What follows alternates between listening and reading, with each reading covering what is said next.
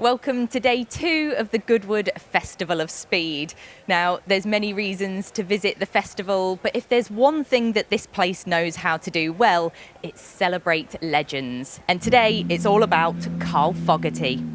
Foggy was a 4-time World Superbike champion, 3-time Isle of Man TT winner, and yes, King of the Jungle too. In 1995, he dominated the sport like few ever have. And today, he'll be back on that iconic Rosso Red Ducati to relive that unforgettable summer.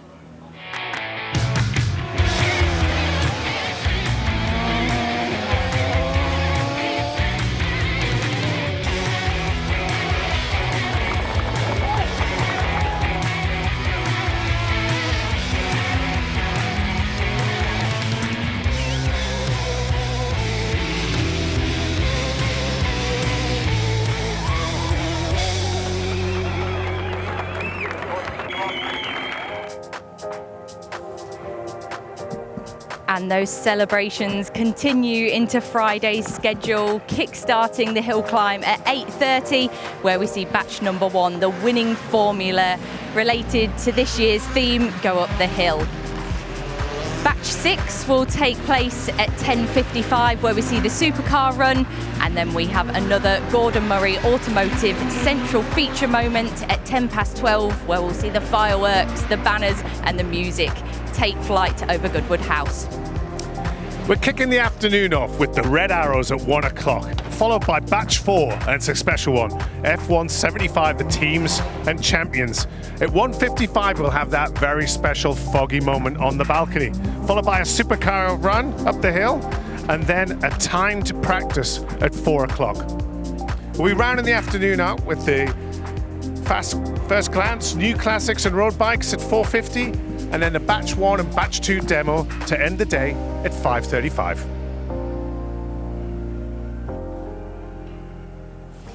Yes, plenty of special moments coming up today in the schedule, including that Carl Fogerty balcony moment, which is going to be a good one. So yesterday we celebrated the life and career of 5-time Le Mans winner Derek Bell, and that was a beautiful and captivating moment here, celebrating that journey from Goodwood to Le Mans. It was really special, that wasn't it, David? Absolutely. I love those balcony moments, and yesterday's first one of 25 was a really special one.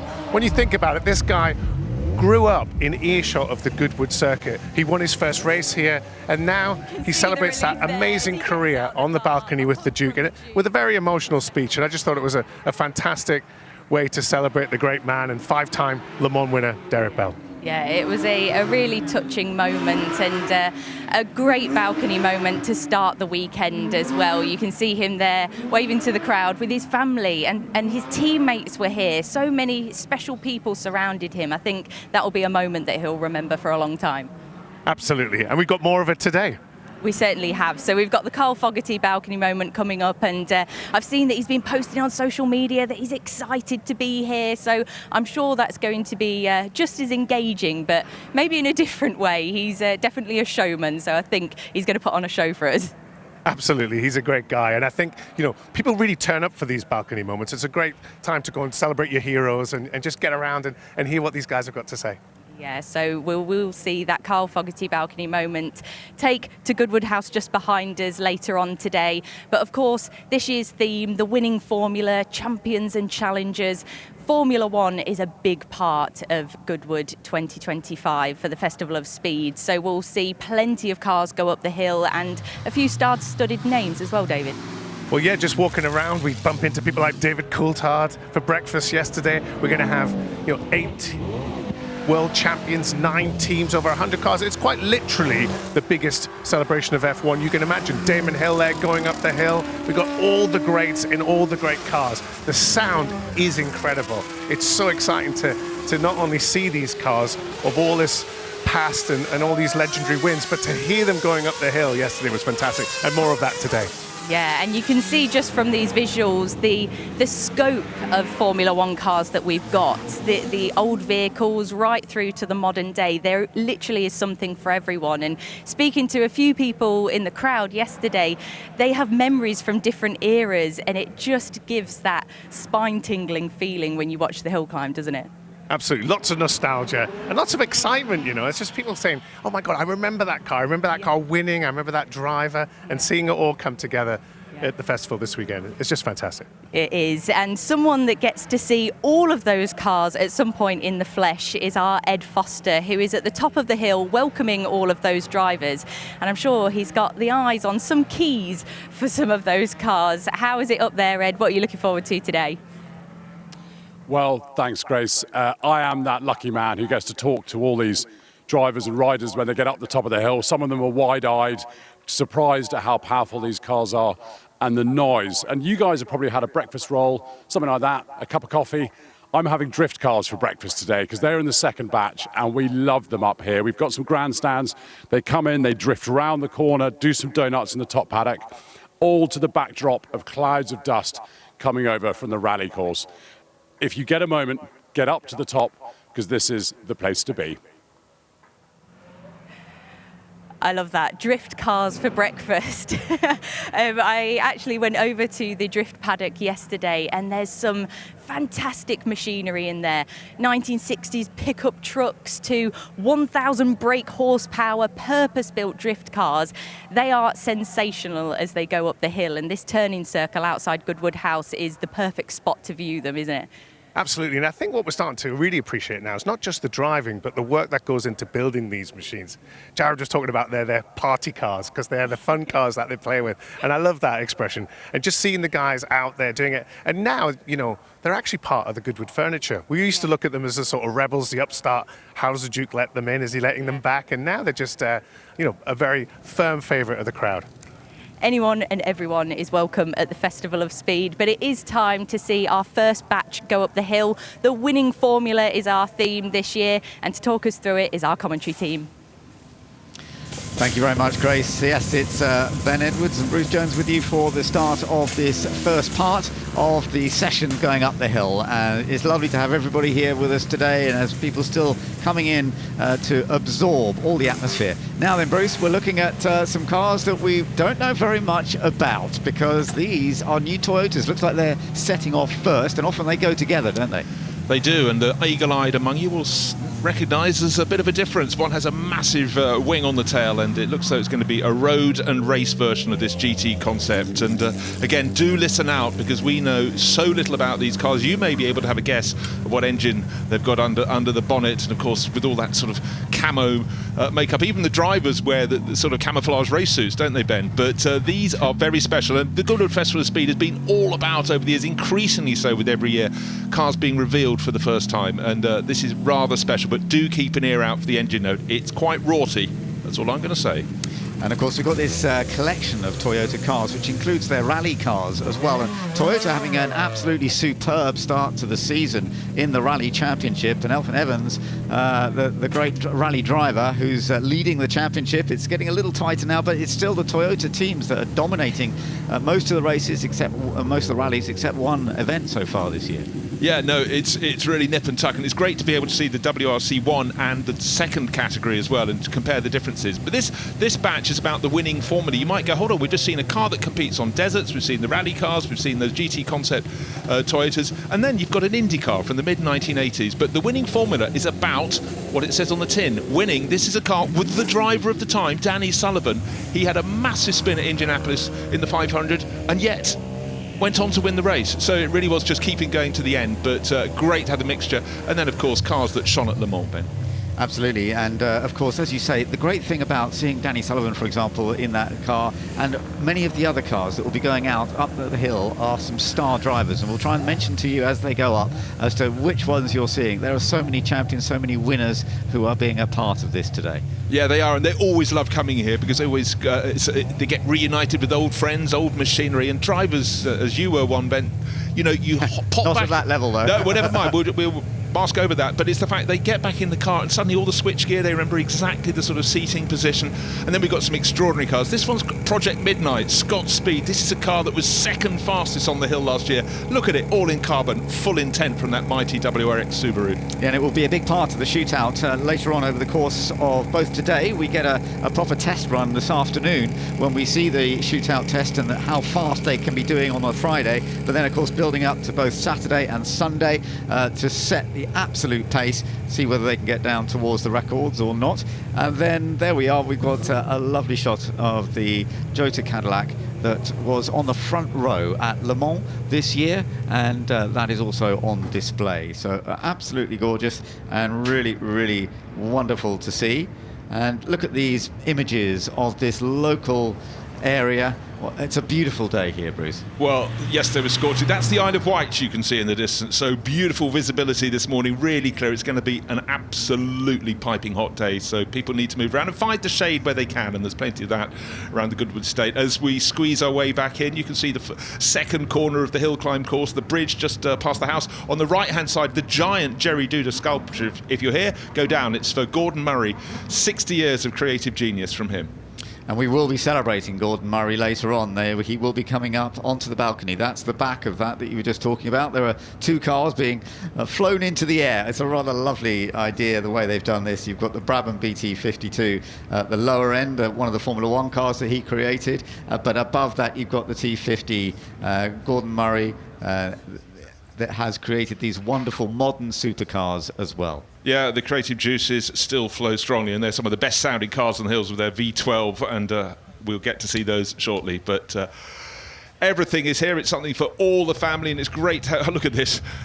The young get in early. Good to see the air defenders on there, but multi-generational families coming here, and it's fantastic for the love of motorsport, the love of all things engineering to be passed down through the generations. Absolutely. There's so much history to all of us involved in cars, but for some of the youngsters getting to see all this for the first time as well, and absorbing the history of cars, but seeing the most latest, the supercars that we'll be seeing coming up later on, the first glance of cars that the manufacturers are releasing. It is such a mix. Well, it's a chance to see them being really, really dynamic, but the thing that really comes across, if you've only ever watched motorsport on television, when you come here, it's the sound, and every car has a different sound, and some are unbelievably visceral. And we're talking about the 75 years, we're celebrating 75 years of the Formula One World Drivers' Championship, and the range of engine notes you get across that, the range of shapes you get is quite extraordinary. So, and the chance at the Festival of Speed, you get able to get up really close to the cars, take a look, and often it's the chalk and cheese comparison, isn't it, Ben? In the paddock, you've got something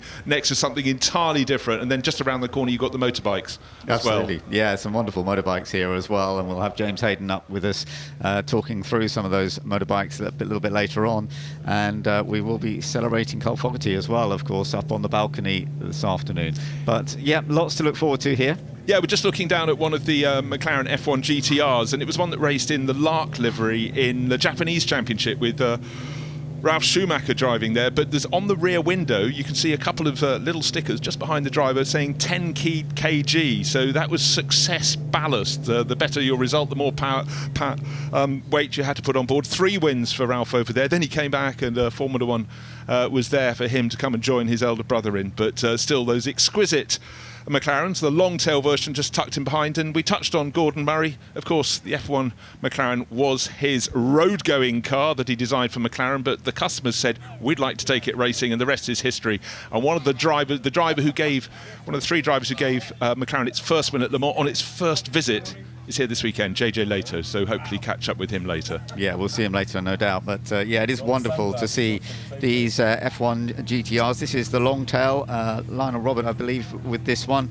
And this was another version that they built with that long tail, the extended bodywork and enhanced aerodynamics. And this one is, I believe, the final long tail that actually got built. Right, now, so we're getting into batch 1, the winning formula, but we are starting with a car that hasn't won yet and has not been seen competing yet. And in fact, the one behind it is the one that is likely to be the competing vehicle. The first one that you're seeing here is the new Toyota GT concept. We don't even know what the engine in there is. They haven't been able to tell us yet because they're still developing this new plan, Toyota GT concept, and behind the GT racing concept, which is likely to be competing in GT racing. Let's have a listen. Let's see what we can pick up from this once again as it bursts off the line. Your first A couple of cars heading up the hill today at the Festival of Speed in 2025 from the Toyota GT concept. You're seeing something absolutely new, and that's why they're liveried like this, because they're kind of hiding from us a bit as well. Yeah, of course, if you were a bird in the trees along the Nürburgring Nordschleife, you might have seen these, because they go around. So many manufacturers take their cars out of that 25-kilometre circuit. The pace you could get the race car is getting right on the tail of the road car. And in the front car, it's Daisuke Toyoda. In the second car, Nayu Gamo. So Toyota bringing its tip-top drivers from its racing roster to put on this display, and it is almost running in tandem there, the race car tucked in behind. Where it'll go racing, we do not know, but it does seem to have the bodywork and shape of a GT3. We don't know if it's going to be racing as a Lexus, a GR or a Toyota. So much mystery surrounds them, but you counting the cylinders going up and down? My money's still on 8. Yeah, your sound observation was very good. I think it may well be an 8-cylinder. As you say, Naoki Gamu's in the race car, the GT car. Professional driver, won his class at the Nürburgring 24-hour race in 2014. Competes in Japan's premier and fastest GT racing series, the Super GTs. And he also did the 2025 24-hour race at Nürburgring. Right, now we're looking at a special Defender about to head up the hill, and this is a development of the Defender as well in terms of sort of competition work, I believe, and it's fun to see it heading up. Yeah, I mean, the diversity of this batch, I mean, the tag is the winning formula, champions and challengers, so this obviously a massive cross-section of types of vehicles, but it's all about winning, and that's what this amazing Defender is set out to do. But again, we've been talking a lot about suspension travel and stuff, and a lot of the events for these type of vehicles have extreme jumps, and it's about how you land and continue on the way. Power aplenty, just waiting for the signal to get off the line. Of course, the Defender is a hugely popular machine for so many people who've come up through the Land Rover world, but the modern Defender taking up to another level altogether, and we see many of them on the roads, but this one definitely one developing from more of a competition aspect, and it's only recently been developed. I saw a nice thing that the Duke of Richmond actually got a ride in it as well recently. Yes, it was great. There's a little advert, I think, that may be dropping on the screens at some point, but yeah, no, he looked as though he thoroughly enjoyed it, getting quite a lot of air, it must be said. Yeah, absolutely. So this is part and parcel of what we're seeing as we're getting ready for some of the other vehicles to head up. Here we are. We'll get to see the Defender launching off the line, and it's sounding very rapid indeed. All four-wheel drive, of course, so you get traction off the line, always nice and easy. The hill climb itself, of course, starting off fairly flat, but then as you start to come through the first couple of right-handers, the climb begins to build, and then, Bruce, we are heading up to what we always call one of the major challenges of this hill climb. It is, flash under the bridge, and there's a very slight crest, and that's the point the drivers should be not just considering braking, they should be starting to brake, because what follows is the sharp left-hander Malcolm just being negotiated there, and it's not wide. Many a driver almost flirts with danger, kissing the grass on the outside, then into the shade, and into the really steep part of the course, past the flint wall. Now, if you're watching this, be ready for it to go round in circles, because it is the rally car. This is the WRC1 Toyota Yaris, and they always do a wonderful display to show what they can demonstrate with these amazing machines, but the amazing car control that we can see as well. And Elfyn Evans is the man who's doing such a fantastic job this year in the championship. I'm not sure if he's actually driving it at the moment. Well, he's down on screen, so let's say that's him, but he is, yeah. Perfecting his craft, so learned well at the feet of his father Gwyndaf, and has taken it to amazing levels, and Toyota very lucky to have him. Yeah, well, it's lovely to see Elfyn Evans out as well, because he has done such a great job so far this year. Still a long way to go in the World Rally Championship, of course. We're only about halfway, maybe slightly less. But he has started the season extremely effectively with a couple of wins, but being up there pretty regularly. So let's see how this goes. For Toyota, it could be a chance to continue in the way that they did last year. Now, we've got the other version now. This is the WRC2, the slightly less potent, but it looks as though it's going to be very entertaining.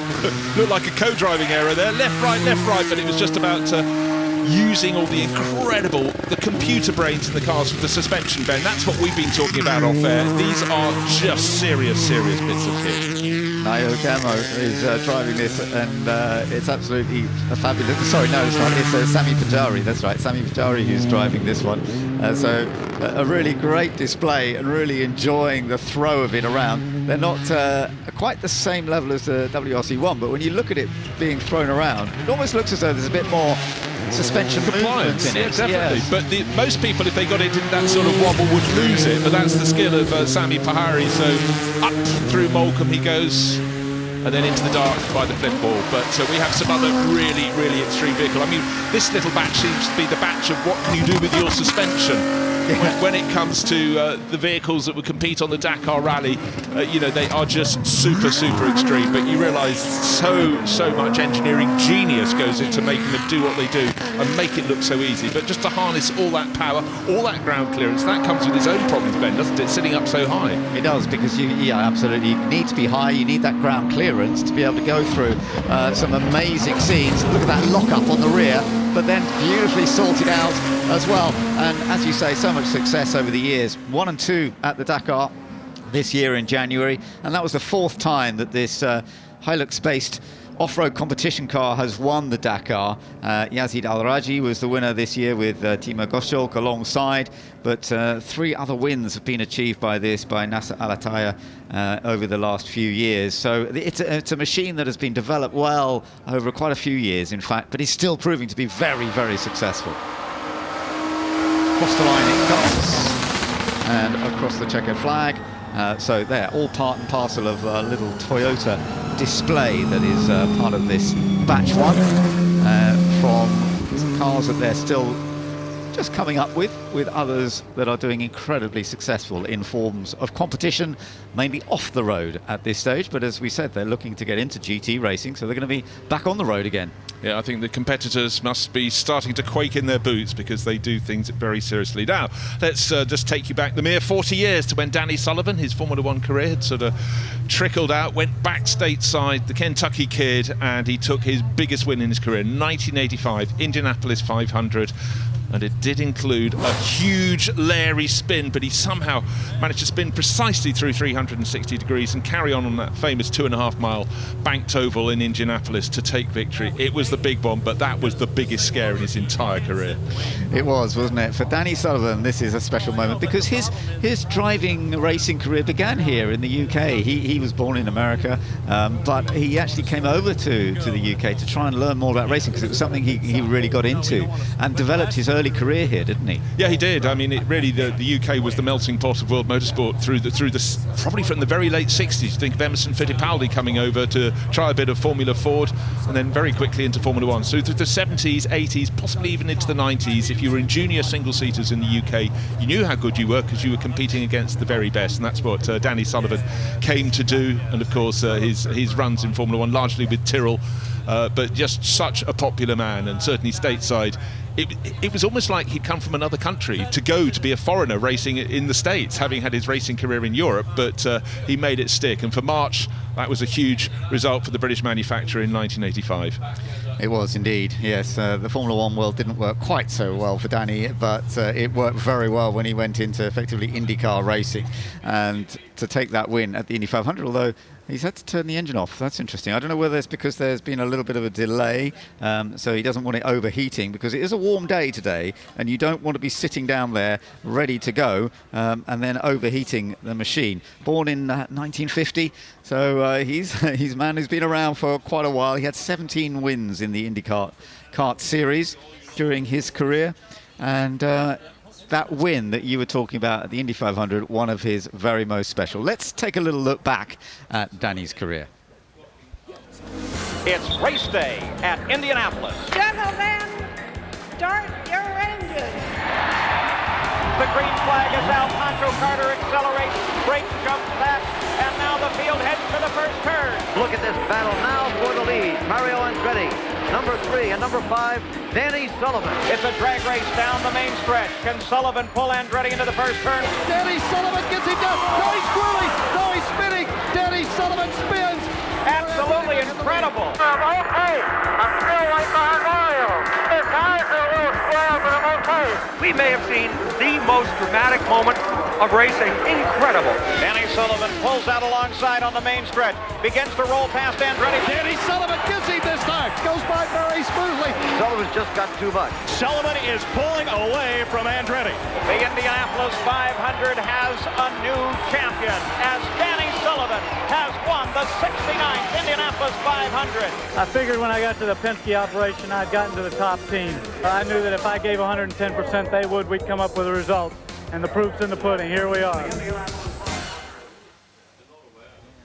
Well, that was lovely to see that film once again. Of that, I do remember watching that back in the day, actually, and the fact that Danny Sullivan was able to spin, go past Mario Andretti, spin, keep it in one piece, and then they actually brought out the yellow flag, so they both came in for the pit stops. So in a way, he was a bit fortunate that that's what they did, because they both went onto fresh tyres, and once they were both back on fresh tyres, he had more pace, and he got back past Mario Andretti. But I loved in that little video clip just him saying the tyres are all square, but I'm okay.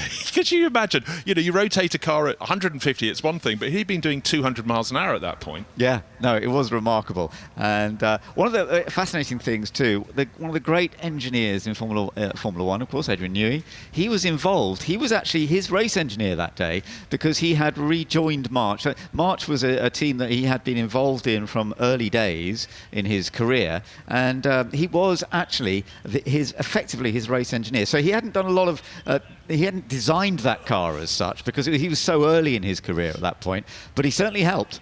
Yeah, and I certainly think being able to work on cars that were expected to do nearly 250 miles an hour will have taught him some aerodynamic tricks that have been logged in his mind and clearly used to brilliant purpose through the rest of his career as the man who's designed the most championship-winning cars in Formula 1 history. And pretty much all of them are here. This incredible celebration this weekend, 75 years of the Formula 1 World Drivers' Championship, more than 110 Formula 1 cars here. It's astonishing, but it's great to have the Indy cars here as well.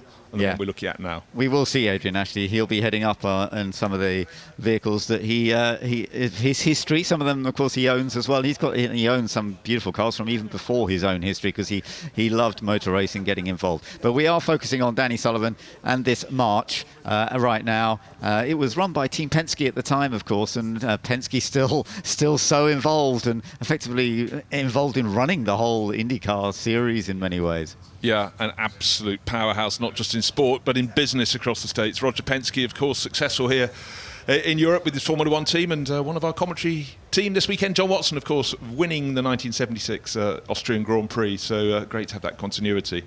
Absolutely, yes. Yeah, wonderful stuff. Let's go up to Ed Foster up at the top of the hill climb. Well, thanks, Ben. Up here, we've got two Toyota GT concepts, one the racer and one the road car. The rally cars you saw come up the hill, they did a couple of donuts, and then they've gone straight out onto the rally stage. They're busy men, them. However, so let's jump in. We've got to be quite careful what we say about these cars, but I'm going to do some doorstepping. Jason, I'm going to start with you. Jason Stanley, you know lots about these cars, but there's not too much we can say at the moment. What can you tell us? Well, you can see that one here is a GT road concept, and we have a GT racing concept. So these are the new sports cars from Toyota that we are currently in the development program with. And we have two of our development drivers with us this weekend. Right, well, let's jump to that. Thank you, Jason. How was the run up the hill? This is my second time, so I didn't know how many people come to this event. So I feel more honored to be here to drive this car. And yesterday I drove the race car, and today I drove road car, and both cars running very great. So I'm really enjoying this event. So thank you very much. Yeah. So first time here. Tell us what's it like leaving the start line and just seeing the sea of faces? Driving with many people are watching this car, so I feel honored that. I can drive, and I was feeling I should not do anything wrong driving on the grass, so I managed. I had an extra margin to manage to be on the track. So. Yes, a nerve-wracking experience. Now, tell me, how much development has gone into these cars? How long have you been developing them?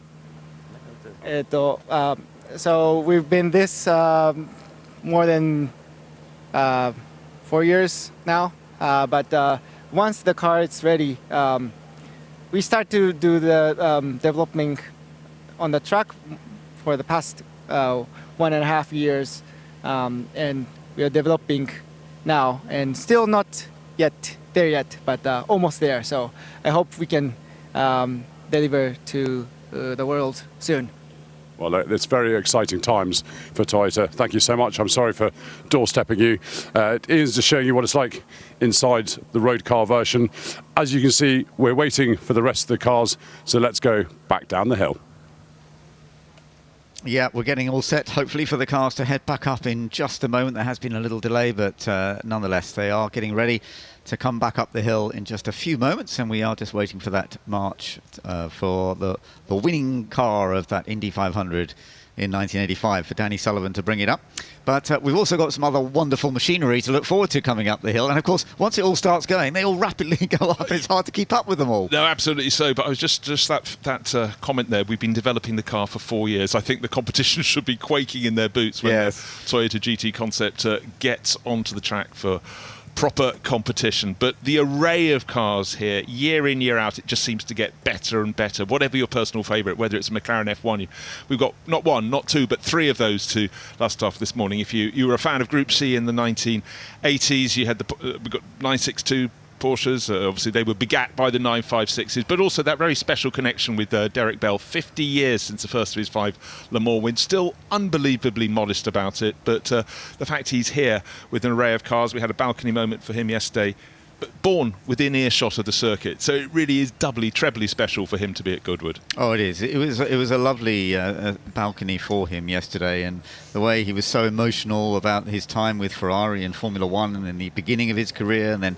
moving on to take so many victories at Le Mans, as you say, that really was wonderful to see. Let's just have a little look at when one of our guys, David, went up the hill in one of these machines. You have to have a look at this because it was a very, very exciting moment to go out in a machine like this. Let's take a look at how it worked. Well, this is a treat and a privilege. This is the Aston Martin Valhalla. And it's the first time it's going to be seen dynamically in the UK. It's got 3 electric motors. It can even drive in EV mode, but we won't be doing that today because this is the Festival of Speed, and we're going to use all of that 1,000 horsepower to take it up the hill for the first time. The only other person to drive this car dynamically was Fernando Alonso at the Monaco Grand Prix, and they've actually let me drive it up the Goodwood Hill to show everybody here one of the most anticipated cars, I would say, of the 2025 Festival of Speed. Over 1,000 horsepower, 217 miles an hour top speed, and we're taking it up under the bridge here. Only 999 versions of the car will be made. It's a limited series, but it's the first ever mid-engined supercar from Aston Martin, production supercar. Very important chapter in the company's history. Now under Lawrence Stroll and of course the CEO, Adrian Hallmark's come over from Bentley. Big steps Aston Martin are making, and this car is a huge new chapter for the company. It's going to represent a different lineup of cars, and it's just a fantastic looking car.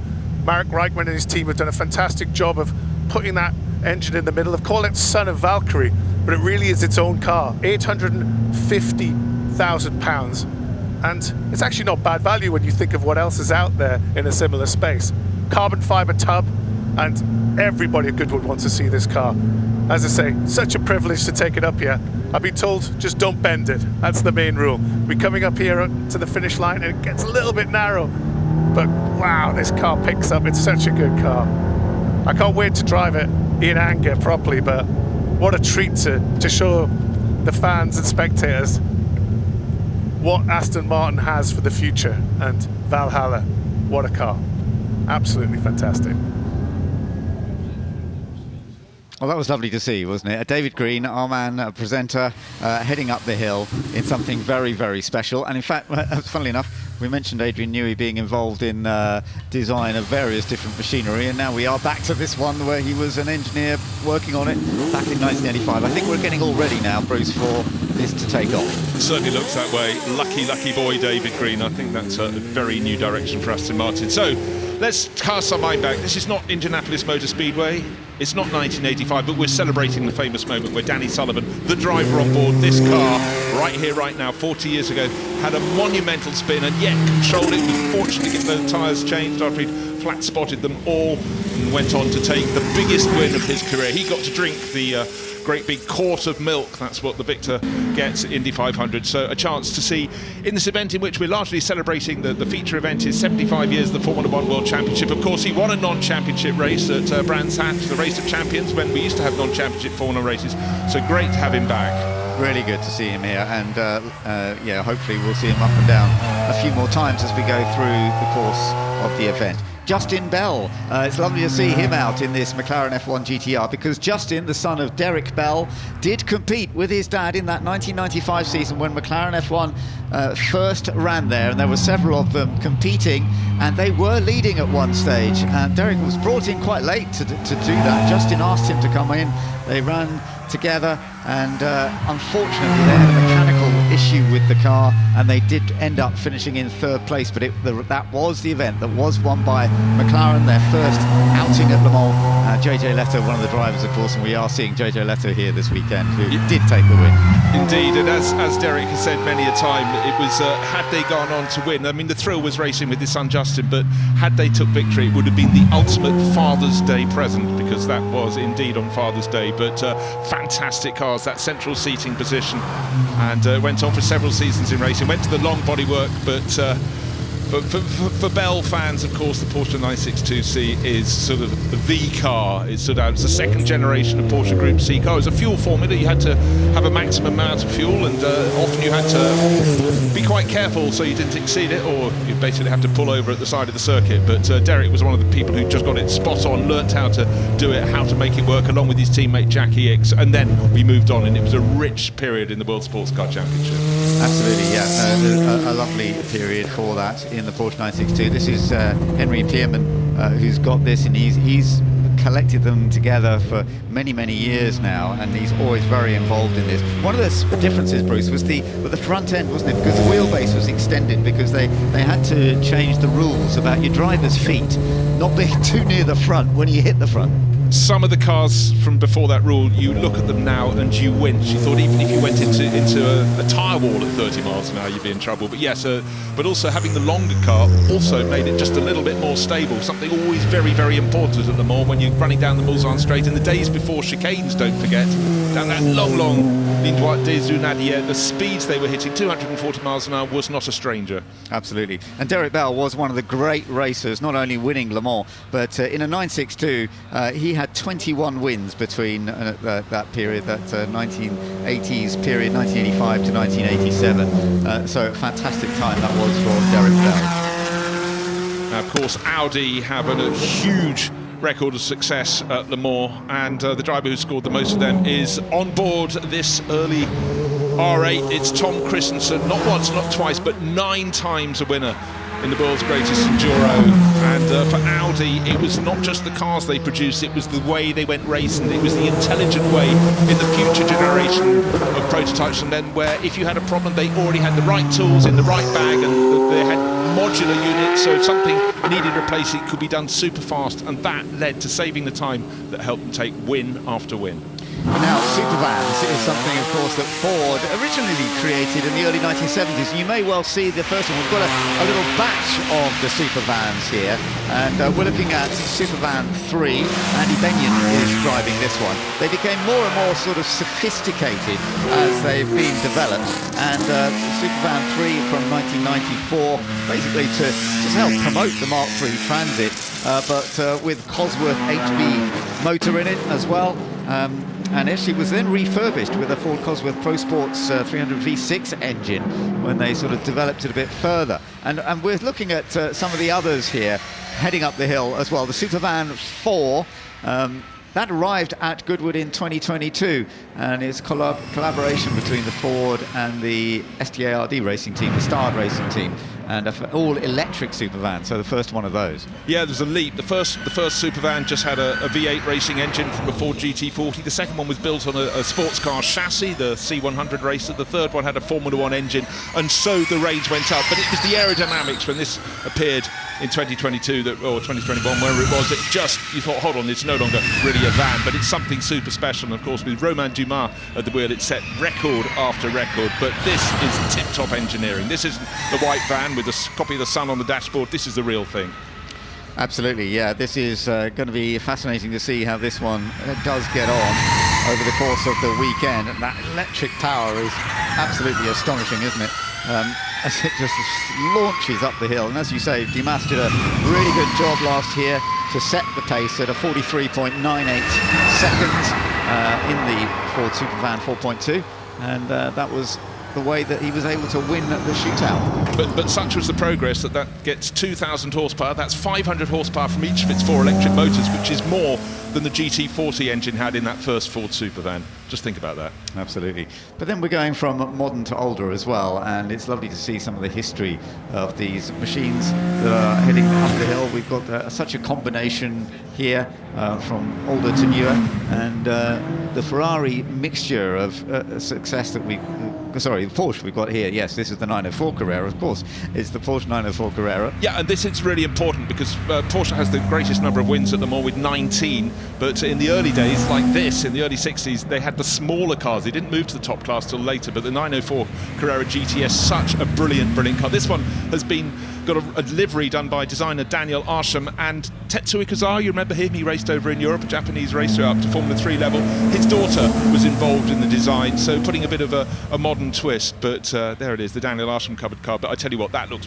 Doesn't matter what colour you paint a Porsche 904 Carrera GTS, they just look right to my eye. Absolutely. Mid-engine 2-litre flat 4, as you say, and a really amazing machine. Back in the 1960s, successful, won the Targa Florio in 1964. Right, now we're up to something much more modern, of course. Formula E is the electrical racing single-seater, and we have a very famous driver in there, I'm glad to say. It's Johnny Herbert, everybody.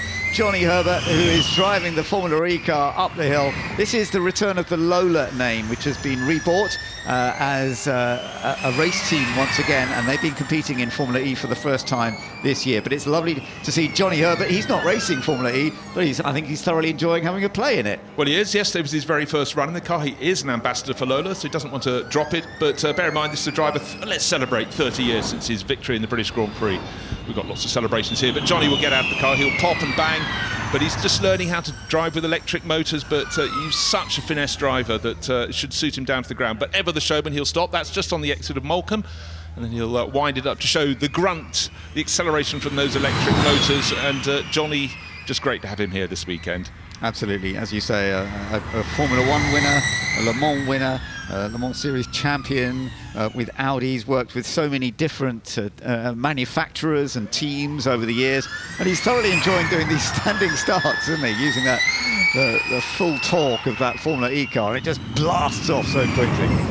You can be sure that none of the circuits they use in Formula E have straw bales either side, but a lot of them are on very narrow tracks, so it's not entirely dissimilar. Although I gather that they are moving away a bit from the narrow tracks because they're getting so quick now, so fast, that they are actually, they've said we have to actually move away from some of the really narrow road courses that were created and that were an important part. So yeah, it's interesting. Formula E is moving on a little bit, and it's going on to sort of more modern circuits a little bit for safety as much as anything else. Yes, and I gather they're racing at the Tempelhof Airfield circuit in Berlin, so that's this weekend, which is one of the ones with more space. Now, Porsche GT3 cars, the 911 GT3R, but this is a very special one. It's the one entered by the Iron Dames, and it's been such a supreme initiative over about a good half dozen years, and Sarah Bovey's been really important within that, and was the one who got them loads of pole positions in the GT3 class last year in the World Endurance Championship. She's not competing this year because her rank has become too high, but she is competing in the European Le Mans Series, and the Iron Dames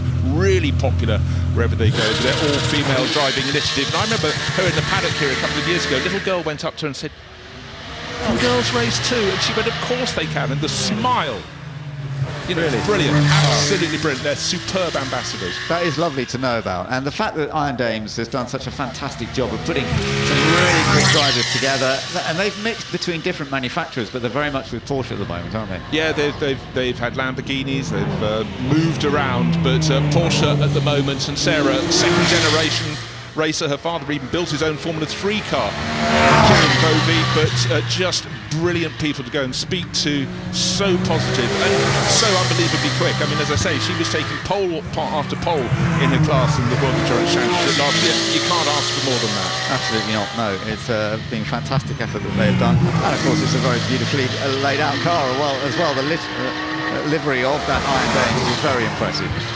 So, great to see her up the hill there, and we've got a couple of different Porsches heading out today as well. James Wallace in another 911 GT3 Cup has just gone up the hill. But here we are with Romain Dumas now, with the machine that he will be using when we get into the shootout. And they may well do a timed run on this one anyway, because they're getting used to that ready later. It's the Ford Super Truck, this one. So this is a slightly new, different to the Super Van that he was out in last year and that we've just been seeing going up the hill. And it's nice to see we've got an onboard camera with Romain Dumas, one of the great stars of the hill climb here, but also other hill climbs like Pikes Peak.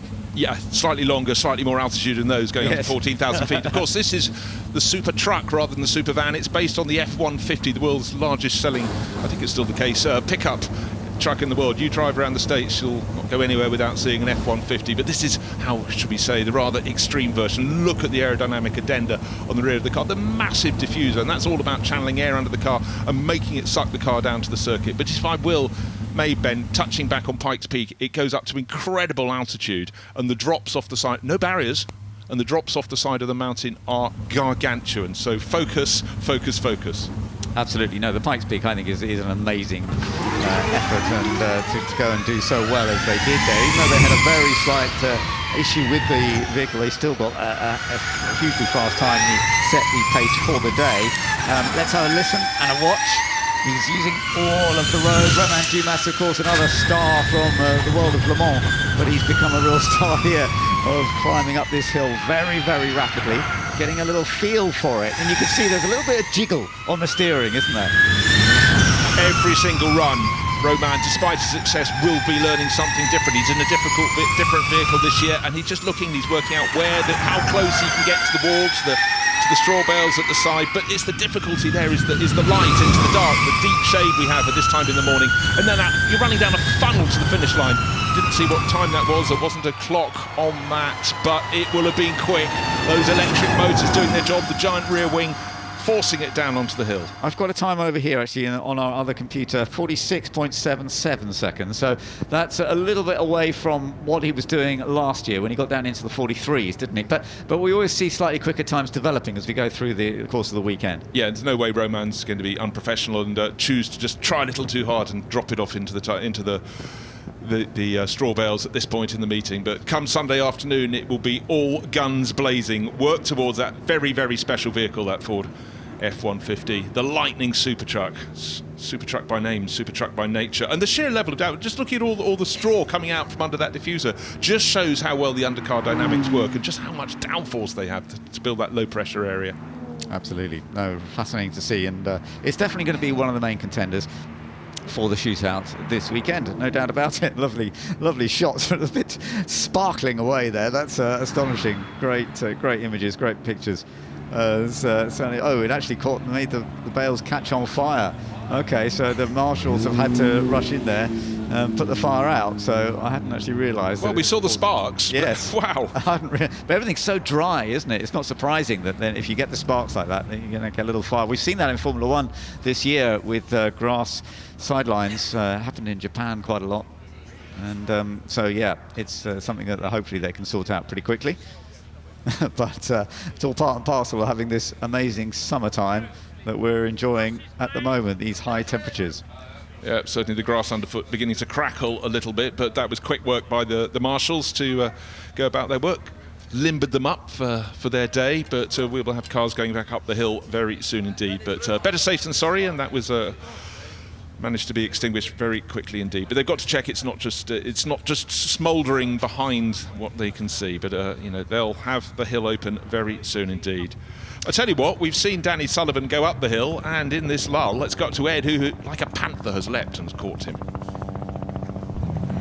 Danny, the perfect race suit, the perfect helmet, the perfect car.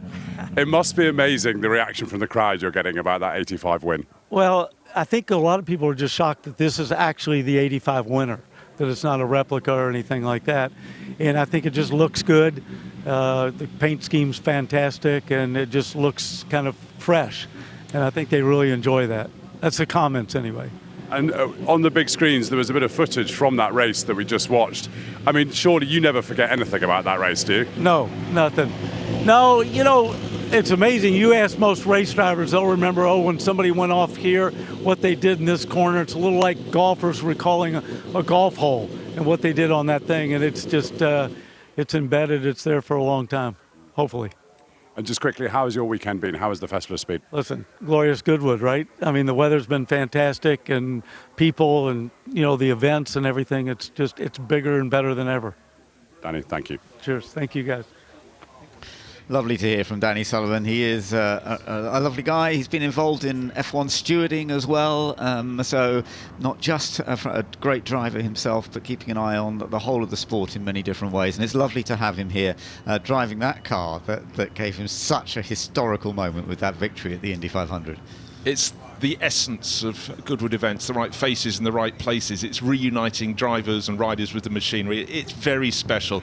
And for a lot of them, you suddenly get them back and they realise their compatriots, the people they were competing against 30, 40 years ago, they're all still the same people. And put them back in the right machinery and they're in the zone. I think we've got 9 World Championship Formula One World Champions coming this weekend to celebrate the 75 years since the World Drivers' Championship. It's phenomenal. It is wonderful, and it really is so much to look forward to. But there is so much here at the Festival of Speed, and sometimes it's looking back into history, but sometimes it's looking forwards as well. And the Future Lab here at the Festival of Speed is a very important part of it, and Grace thoroughly enjoyed going in there yesterday. Amongst the iconic cars and legendary drivers, right at the heart of the Festival of Speed is the Future Lab, a portal where you can immerse yourself in finding out what's next for the human race.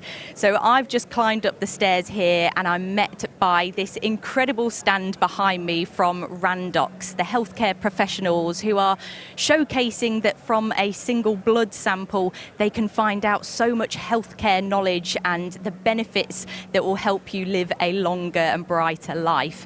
But as we move around here, we can see all sorts of different exhibits and sights for the eyes to see. So if we just spin round here, we've got a human-like artificial intelligence robot here that can do things like wink, laugh, shrug and even dance. So people are interacting with the robot here and the team are talking about how this technology is impacting the human race and what it can do for our future. It looks absolutely incredible, and there's even more robotics around the corner here. If we follow around here, there's even more to see in the artificial intelligence department. So we've got a auto discovery robot here who are a company that don't just want to create something, but they want the robotics to learn and discover things autonomously. So people here can interact and do different things with the robot to see how friendly and unintimidating things are. So I'll give a handshake here to show. But it's so clever, this technology, that people from the team were saying that even with a slight push, it can react and stabilize itself. So it's really showcasing the technology that's coming through and that we might see in our very near future. But as we move around, we've also got the Boston Dynamics team, who are a regular at the Festival of Speed, showcasing their dog called Spot, who can be automated to undertake routine inspections, capture data.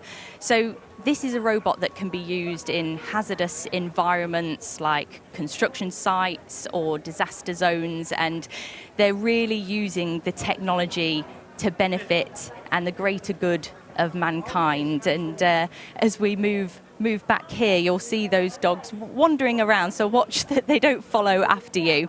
But even the Future Lab comes through to worlds like oceanic exploration. So next to me here is the Seabed 2030 project. So considering the ocean covers about 70% of the planet, we don't yet have a complete map. So this team are showcasing what technologies they're using and the project that they're undertaking to help fulfill that to 100% map of the ocean floor by 2030. So it's really incredible to see what technologies they're using and the way that they're interacting with the visitors to the Future Lab to showcase what they're doing here. So as we move around from oceanic exploration, there's just one more thing that I want to show you before I leave the Future Lab. This exhibit here is really popular, as you can see, because people get to interact and take part in a VR flight simulator. So the Somniacs team are showcasing a groundbreaking lunar flight experience for Future Lab 2025.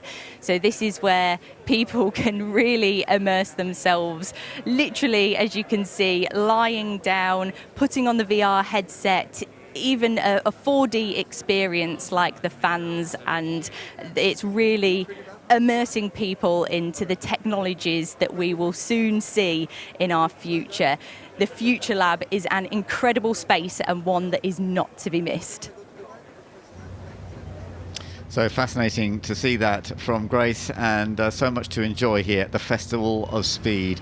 We are just seeing the bales being replaced after that little catch of fire that we saw a little while ago, so it's just a few minutes more before we see any more vehicles heading up the hill. But in the meantime, we have seen several, and of course some of the famous ones are those Porsche 956, 962s. The 962 we did see go up, being driven by an owner of a whole bunch of Porsche 956 and 962s, Henry Pearman, and he's talking to Ed. Henry, you famously own so many of these wonderful cars with so much history. It must be like sort of picking one of your children to take one of them up the hill. Well, it wasn't difficult for this one, because with the Derek Bell celebration, this is his last Rothmans Porsche. So it's the car that he and Stuckey took to pole position in the first 3 sprint races in '87 and finished on the podium, and in fact nearly won at Monza. So really special car. And just to describe to people who weren't around in period how successful the 956 and 962 were, because everyone raced them. Yeah, there was no competition. So basically Porsche nailed it. They'd never built a monocoque before, they never built ground effect before, and they just annihilated everything else, to the extent in '82 that everybody said, if we can't have a custom one, there's no point going racing. So you'll remember the famous '83 poster of Nobody's Perfect, because a Sauber came 9th out the top 10 of Porsches. What are these like to keep on the road? Are they hard, or is it sort of reasonably easy? They're unbelievably easy. So you look at them and think they're intimidating, but when Wyn Percy shared one with me years ago, having driven the Jaguars, which are a bit of a pain, you know, they're a different sort of thing, they're a Formula 1 2-seater. These cars are like a fast 911 turbo, synchro gearbox, easy to drive, and when you sit in them you can see why they did 24 hours with amateur drivers finishing on podiums sometimes. Fantastic. Henry, thank you so much for bringing it. Well, lovely to hear from him. And actually, now, Bruce, we've got a chance to enjoy the onboard view of going up with Henry in that Porsche 962 that he was talking about. He has this remarkable collection. But let's just listen in, watch in, and just see what it is. It's a lovely view, isn't it?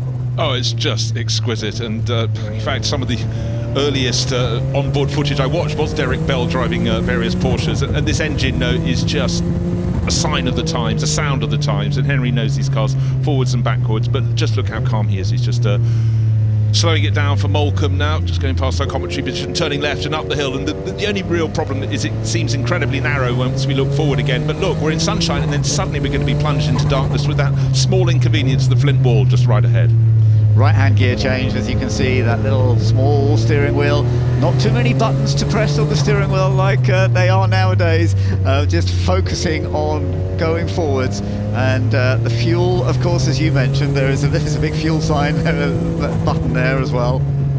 One of those things, of course, drivers always need to know where all their switchgear is. If they have a power loss, they're sitting in the dark somewhere out on the Mulsanne Straight, you know which switches you need to get to finger to hand to work for you. But great, Henry Pearman coming up to the finish line, crossing it in that fabulous last 962 that Derek Bell raced and won in.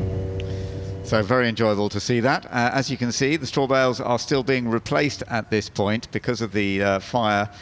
So that is being done. This is something that they are well organised to redo. It's happened in the past, of course, and sometimes if a vehicle actually damages into them, they need to do this, but just that little fire did make a difference. I'm sure they may well have a little word with that machine that Romain Dumas was driving up the hill, the Ford Super Truck, and just say, perhaps we don't need it to be sparking quite so much. Yeah, pay attention to the weather. But it's, again, the logistics, planning an event like this. As I walked out last night, I just noticed they had at various points the stacks of spare straw bales. The planning is extraordinary for an event like this. If it was just simply cars going up the hill, that'd be one thing, but the whole show, the logistics of getting people in and out, the build-up, the breakdown, and it's just so appreciated by the huge crowds that come here, and also people who watch this from all around the world. The streaming figures are off the clock. It's quite staggering. And the number of people, Ben, I meet as I travel wherever following racing, they're saying, oh, I've come over to Goodwood, or I'm planning to come. It's such a global brand, and you can see why. On a day like this, it's simply one of the most extraordinary places in the world to be. That was the most exceptional collection of moving automobiles I've ever seen. You can get close to the drivers, you can get close to the cars, you can really feel like you're involved in the action. Every form of motorsport here, from classic side all the way through to the most modern cars. You know, I see Goodwood just increasing and getting better each year. Lots of ideas spreading around, a lot of familiar faces. It's a fun fair, but with cars.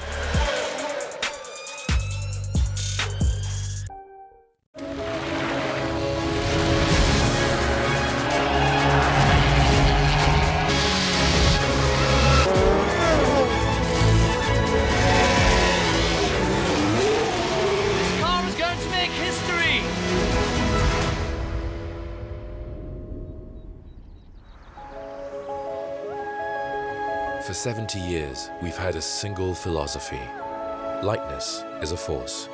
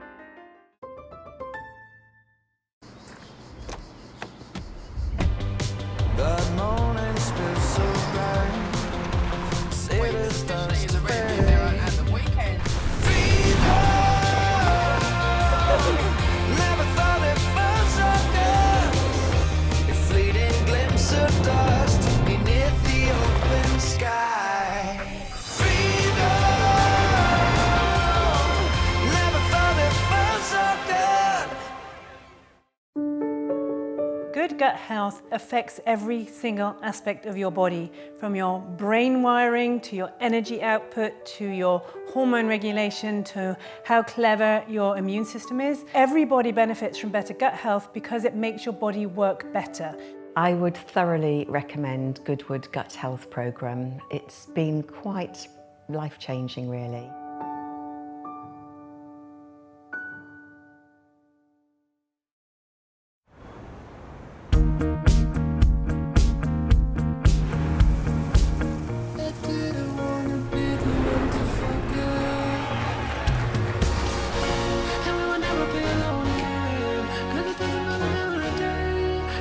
Renault 5 is back.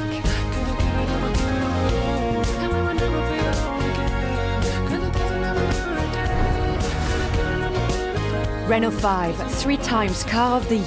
Romain, I'm reliably informed that the small delay we have now is sparks from your truck on straw bales.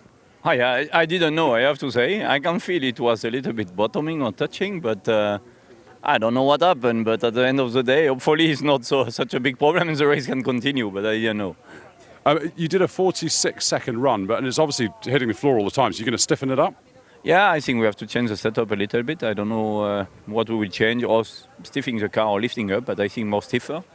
For sure, it's already not bad for the second run compared last year. I think we should go around on 44, like, more or less, on a race day. But, yeah, it's good. I mean, it's good to be here again. I mean, this year, such a great weather, and, the track is... It's always so intense, with such a fast car, it's quite narrow. You have to push to find the limit already. It's very exciting. I saw Paul Swift get out of the Supervan that you drove last year, and he was visibly shaking. He said he'd never driven a car so fast. So is this truck faster? Yeah, a little bit faster. As you can see, it's a little bit lower. I mean, in general, the power and everything are exactly the same, just is lower, so a little bit faster. In Pikes Peak, it was faster, so we should be a tiny faster. So let's see, but yeah, I can imagine that when you never drove the van, Supervan is very impressive, with the power you have and, this big cabin, at the end of the day. It's just a crazy, crazy extreme car, and so I'm sure when you are not used, your first run, you can be shocked here. And just finally, on Pikes Peak, is that one of the kind of last great events, for a hill climb? I mean, it just looks so challenging.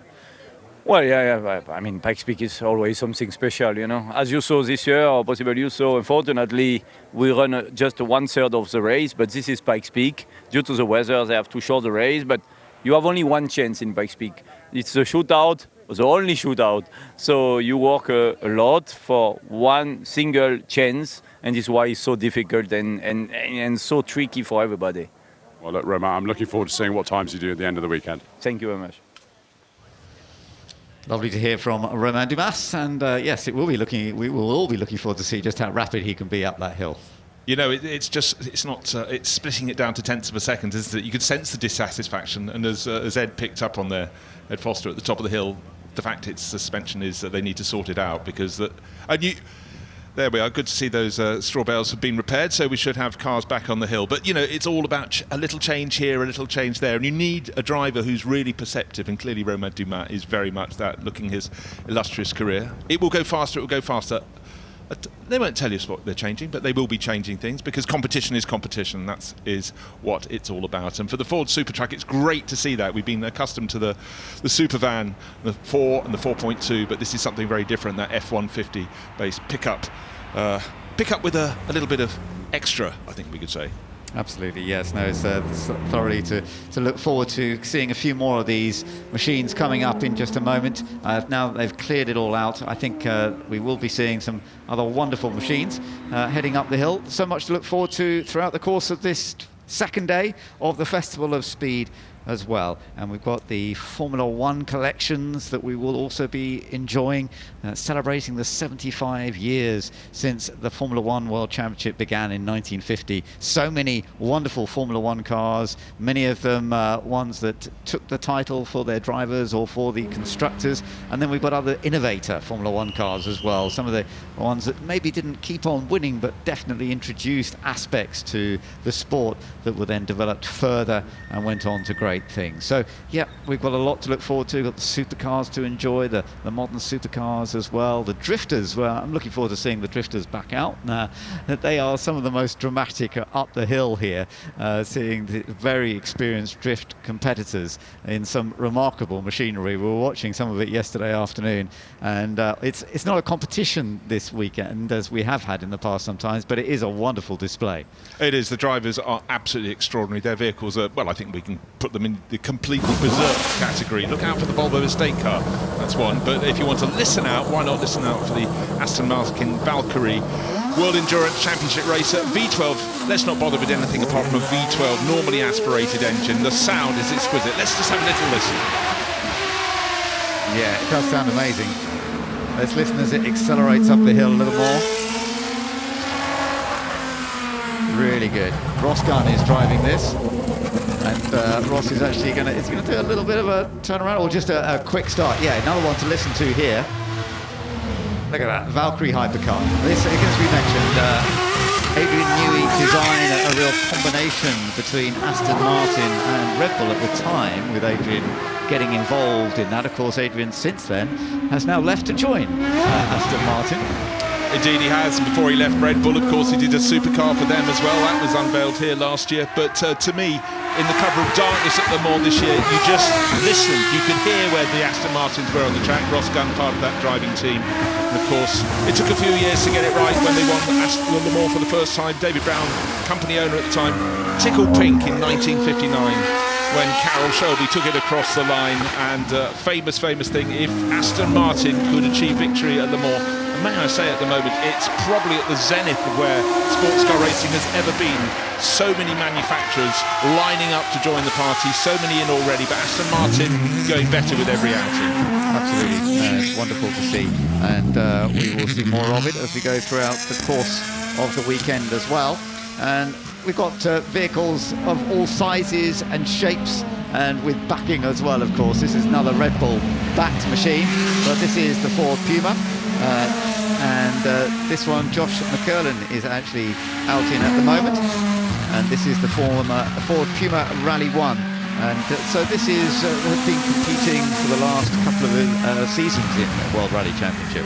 Yeah, certainly Ford covering all the bases across all the types of motorsport as they were in the 1970s. Jim Farley at the helm of Ford Motor Company, and always rallying has been a super strong element of the Ford sort of array of competition. Think back to the Ford Escorts in the 1970s. In fact, a lot of those cars still competing now. A lot of people, that's their weapon of choice on national rallies. But the rally drivers, the rally cars are just extraordinary. Ott Tanak making his Hyundai perform as if he's totally in control. The i20 WRC, and he is one of those many Scandinavians who just seem to have inherent skill and then some. Yeah, absolutely, and of course, great to see the Hyundai Rally 1 out there, because Thierry Neuville scored 2 wins in the car last year on the way to scoring his first World Rally Championship. After so many years, Thierry Neuville, lovely to see him do that. And as you say, one of the other members of that team, Ott Tanak, who's actually driving this. Actually, I think we've got Thierry Neuville out there as well. We do, they're learning almost line astern. Yeah, they are. So Thierry Neuville, there he is. He's out there now. So there you are, the champion from last year, who has been involved for so many years in the World Rally Championship, was second on so many occasions in the series, but it was wonderful for him to take that top title last year.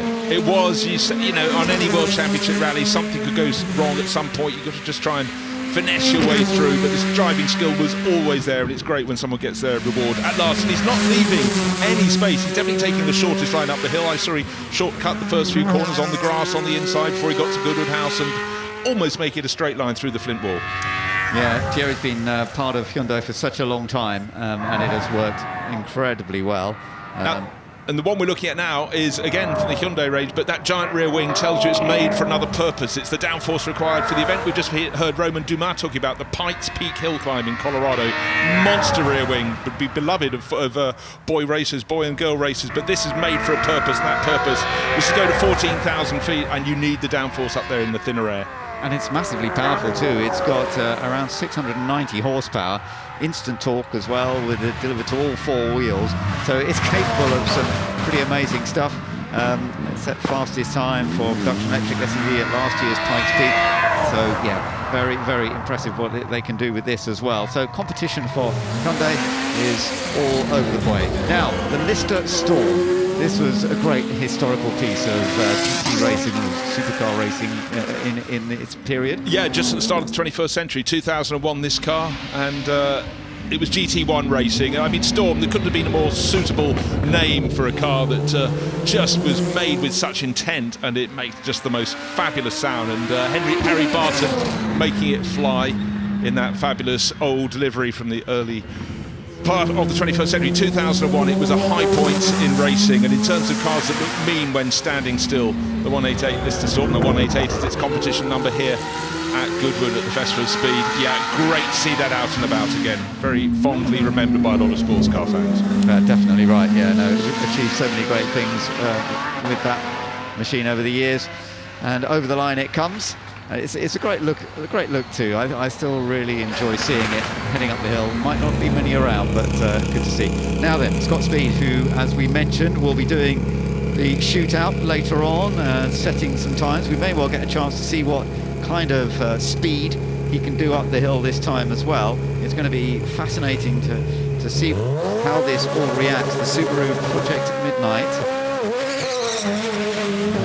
Away it goes, and we've got some on board as well. So here's a real chance to enjoy it from on board and just see the action, see how rapid it can be. And you can see immediately he's right on the limit and using every aspect that he can, all the way to the edge. Absolutely. Max revs. Quick change. Now he's just coming over the slight brow. Hill goes very slightly to the right before turning left through Molka, but up the, wonderful camera, looking, we might see the bales that have been replaced. Absolutely, yes, and he's just, how close to the wall is he? No, he gives it quite a good space actually there, the flip wall there. Sometimes we've seen damage there over the years, but that is a very impressive run up the hill, and we will just get a little bit of an idea how quick he's going to be. I think he's going to be one of the major contenders, although that is a 48.6, so actually it's not quite as quick as Romain Dumas was a little earlier, but that is of course our first proper run. It's a useful sighter. They're not going to throw it all away just on a dummy run here, but look, from the very outset, we saw from on board already cutting the corners when you get to the first corner and the second, and then balancing it out. But it was those quick changes. But you know, with Scott Speed, he'll just be going, okay, I know where more time can come. So the Toyota Cadillac heading up the hill. Now, of course, you've seen so much of this already, Bruce, with the performance they put in qualifying at Le Mans. Yeah, Alex Lynn nailed pole position. It's worth just reiterating, Le Mans is at a level of competition it has almost never been at in its career, with all these manufacturers tilting for glory, and the team from just in Kent, just across the border. Ricky Taylor, American racer, on board. Of course, most of the regulars are down in Interlagos this weekend for the latest round of World Endurance Championship. But thank you to Jota for bringing their works Cadillacs. Worth pointing out, this young British team has grown from racing a Honda Prelude in production racing to running a works team for Cadillac. It's been an amazing journey for them. It really has, and such an impressive team on what they've done in sports car racing over the years. So now we're going back to vehicles that were still very successful in their day, but obviously this is a slightly different world that we're getting into now. So the Bentley Beninato Hassan Special, William Metcalf, built in the 1930s, and it was set for trying to set the record at the Brooklands racetrack for Wolf Benato, and actually set some very impressive times. Did an unofficial time, I gather, that was one of the fastest seen. It didn't get the official record that was always held to the Napier Railton, but it was created for that. It competed 25 races at Brooklands in its times, and then it was stored. It was raced frequently by historic racers after the war as well, and it's lovely to see it. And then Mercedes, of course, very early days, also an important part of motor racing. And riding mechanics were very much a feature of racing then. That's why all cars had to have two seats. But there we have Archie Collins driving, and he's got a very, very handy riding mechanic. His father, Ben, his family totally imbued with these very, very early racers. And again, huge engine up front and not a lot of bodywork. And you sit atop the car, Archie leaning out to change gear, still changing as he reaches the wall. So fabulous sight. Now here's another very famous machine. If you've been here to Goodwood before, you will have probably seen it. The Fiat S76, the Beast of Turin, the land speed record holder in 1911 at 116 miles per hour. But it actually went to 130 miles an hour in 1913, but they didn't get the second repeat return leg. In the days that you used to do the land speed record, you used to have to do 2 runs, and you had to sort of beat the target on both runs. They did beat it on the first run, but not the second one. Yeah, you had to do both runs within an hour. They didn't quite manage it. But a lovely fact about this is, at the time it was setting those records, it was capable of twice the speed of the fastest aeroplanes of the day. You sort of think there's a stalling speed. And to tell you a little bit about the driver in the yellow and black stripy helmet, Duncan Pitway, a true wonderful eccentric, brilliant. He drives his car on the open road, but obviously has to stop at a lot of fuel stations.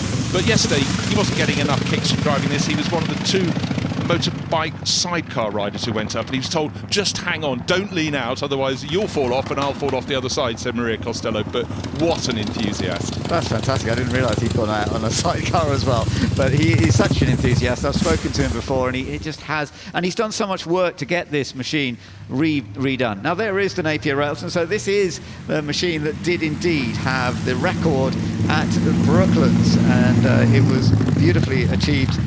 And the Reed Railton, who was the designer of this, who created it, and yeah, it went on to take the record. And of course, with Brooklands then being shut down after the war, it was a record that was never repeated. And it's worth pointing out that I know one of your middle names, Ben, and it's Railton, so a family connection, and well done for keeping that under your hat.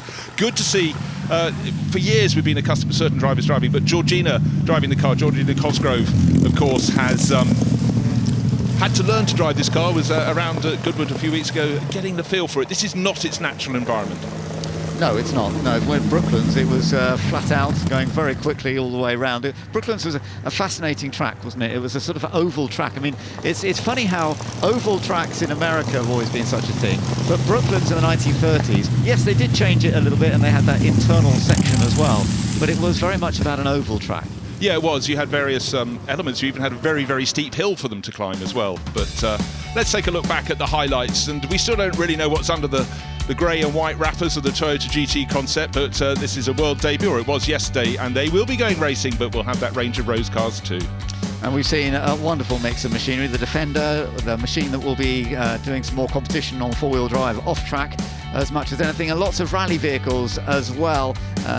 Doing all the sliding around. It was very impressive. The Toyota Yaris, Toyota's little batch of machinery actually, and the winner of Dakar earlier this year. Maybe you were watching that, keeping an eye on what was going on in the Dakar. Well, it's lovely to see these machines that have had so success in different parts of the world coming here to gather together at the Festival of Speed. And then in terms of single-seater motor racing, seeing Danny Sullivan at 75 years old driving the car that he won Indy 500, and then seeing the Porsche 962, which was such a key to Derek Bell, and then of course seeing some more modern rapid machinery. It's just an extraordinary assembly of competition machinery, from those very, very early Grand Prix cars with their aero engines to the latest cars with power coming from electric motors. Great to see Johnny Herbert, Lola ambassador in the Formula E car. Yeah, he was thoroughly enjoying himself in the Formula E car. Johnny Herbert, who's driven just about everything you could possibly imagine.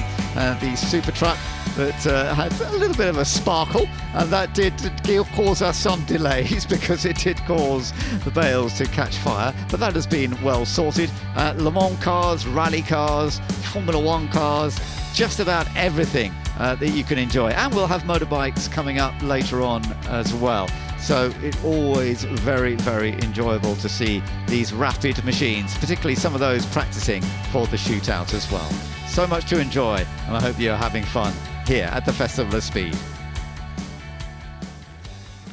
Tom, Dindo, so many things being celebrated this weekend, but you can't walk past these two cars in the paddock. We'll start with you, Tom. This car must bring back so many happy memories for you. Yeah, it does, and for everyone at Audi, this is the first winning car at the 24 Hours of Le Mans, and that's, in a way, we are celebrating that this year. It's 25 years ago. I mean, time flies, and but the car still works like the feelings are exactly like they were back then. Is it weird that your cars are now historic cars? It must be an extraordinary thing. Yeah, that we were discussing that. That takes a little bit of beating, but nevertheless, we are privileged. Long careers and what we love doing. I mean, that's amazing. And of course, when you go to Goodwood, celebrating that. If it's once a year, that's fine. If it's more often, it would be even better. Now, look, Dindo, let's come to you. I mean, so much success at Le Mans, but the car you came up in, Audi, it wasn't all about Le Mans, was it? Yes. Actually, this was the car when I joined Audi in 1988. 1994. That was the car I was dreaming to drive once, because for me it was really a dream car. And then, you know, thanks to Goodwood, or event like Goodwood, we have the chance to jump in this, I call it the Beast, 5-cylinder Beast, because it's a fantastic car to drive. It's from 1989, but if you jump in the car and you drive, it's like to drive a motor car. You have just, you know, you have H gearbox, which is of course different from the motor car, but all the rest, the behavior, the braking, the turning in, is just fantastic. And the traction, quattro, you know, is our DNA. The whistling sound. The whistling sound is, is unique. Well, guys, thank you so much for bringing them. Lovely to see you. Have a good weekend. See you later. See you. Ciao. Jerry, there's no one better placed really than a rally driver to talk about the Festival of Speed course, because it is quite tricky, isn't it? How do you approach it? Definitely it is, and they told us before the start that there was some liquid on the track, so you need to keep your eyes wide open and try to do your best. Obviously it's a very narrow track. I think our car is very much adapted for those conditions, better than many other cars, but clean run. It was time and practice now, so I tried to give it a bit more of a go, but no risk, just having fun. And I mean, there's so many cars, so many celebrations, so many drivers. Is there something that's particularly kind of made you smile over the last 48 hours? I mean, obviously the whole history of motorsport racing is present here this weekend, and I mean, even for us drivers, we see a lot of people throughout the year, but meeting those drivers from 40, 50 years ago, it's something very special. I mean, I have been following motorsports and all kind of motorsports when I was young. So seeing the people, those names I know from the past, is something very special and emotional. Jerry, thank you. Thank you. Okay, burn it, burn it, burn it! Everyone's in vintage clothes, there's cars. If you're a petrol head, you're going to absolutely love it. The whole atmosphere is amazing, and people really do throw their heart and soul into dressing the part.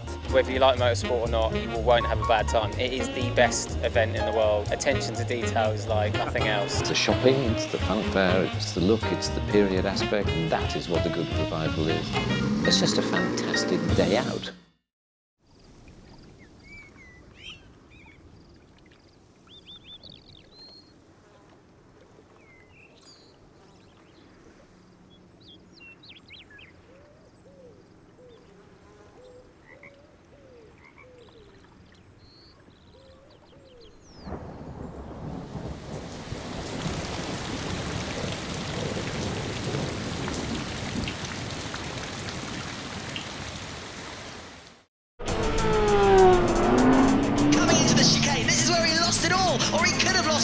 Morris is right up into the lead again. Can he find a way through? It's going to be over the line, side by side.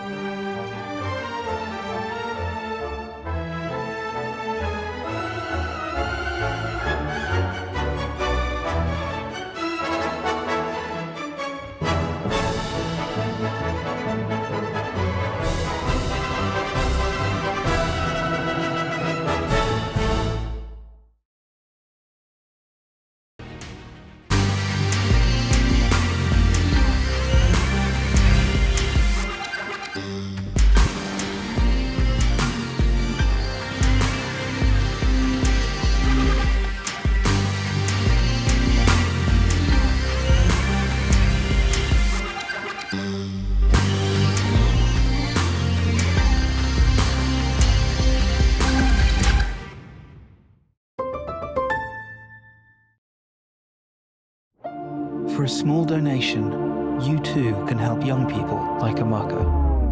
I don't need donations. I need your investments. I am part of Generation Potential, not Gen Z, Gen Alpha, whatever random name they decide. I have so much to offer the world. I could solve the climate crisis. I could cure disease. I could write a blockbuster movie. Because I'm going places.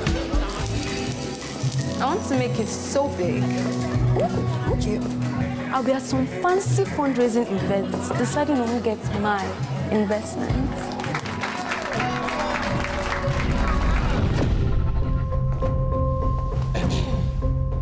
Today, I am here looking for your investment into our future. We want to learn skills, to gain confidence, to find opportunities, to change the world for the better. Invest in us. Invest in Generation Potential. It shouldn't matter how we start, it's what we do next that counts. Hey! Guys!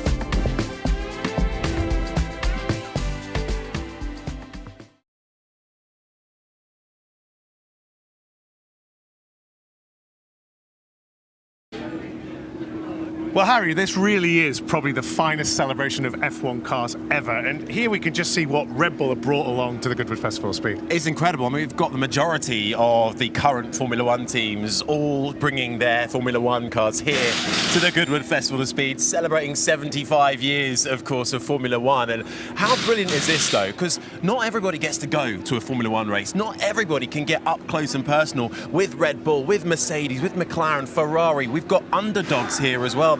Teams like Haas and Sauber are all bringing their teams, and we're celebrating right back even to pre-war Formula One cars as well. It's an incredible situation to be in. And I think even if you're a casual watcher of F1, you'll have seen these cars on TV, these #1 Red Bulls in particular, and it brings back so many memories, doesn't it? I mean, powering Max Verstappen to so many championships as well. Red Bull, we're celebrating innovators here, pioneers, underdogs. Adrian Newey will be here, the chief designer of Red Bull for so many years, will be on display. We're actually approaching his RB7 Hypercar at the moment. So it really underlines just how important this is for Formula One and how much it's achieved since, well, the early 1900s almost. From 1950, the official first World Championship at Silverstone, a 1-2-3 for Alfa Romeo, Giuseppe Farina taking the win. We've got that car here on display as well. So everything from those early Alfas right up to the 2025 cars. And talked to Alice Powell yesterday. We were just really enjoying that evolution of F1 cars. I mean, just over there, you've got the 2014 Mercedes that Lewis took to the championship. Yep. So much smaller than this car right across the way from him. That's the thing that gets you, right? And also, if you look, no halo either on that car. So that's how you know it's from that kind of middle noughties period. So Lewis Hamilton joined Mercedes in 2013, a gamble at the time, an underdog team. Then we had the big engine regulation change, hybrid engines coming in 2014, and Mercedes were pioneering that, and they were ahead of the game, and that's celebrating Lewis Hamilton's first Mercedes World Championship. And so here in the ballroom paddock, you've got everything in F1. You can just have a wander around. So much to see. And, you know, not just F1 cars. You see this, sort of the parting gift from Adrian Newey to Red Bull, if you like. The, you know, car almost looks like something out of a computer game, doesn't it? It's a spaceship, isn't it? The RB17. It is, really. And obviously, you know, got that closed cockpit design. This is something extraordinary. We know Adrian Newey can almost see aero. He can see what the wind tunnel creates an effect, and you can, the lines, the smoothness of it. If we talk about pioneers and innovators, Adrian Newey will go down in history as one of them. We've also got the likes of Gordon Murray as well that we're celebrating this weekend. That Brabham fan car pioneering the ground effect era, just coming towards the end of a modern day ground effect era in Formula One too. So it's quite funny that Formula One's so cyclical in terms of its designs and its engineering. It always comes back around, and some of those early cars so technically advanced. Well, I wonder sometimes if the modern day F1 cars can also learn a thing or two from them. Absolutely. Of course, you don't get them static as well. Head over to the hill and you'll see these cars in action going up the famous Goodwood Run to the top of the hill.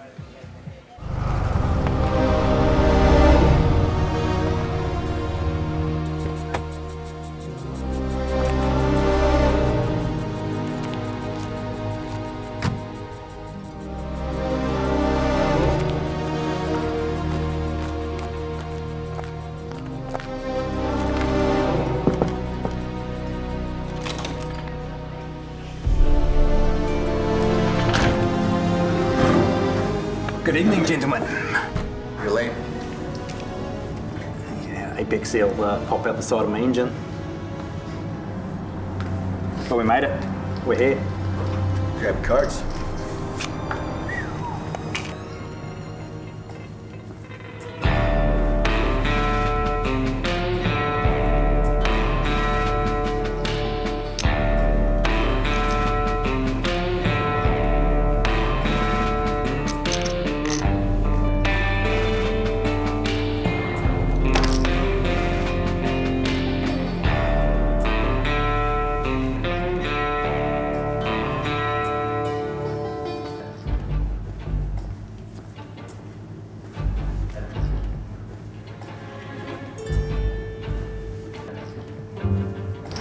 Engine capacity, 23,000. Seem pretty happy about that. So I dropped the keys. Well, boys, it's a pleasure doing business with you. Have a good evening.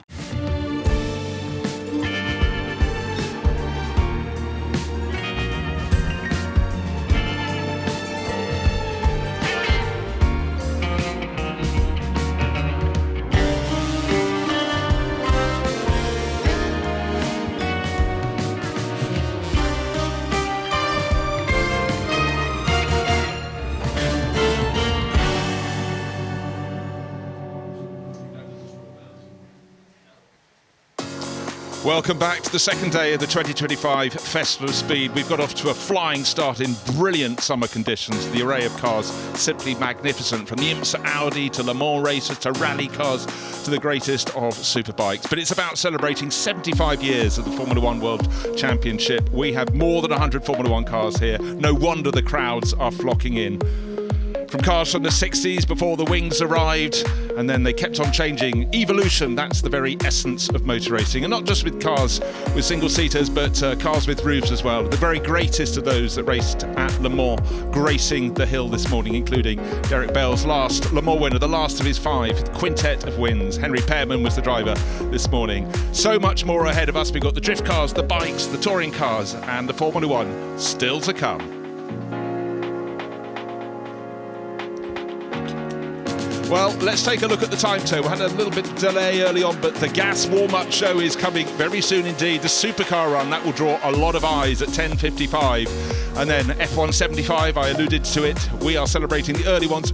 Not just the greats, the underdogs as well. They were very much part of the picture too. And then the Gordon Murray Automotive Central feature at 12:10. The first glance global car debuts here at Festival, and road bikes too. And then the red arrows in the skies. Working our way through the day, 1:25, working our way to the champions of Formula One history. Then more gas show for outrageous antics on the infield. The Foggy moment, Carl Fogerty, 1999, that glorious summer. He is going to be the man on the Goodwood House balcony. More supercars, and then working our way through the rest of the Formula One agenda. More than 100 Formula One cars this weekend.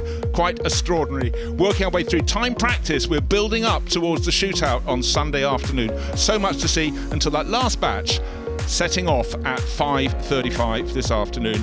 Fantastic Friday so far. The sun is shining, people are smiling, moving around the sights and sounds here at Goodwood. So much to see. I'm joined in the commentary box by James Hayden and Jared DeAnder. And James, first to you, because I see bikes forming up. You do indeed, and there is the man we're celebrating, Carl Fogerty. You can just see him to the right of your picture there, having a little nod about. He's so Carl, 4-time world superbike champion, and what a display of bikes we've got. We've got Falapa's 888 Ducati there, lovely machine. We've got one of the Paris-Dakar winning bikes from 1985. Just having a little glimpse there. A superb collection of Fogerty bikes. We're looking at some 916s there from the mid-90s, 94, 95 bikes. And there is the man himself, Carl Fogerty. He's having that brilliant celebration later on, the man from Blackburn.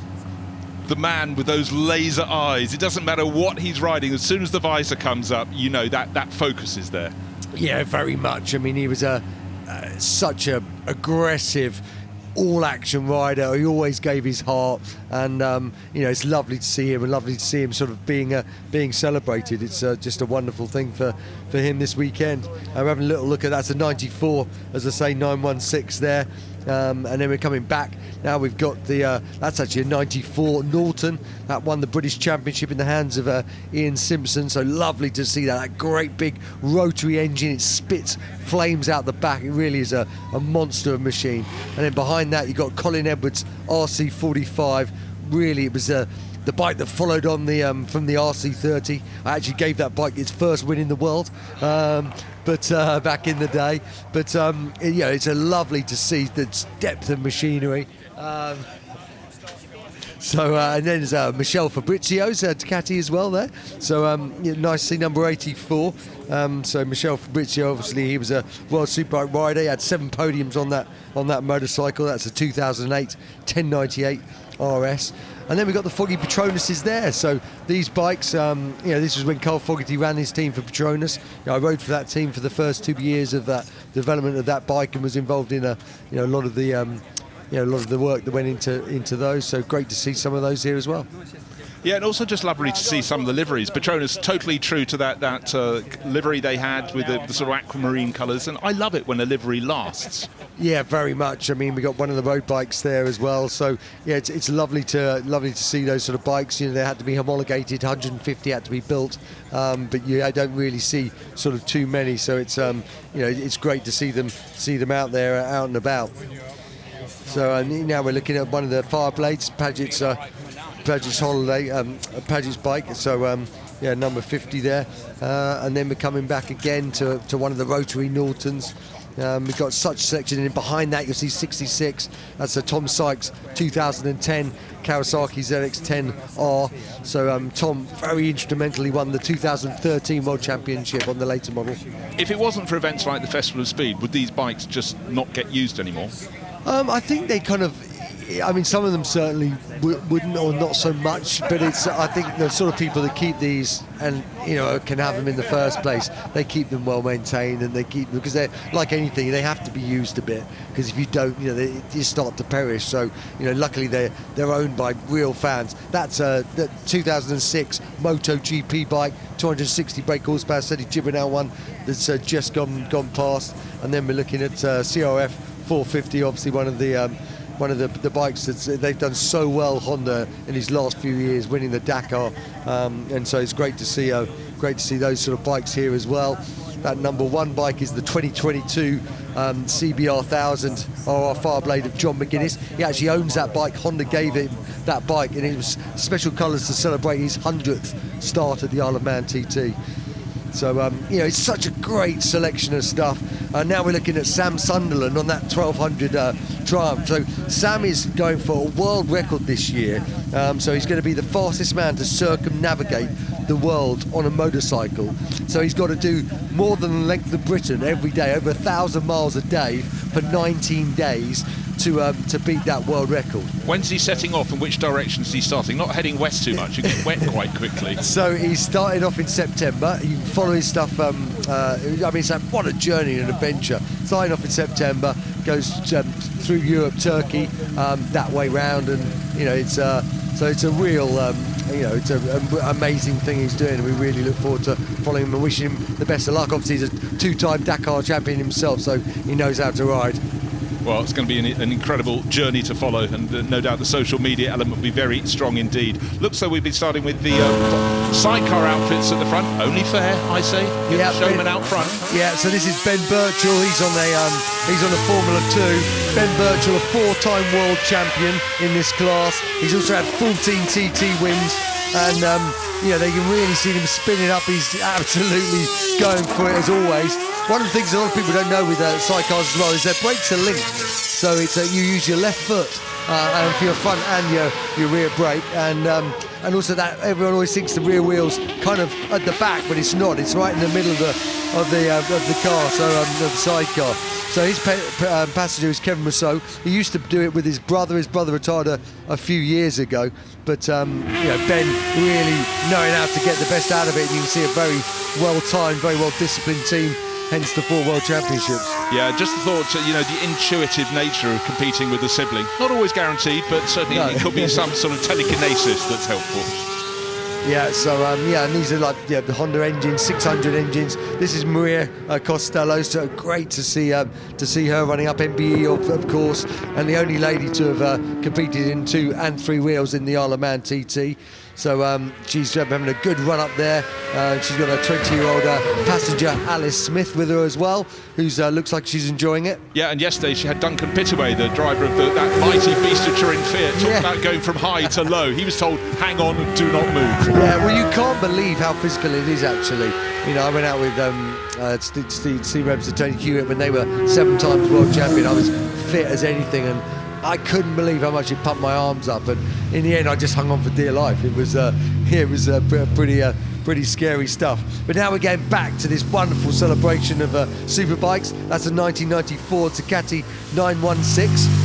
Obviously one of the years that Carl won his first world championship, 1994, and it is just this iconic motorcycle. It broke all the design rules of superbike, you know, with the pipes coming out the back of the exhaust, you know, which was kind of a throw from like 500 Grand Prix almost. It had this wonderful compact styling, and it still looks as fresh and as wonderful today, you know, all these years later. But it was all the spin-offs to Ducati. Suddenly you saw them everywhere. Everyone wanted to Ducati, not just in the UK, where Carl obviously comes from, but global. And you suddenly realize these peaks and troughs in any competition, but that was a rich, rich time. And I'm sure the people in front of the balcony are going to number in their thousands today. Yeah, very much. And yeah, Ducati really built their name and their legacy from this, you know, wonderful first world superbikes. We just saw the Ducati 888 93 bike there of Verlappa sort of coming out.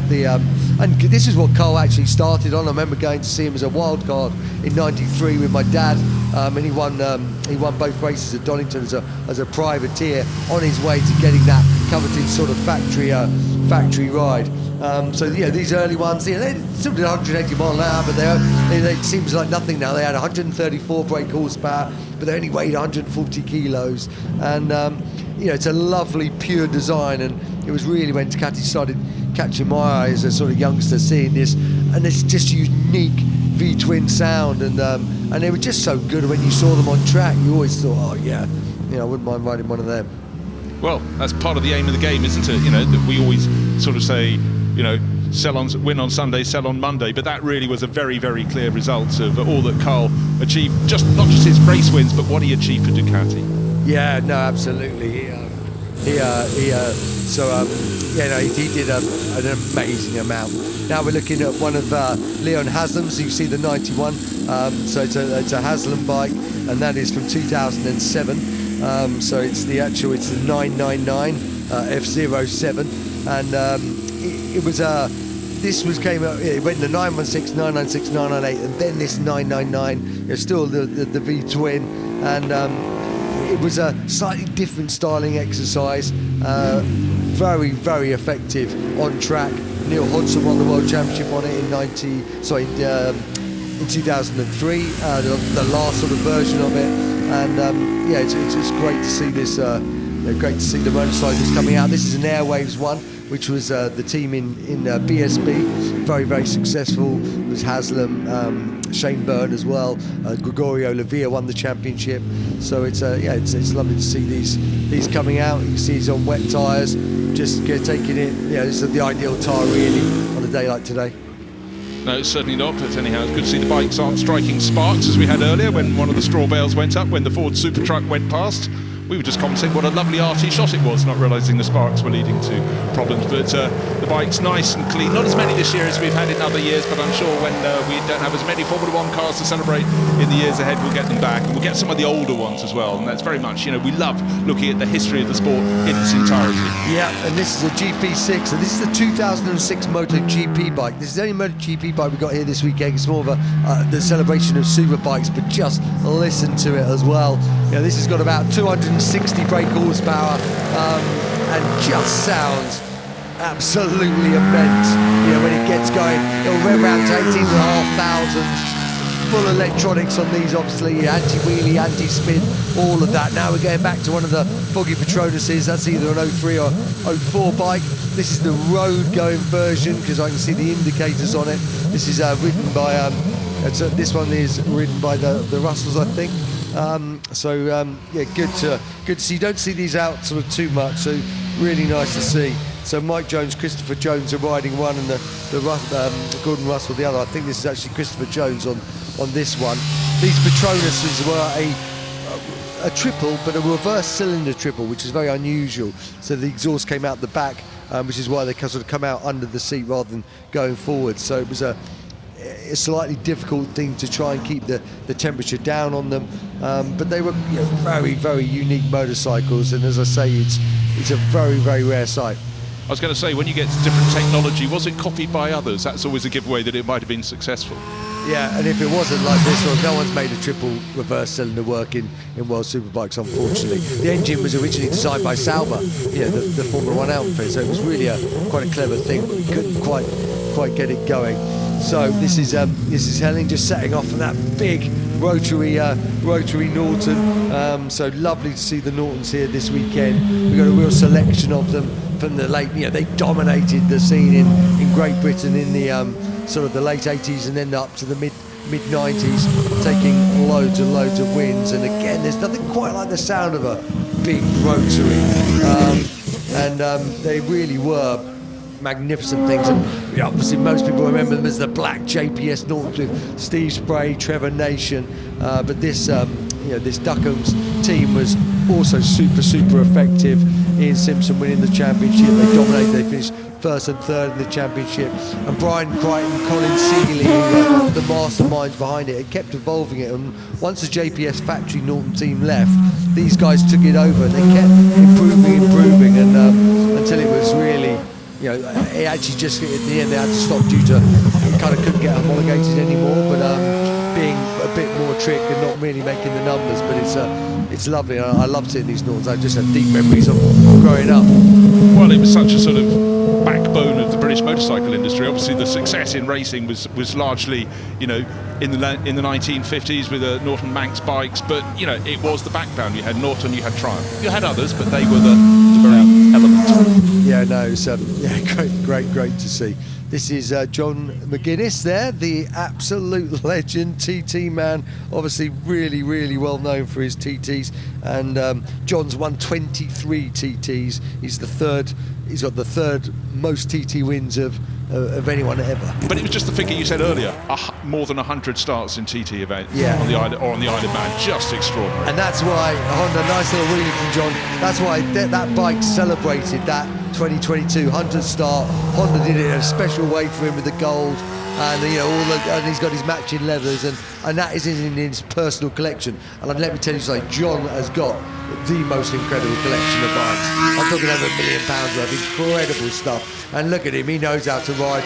Grew up racing with John, he's still exactly the same, he's salt of the earth, and he's an absolute, he's just dynamic on a motorcycle. He still loves it, obviously he's in his early 50s and he's still out doing the TT, he just lives for it. And obviously, as you will see, he loves a wheelie, giving a really good show for everyone there on the CBR 1000RR Fireblade, a bike that, as I say, he's won 12 TTs on different models of this motorcycle.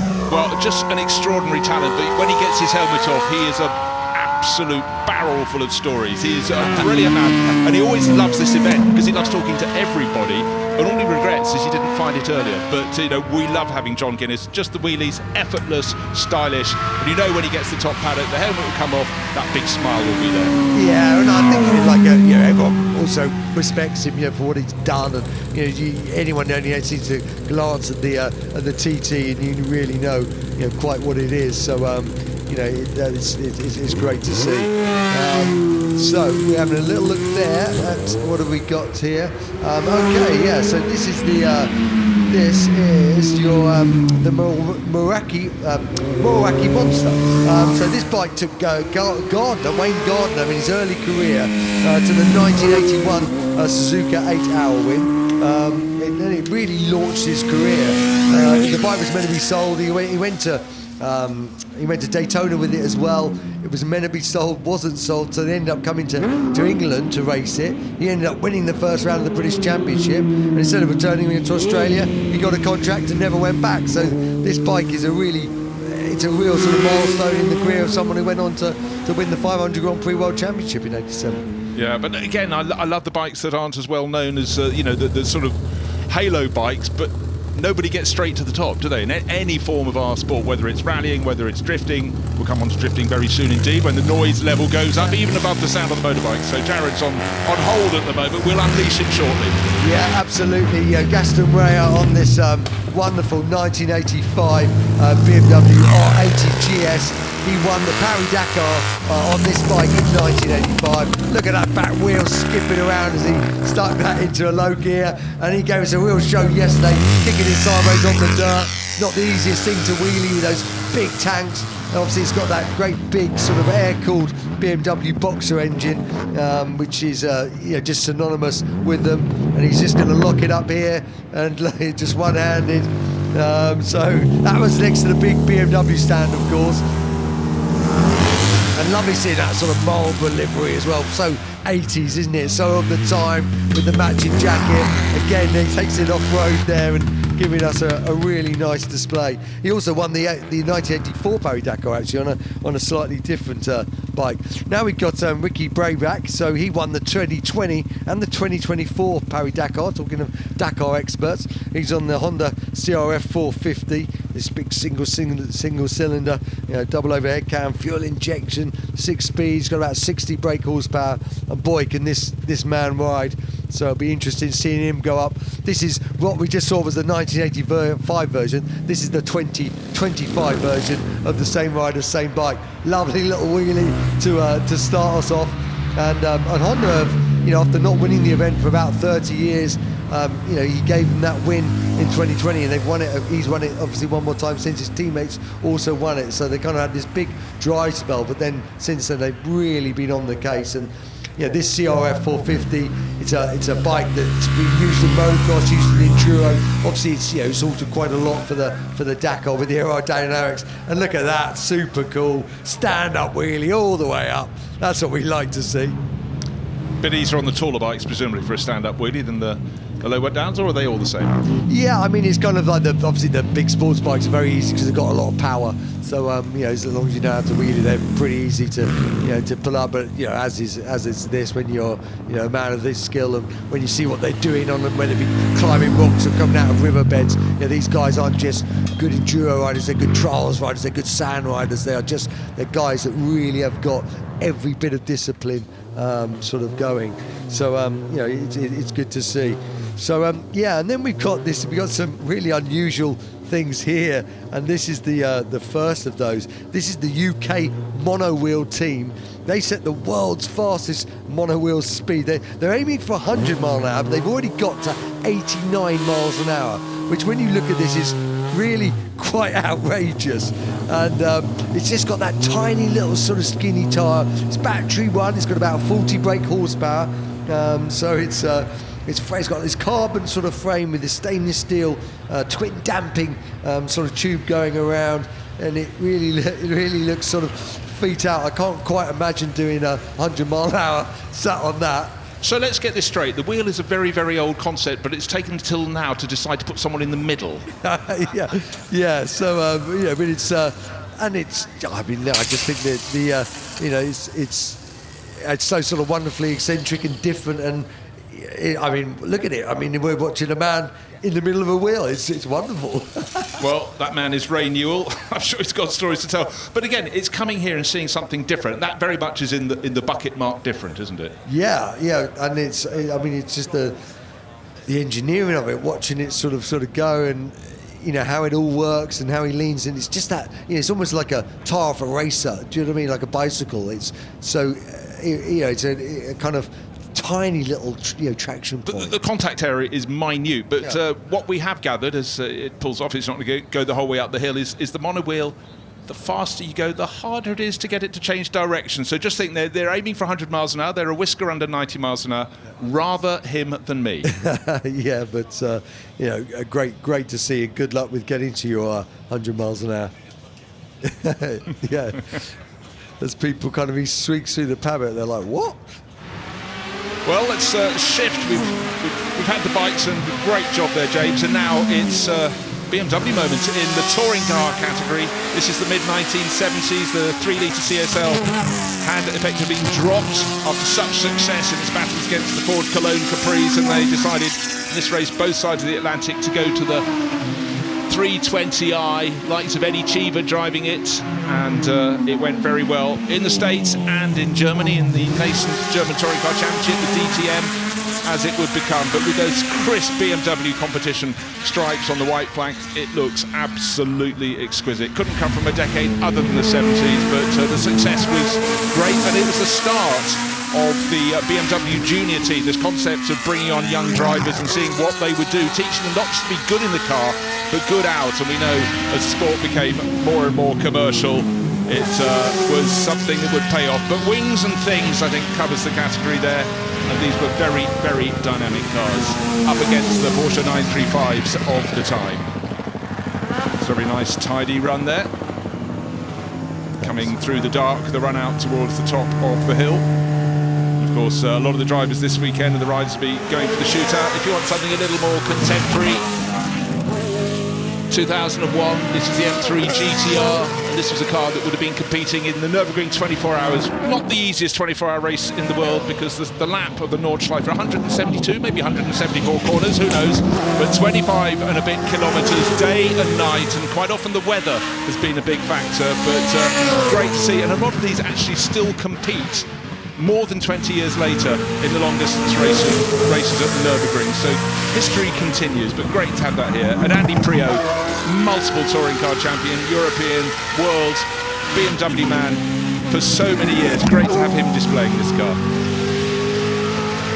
Kicking up the dust. A lot of the dust at the top of the course comes from the off-road arena and the rally stage, which is up there. So little something just as they can't see as they go into the dark. The track can become slippery, but they know it. Now, NASCAR's been a really big element of for a large number of years here at Goodwood. And Jared Deander, it's great to have something from across the pond.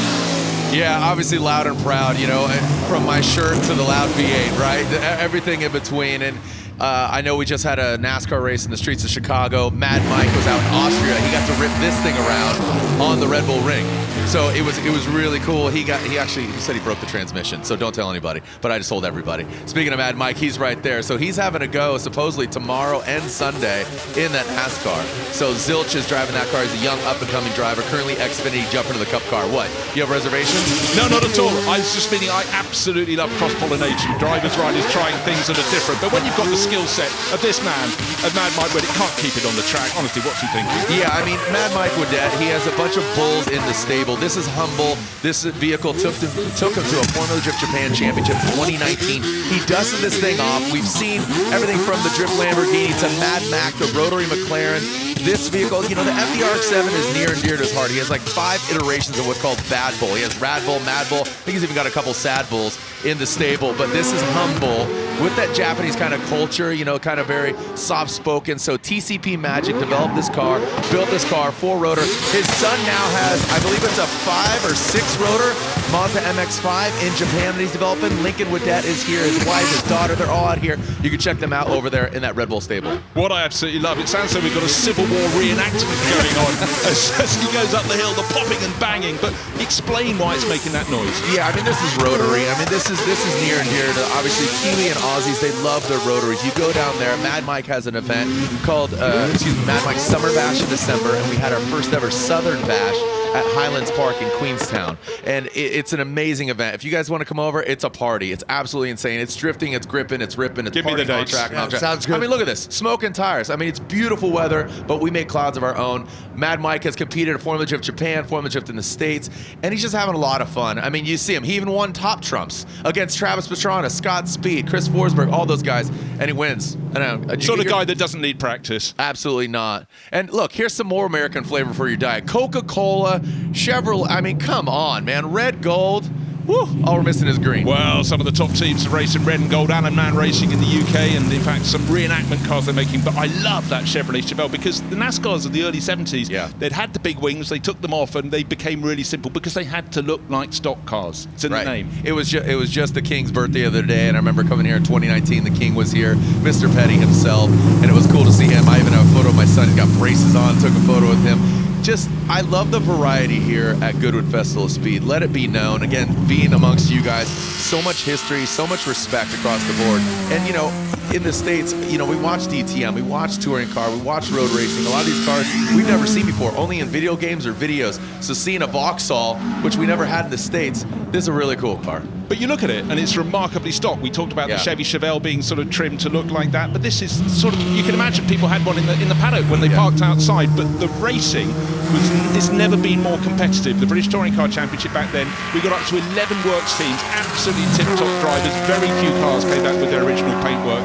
Phenomenal, made for TV, and it stocked the circuits with fans. Still going on today, but that was a rich time. And now going into this, I mean, Colin McRae, absolute legend, and then you see that 555, you see that signature blue with the floral yellow-green livery. They dropped the fives, you know, the rally pig on the mirrors. A lot of the Americans, and including myself, I had a Subaru WRX, and you wanted to emulate this WRC style. You saw it from video games, then it went on the streets. We didn't have these cars till, you know, into the 2000s easily. So seeing these cars, video games are on TV, it's amazing. It really is, and I tell you, when you get up to, well, let's call this an iconic livery because it certainly stood the test, you go and you actually look at the detailing of the design, you go, it's even more clever than I realised. But the number of copies in little villages in Wales and Scotland where the rallying was the real heartbeat of their motorsport interest. So many people, what did they save up for? A Subaru. Yeah, no, it's lovely seeing Alistair McRae there take this up, and you know, it's a wonderful celebration of his brother Colin, and what a driver he was, and it's great to see so many of his cars and his legacy going on. Yeah, but in the days when they didn't have the suspension intelligence they have now, he was the one who was prepared to take those jumps, get airy. If you think of those great events, the Thousand Lakes Rally across super fast through the forest past the lakes in Finland.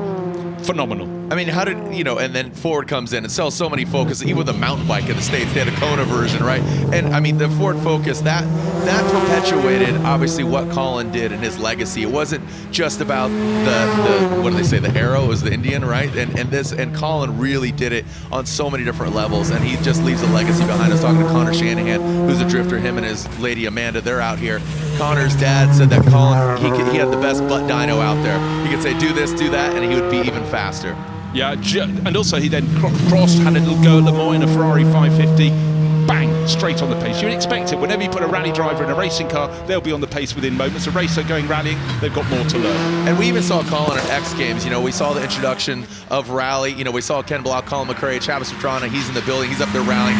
He was really upset that Liam Lawson's faster than him. I'll just tell you that. I'll leave that alone. Sorry, TP. I had to out you there, but he's having a good time. But speaking of Colin McRae and his legacy, Ken Block loved him. That's why he got into rallying. I remember early on when Ken Block became Ken Block, as a lot of the culture knew him. He was at DC Shoes. He would watch Colin McRae videos, and I remember him showing me, like, look at this, and then he eventually picked up Pastrana, rallied for Subaru. Him and Travis were on Subaru at the same conjuncture, and it was beautiful. So again, the legacy continues, and that's why we celebrate somebody like Colin McRae. But I love the fact that so many people watched him, but then played the games and had to have his car. But then we had the flip when we got to COVID, and we couldn't get full metal competition happening. We went digital. A lot of people then looked at the Nürburgring Nordschleife and thought it was a circuit made for a video game. No, they made it in the 20s. Bless them. Lancia Delta HF running. Very exciting news. I gather it's going to start happening all over again. One of my favourite ever road cars. It didn't rather eat the tyres, but just such an exquisite four-wheel drive system on that car. Brilliant, brilliant car. And we haven't had Lancia properly in England for quite some while now, but a lot of fans are deep, deep rooted in Lancia. And, you know, to me, it just brings back all the memories. Oh, it does indeed. It was an absolute stunner. I actually had one myself as well, Levo. Dark grey. I love that. Oh, stop it. You get excited here. And what's funny is they're such a quirky car. It's kind of a bit of a platypus, right? Kind of an interesting car. So they're becoming fashionable because they're so quirky, right? So even in the States, you see a lot of like musicians and stuff buying them and having a lot of fun with them because they're very unique. Like Tyler, the Creator, he has a collection of them. And the interior was very much of period, wasn't it? Yeah. Sort of it wasn't the high point of the car, but who cared, frankly? Yeah, but it's just that boxy, muscular. You know, there's just nothing else quite like it, is there? That's what people call me, boxy and muscular. It will catch on one day. Exactly, just boxy. So many cars with Colin McRae. Started with the legacy when he moved across and stepped up to the Impreza afterwards, but he just kept on winning, kept on performing, moving around the world, racing, rallying at all sorts of levels, and it is a real treat to see. You get these cars side by side, and you can see the passage of time, but when they're going up the hill, again, going back to that 555 livery, they sort of almost meld together. It's a Subaru, it's blue, it's got the yellow accents. It's Colin. Yeah, and it was just sort of such a unique time, wasn't it? In that battle with Subaru, Mitsubishi, and they were all bringing out their different versions, and you saw it on the road, and you saw it in the car parks, and you know, everyone was, you're either a Mitsubishi man or a Subaru man. But each year, you know, say you bought your Evo 5 and you find, oh no, I'm behind the times, we've got Evo 6 now, what's different? But again, you were looking, and all the time they were getting faster. Yeah, and supposedly WRC coming back to the States. We're really excited about that. 2026, maybe. Where would it go? We'll see. There's a lot of murmurs going on, but maybe Middle America, some little raw, little more exposure. But there's some murmurs. So take a look. That's huge back to news. State 26. That legacy was amazing. Now this is something that I know James is excited about because he's got 3 kids, but he can take them to school in fashion. Now you might look at this Volvo. Underneath that Sunoco wrap is all carbon Kevlar, front to back, the roof, all of it. Also under the hood, what's getting those work JDM wheels going around is a 3-rotor. So again, this is somebody, Axel Turbo, as he goes by on his YouTube account. He has a rotary Corvette, which disrupts a lot of people, especially Americans. What a cool juxtaposition. So he said he wanted to build something super unique, and he did just that. You can check out, I mean, he's dancing on his rooftop. I don't know if you saw that in the Instagram video or TikTok, because Bruce, I know you're on there. Go check him out at Big Bruce FOS on Instagram and TikTok. Check out his account. I don't know. What's your account again? He doesn't have one. I've forgotten the excitement of the day. Exactly. Well, again, talk about another juxtaposition. This is Bagsy, Steve Bagsy Baggioni. This gentleman is English, but it's a JDM car with an LS, about 1,200 horsepower, big 7. I mean, it's a huge motor. I don't even know how many liters, but it's got one big single turbo. It shoots flames out of that front bumper. And actually, right there where he is doing those donuts, last night for the GRRC, we got all the drifters out there, all 6 of them. They did donuts, they did tandems in front of the house. We had a beautiful firework display. Everybody's in tuxedos, and unfortunately, everybody in tuxedos was on the house side and got dusted like donuts. So they came out in their tuxedos and looked like they got antiqued, but they absolutely had smiles for miles, and it was awesome. But Bagsy always puts on a show. He's been here multiple times, and he likes to bring out what he calls the party car. So this isn't his competition car. He competes in a select round of a championship called Drift Masters. Now, frequently, how much is too much? Oh, that's too much. He's not far from here. Can you always get something fixed up and brought in for the following day, as he has in the past? So that's also his commitment. Yeah, absolutely. James the Machine Dean, he competes in Drift Masters. He's a 4-time Formula Drift champion, the first ever 4-time champion. Pre-COVID, he went back to back to back.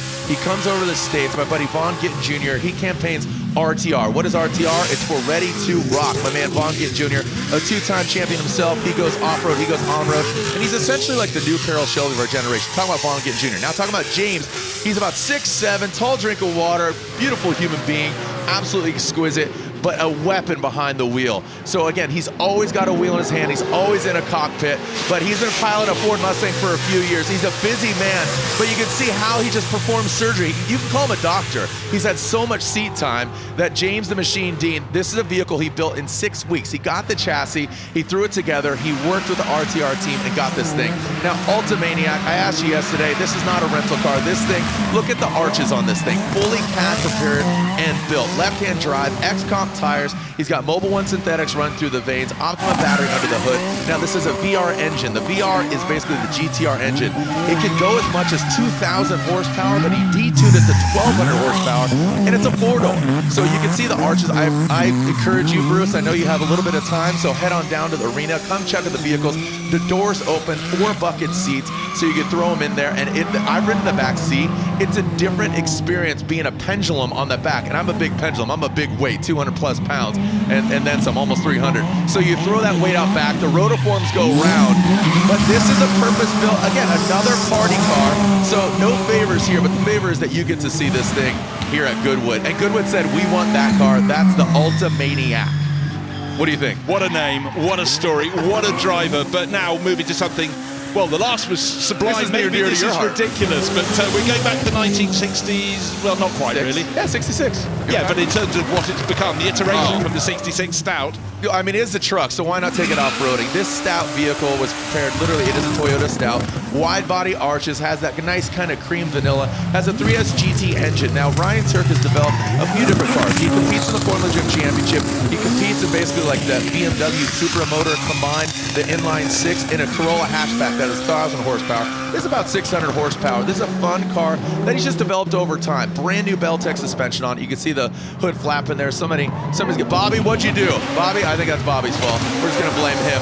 The race service guys are cheering him on. The 411 works. He's developing parts, but this Stout in particular, very cool vehicle. You like this thing, Bruce? James? I absolutely adore it. Yeah, it's so cool. I think it's amazing. And then again, we talk about the past, present, and the future. This Hyundai Drift Spec vehicle. We've seen EVs obviously develop. You take the EV technology, apply it. This is something unique. My hat's off to Hyundai. What they're doing with the N brand and the N model of vehicles, from the hatchbacks to the EV, all of it. Again, Hyundai is doing a great job. So excited to see what EV does. We have had a drift car EV compete in Formula Drift. It's an on-off switch, so it's absolutely developmental. You can see this thing a little twitchy, try to throw it out there. Actually, they weren't tuning the car down in the arena, they were tuning the audio.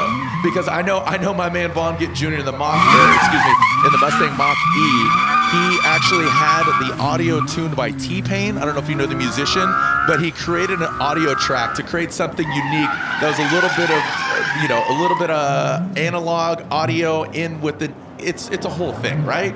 Bruce, I see your kind of eyebrows perk. Not at all, no. To me, they just do that on their own account. But it's just, sound is so massive, and if you get it right, it just makes it so much more exciting. Sometimes with this, maybe it's sound overload, but hey, you can put some earplugs in. It's absolutely glorious, but this still slightly confuses me. An electric drift car, this is a different skill set. I get it. I totally get it. And again, no replacement for displacement is the old American saying here. And, obviously, wash, rinse, repeat, you can control, alt, and delete. So we got to reboot and send it up the hill. So, again, absolute honor to be next to you guys and wrap out and show the world a little bit of taste, a little bit of appetizer, a bloomin' onion compared to a steak that is, the Festival of Speed, man. Again, thank you to Your Grace. Thank you to, obviously, Lord March and the whole Goodwood, GRRC. It's really cool to give you guys a little taste of what drifting is. Well, we've loved it from day one. We didn't know what to expect when they arrived X years ago, but a little microcosm to me was the first year they were here. I was walking up the hill at the end of the day, down came a pickup with an enormous sound machine and all your boys in their black tie ready for the party. I thought this really is something different. Well, thank you so much. Again, just over the years, Mad Mike really kind of paved the way, and he's just a constant showman as well as he builds spectacles of vehicles. So it's really cool to put smoke, fire, and smiles on faces. That's what it's all about. Thank you, guys. Well, that's a bullseye on every single account. And we know that next time they come here, there'll be completely different array of vehicles. It seems no one sits still in drifting, do they? No, absolutely not. We are always constantly busy. Formula Drift St. Louis is next weekend. Check out Formula Drift if you want to see some more drifting competition, and it's gnarly. It's gnarly. Every car 1,000 horsepower average, run what you brung. It's all about weight that dictates the tire size. That's competition. I invite you guys, if you want to come over, I got tickets. It's still super extraordinary. Jared Deander, thank you so much. It puts a smile on every face. Now, the DTM, popular for decades, extreme vehicles, wings and things, but far more intelligent than I can describe it. And Mike Rockenfeller, his car being driven by Dindo Capello. We saw Dindo, he's a busy boy. He was just up the hill in the IMSA Audi in the previous batch of cars. And the twin Bush livery, the twin brothers, Dennis and Mark Bush, race those with real aplomb. Now they're mainly in historic racing, but that enormous rear wing. And it really was manufacturer against manufacturer in the DTM. Fierce battles. Thank you very much to Jared.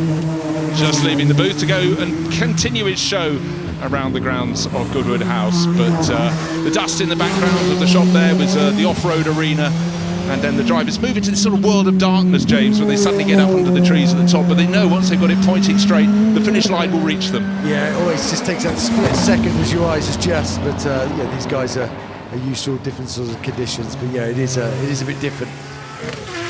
Now moving back to the worlds of Nissan, when they started applying the power, the Skyline range, just so popular, and particularly in Australia, it took on the rivals over there and suddenly became the car to have.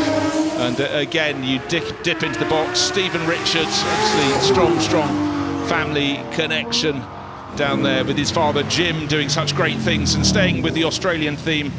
This is the sort of car that it would have been troubling, but this is a while later. We moved from 1990 to 21st century, 2011, and Rick Wood brings a lot of cars here. Jake Hill often gets to drive, and valet Tim Miles, great representative, a racer, a team investor, died in a bicycle accident last week while out training, so very nice touch there in the whole Monaro with the Kiwi on board, Greg Murphy at the wheel.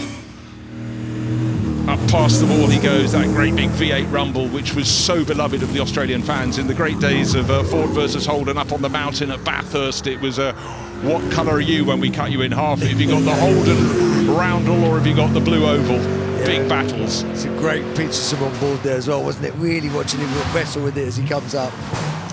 Yes, again, what is the natural habitat? Who knows? This hill is quite an extraordinary thing. And what it isn't is wide at any point. So Greg Murphy went up the hill, and likewise the second of the Monaros powering up. This is the Commodore, the early one. This is the one with Jake Hill from in Rick Wood's car, Plate of Power. This is the reigning British touring car champion. He's a driver because his father Simon is so imbued in the sport. He understands the history. A lot of you find with riders and racers, they only really know their own period, but Jake knows the whole lot, and he's a supreme historic racer alongside his touring car and GT antics.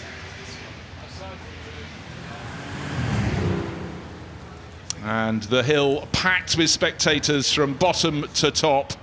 Last few vehicles be going away, so that has been batch 2 has been a real assembly of the great and good from a huge array, and James thoroughly enjoyed the Superbike tribute, the Superbikes and all that went with it, the Paris-Dakar bikes, but of course today for a lot of the fans they'll be heading in front of the house for just before 2 o'clock for the celebration for Carl Fogerty. Yeah. Really well-earned podium for him. Yeah, absolutely, very much. I mean, we've 4-time world Superbike champion, what he did in that wonderful sort of era in that sort of 90s, it transcended our sport.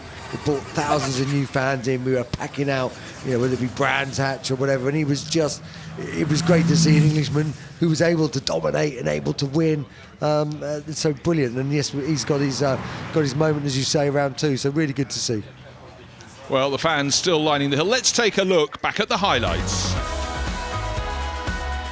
And the batch kicked off with 2 sidecar outfits, and if you want to get a low-down view, you sit in the sidecar, but James, hard work, and then we went to the most glorious array of bikes. And there it is, Carl Fogerty on one of his bikes coming up the hill we just saw there, and we had such a wonderful mix of Ducatis coming right from the very earliest one. There you go, it's 1988. 888. That is Carl coming off the line, and he's got a real lovely selection of his own winning bikes. This is him on his 95 motorcycle that he said was his favourite 916 of all time. This is John McGuinness on his that bike was done to celebrate his 100th TT start. Look at the rear wheel skip on that R80, the 1985 winning bike, and then we went to the drifters. Poise, precision, noise and smoke, quite extraordinary. Every year something different. Mad Mike Woodette has been entertaining us for years. This car, this Ford Mustang, 6 weeks ago it was only an idea, but with James Dean on board, James Dean the machine as Jared Leander calls him, just extraordinary. And then the one that made the most smiles, of course, was the Volvo estate car with something special under the hood, rotary motors, Shadow Can-Am cars. We had the lot. It's been a fantastic second batch at Goodwood.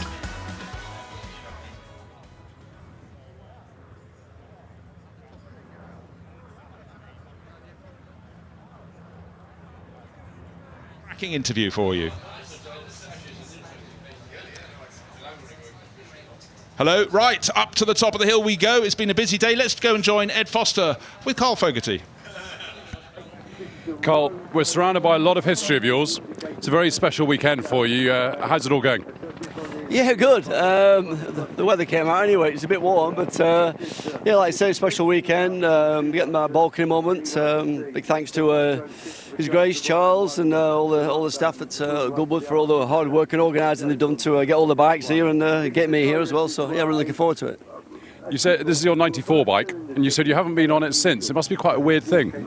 Yeah, my old injuries prevent me from getting comfortable. I'm getting a bit old these days. But yeah, it felt good. It felt off the line. It felt a bit woolly, but once it cleared, and yeah, it felt good. It's nice and steady, and kind of wobbled up the hill, and as you do it, all good. And look, you've obviously got a very special moment later today on the house balcony. Looking forward to it? Yeah, absolutely. Yeah, it's incredible, really. It's going to feel good and feel very special. I'm very honoured to have this moment, and yeah, look forward to it. Foggy, thank you. Thank you. Cheers. John, great to see you again. I was having a chat to the Haas F1 team principal last night, Ira Komatsu, who drove a Formula 1 car up here, and he asked you for advice, and he said you just scared him. I said, yeah, it's a bit dusty, probably a bit of oil on the track, it's very, very narrow, and I see the colour drain out of his face at Formula 1. I said it'd be all right, you've got seat belts on, you'll be fine, but he was super excited about it. It's just great to see him in it. I mean, they spend so much time around them, they never get a chance to have a spin in him, and he deserves a spin in them. He's doing a good job, isn't he? So, yeah. Now, look, you seem to be happier than ever with your racing at the moment. I am, yeah, just talking to people the last couple of days, and I'm in a really, really good place. I'm 53. But I've got like an ambassador deal with Honda. I have a race contract with Honda. I can pick and choose what races I want to do, and they send me off around dealers, and we chat about how good I used to be. So, and then we talk about the new blades, and I'm in a really, really good place. The whole balance of my racing journey now is in a good place, and you know, we're just back from the TT. We're in the top 10 still. So yeah, everything's all right, and I don't put that ultimate pressure on myself anymore. You know, when I was at the top, I was so wanted to win, but now I'm happy just to go around and do a good job. How do you replace it when you stop? Great question. People have been asking me that, and it's going to be a big hole to fill, but hopefully we'll still get the invites to these events, and I can still itch the scratch, you know, so we can still get the leg over the bikes and have a spin. I've been doing a bit of instructing recently, and a lot of track days. We're off to Donington on Monday. I was at Brands Hatch on Wednesday. I'm at Alton Park on Tuesday instructing. So yeah, we're still putting the leathers on a lot, but that's feeling when you stood on the start line at the TT, that at some point is going to have to go away. And but at the moment I'm still taking every minute of it. You know, I was number one this year on the big Superbike, and looking on my shoulder and all the guys were breathing down my neck. That's a hell of a feeling, and that's going to be a big hole to fill. But I've got the memories, and you know, but at the minute I'm still focused on still doing a bit more racing. Well, long may it last. John, thank you. Cheers, guys.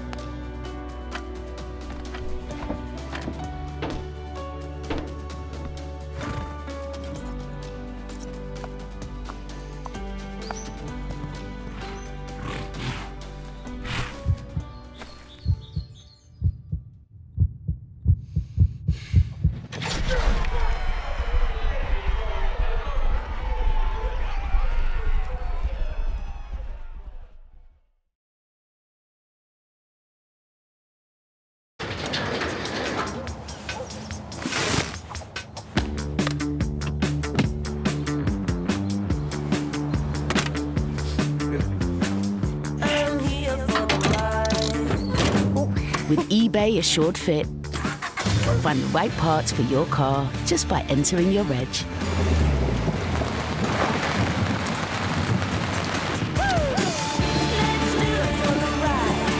eBay, things people love.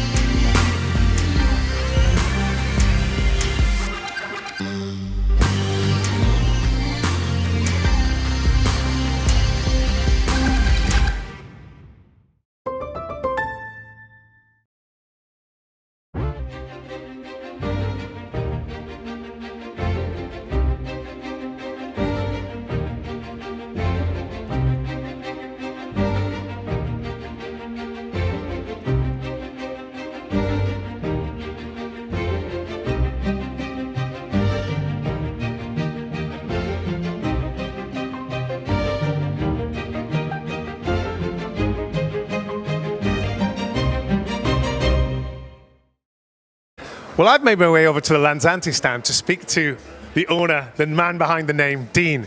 Tell us about what's going on here. We know you from all that amazing motorsport work you've done in the past, the conversion of road cars, and now you've got a car with your own name on the front. Absolutely. It's 30 years since we won Le Mans, and to celebrate that, we felt that we'd go a little step further and bring a car that we have here, a central seat, 3-seater car of our own. You say that so casually. It's not something you can do overnight, just make a car. No, it wasn't done overnight. That certainly wasn't. It's been mulling away for a little while, but the timing's been correct, and not just the timing of the year to bring it out, but also the place to bring it out. Festival of Speed is the place, and it's a place we have a close relationship with, so it all made sense to do it now. Well, before we talk about that, take us back 30 years ago to that car, McLaren F1 GTR, was won Le Mans. Tell us about that. Well, I was a much younger boy then. I was 21 years old refueling that car back in 1995. And obviously it's a huge event, a huge result, and very much a catalyst for what happened for this business from then on. It's really given us so many opportunities that we've taken advantage of over the last 30 years. And what sort of thing have you guys been doing since then? Well, always still motorsport-based company, particularly historic motorsport, but also road conversions, a lot of track variants like P1 GTR, Senna GTR, some Paganis as well. We're just about to start Bugatti Bolide. So yeah, a lot of interesting projects. Always pretty sexy cars, I would say. Yeah, they are. We're super blessed. We've got great customers, great cars. So yes, fantastic. And now you've got a new one to add to the collection with your actual name on the front. Tell us about this absolutely gorgeous machine. Well, 9559 is, reason for the name is the year that we won Le Mans, and our car number was 59, so it kind of made sense to do that. We're doing 59 examples of it, and it's a non-hybrid. It's quite a pared-back car, but it is a genuine road car. This isn't designed for track use. There's plenty of alternatives out there for that. It's got luggage space, it's got large fuel tank capacity, it's a comfortable, usable, reasonably low maintenance car. And crucially, that central driving position. I mean, that's what it's all about. I mean, I'm blessed that I've driven a lot of F1s and the other 3-seater variants out there too. It is a very special driving feeling, and that's what we really wanted, to put all the focus on the driver and that central driving position. Well, it's a gorgeous looking car. Can you tell us a little bit about the engine and the power underneath? So it runs a V8 twin turbo engine. It runs a semi-automatic gearbox as well. The design is done by Paul Howes, who did the P1 previously. He also did the P1 Spider for us that we launched at Festival of Speed a few years ago. It's got about 850 horsepower. It weighs 1,250 kilos. It is light. It's got a full carbon body. And the lightest materials we can use. So even though it looks quite clean, it's a lot of motorsport technology underneath it, lightweight radiators and a lot of lightweight materials. Is it too late to put my name on the list? You'll have to be very quick. I mean, it's Friday, so I hope by Sunday that it's too late. Well, thanks for letting us on this gorgeous stand. You've got one of the best seats in the house, by the way.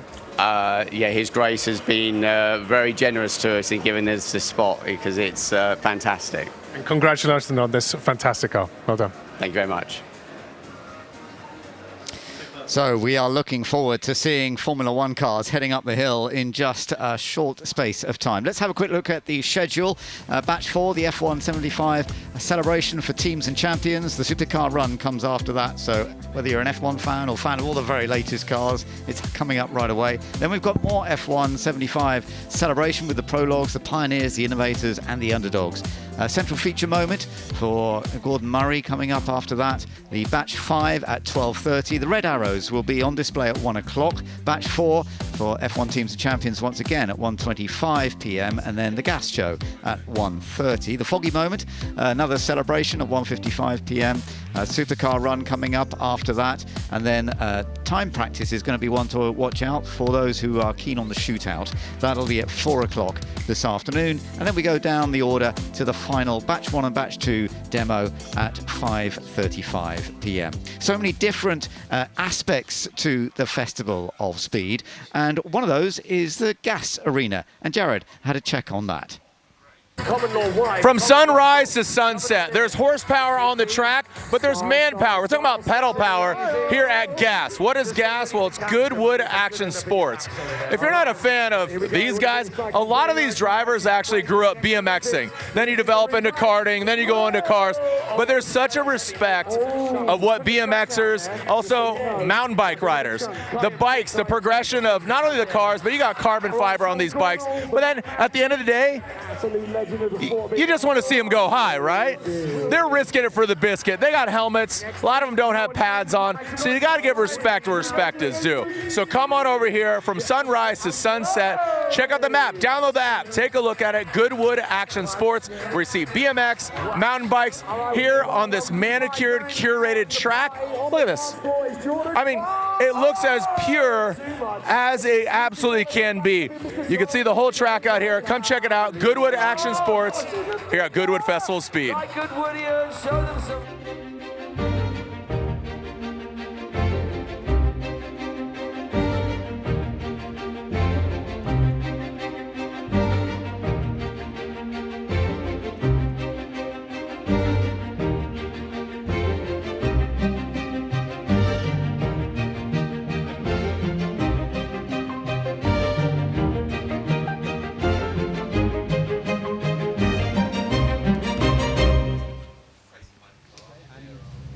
So here we are getting ready to watch a pretty amazing display of Formula One cars about to head up the hill.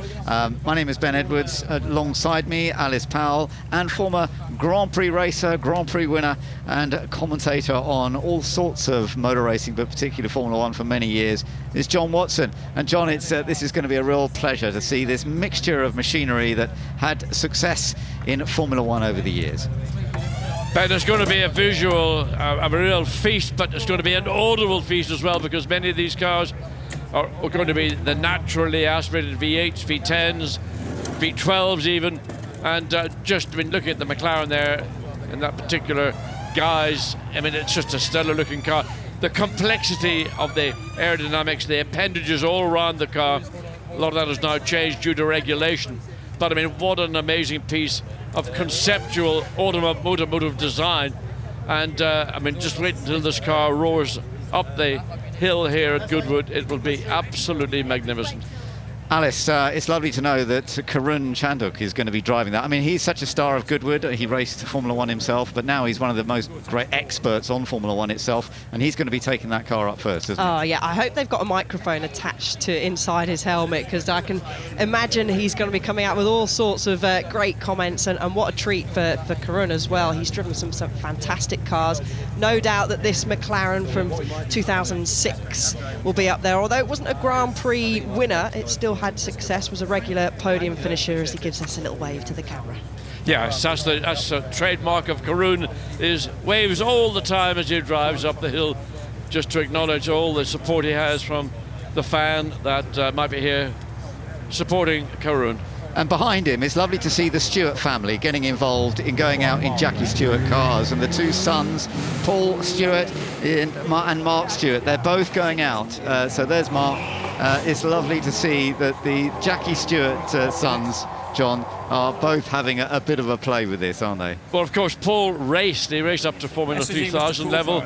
Mark never raced. I mean, he's driven these family cars on many occasions. He's made his life, basically, in making videos and motorsport documentaries about his family and other great names. But these are part of the Stewart family collection, and lovely to see both cars here. This is the slightly earlier iteration. So Mark, the slightly taller of the two Stewart brothers, sitting more prone in the car than Dad would have done in the day. Paul slightly shorter and therefore can get himself more buried in the cockpit. Absolutely. And they are just beginning to head off. Karun Chandok is heading off, Alice, and we get a chance to see this rather gorgeous machine heading up the hill, and the sound of it as well is such an important part. Oh yeah, the 2.4-litre V8 screaming. And you can tell from that era as well, this type of McLaren, because of those almost horns either side of Karun's head. They're not his horns, they are part of the car. But of course, bleeding up now to Malcolm Corner.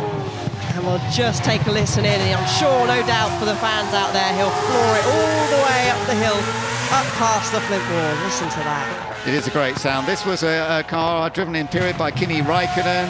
Juan Pablo Montoya was teammate. They had 9 podiums achieved by both drivers, but they didn't get any wins that 2006 year. That title was won by Fernando Alonso. Now then, Tyrrell time with Sir Jackie Stewart, as he is now. The Tyrrell complex was so brilliant, wasn't it, John, to be able to build these cars and give Jackie that opportunity to take 3 titles with Tyrrell.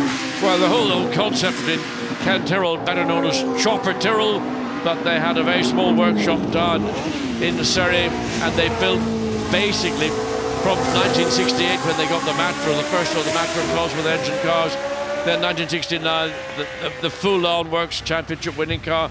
That led then to Derek Gardner designing and building these cars for Ken Tyrrell.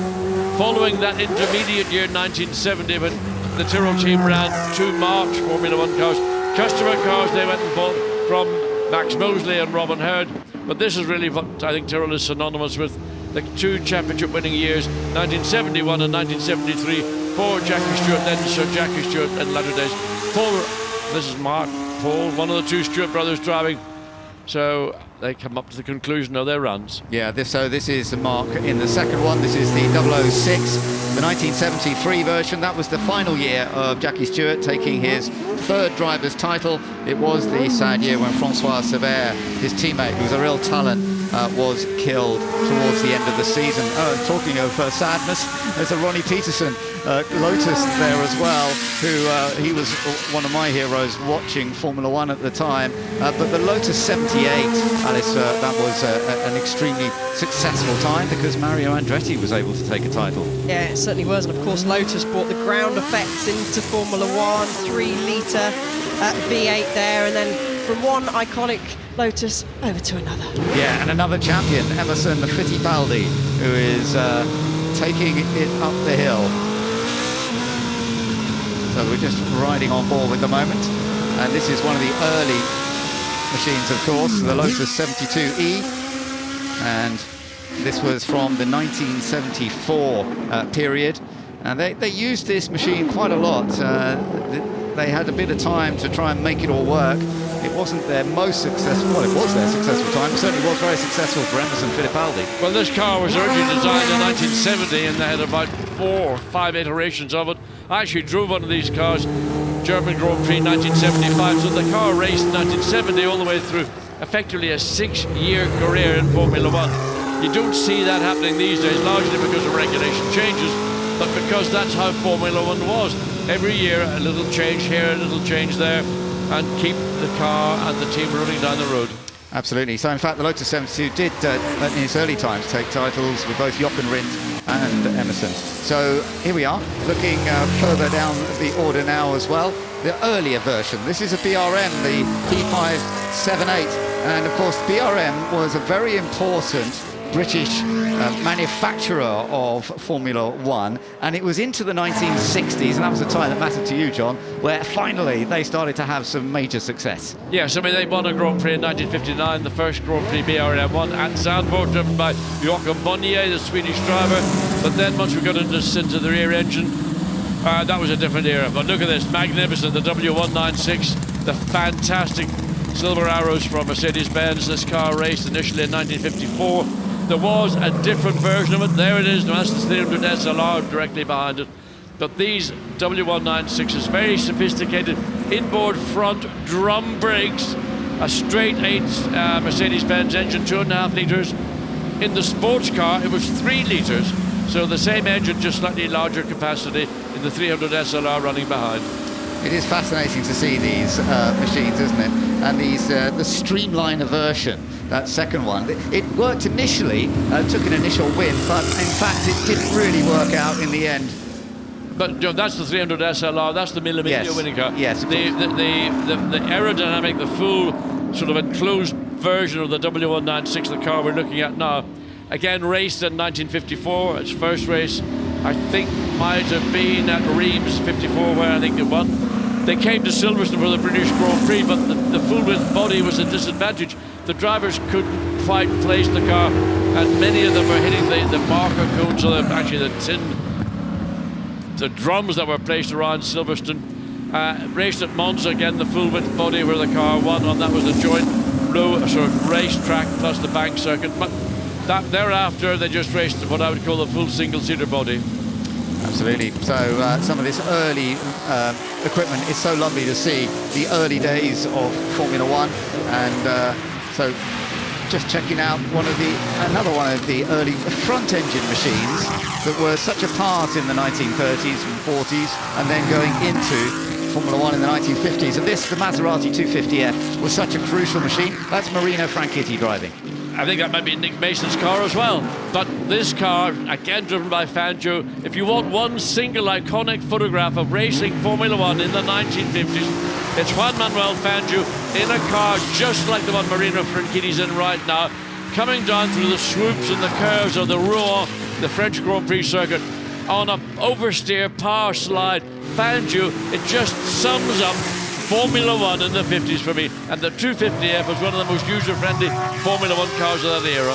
And then suddenly we jump back up once again to some of the more modern machinery as well. So Ferraris, of course, so much success. This is the F2002, built in 2002, and this one was raced at that time, of course, by Michael Schumacher for one of his titles, wasn't it, Alice? So, it was. And John, you asked me which car, when we were sat down yesterday waiting to come on, would you take home? And it would be this one, because this was when I was growing up, watching Michael Schumacher, wanting to get into motorsport, and how dominant he was in that famous 2002 car. So that's the car, John. I understand. I mean, a fantastic car it is too. But looking, another fantastic Grand Prix car, the Lotus 18. This may well be the Rob Walker entry that Sterling Moss raced to victory in Monaco in 1961, then went on to win the German Grand Prix in mixed weather conditions. Very underpowered compared to the factory Ferraris at that time, the Tipo 156 with the V6 engine of 2 different degrees, but this car in the hands of Sterling Moss was absolutely supreme. Absolutely, and so important for Lotus. But Lotus, of course, developed gradually over the years, and it got lower. It was before aero started to become a part of it, and that was such an important aspect of it as well. But we're looking actually here at one of the Brabhams, I think, aren't we? This is the Repco Brabham. Yeah, this is the BT20. 1966 car. The engine is a V8 engine, and it was basically originally based on, I think, on an Oldsmobile American engine, but Repco Engineering in Australia produced this engine. They produced other versions in 1967, but this one is the 66 version. The Ferrari 156 Sharknose is the next one heading up the hill, and this was again from that early 1960s period, and it was another championship winner early on in the whole series. Lovely to see the Sharknose out there. I'm not sure that many actually continue to exist, but 1961 the Sharknose won 5 of the Grand Prix, and Phil Hill, the American, he became the first American champion, didn't he? Yes, he did. I think this is a continuation. And in fact, I think in the old days, Ferrari used to chop up the race cars once they had sort of their life was up. So that's a continuation. So out now, we've got the Williams FW07, and this was from 1979. Alan Jones was one of the key drivers then, of course, and Alan Jones did go on to take the title the following year, but it was a time that Williams were doing so well. Ben, when this car tested at Silverstone for the first time, Kenneth Atchison behind the wheel. Kenneth was a great race driver from Northern Ireland, and in both Formula 1, Formula 2 and in sports cars. This car, when it tested for the first time, the lap time around Silverstone, I think the quickest lap was about a 1 minute 16 point whatever. Alan Jones lapped in about a 1 minute 12. It blew everybody's mind. It just redefined what ground effect engineering could do. It eclipsed anything Colin Chapman and Lotus had done, and it was just a sensational car through the 79, 1980 and 81 seasons. Now, the McLaren M19, this was another car from your early period in Formula One. This was in the early 1970s as well. The likes of Denny Hulme, Jackie Oliver, part of that in the early stages. Hulme and Redman as well. And in 1973, the M19C was looking in pretty successul form. It must have been a car you knew a lot about at the time. I mean, I think I competed in one race, and it was probably Judy Scheckter, who was coming through the the ranks of being a young charger into Formula One. The M23 was introduced actually in 1973, so that car was a sort of the overlap between the end of 72 and the beginning of 73. We've got a star driver out there now as well, Felipe Massa in the Ferrari 2008, and a man who came so close to winning the title himself when that battle came down to Lewis Hamilton in the final race in Brazil, and for a moment they thought they'd done it. Oh, and that's so, I remember sitting on my sofa as a kid watching that and thinking, Massa's done it, and obviously all that celebrations in the Ferrari garage, and of course that famous moment, clock slowing down, Hamilton getting past. A crazy and fantastic race, and from one Ferrari to slightly newer Ferrari that's lining up on the grid there. Yeah, this is the 2019 SF90. And Marc Genet is driving this, who is he's a fantastic driver. He's done a lot of testing, a lot of demonstration, but of course raced himself. This was a period when Sebastian Vettel and Charles Leclerc were together, because it was the first year that Leclerc had gone to Ferrari. It was a season dominated by Lewis Hamilton and Mercedes, but Leclerc actually took the first win for the SF90 at the Belgian Grand Prix, round 13, and then had back-to-back because he had a win at Monza at the Ferrari home event. That always means a huge amount to Ferrari, doesn't it, getting a win at Monza? Oh, it does. The celebrations, the Tifosi. If you've ever been to Monza on a Formula One weekend, then treat yourself, go. The atmosphere is absolutely incredible, and especially when a Ferrari is racing at the front. And great to see that we've had one slightly older one to a slightly newer one. Marc Genet takes it over the line. Absolutely, lovely to see, and Marc Genet always doing a great demonstration display job and working with Ferrari for many, many years. I think we've seen JJ Leto just heading up the hill, but in one of the Le Mans cars, just to add to the mix. There we are. So JJ Leto, who was in Formula One at one time, but he then did win Le Mans with McLaren in that 2005 season. So it's lovely to see him going up the hill there. Another McLaren, this is the MP42B, and Rob Garofal is driving this, and yet this was yet another vital period, wasn't it? Yes, this is the period when McLaren commissioned Porsche to design, build, develop a V6 twin turbo, very sophisticated electronics, very sophisticated turbos. This is the car that gave Niki Lauda his final world championship in 1984. Then Alain Prost won his first world championship in 1985. And again, McLaren actually evolved their chassis maybe a little bit more than other manufacturers. But by the time they got to 1985, this was just about all round the best package. It wasn't the most powerful, it wasn't always the quickest, but generally it was the most efficient. Yeah, absolutely, and it was Prost who won the championship in that 1985 season. So now we've got one of the earlier McLarens. Piers Thin behind the wheel, and he is in charge of the McLaren Heritage Collection, and he jumped into this car yesterday, did a run up the hill, and he's doing it once again here this afternoon. Yeah. Or not quite, it is just... Nearly. No, we're 40 minutes away from this afternoon.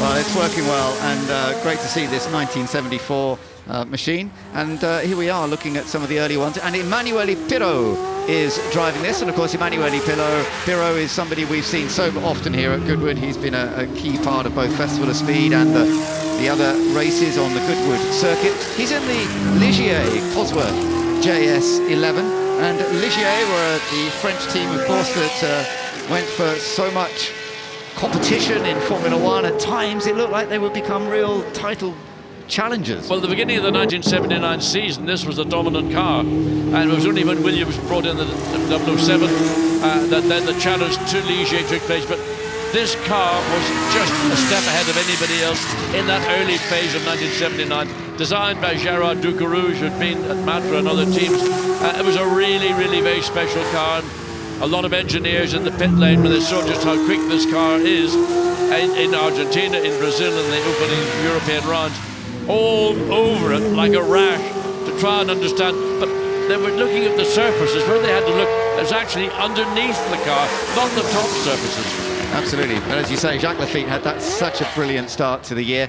Now you're watching Thierry Boutsen out in the Williams Honda FW11. So this is lovely to see Thierry Boutsen back out in a Williams, because that was part of his career.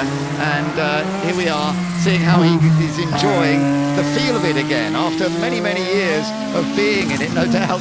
But to drive the FW11, the 1986 machine, and a battle that Nigel Mansell made the most of trying to win the title himself in. Well, Thierry won, I think, 2 Grand Prix for Williams, but they were in the later, the 3.5 litre V12, or V10, I beg your pardon, Renault engine cars. This is the 1.5 litre V6 turbocharged Honda motor, something that Thierry didn't race, but he's getting a feel and an experience of it coming up the hill, and it'll be quite a different feel, because when the turbos kick in and the power kicks in, depending on the amount of boost that he's running, and I imagine the boost is probably quite turned on, nevertheless there's a real kick in the back.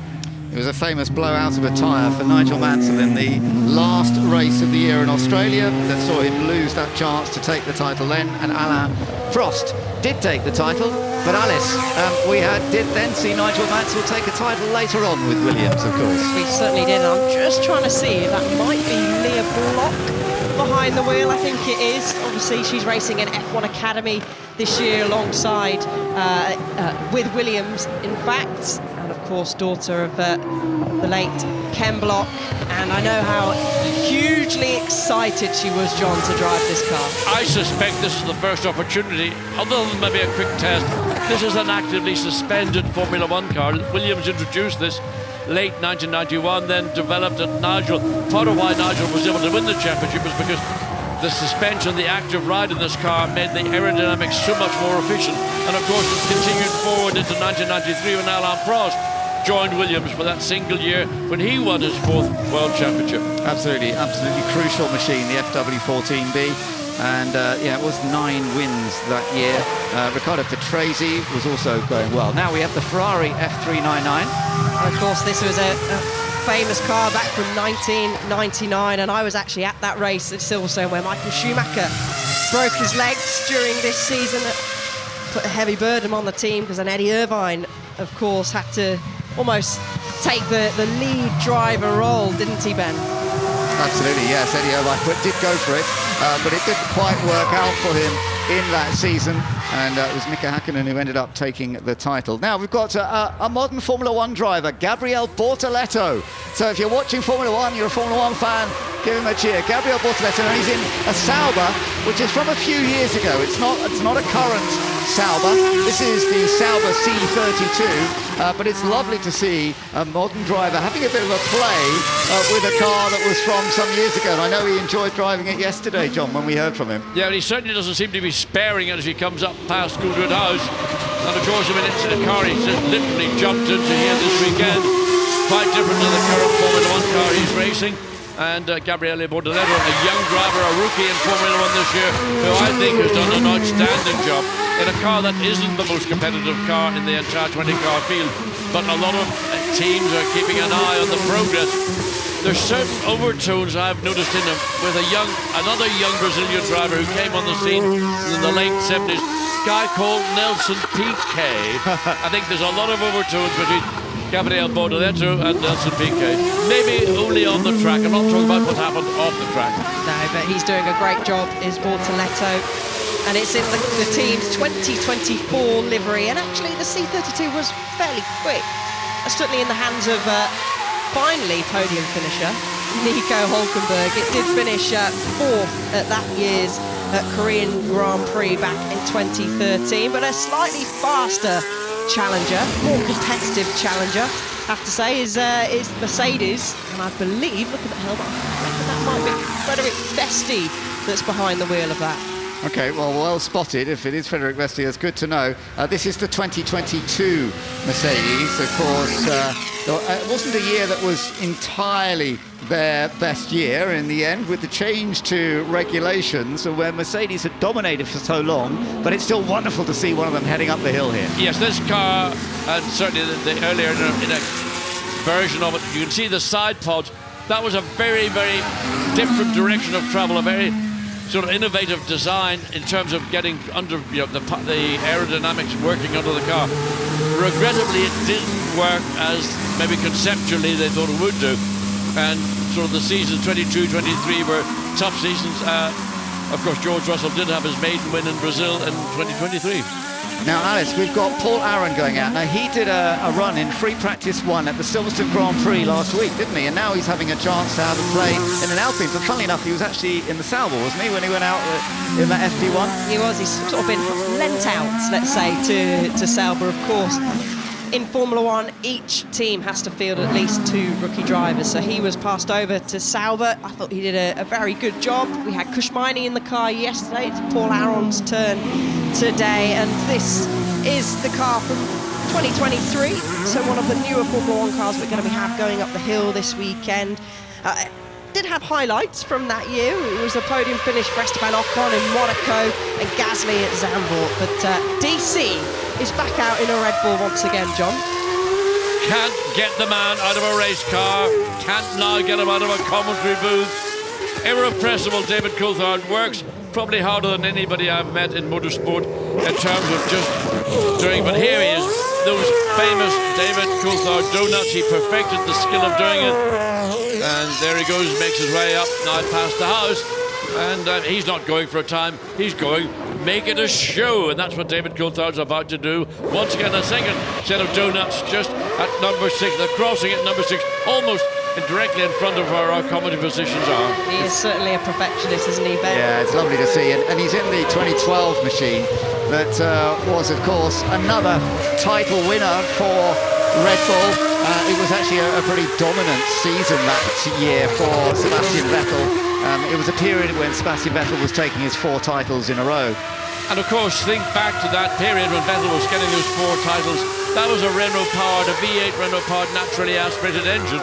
And we kind of forget just how much Renault have put into Formula One over many years, decades. And the period when Vettel had those championships was powered by a V8 Renault engine. And very, very clever parts of that engine.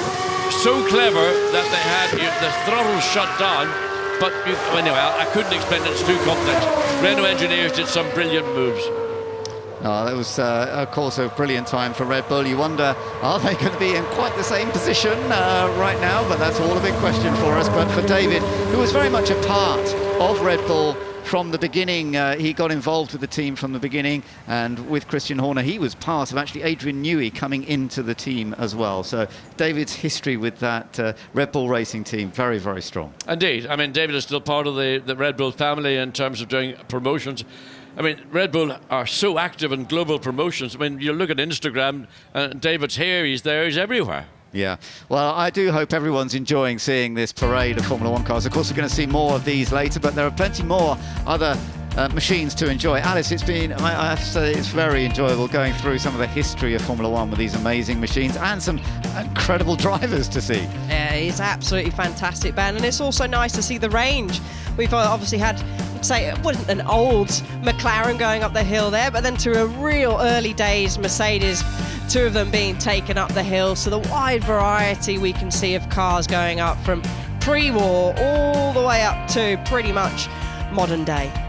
Yeah, it's massive. And John, it's great having you talking us through it when you raced in these periods in the 1970s and 1980s, and then we've worked together as commentators. You've talked about Formula One for so many years. It's still very important to you. Well, Ben, I'm old enough to have been around when all the cars we've watched have been racing either one way or another.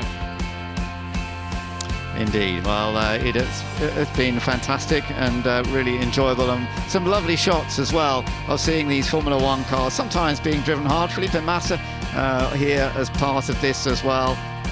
You can't even tell that's with it at Goodwood. That shot there, that nice tight shot, almost takes throwbacks to that fantastic season. But a nice variety, and I think every single car that goes up this hill, everyone out there might not have a memory with every single one of them, but certainly one car will stand out where someone will go, I remember when that car won this race, or I remember being somewhere when I was watching that car on the TV. But a great way to end with DC doing the donuts, and we're going to go up to Ed, who I believe is going to be chatting to some of the drivers up there.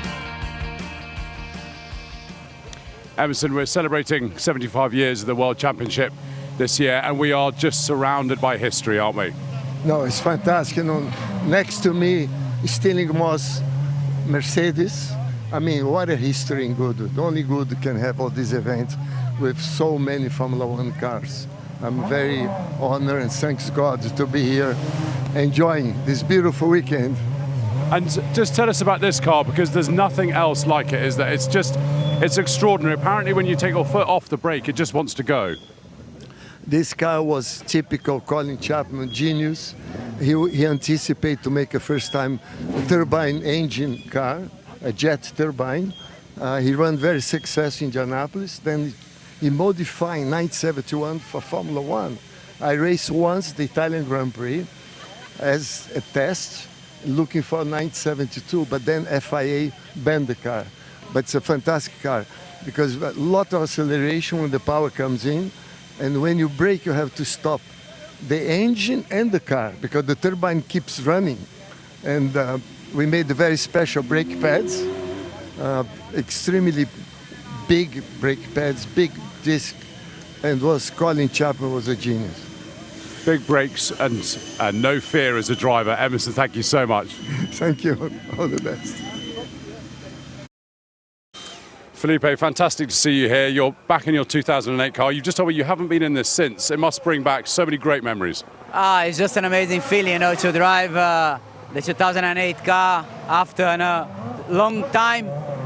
It was just amazing to be part of the Ferrari team for so long, and this was definitely my best year. Car that we managed to win 5 times, you know. It was the last construction championship for Ferrari. Also mine, I would say. But anyway, it's just an amazing moment, you know, to be here in Goodwood, to see all of these amazing people, and it's a great feeling, you know, to drive again this time after a long time. When you get back in a car like this, does it feel like home? Well, I feel like home. Definitely, I know the position is a little bit different. You know, you get a little bit heavier. Not so much, actually. It was not so bad. You know, when I sit, I said, I don't know if the seat will be right, you know, for me, but it was okay. And it's just an incredible feeling, but I think great experience, you know, to believe and to put that and to drive this car again. Felipe, enjoy the weekend. Thank you so much. We will. Thank you. Karun, just come up the hill in the 2006 McLaren. There must be only a few years of Formula One left that you haven't driven. Well, there's 75 years of F1 that we're celebrating this year. That's my 34th F1 car, so I've got a few to go still. But you know, once again, an enormous privilege. Thank you to everyone, Garage 59, for letting me have a go. You know, this is the first year of the V8 era of cars. But I don't know about you, Ed, but I think this is the right size for a Formula One car. The ones today are too big. This to me feels like the right size and proportions of a Formula One car. It does. It looks light. It looks nimble. I mean, obviously, a very narrow hill climb in Sussex is not a place to kind of find out what it's like. But I mean, with all your experience, I guess you get an idea. Yeah, 100%. You know, I've driven cars from a similar era. You know, I was a test driver at Red Bull in 2007, so a similar sort of time. And, you know, these cars, they sound amazing. Hopefully the fans got to enjoy it. We didn't have traction control or anything, so you could hear it in all of its glory. And they're just brilliant to drive. The Mercedes engine, of course, at that time was the gold standard. You know, this is the engine that the following year Lewis and Fernando were fighting for the championship. In fact, this car is the one where Lewis did a lot of his testing in the, you know, to build up, to get that seat in 07. They went to send him out in this to see if he was good enough for Formula One, and now we all know the story. Yeah, he turned out to be okay. Karun, you're a very lucky man. Thank you so much. Thank you very much. You got a B on your microphone. Leave it in peace, the poor thing.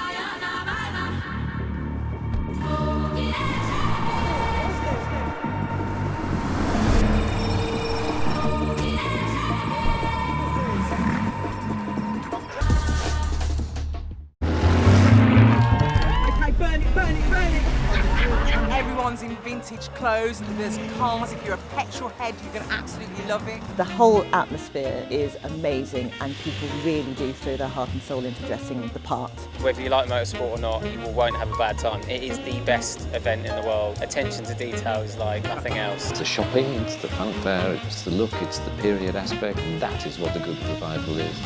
It's just a fantastic day out.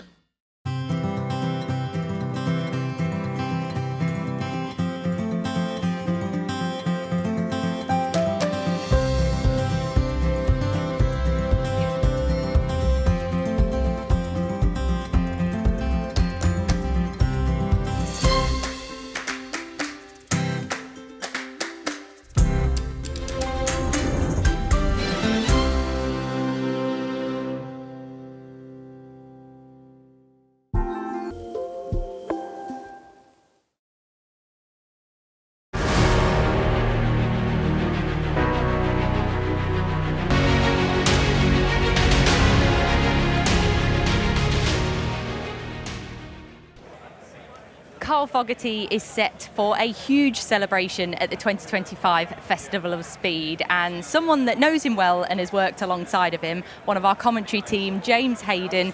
James, I know you've been keen to get out the commentary box and see this incredible fleet of World Superbikes in the flesh for yourself. They look incredible, don't they? Yeah, they're amazing. I mean, you look down here, we've just got every sort of year coming right through the Fogerty year. So the start of the 916, you know, a groundbreaking, iconic motorcycle that went through to the 996, then the 998, then we got the 1098s, the 1198s, even some Ducati MotoGP bikes. But it's just this wonderful selection, especially, you know, as it's all about Carl Fogerty and what he did. You know, we got his 94 winning World Championship winning bike, his 98 World Championship winning bike, his 99. No, I haven't got the 95, that's the only one missing, but we've got everything else, and what a selection it is. It is, and for people to get this close to them as well is something special at the Festival of Speed. Yeah, and like obviously Carl, you know, we've not sort of seen Carl out and about on a bike for a while, so for him to be, you know, reunited, as you say, and there's nothing like that V-twin sound of a Ducati, and that just he's got that iconic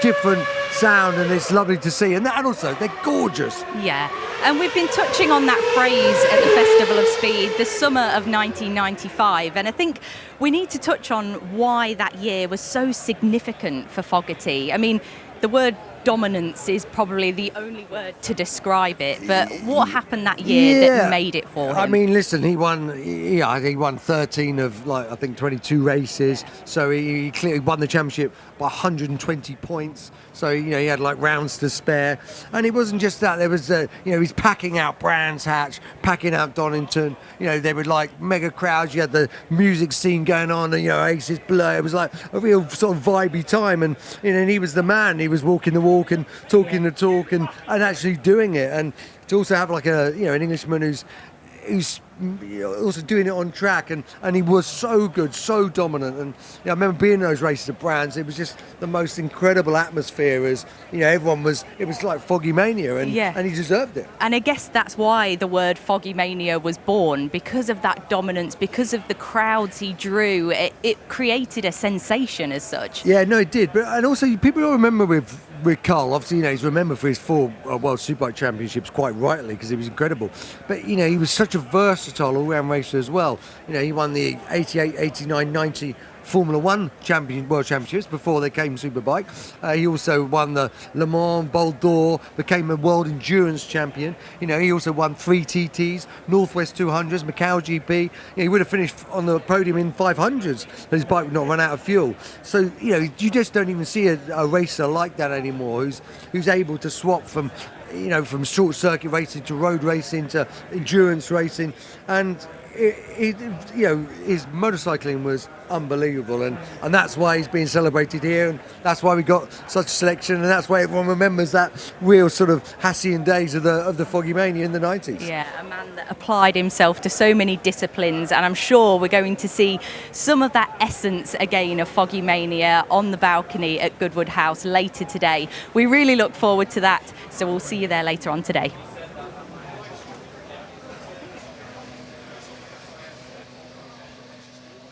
The summer of 1995, a huge year for British motorsport, and there is Foggy running up the hill, four-time World Superbike champion. Really, Ben Edwards, a pride of British motorcycle racing in the 90s. Absolutely right. He was born in Blackburn in Lancashire, and in fact he's just celebrated his 60th birthday, born in 1965, so lots of celebrating to go on, but the history of what he was able to achieve with those championship titles, and so dominant with Ducati, and it's so lovely to see him riding it up the hill once again. We'll be seeing more of this later, of course, and we will be celebrating on the balcony and actually talking to him about his career and how it all went. But he has been one of the great stars of British motorbike riders, and it is so enjoyable that here at the Goodwood Festival of Speed we are going to be able to celebrate Carl Fogerty's career.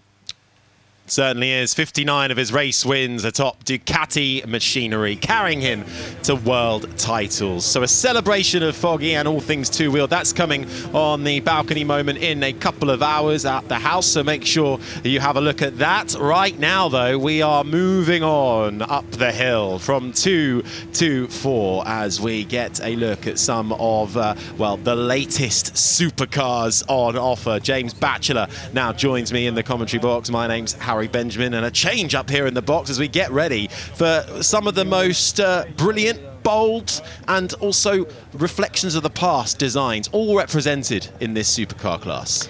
Absolutely, Harry. I mean, we're looking at the Alpine Glow High 6. It's not a brand of cereal, I do have to say, but it is their new hydrogen combustion car. But we've got an entire fleet of different technologies here. Hydrogen, we've got petrol, and of course we've got electric. Yeah, certainly this, the next step in Alpine's journey, and indeed for hydrogen-powered high performance, this is a concept car. And from the back, looking mean, looking racy, with a 3.5-litre V6 internal combustion engine designed specifically for hydrogen, producing 740 horsepower. It's got 3 700-bar hydrogen tanks, and really is showcasing how Alpine are trying to spearhead and be front runners when it comes to hydrogen-powered cars and what the future shows. Oh, that's a bit of a tight squeeze, isn't it, for the Ferraris trying to get by the Huayra R Evo. Again, another exciting car that we're going to see run up the hill. No, absolutely. We've got quite a few Paganis here, actually. This is the Huayra R Evo Roadster. Track only, of course. Long tail design. Look how long that car is. Huge amount of aero on it. Sensational thing. Yeah, with that active aero, the splitters, the stabilising fin that you can see there, and the rear wing, really making it proper racing machinery. Just look at the attention to detail. This is essentially made to the standards of an LMP2 prototype racing car that is built to that level of performance. Race grade suspension, brakes and tyres, all attached to that. Yeah, and now we move on to the 911 GT3 Touring. So this is essentially a GT3 without the Hawaiian shirt, really. It's wingless. It's got a more refined look, but straight behind it, we've got a GT3 RS, which is the ultimate incarnation of a 911, essentially. Yeah, well, with the touring package, you'd very much take that about town, and we've got Mark Webber in the car as well, of course. Success in sports cars with Porsche following a storied Formula One career. Window up, Mark Webber. But you can see the difference. The one in front, the touring package, that with the Manthai kit on board as well. Very much made for the track to go racing in, and behind another collection of Porsches. We just saw the 911 GT3. This one that we're looking at the moment is a Pagani. This is the Utopia Roadster, 6-litre twin-turbo V12. And again, looking inside, the dials, the knobs, it's a supercar. It's modern day, but it's got that analog feel to it as well. Yeah, and this is essentially what Pagani's all been about for the last 20-odd years. This is the Utopia. It succeeds the Huayra, arrived in 2022, and at the heart of it, it's got a wonderful 6-litre twin-turbo V12, Mercedes-derived 864 horsepower. It only weighs 1,280 kilograms. It comes with the very small price tag of around £2.4 million. Oh, that will, well, I'll have a root around in my pockets and see what spare change I've got. But certainly another exciting development from Pagani there with that open top roadster, and you can see the crowds of people trying to get to their positions to get a look at some of these cars. If you get a chance to head down to the supercar paddock today, it is well worth a visit. It'll be busy though, as a heads up. It's probably one of the most popular places to go, but how often can you get this close and personal to some of the fastest, the best, the most expensive cars in the world? And like this, the Ferrari, this is the Daytona SP3, I believe, the final mid-engine, naturally aspirated V12 Icona from Maranello. It's actually the first Ferrari to be officially called a Daytona. Some of the crowds and listeners will know that the 365 GTB4 was unofficially called Daytona. It wore that nickname, but it never was officially called that. But this Daytona SP3 is wonderful car, that is. But we've got so many Ferraris here and so many Porsches, a real selection of the best machinery currently on sale. A lot of dynamic debuts as well for the likes of the F80, which will be really exciting to see head up the hill. How often do Ferrari bring something like that to town? But the heat certainly out in force once again today, so do make sure if you are here at Goodwood that you're able to find a bit of shade, stay hydrated, make sure you top up the sun cream. We can see some being applied there. Very wise. Keep that factor 50 plus, please. We'll get some of that in the commentary box as well. But what I'm interested in, James, and maybe you're better positioned to know this, is we've got such a variety of supercars that are about to head up the hill, all different.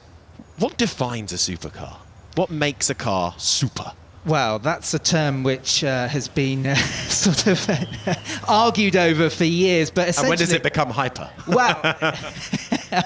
Well, as you know, a supercar, I mean, really the first supercar people sort of believed to be the Lamborghini Miura of the late 1960s. But ever since then, that term has been stretched and argued. Essentially a car that has huge amounts of power, exotic, and I think the crucial ingredient, Harry, is something that the likes of you and I and everybody else can't afford. The price tag as well. It's got to be up there to make it worth the supercar status. But we will be running a whole heap of cars up the hill shortly. We'll also be taking a moment for Aston Martin as well, who have brought some really exciting cars. We'll see the likes of the Valkyrie and the Valhalla making its dynamic debut. We've seen this over the last couple of years on the hill, the McLaren Solus GT, their hypercar, and well, really exciting. Now this is proper F1 design. Mika Hakkinen has had a say in how this gets designed. Very much an F1 design steering wheel. It's pretty much an F1 car that is running up the hill. It is, and I never tire of seeing this car, especially hearing this thing, because it's got a 5.2 litre V10 engine, 829 brake horsepower. It revs beyond 10,000 RPM. Not only has it got a lot of Formula 1 technology, but it is essentially the road-going, if you can call that, the road-going version of the Gran Turismo concept car. That's something we've really had to come to terms with these days. Cars have been created in a virtual world for games and digital, and then they're created in the real world. Yeah, and a good look at the, looks like a digital mirror as well that it's got in there, to rear view mirror to see out the back of that papaya orange rear wing for the McLaren, and then stalking its prey is the Ferrari in beautiful yellow, the 296 GTS, a hybrid mid-mounted 3-litre twin turbo V6 in beautiful yellow, perfect for the sunshine today. Absolutely, and that V6 motor is paired with an electric motor, 819 brake horsepower. And this is the thing, Harry, look, you know, a lot of cars here have got petrol engines, they've got hybrid power as well, and some insane power outputs these days. Well, we are up and away then for this supercar hill climb, and making its way, threading the needle that is the Goodwood Hill Climb, is that McLaren Solus GT began life as just a digital design before becoming a limited production track-only car. 5.2-litre naturally aspirated V10 with a carbon fibre monocoque, ground effect aerodynamics as well, that central driving position making you feel like you are a Formula One driver. And as that chases its way up the hill, following is that beautiful yellow Ferrari 296 GTS with that electric motor combined with the V6, giving it 830 horsepower. This has some welly in it. Yeah, and roof up as well, so I think Cameron Davis is really going for it today. But a beautiful looking car, a metal folding hardtop roof. It's only around 70 kilograms heavier than the GTB Coupe. But personally, I think I'd have to go for the convertible. You've got the coupe looks when the rain comes down, but you can drop the top on a day like this.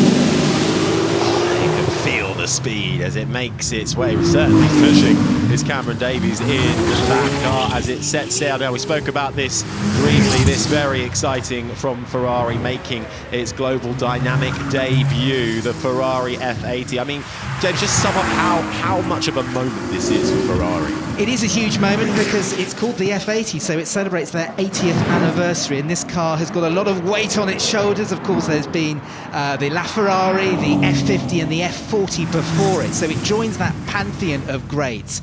But we cut straight to Ferrari's leading GT car at the moment. Yeah, that was the 12 Cylindri, I think. Yes. We saw just making its way. We've got the Roma Spider out there as well, but the 12 Cylindri, another one of Ferrari's celebration, 70 years of Ferrari launch in North America. But the Ferrari Roma Spider as well is what we're seeing on the screens currently, the new open top version of the popular Roma GT, 3.9-litre twin turbo V8, and then just like that we're back on the 12 Cylindri. I mean, that slightly longer body on the front end, this stands out from every angle. It does, and the front end styling has really taken on cues of that 365 GTB full Daytona I was talking about earlier on. But yes, of course, we've anglicised the name, haven't we? 12 Cylindri. Yes. If we were Italian, I think we'd be calling it Dodici Cylindri. I have practiced that, and apologies if I've mispronounced it.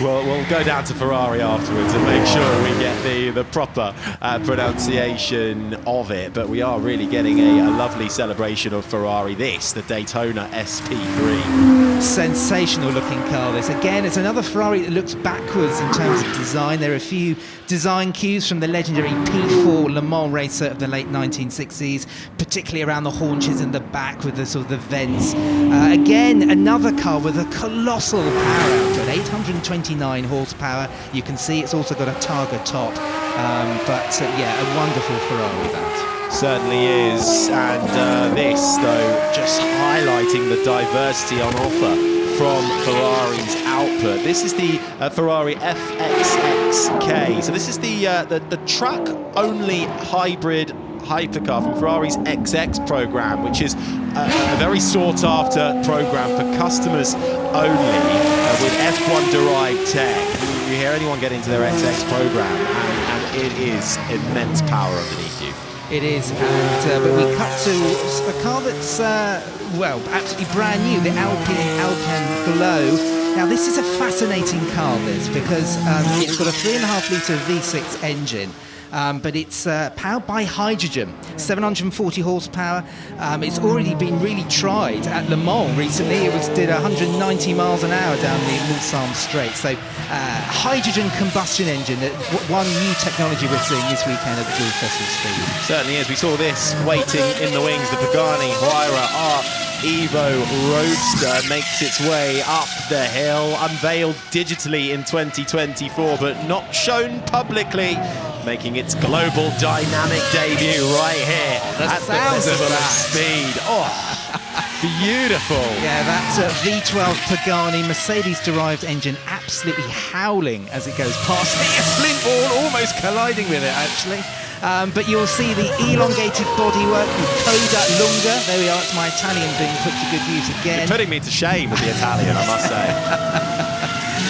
But a wonderful looking thing, and across the finish line, sounding superb. Oh God, that is perfect, isn't it? Long tail body, active aero splitters, the stabilising fin on the rear ring, proper race grade machinery that built to LMP2 standard prototype racing. Now we've got Mark Webber heading up the hill, multiple winner in Formula One for the Red Bull Racing Formula One team, and a Porsche ambassador now, having enjoyed such success with them in sports car racing in the 24-hour Le Mans, here driving the 911 GT3 RS with that Manthey kit on it. It is, and Manthey, of course, the legendary Porsche racing team. They now officially partnered with Porsche. Porsche took a stake in the firm quite a few years ago, but they develop a range of performance parts for the Porsche 911 GT3, and Mark Webber showing it off to good use there.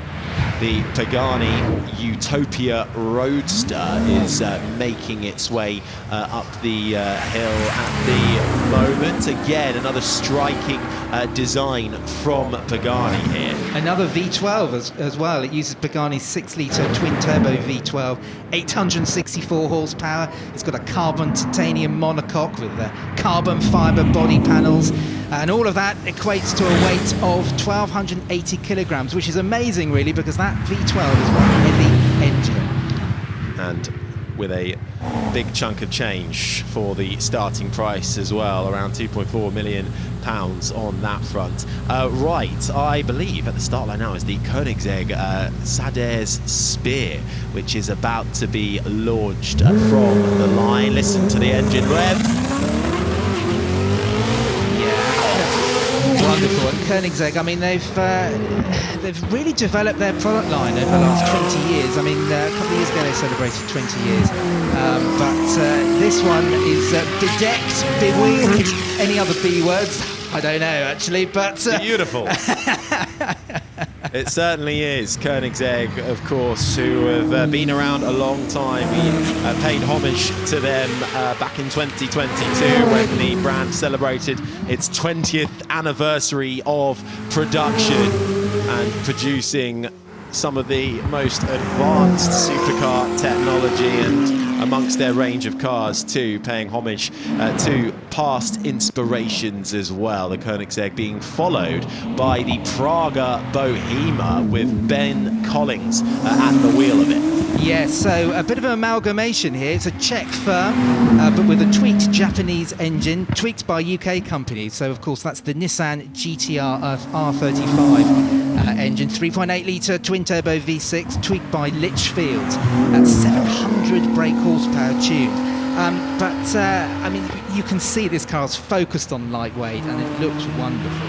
Yeah, certainly is inspired by the Praga R1 race car. More Porsche action, this time in the form of the 911 Carrera Coupe, reimagined by Singer. It's actually following just the 911 that's just ahead of it. So two different designs, but again, Singer celebrating 10 years coming to the Festival of Speed. Very much an automotive powerhouse that is making sure that as we go into a future development, we are not forgetting the foundations of supercar history. Yeah, but very much a Goodwood institution now is Singer. But we cut straight to the new Bentley Continental GT.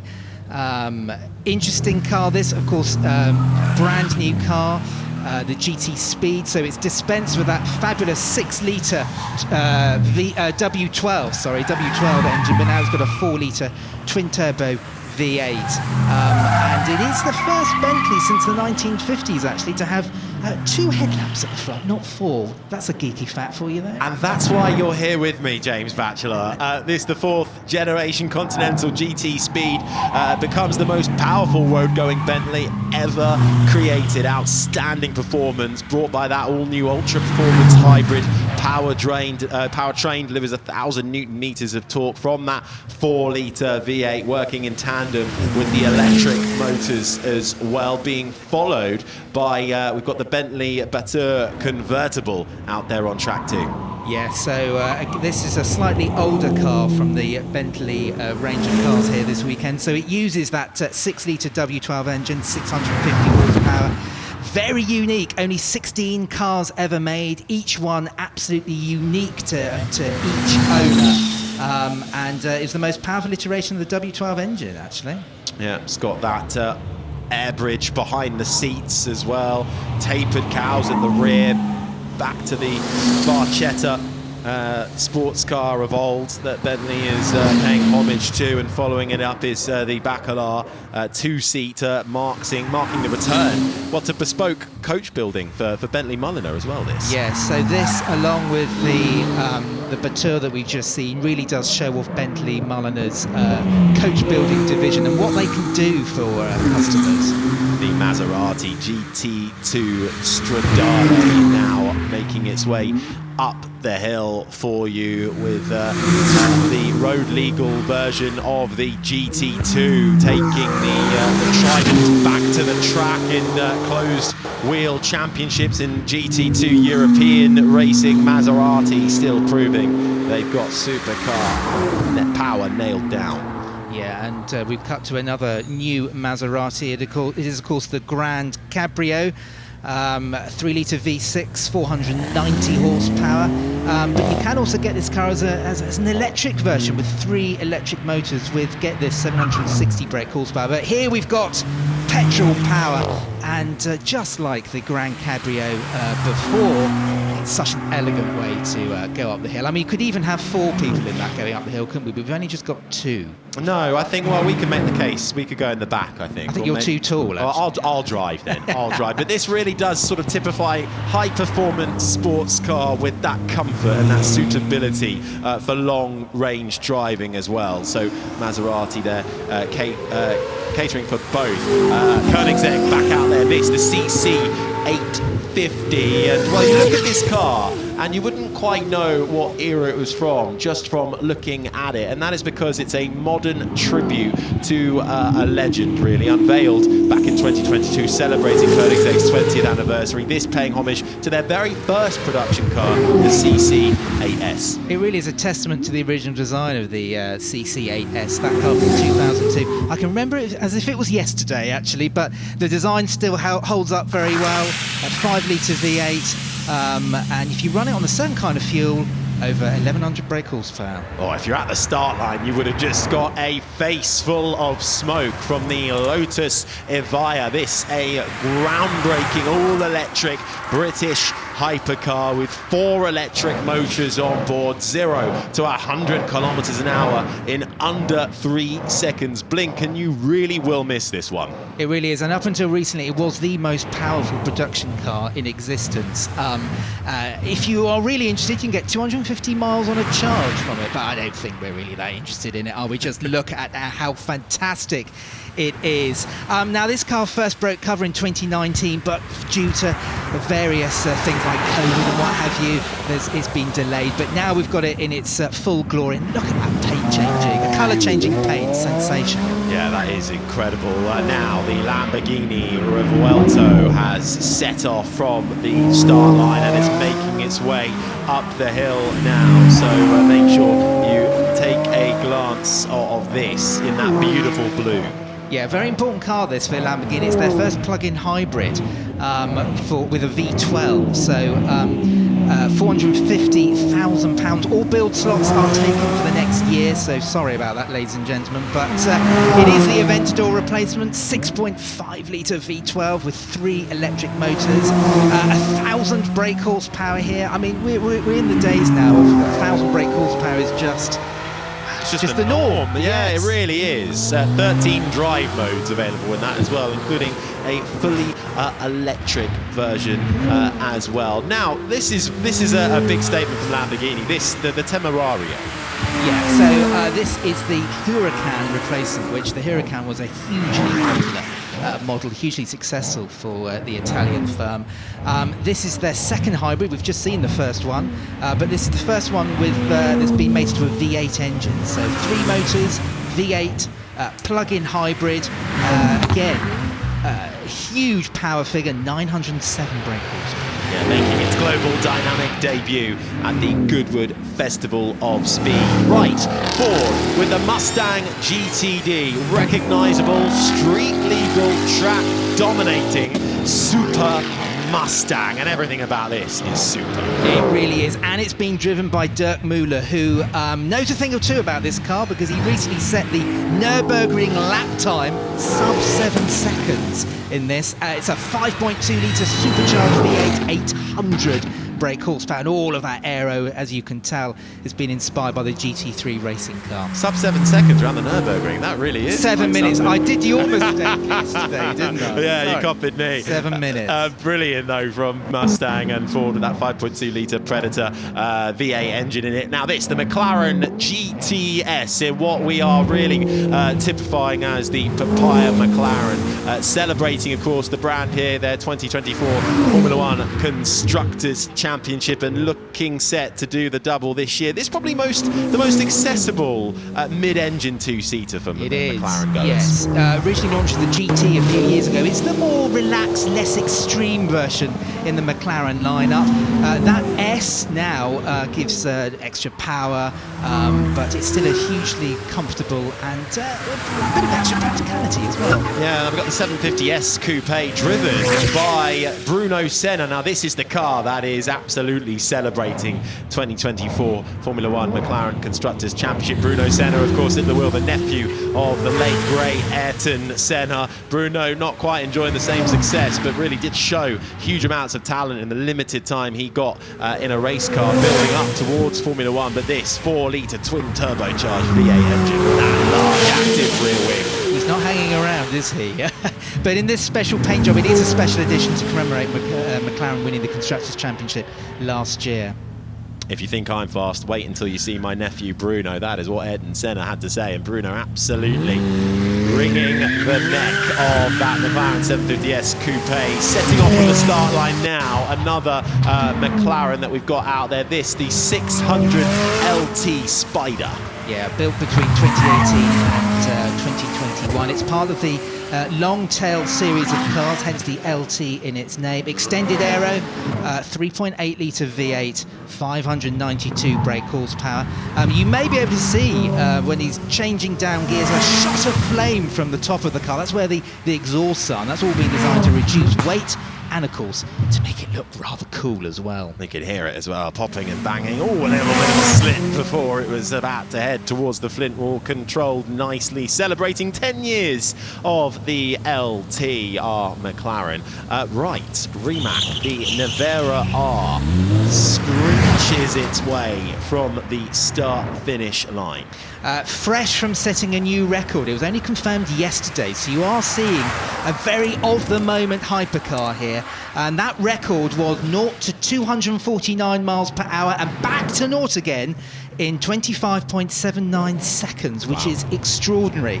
Now that's 2 seconds quicker than Koenigsegg managed last year, so there's a real battle here between Koenigsegg and Rimac at the moment. 4 electric motors, 2,017 horsepower, so it's just pipped the Lotus Avaya, which we saw going up the hill slightly earlier on. The Lamborghini Sesto Elemento is what we are looking at now. 2 variants of this available as we see the 5.2-litre V10 engine powering that Lamborghini, making its way. It's proper stealthy design, this. You wouldn't think that car is over 10 years old, would you? It still looks absolutely incredible. Now, something a little new that we have coming your way. This is Zenvo. It's called the Aurora Tour, which is making its global dynamic debut, still in that camouflage livery as well. They don't want us to know a little too much. But in this car, expecting production for it to start properly in 2026, we've got a V12 quad turbo engine, hand built in Denmark, carbon monocoque, 1,850 horsepower. I don't think we're quite seeing all of it at the moment. Revs to about 9,800 RPM, but this, another brand that is coming on to the supercar scene. It really is, and not only has it got a 6.6-litre quad turbo V12, but it's also, just for good measure, got 3 electric motors as well. 2 on the front axle, making it 4-wheel drive, and another in the gearbox. So 0 to 60, 2.2 seconds, 279 miles per hour. Just 50 units of that are going to be made. Right, big celebration of Gordon Murray, the legendary designer here at Goodwood, and we have a selection of his cars heading up the hill at the moment. Steve Hayes at the wheel of the T33 AP4 from Gordon Murray Automotive. Yeah, the T50 has just howled past us here at the commentary box, but it's being chased pretty rapidly by the T33. So this is the slightly cheaper, dare I say, but smaller entry-level, dare I say, version of the Gordon Murray Automotive cars. But it's still, even though it is the smaller one, it's still got a 3.9-litre V12, naturally aspirated, and 615 brake horsepower, 6-speed manual gearbox. If we cut to that, to the ultimate expression of the T50, the T50S here as the Niki Lauda edition. Ultimately, this is an expression of what Gordon Murray can do when they're not restricted by road car legislation. So this is the wick really turned up. Of course, Gordon Murray became well known for the Brabham Formula 1 fan car, and powering that ground effect era, using that to power some of his Gordon Murray Automotive cars up the hill. Now, this from Ferrari, the 499P Modificata. Now, this representing their hypercar, the 499P, since entering or returning to the sports car fray. Each of the 3 cars that Ferrari have entered, 2 with the main manufacturer and 1 with AF Corse, have all won the 24-hour Le Mans over the last 3 years. What an exceptional machine Ferrari have created here. Yeah, so I think if you buy one of these, and none of us are going to be able to, but if you do buy one, you've got a car with a proper racing pedigree. Like you say, 3 times Le Mans winner, and it's got that V6 hybrid powertrain. And as the hypercar makes its way up the hill, we get ready to see another Pagani. This, the Huayra R 6-litre naturally aspirated V12 engine, powering the sleek, stealthy design. Although maybe not quite so stealthy with the GoPro camera attached on the top and the side, but still, they want to get the good content. Elegant touch there. Amazing to believe this car is 2011, 2012. It still looks absolutely sensational, doesn't it? Like you say, naturally aspirated V12, track only, surprise, surprise, 9,000 RPM, and I think we may be able to hear that as it dashes its way up to the flint wall. That only weighs 1,050 kilograms, does this car. 30 cars were made, and I think they had a starting price around 2.6 million euros, and that was before tax. The carbon colour of that as well, making its way up the hill. The successor really to the Pagani Zonda R. Now, big celebration today across the weekend for Aston Martin and some of their dynamic debuts. Right now, we're getting a look at the Aston Martin Vanquish Volante, which is about to be set up the hill, the fastest, most powerful open-top production Aston Martin to date. Yeah, so Aston Martin is celebrating the 60th anniversary of their Volante models, which are the convertibles.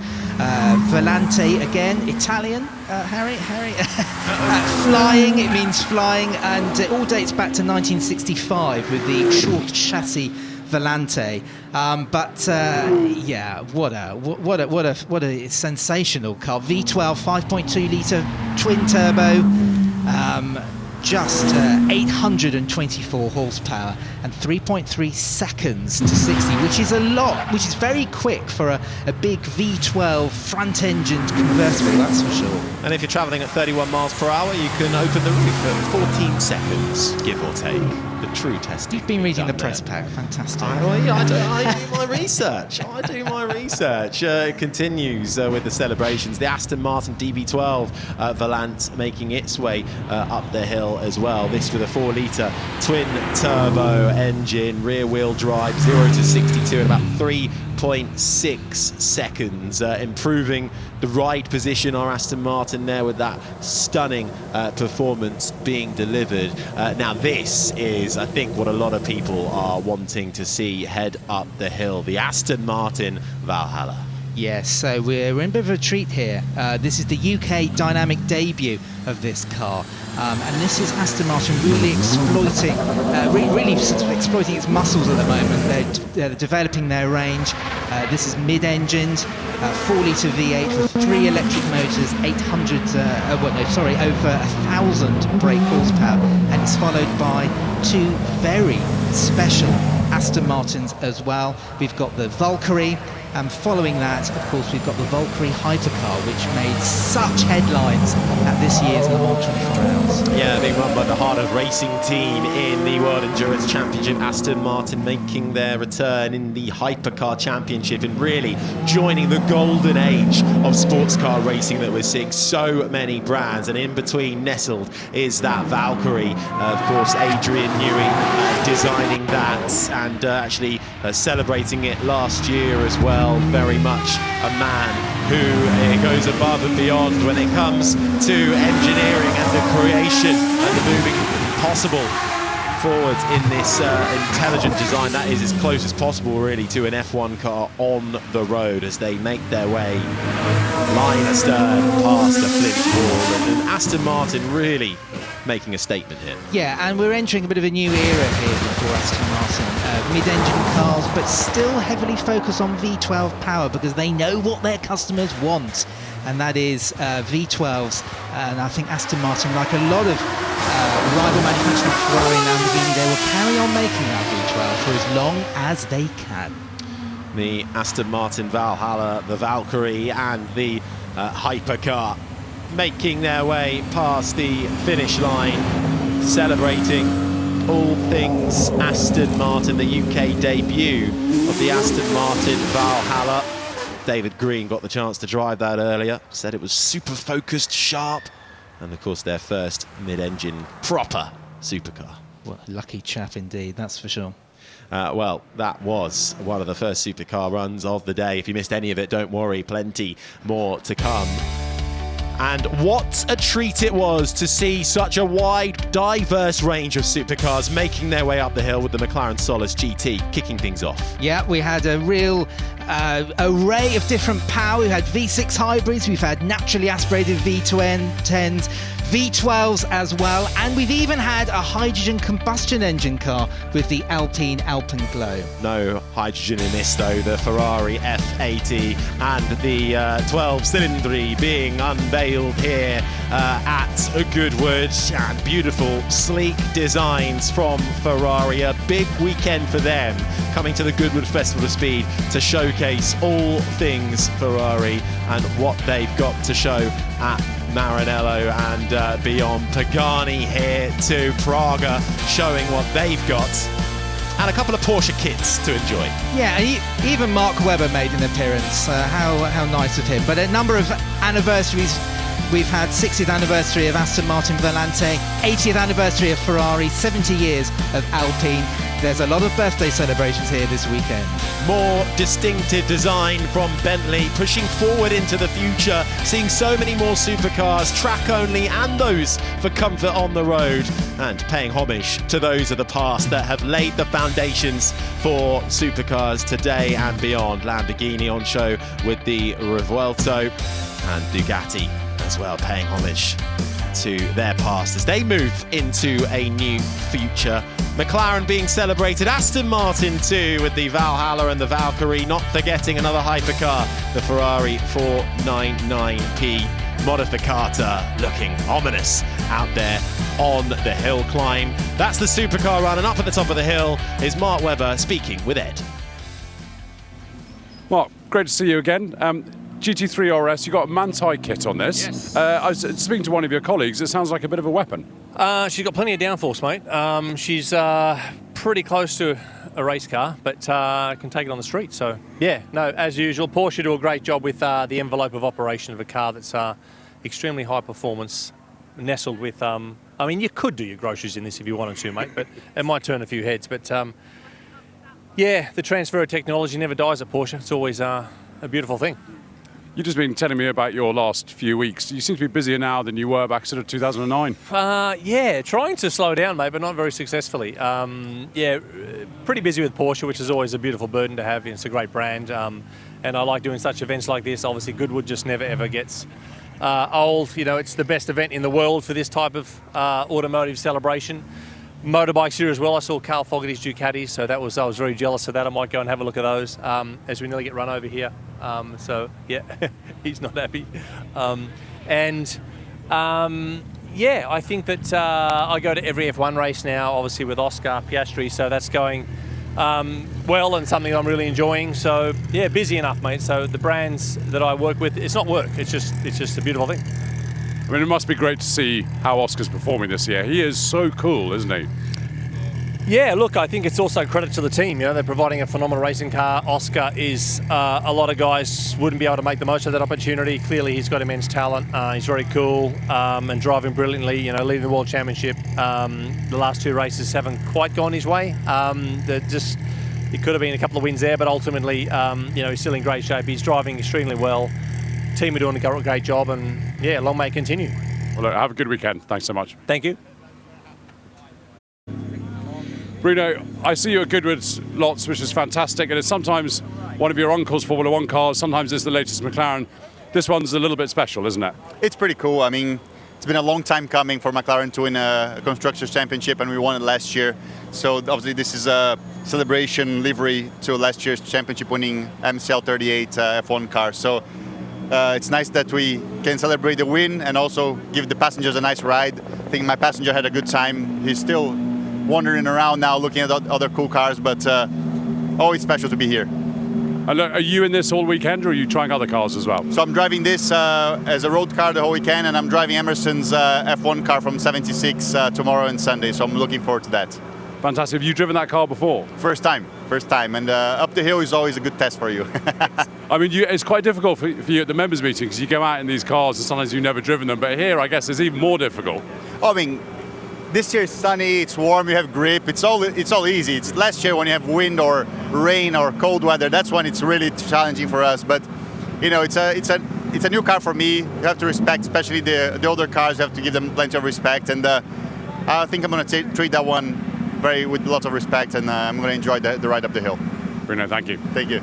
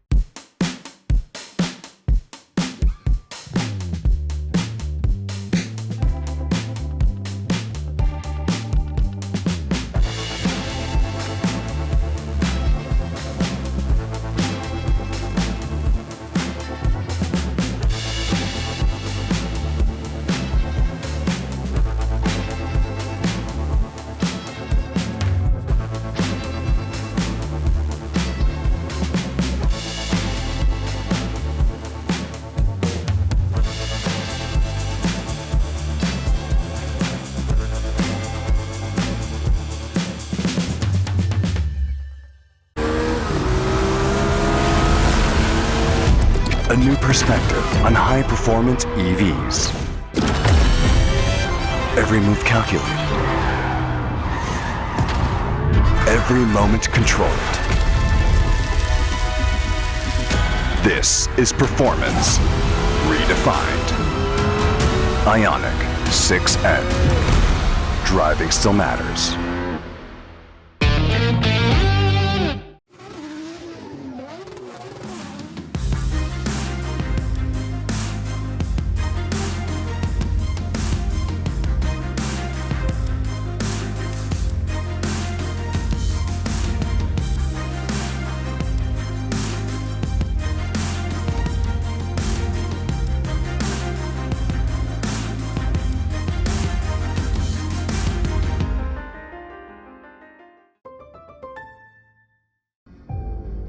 This is not just a car. It's a 230-mile-an-hour fuel-injected data processing machine, sensing heat, pressure, friction, fuel, producing more than 1 million data points every second. This is not just an app. It's an AI-powered platform translating data into insight and fueling a fan base of millions. The new Scuderia Ferrari HP app with AI-generated content and insights built with IBM Watson X.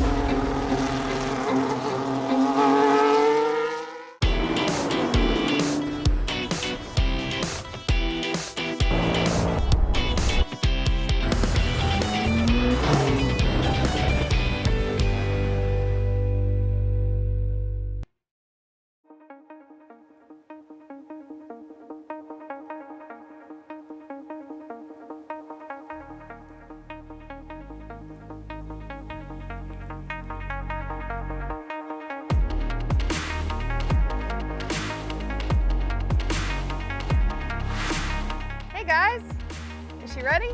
All ready to go.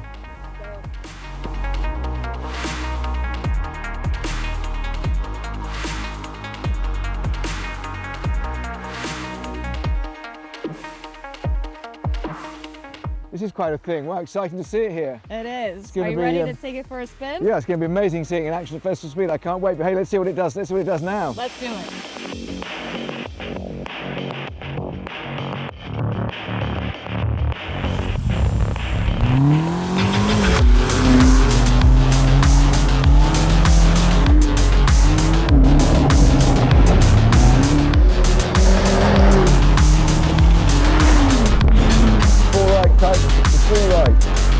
Straight for hairpin left.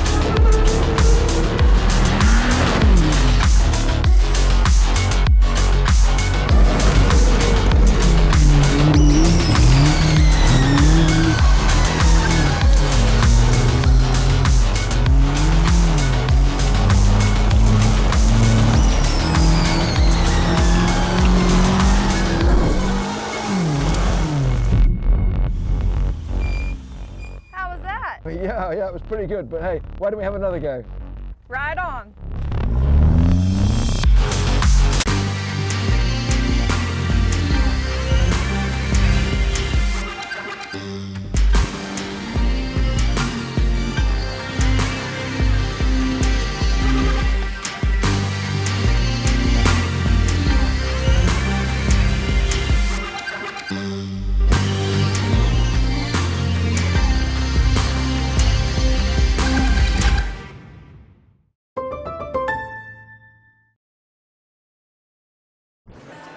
I'm joined by 2 times Dakar Rally champion and Red Bull athlete Sam Sunderland, who has revealed his latest sporting mission to become the fastest person to circumnavigate the globe on a motorcycle. Now, Sam, you're no stranger to adventure, but this is a big one. So what more can you tell us about the challenge? Yeah, thank you very much. Happy to be here at Goodwood, and it's always a special event when the sun's shining. And yeah, this latest challenge is a big one. It's around the world, hopefully less than 19 days. I mean, the guys that have got the current record set set the bar pretty high. It stood for 20 years, so going to do my best to try and beat that.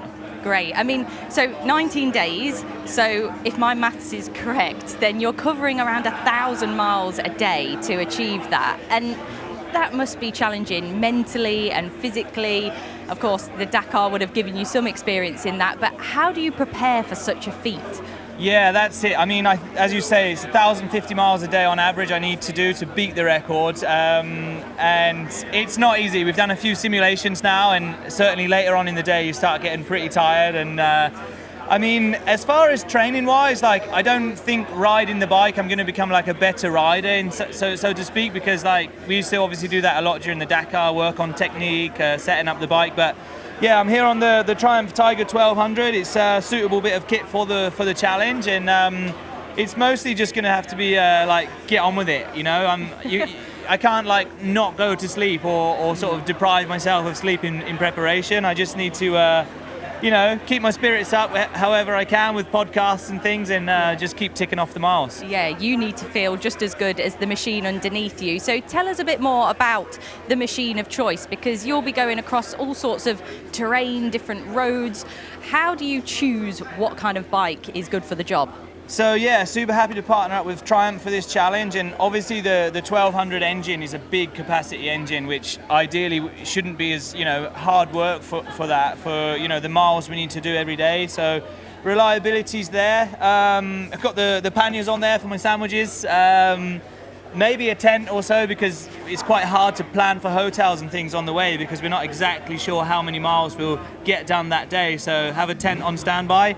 And this top box is going to be for some media stuff, so we'll try and do some filming with GoPros while we're on the challenge. But yeah, basically it's a standard bike. I got Michelin tyres, Acropovic exhaust, and yeah, it's actually a little bit of luxury. It's got heated grips, heated seat, cruise control, so I just have to sit there and steer it, basically. A few nice things to make it a bit more comfortable. Yeah. It sounds incredible, Sam, but what's the message behind it all? I mean, hopefully you will come away with a world record, but it's really inspiring what you're doing. Yeah, I mean, that's it, exactly, to try and inspire people, hopefully.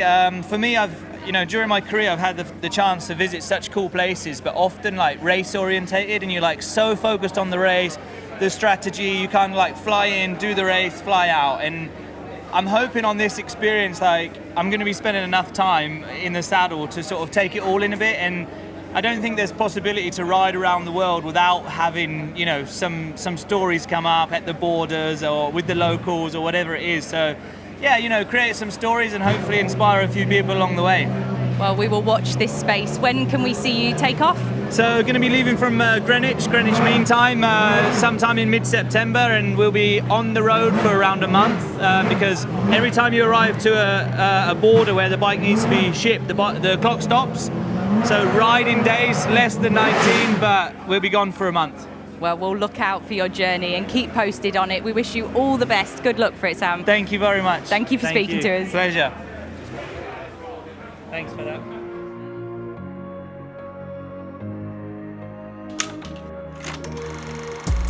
In 75 years, just 34 drivers have claimed the crown. Each one a champion. Each one shaped by their era. Because as the sport has evolved from scrappy and dangerous to global and elite, so have the people who conquered it. What it takes to become a Formula One world champion has changed with every generation. In the 1950s, they were sturdy men in linen helmets and polo shirts who raced on instinct and braved brutal cars for modest reward. The sport was raw, the drivers were too. By the 60s and 70s, the circus got bigger, and so did the spotlight. Drivers were younger, sharper, more glamorous. The sport was still dangerous, but now it was dazzling too. Sponsorships arrived, and so did the cameras. F1 was finding its place on the world stage, and its champions were becoming stars. With TV came fame, and rivalries went global. Champions weren't just racers, they were headlines, superstars, icons. By the 2000s, talent alone was no longer enough. You need to be a leader, an athlete, the center of a factory-built machine. The drivers and the sport were entering a new age of precision. Now the demands are total, the scrutiny constant. Champions must master every detail, every environment, every pressure. They're no longer just racers. They're role models, business empires, sporting royalty. 34 champions, each different, but all with one thing in common. In their time, they were the best in the world.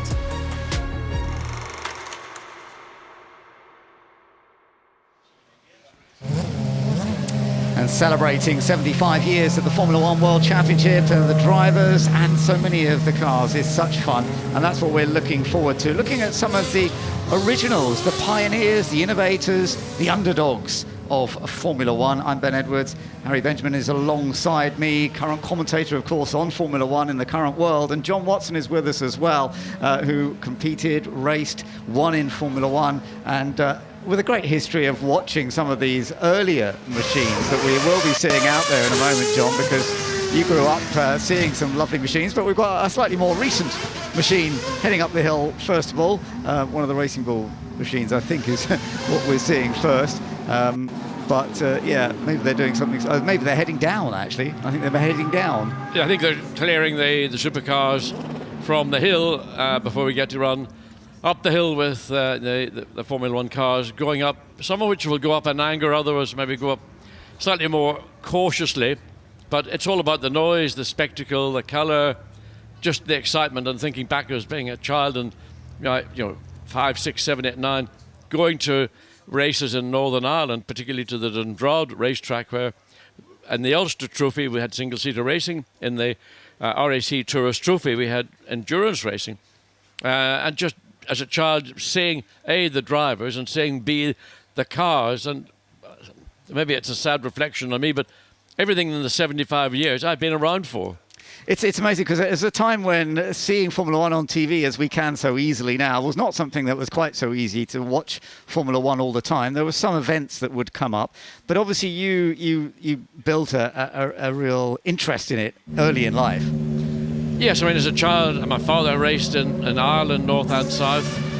Was engrossed in it with magazines. We had the occasional race, might be on television. Sometimes we would have maybe gone to a cinema and seen the highlights of a maybe Monaco Grand Prix or even the British Grand Prix. But I was embedded in motorsport and followed all the drivers and the brands that were my heroes. And my driving hero, I think, and most drivers of my generation would say one name, one driver, that's Juan Manuel Fangio. Well, there are so many famous names in the world of motorsport, and McRae is one of those, not from Formula One, but from rallying. Grace is currently with Holly McRae. If in doubt, go flat out. The famous words spoken by the legend Colin McRae. And at the 2025 Festival of Speed, we're celebrating his life and career, and are fortunate enough to be joined by many of his close friends and family, including his daughter Holly, who joins me now. It's lovely to meet you, Holly. And I've heard we've got many McRae here this weekend. Who from the family are joining you? Yeah, this is actually the first time that the entire McRae family has been here at Goodwood Festival of Speed. For me, it's only my second year being here. I was here in 2023. But we've got my gran and grandpa, we've got my uncle and cousins all the way from Australia. Obviously, my mum is here as well, my uncle Stuart. The whole gang's here. It's a real party. Oh, yeah, it sounds it. And what a special celebration. So, in particular, we're looking back at 1995 when it's the 30th anniversary of the World Rally Championship title that he took that year. And it's such a special moment to be here at the Festival of Speed and with his Subaru Impreza that we're cheeky enough to sit on the bonnet of. But that's a really special thing to be here at the festival. Yeah, it's a pretty iconic car. I was saying as I took a seat, I don't know if I've ever actually sat down on this car before. You don't want to damage it. But yeah, it's great to be here, to have this car here. It's one that is still owned by the family, so it does spend a lot of time cooped up in a garage in Lanark. So it's nice to be able to bring it out, to share it with people, to have them be able to see it up close and personal, because it's such an iconic car. And I think you can just see the amount of people that are gathered around us now as we're speaking, how much it means to people and how much it sort of identifies what motorsport is in Scotland and the UK. Yeah, and you know more than anyone, Holly, what an inspirational man he was, and what this car just being here at the festival is doing. It's inspiring more people to take an eye to rally. Absolutely, that's what it's all about. It's inspiring people that maybe have wanted to get into the sport for a while and don't quite know how to, the younger generation. I'm going to head up to the rally stage this afternoon and spend some time up there and seeing people get into a rally car that have never really experienced it before. It's just such a cool atmosphere, and you never know, maybe someone that's up in the rally stage right now could drive a championship winning car in the future. Yes, certainly. There's plenty of cars to see at the rally stage, but a few of these special cars will be going up the hill.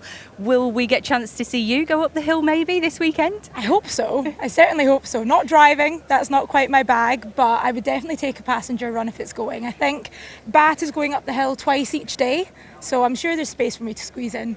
Yeah, definitely. And you can see plenty of those special rally cars take part in the Colin McRae class that is new for 2025, where hopefully we'll see Holly as a passenger there. But make sure you look out for that.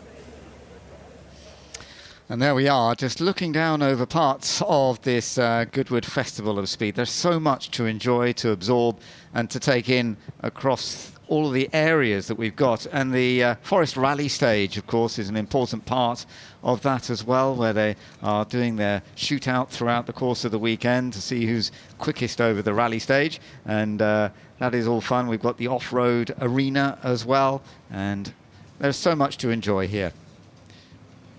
So we've got a lot of things to go and check out, to basically look at here. And sometimes it takes a while to realize just how much there is. There's this wonderful history of Formula One cars, but also sports cars, some top drivers you might be able to keep an eye on when they've got their crash helmets on. It's not always easy to see them, but this Festival of Speed opportunity is a chance you sometimes see them walking through the paddock so much more relaxed here than when they're competing, and that is something that, of course, they're here for fun. Seeing someone like Johnny Herbert heading up the hill in the Formula E car, other great stars from 2 wheels, 4 wheels, or maybe 3 wheels. We've got the sidecars here as well, and it really does give everybody something to absorb. I do notice, Harry, that a lot of people are taking plenty of pictures.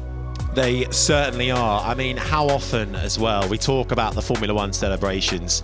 There are so few fans that actually get to go to a Grand Prix and experience racing. So to get this up close and personal really is something exceptional. The access that Goodwood gives you is like nothing else. You're absolutely right, yes. And certainly we will be looking forward to some of this action taking place. We are going to soon be celebrating Gordon Murray, and that is what you're looking at, this special sculpture here that has been created for this event. 2 of the Gordon Murray designed cars, the Brabham BT52 Formula One cars, the lower machine, and then the Brabham BT52, and then above that is the Gordon Murray T50, which of course is a modern supercar, and that is part of congratulating, celebrating everything that he has achieved in life, and we will be celebrating that on the balcony fairly soon now. So John, you know, you've worked with Gordon Murray over the years. The way that he has done so many different cars, the engineering side of things that he has done, it's been remarkable. Well, I think I met Gordon for the first time when he was in Brabham down in Weybridge. When Bernie Ecclestone bought the company in, I think, the end of 71, 72, he more or less handed the keys of the design office over to Gordon. And the first car Gordon produced for the Brabham team was the Brabham BT42. And all the way through, it was just knowing Gordon, driving for the team formally in 1977-78, but being under contract to Bernie a little bit earlier, and then watching the progress that Brabham made. And then, of course, Brabham ceased racing in late 80s, early 90s, but Gordon had moved on to McLaren.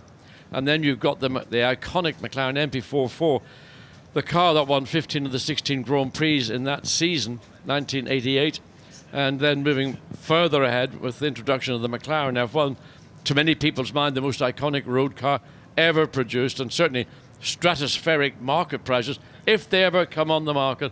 And now Gordon's own business, GMA, with the T50, which is an evolution, if you like, in some respects, of the F1. There is the F1. This car would have been raced in period in 95, 96, and various incarnations of the car.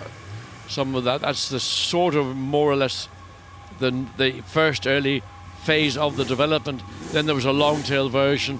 Again, central seat, you see the driver sitting as you would in a single seater, and passenger seats on either side. But this is not to drive with a passenger on board. This was a pure competition car. Yes, absolutely, because it was built, as you say, with a single driver seat with 2 passenger seats on either side. But Brabham Formula One cars, of course, were also a huge part of his success, as you said, from the early 1970s.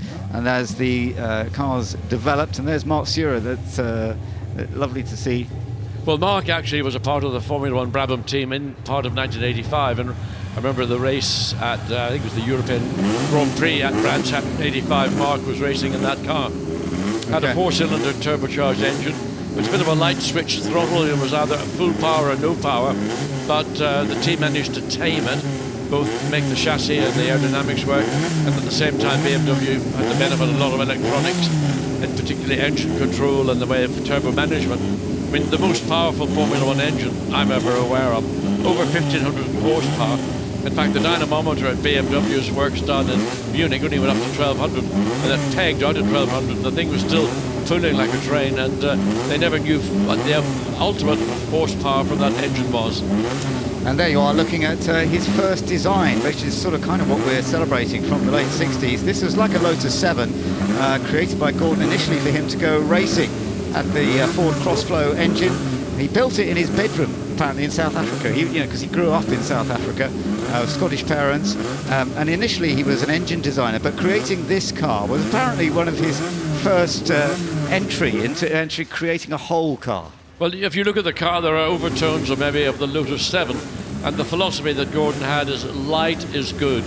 So he didn't think about over-engineering a car. He built the car down to the lowest possible weight. With the materials that he had, certainly he wouldn't have had the kind of sophisticated materials that we see today within Formula One. But that was just typical of Gordon, and as he moved through Formula One, the more iconic designs with the BT42, then all the way through the range of Brabham Formula One cars. Very lateral thinking in terms of conceptual designs. None more or none less, one might say, than in 1978 when ground effects came into Formula One with the Lotus 78, but primarily the 79. Gordon worked out with an Alfa Romeo flat 12 engine, you ain't going to get any downforce under the car. So he came up with a concept which was first pioneered in America by Jim Hall at Chaparral. You attach a fan to the back of the car, but it had to be driven by the gearbox. It couldn't be an auxiliary engine, as was the case with the Chaparral. And that car raced in Sweden, one race only. It caused mayhem amongst all the team owners, team principals. They talk about spitting the dummy. The dummy went so far it was out of sight. But Bernie said, listen guys, let me race the car. I've got it here for this weekend, and I promise you I will never race it in this configuration again. And Bernie was as good as his word, and the car never raced again in the fan car configuration. No, I remember that. That was quite something. There is Gordon, who we are celebrating, and for that amazing career that you've been talking about there, John, and we'll see quite a few of those vehicles heading up the hill, hopefully towards the balcony. I think they're all going to just collect up there so that we can then celebrate 60 years since he started his design work. And yeah, we're hearing them revving up and getting all ready to go. Hopefully we'll see them setting off in just a moment. This, as I mentioned, the initial machine that started him off, and for so many people, of course, it was the Lotus 7, similar, became the Caterham later on in life, and for so many people that has become a very important part of whether it's going out on the road or out on a racetrack.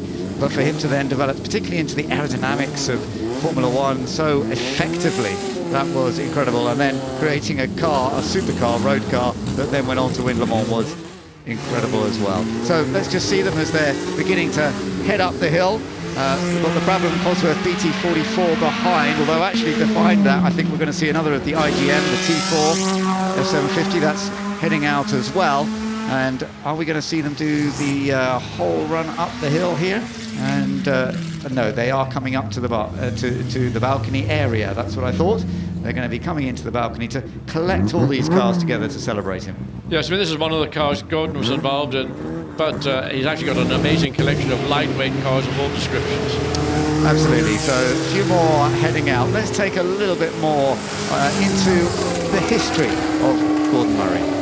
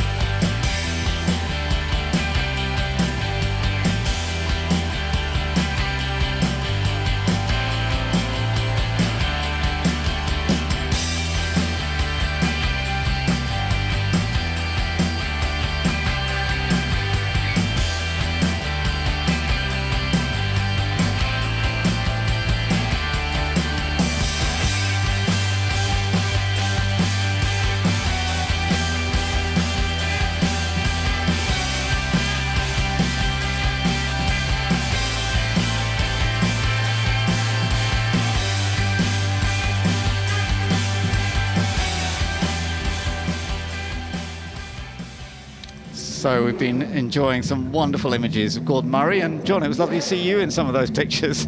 Yes, a couple of photographs, but just looking at Gordon walking across the lawn, a glass of red wine in his hand. Now, Gordon is an aficionado, in particular of Bordeaux, and one of his favourites, I do know, is a 1961 Chateau Palmer. Very rare, extremely expensive, but Gordon actually helped introduce me to the joys and pleasures of wine from the Bordeaux region of France. How wonderful. That's a lovely story. And there he is, just catching up with people who've been driving these cars up. Actually, David Brabham's driven one of them up a bit further down the order, I think. Danny Sullivan in the background, we can see he took the Duckham's Le Mans Ford up. We saw Danny Sullivan.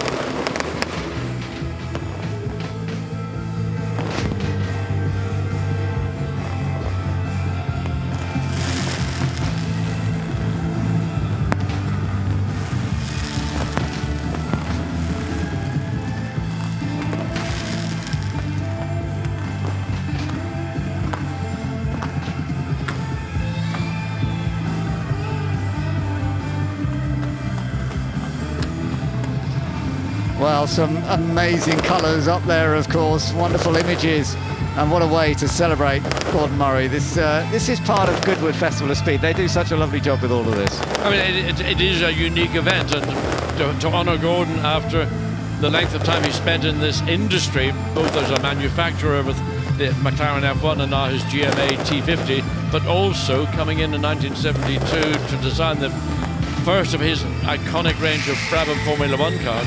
It is long overdue and a wonderful achievement for Goodwood to have this celebration here in front of, well, look at, you can see the thousands and thousands of people watching both the fireworks and the display of Gordon Murray inspired cars. Lovely to see, really good. In his late 70s now, but still busy working with this Gordon Murray automotive manufacturer, creating these remarkable modern supercars. I remember when he first created the light car. I mean, that wasn't his first road car really, but the light car, which we've seen one of those out there, very different, a little sort of single-seater but road car. Well, it wasn't quite single-seater, it was actually two-seater, but one behind the other. But so many different vehicles he has produced over this long period.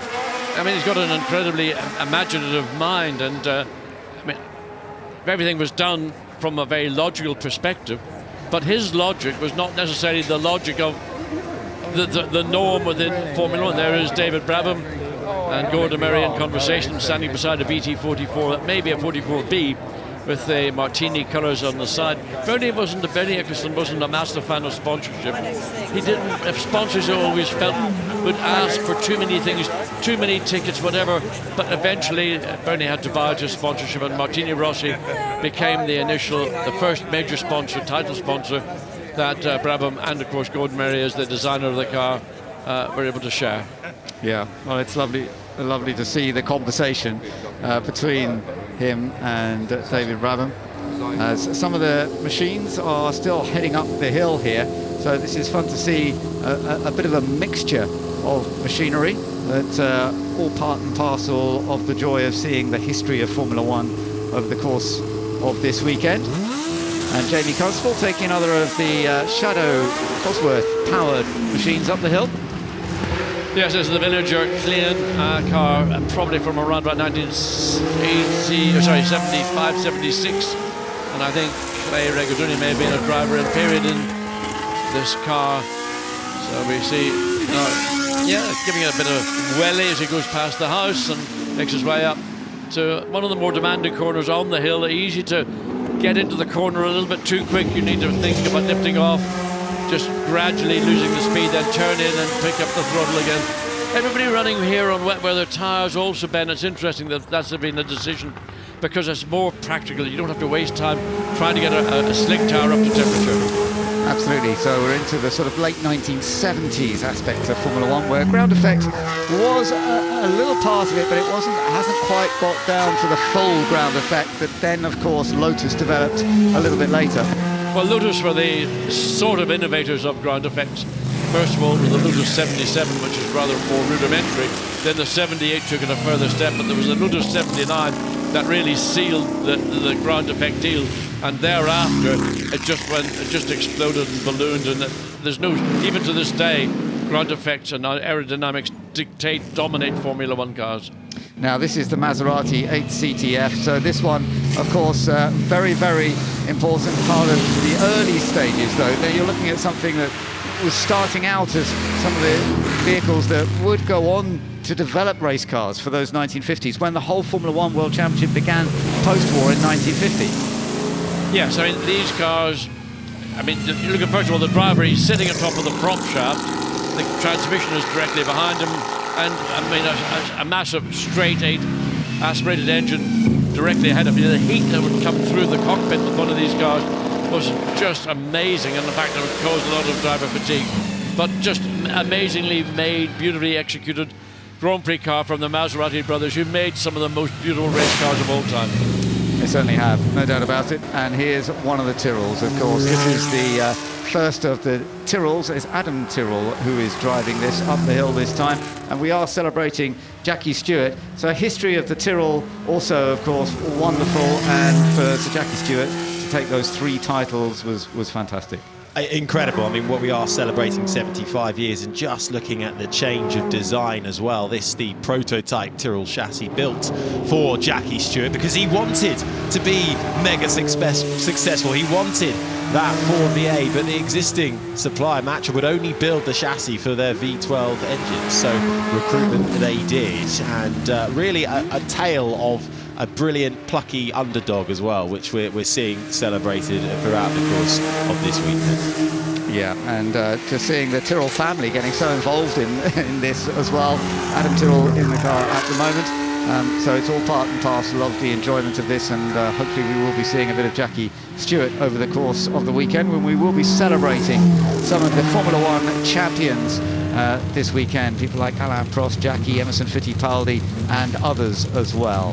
So heading up the hill now, I think this is the Maserati that's about to come up the hill, the 250F. And again, this was an absolutely crucial machine in the 1950s, John. I know it's something that really mattered to you. Yes, I mean, this is maybe the slightly earlier incarnation, maybe around about 1954, 55, and they're just beautiful, beautiful. Again, engineering on a Maserati, I thought, was always outstanding.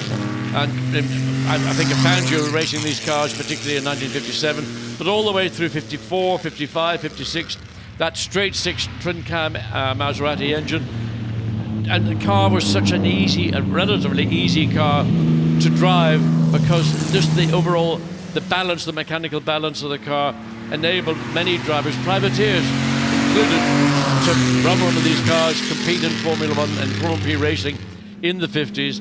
And it was a car that sort of worked with you rather than against you. I noticed that hearing from drivers from the past, it was really well loved for well-balanced handling, apparently. It was something that they really enjoyed driving. Well, I mean, John was talking about Fangio. I mean, it was instant success. Very first 1954 Grand Prix in Argentina for Fangio. Instant success. And again, seeing more on it. I think this is the Bugatti Type 59 that is just set off from the start line. Again, looking back at sort of that pre-official Formula One World Championship era. Yeah, I mean, just you can see, just putting the power down and the back end wanting to step out. So rather skinny tyres. These are the tyres of that era, and running on a sort of a modern day incarnation again of those tyres. But Bugatti made excellent race cars, beautifully again engineered, an Italian engineer, but who took up French nationality, and I mean, treasured by their owners. Many of them are still more or less in the original state that they would have been when they came off the racetrack, either the 30s or the 40s and maybe into the 50s. So now this is the Maserati 26M, and you're watching Julian Majoub, who's a great star at Goodwood. Look at the way that he always really attacks anything he's on. Julian only knows one way to drive, and that's flat out. And he illustrates it here, coming through the 2 curves, coming onto the main straight in front of the house, lights up the outside tyre on the Maserati. I mean, he has got great skills driving historic cars. To watch, wait for the smoke to come off. We didn't quite catch it there. But he is an absolute 100% racer in this category, and you know, racing throughout in Great Britain or going overseas. And I mean, watch again, we can't quite see, with a lot of right foot. Remember, these cars are also most like this one. There you see it. There it is. This is a center throttle car. Wow. Most race cars in the 30s and into the 40s had the throttle pedal in the middle and the brake on the right. Well, absolutely fantastic to see. And yeah, just heading out now, we've got the Benetton B191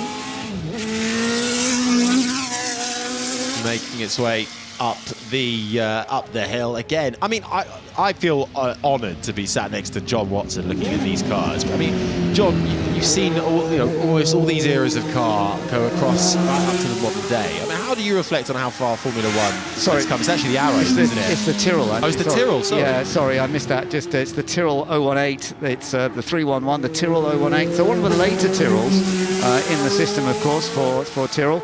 But yeah, a big part of it all. So yeah, carry it on. How do you reflect on seeing the evolution of all these designs and where you sit with Formula One now? Well, you got all the way through the 50s, fundamentally with front-engine Formula One cars. Commandatore Ferrari said, no, our Formula One car is about the motor, the motore. My engine is the most dominant factor in a Formula One car. And all these garagistas from England, they know nothing about Formula One. Well, how right was he in period? So we're having a look at the Ferguson Climax, the P99, the four-wheel drive machine heading up the hill now. And that was, of course, a very rare machine. Sterling Moss taking a victory in the UK with it, but not in a World Championship event. But that was another key one. Now, right now, it is time to enjoy the Red Arrows. The 2025 Royal Air Force Aerobacter team, the Red Arrows!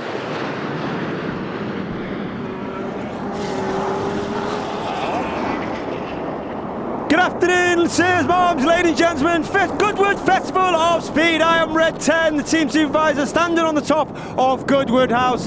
Introducing the 2025 Red Arrows, arriving with our famous red, white and blue. Red 1 brings the team around to the right, and you see 6 and 7 collapse, followed by Reds 8 and 9, as we form our world famous Diamond 9 from the right.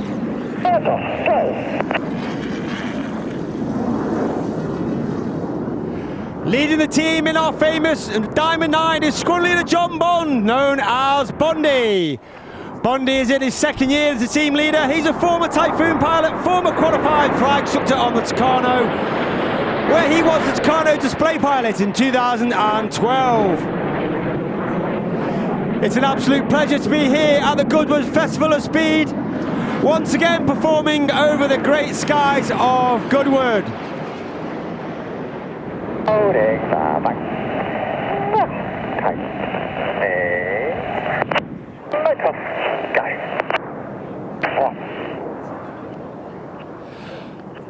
You'll now see Reds 8 and 9 move themselves left and right to form one of the widest shapes that we fly.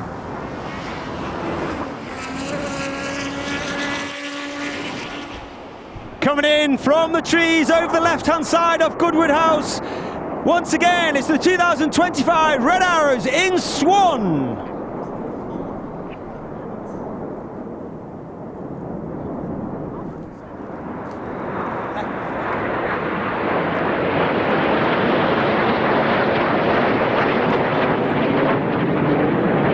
On the right-hand side of that centre stem is Red 2, Flight Lieutenant Rob Thomas. Rob is in his first year on the team. He was a former Typhoon pilot with 3 Squadron, where he served on operations over Iraq and Syria, as well as being an instructor on 29 Squadron, the operational conversion unit, based at RAF Coningsby in Lincolnshire. You'll now see Reds 8 and 9 slipping beside Red 2 and 3. To form one of the shapes of one of the most iconic aircraft in aviation history. The smoke comes on from the left in Concorde.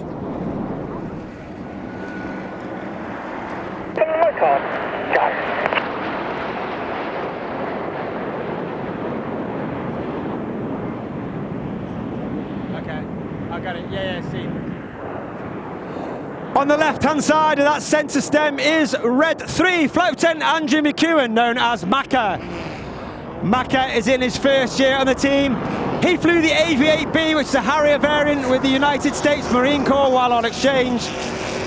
And he also then came back to the UK and flew our new 5th generation fighter, the F-35B, with 617 Squadron, the Dam Busters at RAF Marham in Norfolk.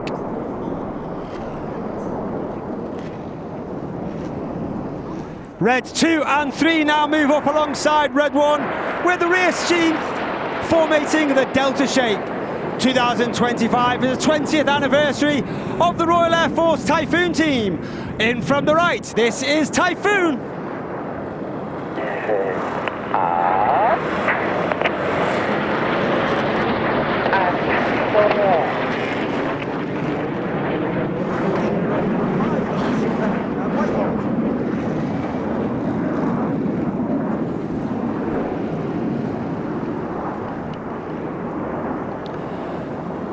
There are 11 pilots on the Red Arrows, and of course Reds 1 through 9 performing for you today. Myself, Red 10, former Tornado GR4 pilot, former qualified flying instructor on the Hawk T-Mark II. And of course we are commanded by Wing Commander Adam Collins, Officer Commanding RAF Red 11, former Tornado GR4 pilot, former aggressor pilot with the 100 Squadron, and he also flew the F111 while on exchange with the Royal Australian Air Force. The Royal Air Force is famous for its operations in space, but of course we have a unique capability now in space and cyber.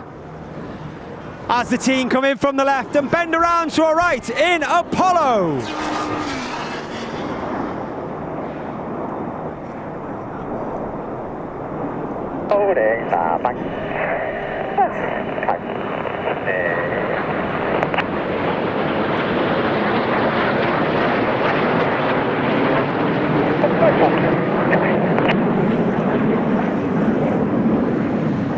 All the way back at the formation on the right-hand side is Red 4, squadron leader Chris McCann.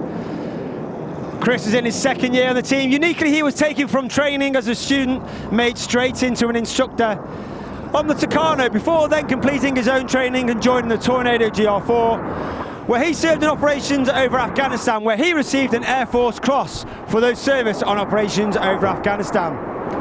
Red 6 and 7 now split at the rear of the formation. But ladies and gentlemen, boys and girls, get your cameras ready for the colourful Big Vixen.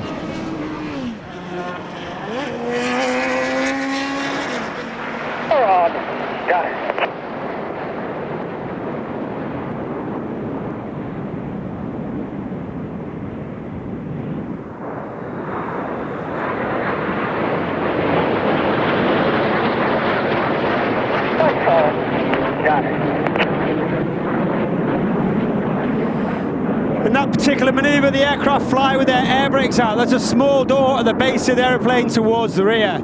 This has twofold effects. The first one is the pilots fly with a higher throttle setting, thereby producing a hotter engine gas temperature, and it makes the smoke colours burn a lot more brightly. In addition to that, it makes the air outside the back of the airframe a lot more disturbed, and therefore it makes the smoke billow a lot more fuller. And certain manoeuvres in the show will use this technique to enhance those manoeuvres throughout the show. You now see Red 6 and 7 move in behind Red 1. Reds 8 and 9 go in trail for one of the most popular, if not the most popular manoeuvre the Red Arrows fly. In from your right. Get your cameras ready. It's tornado time!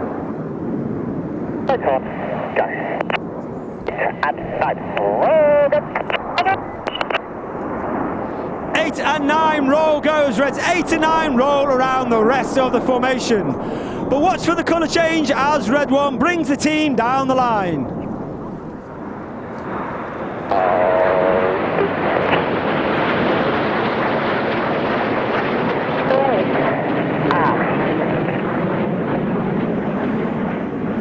And you can see our famous red, white and blue smoke.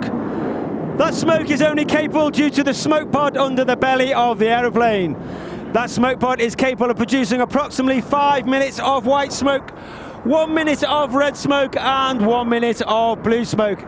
And John Wynch's training the smoke plan is carefully constructed by Red 1 and Red 6 to ensure that we have the right colour smoke at the right time in the display and we simply don't run out. You now see Reds 8 and 9 join the rest of the formation. But once they come back to the centre of the display, this will be your last opportunity to get the picture of our world famous Diamond 9 before we go into the second half of the display. Once we go into the second half, it's the more high, dramatic, fast-paced, heart-pumping, jaw-dropping part of the display. But once again, from the left, in our world-famous Diamond 9, it's the Red Arrows.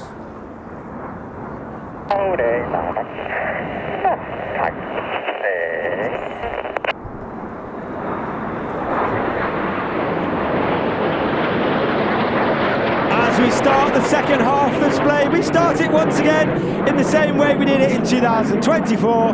This is the 5-4 split.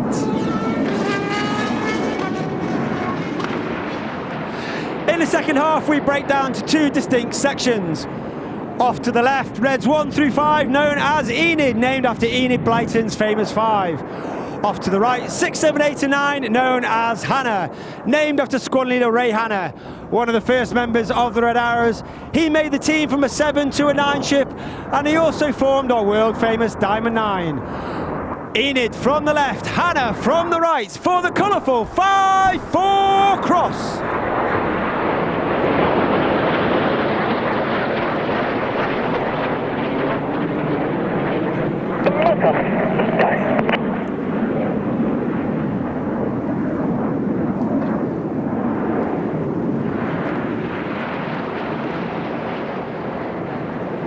Keep your eye on Enid to the right-hand side.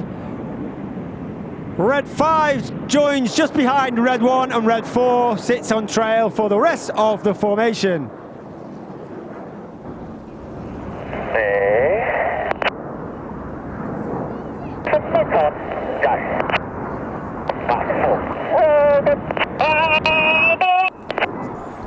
Number 4, roll goes. Number 4 rolls around the smoke of Enid in the twister. And sat behind Red 1 in the stem is Red 5, Flight Lieutenant Dustin Wales, known as Dusty.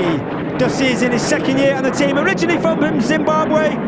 He's a former Typhoon pilot, former Typhoon instructor with 29 Squadron, and he was also on 41 Squadron, the Test and Evaluation Squadron, all based at RAF Coningsby in Lincolnshire. Look directly to your front. You can see the smoke trails now coming on of Hannah. Reds 8 and 9, red and blue around Red 6 and 7 for the Hannah break.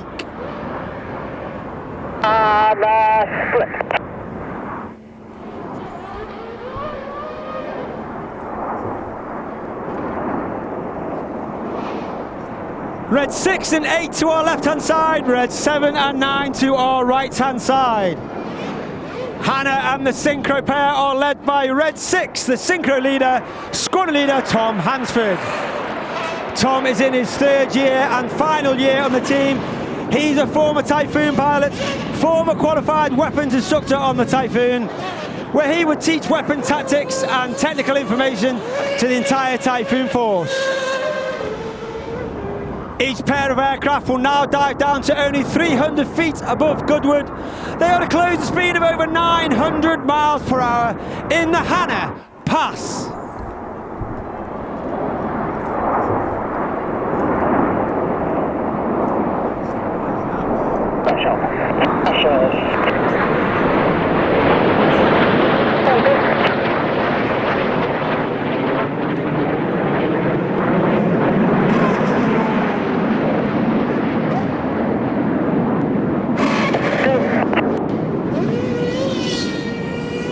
Reds 8 and 9 now move to our rear. We've got Red 6 off to the right, Red 7 off to the left.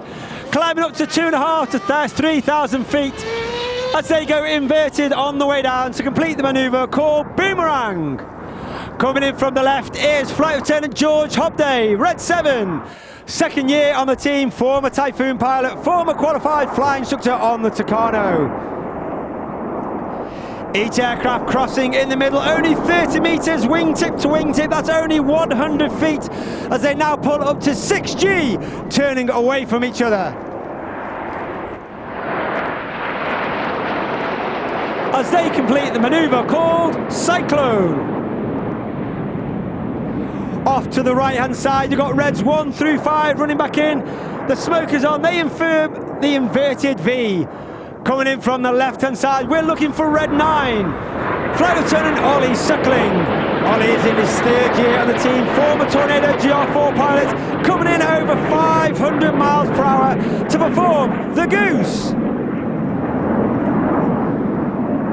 Ollie is also a former Hawk qualified flying instructor, and he'd like to give a big shout out to his brother who's here today.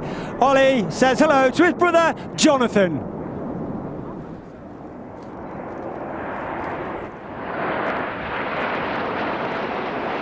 Look to the front and you're looking for the synchro pair, red 6 and red 7 in tango on red 6.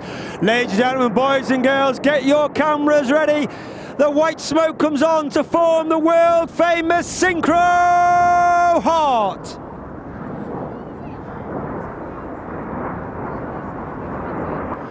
Coming in from the top right hand side is red 8 as he spears the heart.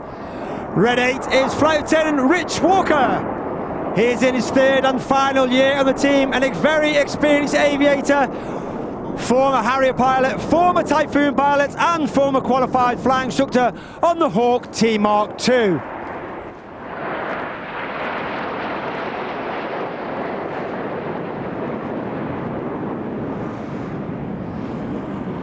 Synchro pair now get themselves back towards the display line. Once again at that 300 feet above the airfield, that closing speed of over 900 miles per hour.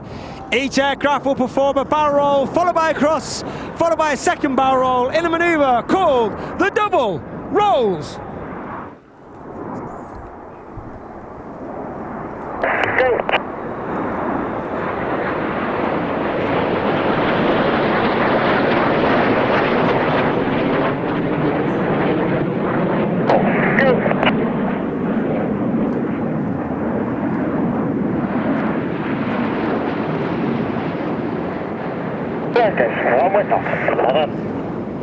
As the synchro pair lead to our rear from the left-hand side, you've got Enid, reds 1 through 5, joined by reds 8 and 9. 8 and 9 roll goers, 8 and 9 roll around the smoke of Enid in the twister.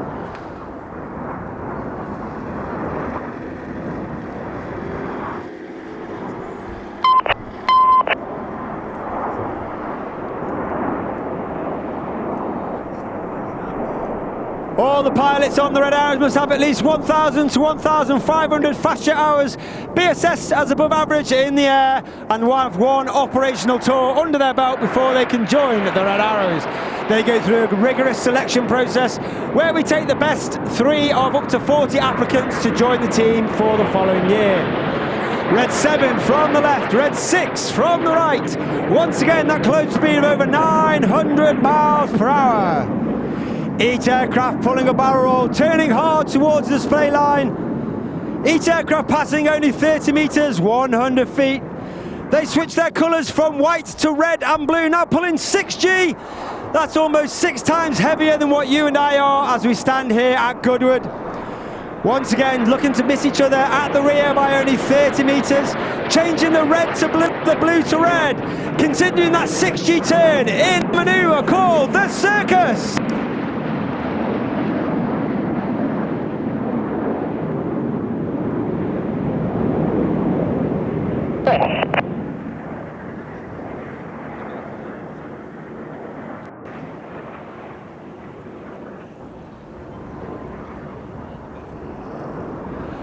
As the synchro pair leaves to our rear, coming in from the front right 45, Enid starts to pull up with the white smoke in trail.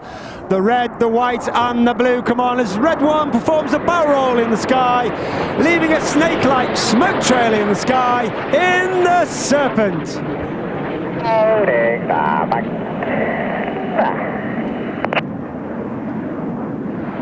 Of course, the Red Arrows is not just about the pilots. We have a team of over 140 personnel. 120 of them are the engineers, the logisticians, the administrators, the public relations. They are known as the Blues, due to the colour of their blue flying coverall. And there are a number of Blues here today at our public relations tent near the heliport. So please take a little walk down there, say hello, find out about their roles within the wider Royal Air Force and of course their roles on the Red Arrows. Reds 2 and 3 now move up alongside Red 1. They're looking 90 degrees to their left and right, looking along the display line, pulling up to 3G in the Tango.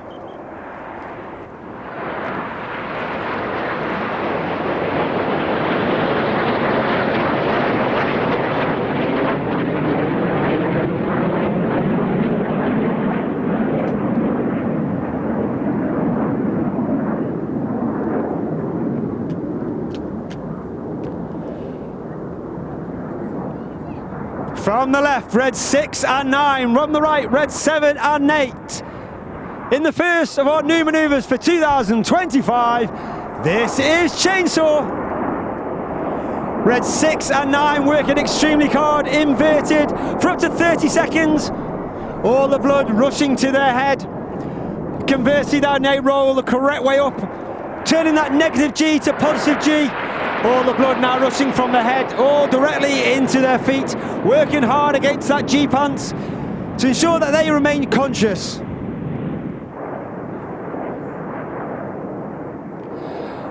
As Hannah, that's Red 6, 7, 8, 9, disappear to our front.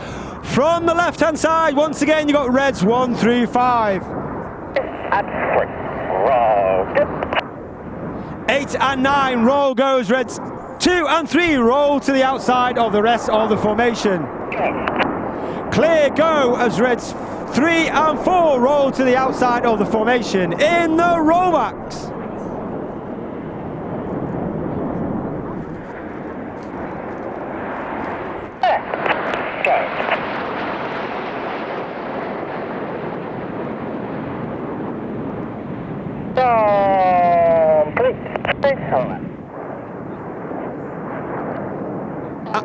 As Enid leaves to our right hand side, you're looking directly to your front, looking in the distance.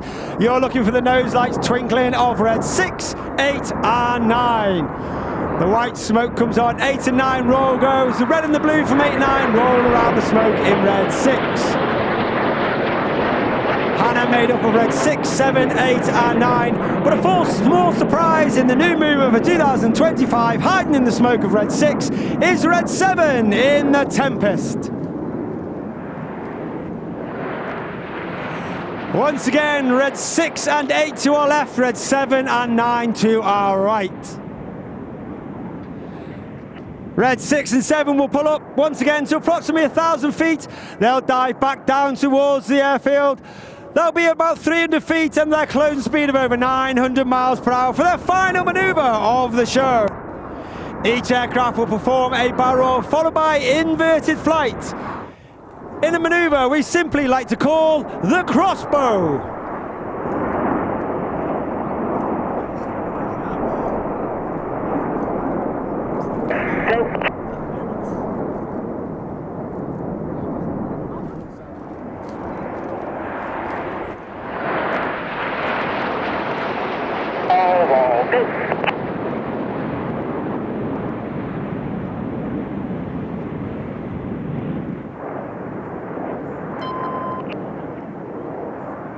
As the synchro pair now leave to our rear, we're looking directly to the front. You're looking for the nose lights and the smoke of Enid plus 8 and 9.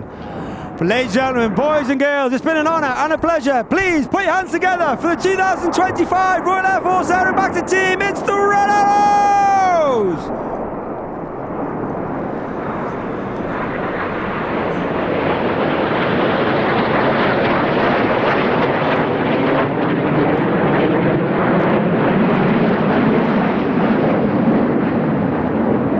Red 1 puts his smoke on. He'll gather the rest of the formation, take them back to Bournemouth Airport where we're operating from this weekend.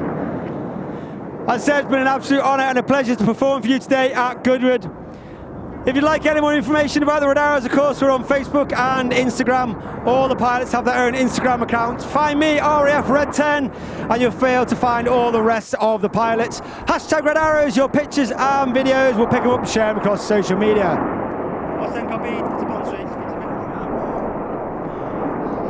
I said this is my final year in the team. It's been an honour and a pleasure to serve in the Red Arrows and the Royal Air Force. It's been great to be here at Goodwood. Our next performance here on Goodwood is at Sunday. If I don't see you for the rest of the season, I want to thank you for your support across my 4 years in the Red Arrows. Please have a great day, lots of water, lots of sunscreen. Please have a safe journey. Thank you very much. Goodbye. Well, boy then man, I've been watching the Red Arrows. They still never fail to impress. An astonishing show and brilliant work from the TV crews there to pick them out as they literally were going below tree height at various points on this fabulous hill climb. The cars coming back down. And let's take a look at the highlights of the previous batch of cars. It was the Gordon Murray Automotive Tribute, 60 years of creative genius from the great man. From the little IGMs he built back in South Africa to the glorious, glorious Brabham Formula One cars, the BT44, brought out in front of the house where the Jerry Judah sculptor sits pretty above the Le Mans car, the light rocket that light car company Rocket built in the mid-1990s, the fireworks, and then in this celebration of 75 years of the Formula One World Championship, we had the great and the good, the predecessors from the Hesketh we saw lead the start line to the Julian Majoub in his glorious, glorious Maserati, and it just looks right. Adam Tyrrell in the Tyrrell 001. And in 1977, Wolf went racing and won their initial Grand Prix, Jody Scheckter in Argentina. Great to see the cars without livery, and then with livery, of course, sponsorship became more and more prevalent. Bugattis, artistry, and these cars, the Type 35s and the gang, they won around 1,000 races. But you went through the ages, through the favourites, through the Benettons. David Coulthard out in a Red Bull, the four-wheel drive Ferguson, and then we went to the Skies. All eyes on the Skies, stayed there for 20 minutes with the mighty, glorious Red Arrows, and a lot of people putting a lot of fantastic video into their phones. So we continue moving through the festival day. This is day 2 of 4, so much fun still to come. I'm gathered in the commentary box with two Jameses. James Hayden will talk about motorbikes, and the batch, James Batchelor, who will be talking about the cars when they come up in the first glance batch. But we'll bid farewell to the Red Arrows. They're flying back to their base this weekend at Bournemouth Airport. We'll have them back on the Sunday, but we're about to take a look at the history of the great man. And earlier on, David Green caught up with the great man himself, David, with Gordon Murray. Gordon, well, this is quite the moment, isn't it? Oh, wow, yeah. I mean, 60 years of car design is one thing, but celebrating it here at Goodwood is very, very special. And to have them all pull up in front of the house, in front of this wonderful sculpture. I heard you had a little hand in this. Yes, I started off with some sketches and things. We worked together with Charles and the sculptor.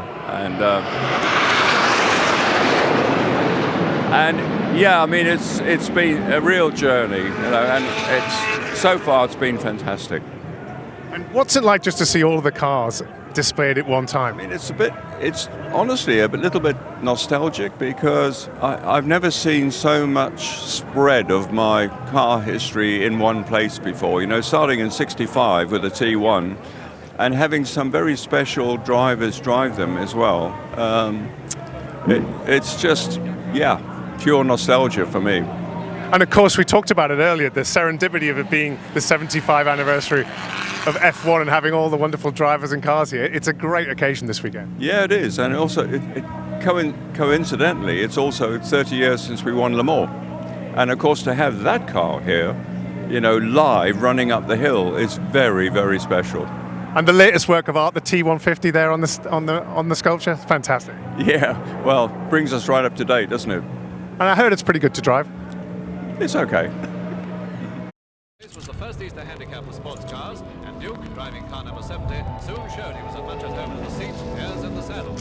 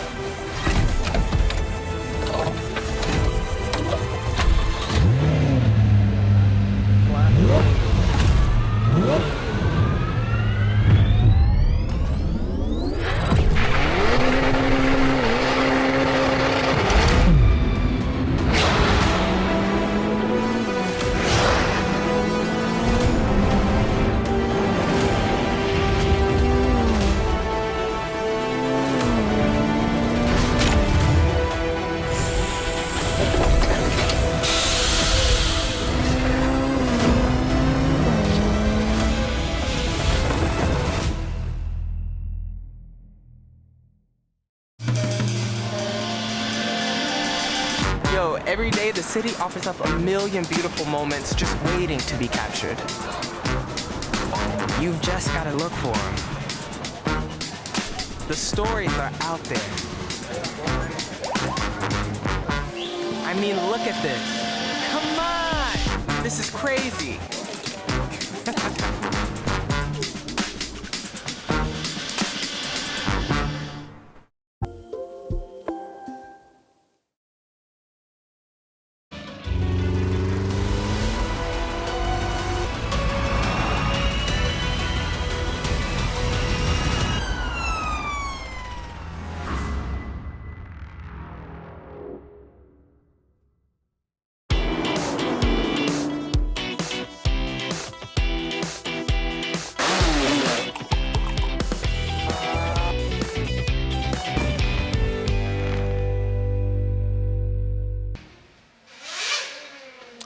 Welcome back to one of the stars of the show, Carl Fogerty. We've got a moment coming up with him on the balcony. The great celebration of an illustrious career, 4 world titles, and he was the man that put Ducati on the map. This is him early this morning in the glorious summer sunshine, going from sunshine into shade, and that Ducati 916, he absolutely made it fly. The laser focus of those pale blue eyes, and they'll be smiling out from the balcony. Do make sure you get down there to celebrate the career of Britain's greatest modern motorbike racer, Carl Fogerty.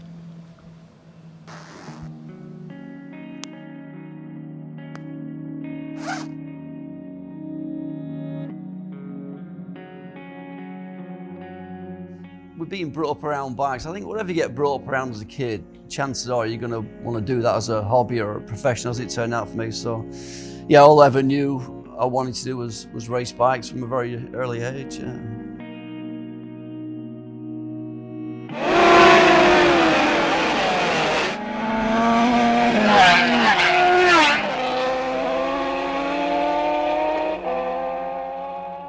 I was pretty focused and motivated and sort of confident that I would win the TT. It took me 3 or 4 years to learn it, which it does kind of most people, really. It's a lot of laps around there to truly get sort of dialed into to know how fast you can go in a lot of the sections. But yeah, that was a special feeling winning my first TT. Yeah, that was good. But my career path took me to Superbike, and I just ended up buying my own bike from the money I'd made, I guess, with Honda in the sort of early 90s, 91, 1990, and spent it on buying a Ducati, which you could buy. Ducati came as a race bike.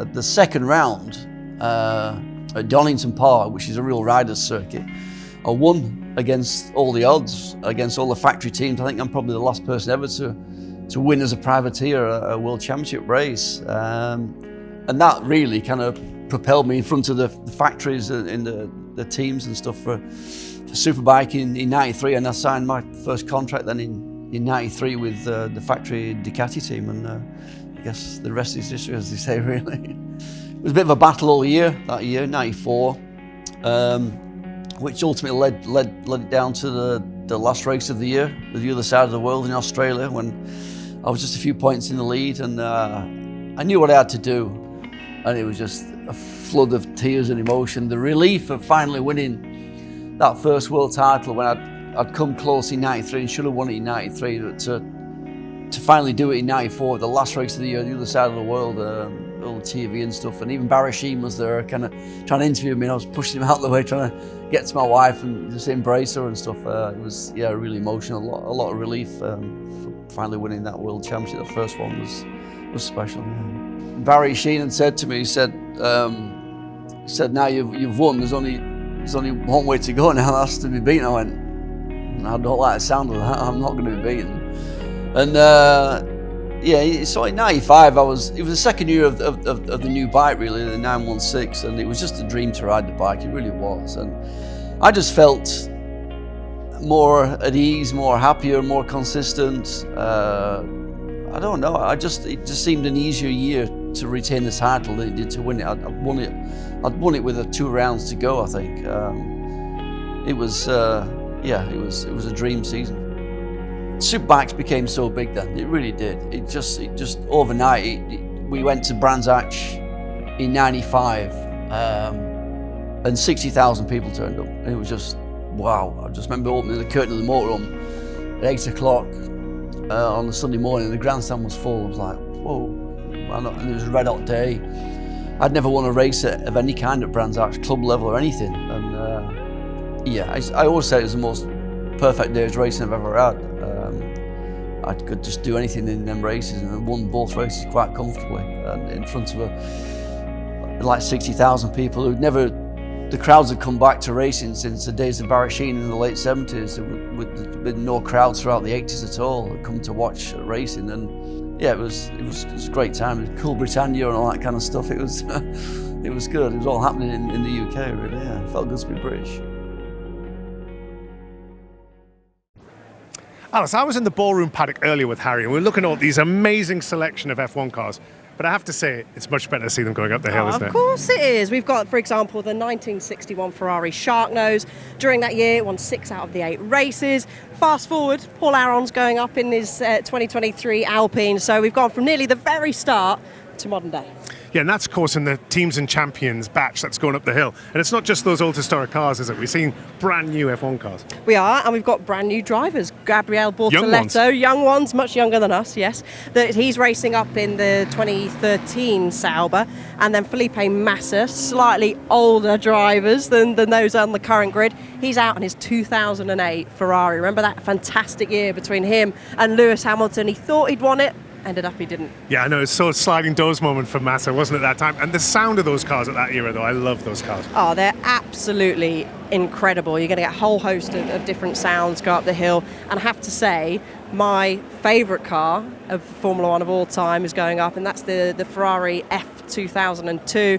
That was the Michael Schumacher. He's the one that got me into Formula One, got me into loving Ferrari, loving that sound. And of course, that car will be going up the hill. And Schumacher had so many great memories in that car, particularly that year. And I think that car actually won every single race apart from Monaco. So we've got some great history going up the hill. And talking to the fans around us here, a lot of them haven't been to an F1 race. So to hear a car, these are big fans of F1. All sorts of noises going on here today. They're big fans of F1, but they've never heard them in anger, and to see them going up the hill and maybe doing a donut in front of the house, it's pretty special. Well, we've got DC. He's going up the hill in the 2012 Red Bull. He loves the donut, or two. We're probably going to see him at least do 2 or 3 going up the hill. I think DC could join the drift batch. I think he could. He's a master. He actually teaches some of the Red Bull junior drivers when they do their own demonstrations how to do donuts. He is the master. That's pretty cool. If you can say you can do that, I can show you how to drift an F1 car. Yeah. Well, you saying you can show me? Well, DC. I definitely can't, and I shouldn't be left anywhere near one. So I'm just going to sit back and watch the batch. Thanks, Haz. Thank you very much, Dean, David and Alice down in front of the house.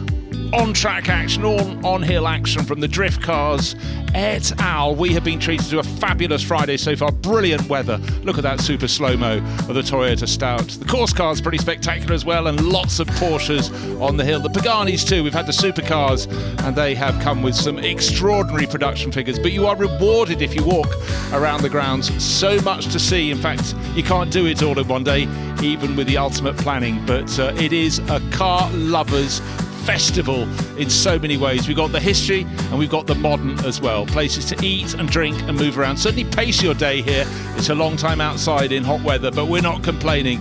We'll keep the rain away. And the background is that stunning Jerry Judah sculpture. The Ford Supervans have entertained us enormously, but the whole point of the Festival of Speed is variety and things you've never seen before. Now, this is us getting ready for the first glance, and it's 4 wheels and 2, and it is what it says on the tin, things you won't have seen before.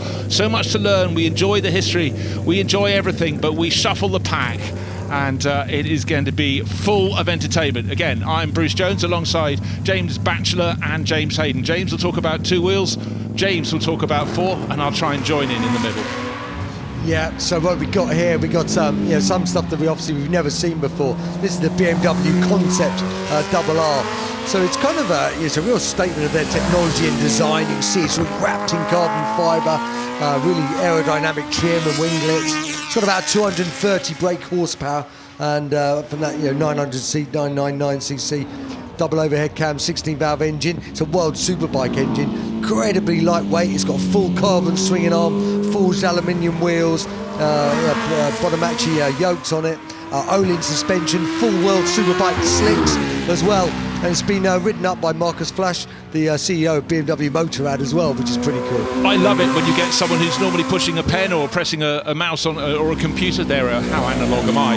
But you know, for them to get out and really appreciate. Of course, they're not going flat out. That could lead to disaster. But it's great when the people who are probably brains behind the project get a chance to have their day in the sun. Yeah, it's fantastic, and he's not hanging about either. So it's really nice to see, and it's just a lovely, lovely bike. That it's just the concept, obviously, at the moment, but great to see. Now we're moving across to the Royal Enfield, and this is the Samurai, built by the renowned builder Aikawa-san of Sure Shot Customs out in Japan, and he's actually come over to ride it as well, which is pretty spectacular. But just explain the concept behind this. I think Royal Enfield, I think bikes built in India through till the late 80s, based in the 50s. But what is this concept? It's fantastic. What they've done is they've given 4 custom makers around the world basically the 650 shotgun platform, and they've all created their own design, their own flavour, and they're completely different. This is, as you can see, a very skeletal, kind of minimalist dragster stroke. It's kind of a mix, really. It's a wonderful thing when you look at it. The engineering on it is incredible. It's got this inboard disc, this fully machined billet swinging arm, an all handmade chassis. It's got this big bore kit on it, making it an 865cc. And then we kind of move along. And this one's called the sawn-off shotgun. And this is built by Don Cronin and Mick O'Shea from Medeza Cycles out in Ireland, and it's got a very different sort of feel. Again, they call this a sports chopper, sort of blending aggression with artistry. But isn't it great as a designer, you could throw off the sort of yokes of convention and come up with something which is unique but so personal? Yeah, absolutely, and that's what they all are. I mean, this is, like I say, it's the same platform basically, but they've made it look so different. This is brutal, kind of mean. It's got that kind of super cool double shotgun exhaust coming out the back, all handcrafted, bodywork, upside down forks, and it just looks so different, compared to some of the other bikes, all based off the same platform. It's wonderful, rich diversity, and Batch, we're moving into an age of coach-built cars again. It's swung back to the 50s and 60s. It just provides just the scope for so much artistry. Yeah, absolutely. I mean, particularly with electric cars, the platforms are pretty. They're pretty similar, but the manufacturers can really design unique bodies for their cars now. So we're entering a new age, I think. I think it's great. It's going backwards to come forwards, but this looks. We talked yesterday, James Hayden, about we thought this was something from a sci-fi movie. This is sort of filmed in the 80s, imagining the 21st century. Yeah, or even something, it's like you say, it could be completely retro from the 20s. It's a wonderful. Again, this is another Royal Enfield on the same platform, but with a completely different style. This is by Dirk Oehleking from Kingston Customs in Germany, and it's nearly 4 meters long. That's 2mm wide aluminium bodywork, all carefully shaped out, all handcrafted. And in the back there's a hatch with a bottle of gin, bottle of tonic, ice, a comb, a mirror, and a shaker and some cutlery for the gentleman.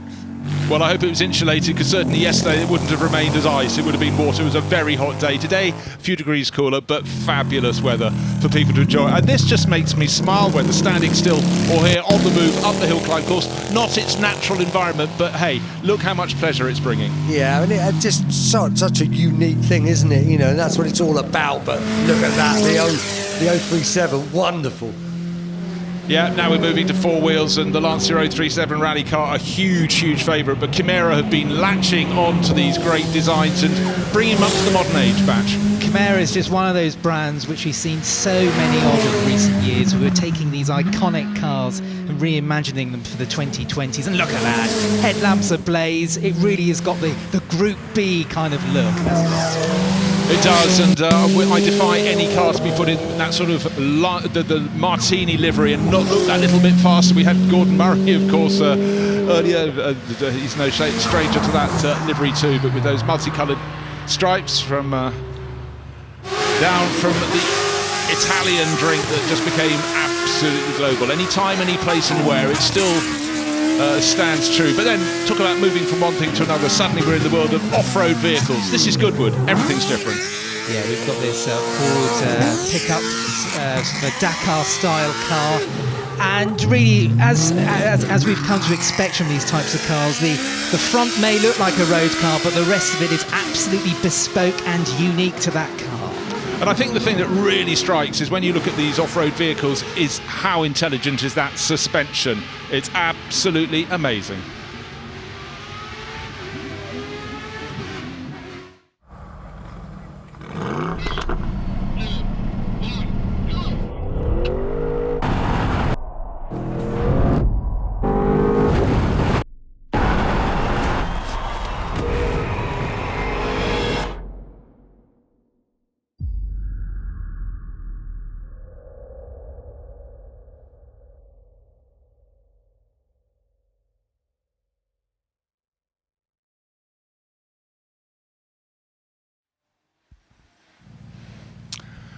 Bentley, a rich history, 100 years of competition. The Bentayga Speed, well, the clue's in the name at the end. The third word there, speed, Batch. Tell us all about it. It really is. Now, this is the latest version, 2025. The old 6-litre W12 engine has been ripped out and it's been replaced with this new 4-litre twin-turbo V8. You're looking at 641 brake horsepower here, and this huge car can hurtle to 60 miles an hour in 3.4 seconds and, get this, 193 miles an hour top speed. Wow. Get away. But it sounds absolutely brilliant. Those figures just do not calculate. But having seen how nimble it has been with all that power going around the first 3 or 4 corners, and here, the trickiest part of the hill climb, knitting its way around the flint wall, this is super dynamic. I think it should be called the Bentley Bentayga Speed. Well, that's all thanks to the tech. This has got 48-volt active roll bars that keep the body in check despite its, let's face it, pretty colossal size and weight.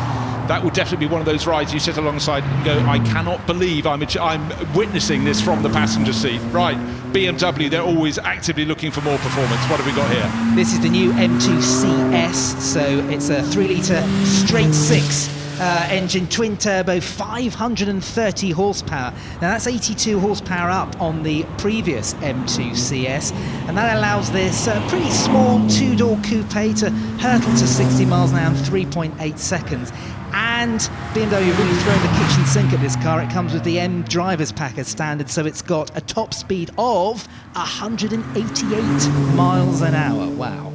To me, I do love a V8 engine, but BMW and straight 6, that is clear lineage, and it does make the most magnificent sound. I will put a double tick, and Chris Fry doing a fantastic job getting this super nimble CS up the course. Just got to go through the final sweep, into the darkness, into the gloom, past the finish line, but that is a dynamic car. It really is, and like you say, straight 6s and BMWs go hand in hand, don't they? Yep, show me an initial M6 and I would tick that box, yes please, yes please. Now, of course, Hyundai are doing just extraordinary things. Sorry, this is the Xpeng, my fault, in the shade there coming out. This is the P7, no it's not, it's the P7 Plus. P7 Plus, now this is an AI-defined vehicle, that's what Xpeng are calling it.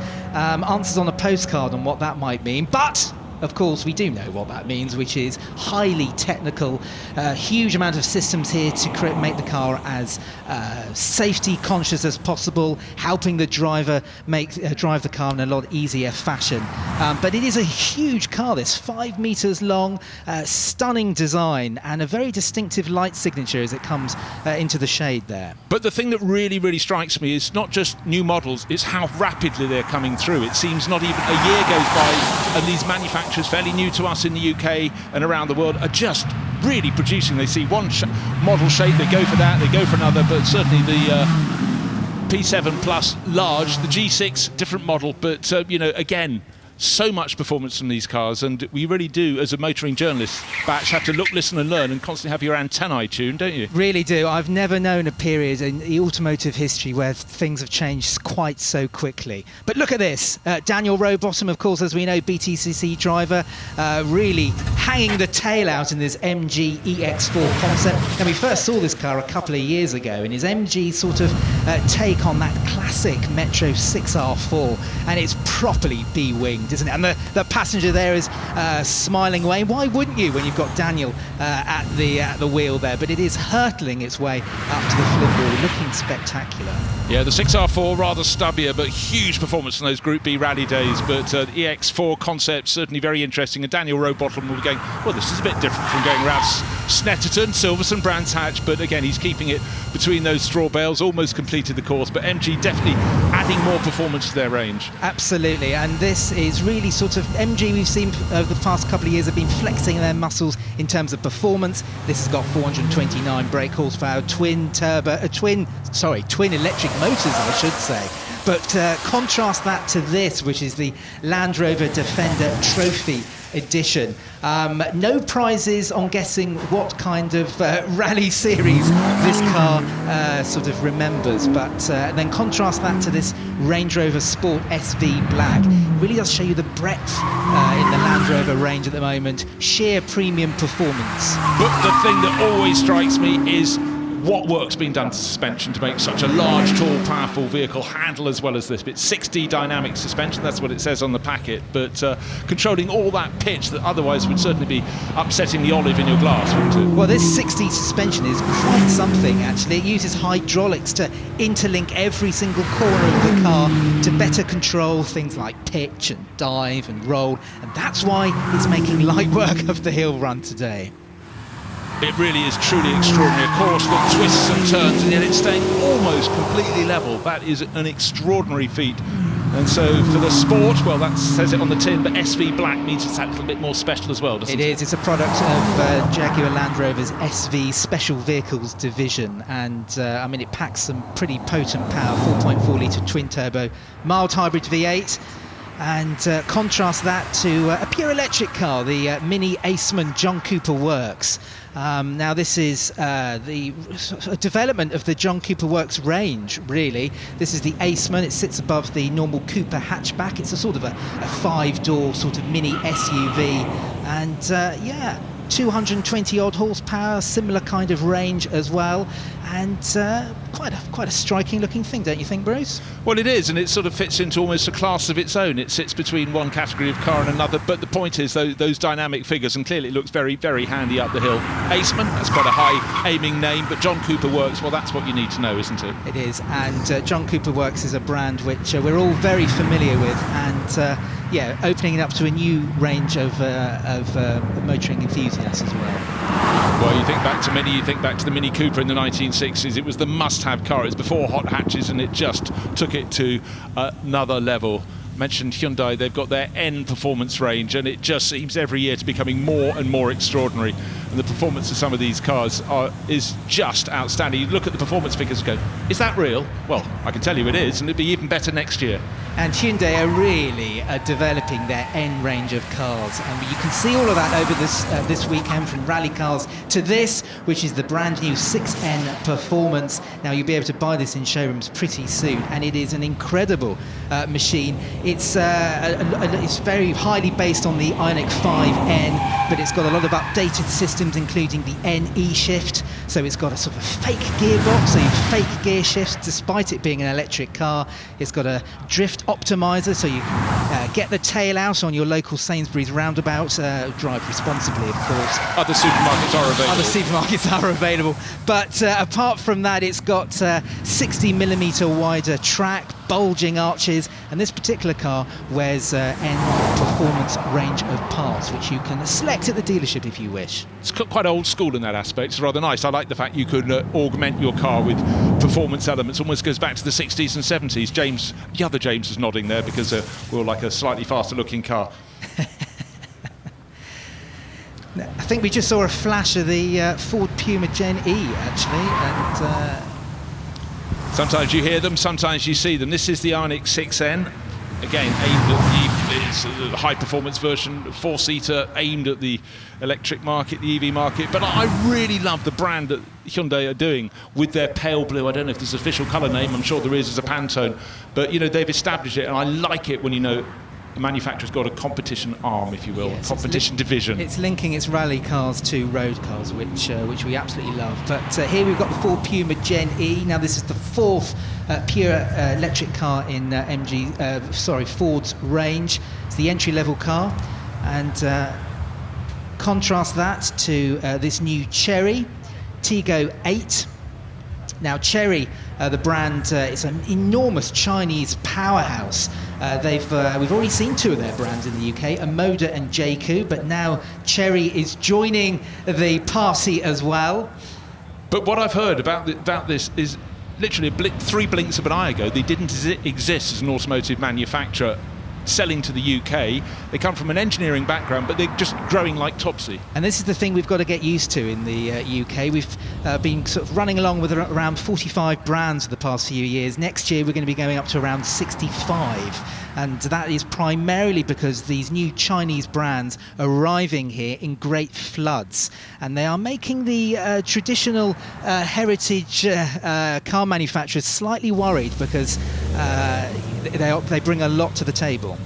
Yeah, well, a car we can easily get our head around is the Toyota GR Yaris. It's been super dynamic ever since introduction, and anyone who drives one just says they are so much fun. You sort of look back and almost think of the quick hot hatches at the end of the 80s, early 90s, but then you look at the performance of this and it's on another level. Yeah, and the great thing about the GR Yaris is that it was a car that was created to allow Toyota to adhere to the latest regulations around rallying. This is a homologation special, so a 3-cylinder engine, trick 4-wheel drive system, and a hell of a lot of fun. Yeah, well, fun can be in short supply. Now, Mercedes pitching in the CLA. Great to see something new from them. And this seems just super, super sleek, remarkably quiet. And in fact, I tell you what, on the open road, that looks like that'd be a lovely drive. Yeah, and it's pretty impressive as well. It comes in hybrid and electric power, but this car's already broken a record. It's the longest distance travelled in an EV in 24 hours, 2,110 miles. Talking about record breakers, we've got another one here, the Xiaomi Ultra, which has recently caused a lot of upset at the Nürburgring because it has broken lap time and caused a lot of brands in Germany to raise their eyebrows. Quite absolutely flying up the hill. I think this may even be a timed run, if I'm not mistaken. But even if it isn't, it is not hanging around. Yeah, and it's worth explaining for people who don't know, the Nürburgring Nordschleife, 25 kilometres long Grand Prix circuit built in the 1920s, is the place all the top manufacturers go, and they flex their muscles, hoping no one's watching, but maybe actually quite keen if they've set a fast time if they were. But anybody who lays down a fast time, the other manufacturers go, right, we've clocked that now. Look, listen and learn. Porsche Cayenne, of course, a Porsche, when the initial Cayenne was launched really quite a long time ago now, people went, no, that's not what Porsche builds. Oh my golly, did the sales absolutely rocket and put the company on a very firm footing. And again, nothing stands still. Even though it's in camouflage, we can see a very much modernised version of the Cayenne. I'm sure that's going to sell in handfuls. And isn't it great that brands like Porsche use the Goodwood Festival Speed to bring their prototypes? None of us have seen this car in the flesh yet, and yet all of us are getting our first glimpse at it. I mean, that's the thing, you almost start to take it for granted. It is a phenomenal thing. This is the global centre of cars being launched. First glance says what it says on the tin. Yesterday we had the global launch of the Ferrari F80. That is something that will stand the test of time. I remember the ripples of the first one, the F40, and it was just seen as taking supercars onto another level. So we are fortunate indeed. Talking about those new Chinese brands, we've got Denza here, which is the more premium arm of BYD. Now, a lot of listeners will be aware of BYD. They came to the UK a couple of years ago, but now there's the more premium brand Denza, and this is one of 3 cars they're showing here at the Goodwood Festival Speed. This B5, it's got more than a passing resemblance to a certain British brand, that's for sure, but contrast that to another car they're showing, the Z9 GT, which EV and plug-in hybrid, and yeah, it looks a bit of a sort of a sport turismo, shooting brake style car. Yes, it's very nearly a shooting brake, isn't it? The lines of the side go back and back and back, but they don't on this particular Honda we're looking at now, because that is short, stubby and purposeful. But again, we can see it even if it's in camouflage. Yes, and this camo is not hiding a huge amount really, because we've got a fantastic look at this new Super EV. Effectively, it's a direct successor to the Honda E, which really sort of turned up on the scene about 5 years ago with bags full of charm. But this car, 4 doors, and sort of the kind of Japanese K car kind of feel to it. Yes, if you've never been to Japan, lots of boxy little cars that you could park in the space of half a car parking space, and they just become cults in so many ways. It's a wonderful thing. I wish we had more of them in Europe. Right, Lotus, a brand that, of course, you associate with lightweight, brilliant handling, but the Emira I think this is going to stand out as one of their great cars. Yeah, absolutely, and Lotus are really developing this range of cars. First to arrive with a 3.5 litre V6, now you can get it with 2 litre power. The engine's derived from a Mercedes AMG 4-cylinder turbocharged petrol engine, and particularly in this green, and that's the thing with Lotus, they run a very vast customization program, and you can order exactly what you want. Very keen to see the driver on board, Stefano D'Aste. He's been racing Lotuses from his team based in Italy for a very long time with a real bunch. You don't only have British Lotus fans, and I quite like that continuity, and people who've latched onto a brand.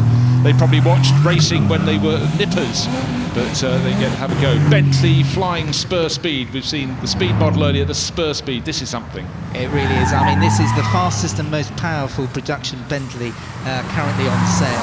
Now, the old W12, that fabulous 6-litre W12 engine's been ripped out, and in its place is a new V8 plug-in hybrid. Bentley are calling this hybrid system the Ultra Performance Hybrid. Of course, typical Bentley, I suppose, but 771 brake horsepower, 3.5 seconds, and new 25.9 kilowatt-hour battery allows 47 miles of silent running. But I like an engine note. That's just me. Now, talking of engine notes, listen to this.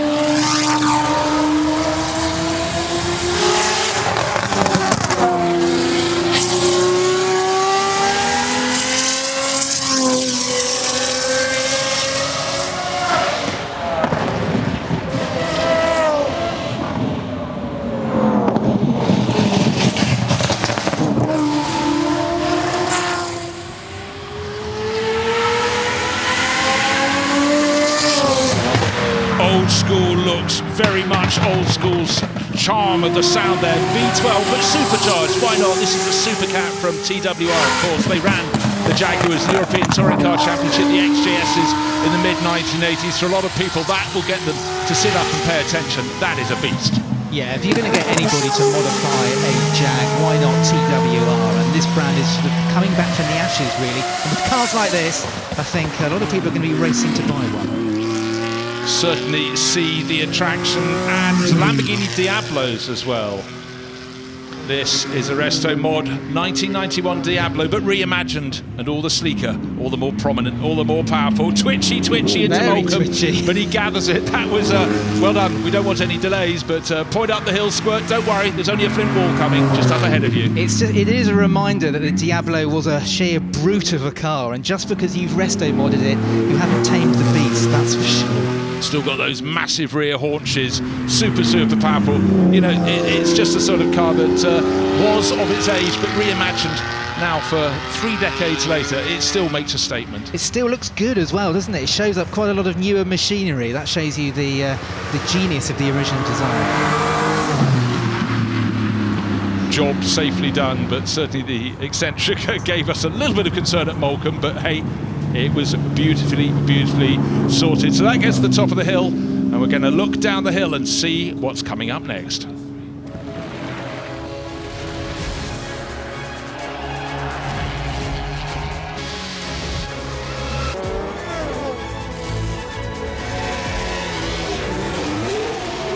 car is going to make history.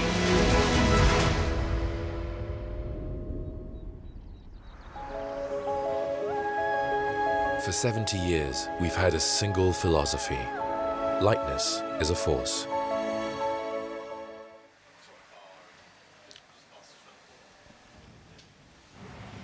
"70 years of Alpine, what a celebration." If this was a handful of years ago, it wouldn't have led to a great deal, but now they're back in Formula One, they're in the World Endurance Championship, and with the reenactment in many versions, the A110 is back, but more. We have two models right in the middle batch that aren't the A110. These are rather bigger, rather more unusual cars. What are they? Yeah, so following the A110, we've got the new A290 here in rally spec, was only unveiled last week, and following that's the A390 SUV. These are the cars that are really going to show Alpine really develop as a brand. The Renault Group want to push Alpine as a proper premium performance brand, and they feel like with cars like this A390 SUV, they can be a proper Porsche rival. Well, they've certainly got more cards in the splay of their hand as they sit in the casino, but in the background you've got the Alpenglow.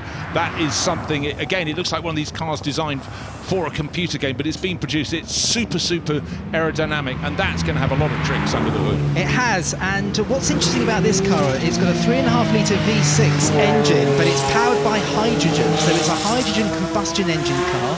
Alpine are developing two routes to market. They're looking at hydrogen fuel cells like a lot of car manufacturers are, but they're also developing hydrogen combustion engines. And let's face it, who knows what the future holds? I personally don't think it is a pure electric future. Alpine don't think so either, and this Alpenglow is a seriously interesting car, and it previews a new Halo model.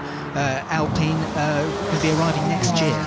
Well, exciting times for the marque from Dieppe. 70 years, they started small, but I too am a massive fan of hydrogen cell cars, and I really do believe, certainly for the Le Mans 24 Hours, the Automobile Club de l'Ouest has been for quite some while, been pushing very hard, and all of the hydrogen prototypes they produce exceed the previous one. They're going in the right direction. Yeah. So you've got to try these things, but I think on its own, doesn't matter what's under the hood, that's a great looking car. It is, and that Alpenglow has really got some miles under its belt. It was shown at the Le Mans 24 Hours this year. I think it topped 190 miles an hour down the Mulsanne Straight. So it's not just a show car, it really is a running test bed, and that's what we like to see.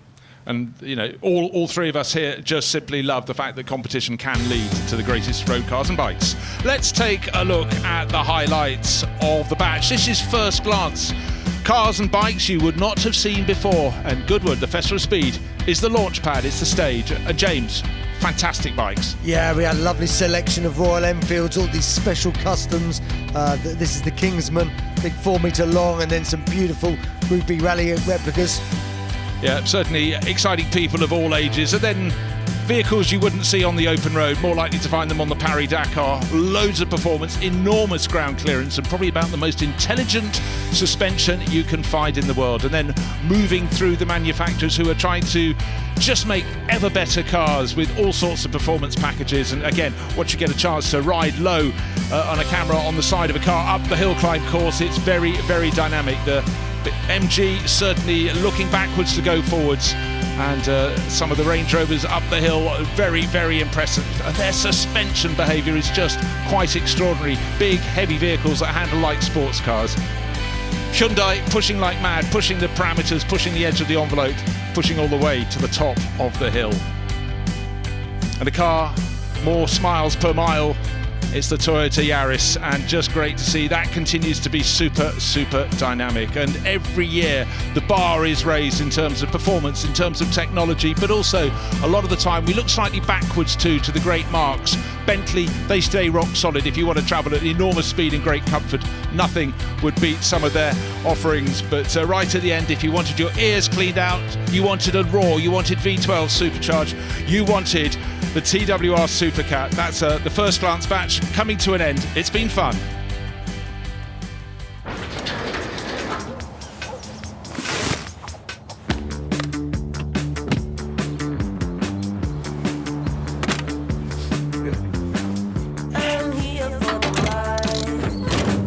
With eBay Assured Fit, find the right parts for your car just by entering your reg.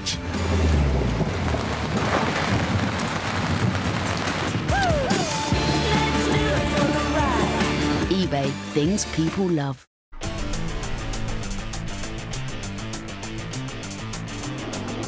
Down the inside, late on the brakes for Wilson in the Maserati. He gets the move done, but did he get on the grass? He does. The rear end steps out.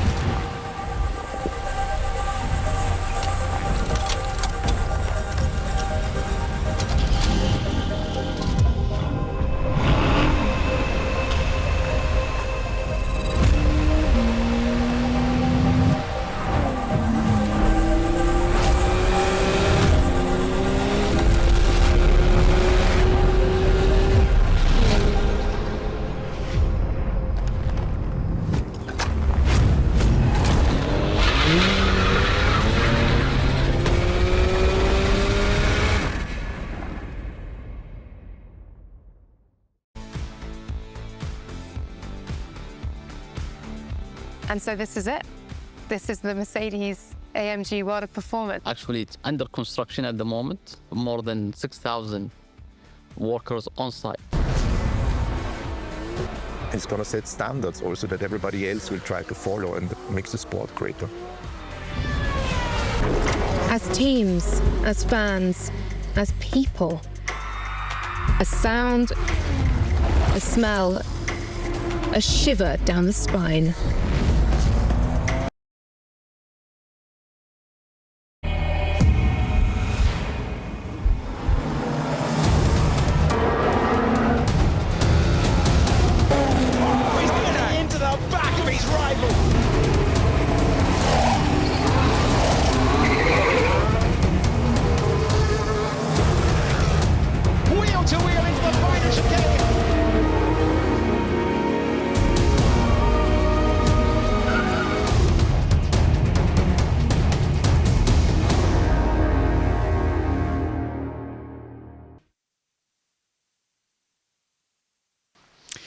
So we are looking forward to more to celebrate, and the next step is to celebrate the history of the bike rider Carl Fogerty.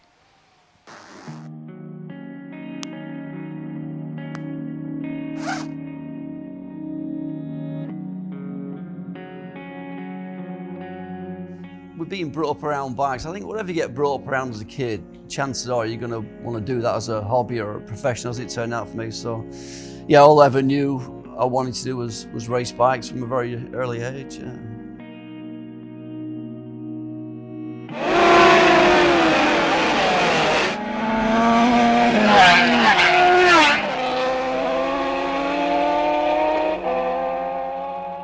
I was pretty focused and motivated and sort of confident that I would win the TT. It took me 3 or 4 years to learn it, which it does kind of most people, really. It's a lot of laps around there to truly get sort of dialed into to know how fast you can go in a lot of the sections. But yeah, it was a special feeling winning my first TT. Yeah, it was good. But my career path took me to Superbike, and I just ended up buying my own bike from the money I'd made, I guess, with Honda in the sort of early 90s, 91, 1990, and spent it on buying a Ducati, which you could buy. Ducati came as a race bike. At the second round at Donington Park, which is a real rider's circuit, I won against all the odds, against all the factory teams. I think I'm probably the last person ever to win as a privateer a world championship race. And that really kind of propelled me in front of the factories and the teams and stuff for Superbike in 93, and I signed my first contract then in 93 with the factory Ducati team, and I guess the rest is history, as they say, really. It was a bit of a battle all year, that year, 94, which ultimately led it down to the last race of the year, with the other side of the world in Australia, when I was just a few points in the lead, and I knew what I had to do, and it was just a flood of tears and emotion. The relief of finally winning that first world title, when I'd come close in 93 and should have won it in 93, but to finally do it in 94, the last race of the year, the other side of the world, all the TV and stuff. And even Barry Sheen was there, kind of trying to interview me. And I was pushing him out of the way, trying to get to my wife and just embrace her and stuff. It was really emotional. A lot of relief for finally winning that World Championship. The first one was special. Yeah. Barry Sheen had said to me, he said, "Now you've won. There's only one way to go now. That's to be beaten." I went, "I don't like the sound of that. I'm not going to be beaten." And so in '95, it was the second year of the new bike, really, the 916, and it was just a dream to ride the bike. It really was, and I just felt more at ease, more happier, more consistent. I don't know. It just seemed an easier year to retain the title than it did to win it. I'd won it with 2 rounds to go. I think it was a dream season. Superbikes became so big then. It really did. It just overnight. We went to Brands Hatch in '95, and 60,000 people turned up. And it was just wow. I just remember opening the curtain of the motorhome at 8 o'clock on a Sunday morning, and the grandstand was full. I was like, whoa. And it was a red hot day. I'd never won a race of any kind at Brands Hatch, club level or anything. And I always say it was the most perfect day's racing I've ever had. I could just do anything in them races, and I won both races quite comfortably, and in front of like 60,000 people who'd never. The crowds had come back to racing since the days of Barry Sheen in the late 70s, with no crowds throughout the 80s at all, had come to watch racing, and it was a great time. It was Cool Britannia and all that kind of stuff. It was it was good. It was all happening in the UK, really. Yeah, it felt good to be British.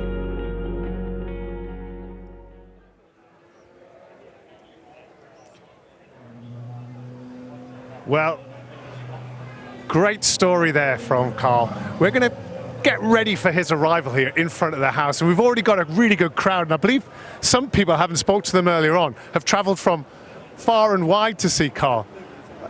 Sir, I believe you've travelled quite a long way to get here. Yeah, I've come from Alberta, Canada. That's a little bit far. I'm a big fan. It doesn't sound like you're Canadian. No, well, I am, but I'm originally a Brit, obviously. I used to watch Foggy back in the day, so yeah, couldn't miss this. And what's made you come over for this? This? Foggy? Yeah.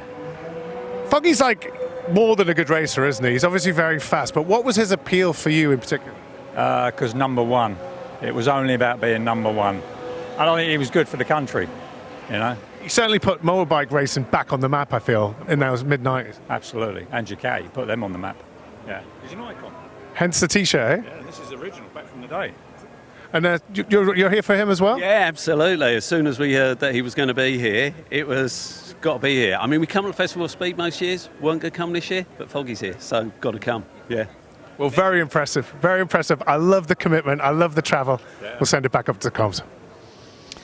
Thank you very much, David. Yeah, great to see the build-up to what will be a fantastic celebration, and the fact that Carl Fogerty will be heading up the hill so that everybody can get a chance to give him a cheer before he gets in front of the balcony, and then we'll see him actually take his helmet off and have a chat with him in a short space of time. James Hayden is with me, one of the great bike riders himself, but a man who you really enjoyed seeing Carl do all that stuff that he did in the 1990s, in particular his association with Ducati, so brilliant.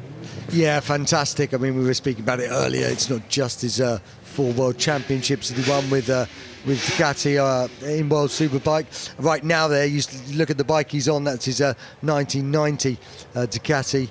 And what a season he had that year. He took 11 victories, finished 125 points clear of the man in second, which is why he said, I've got to ride one of my bikes with the number 1 on it.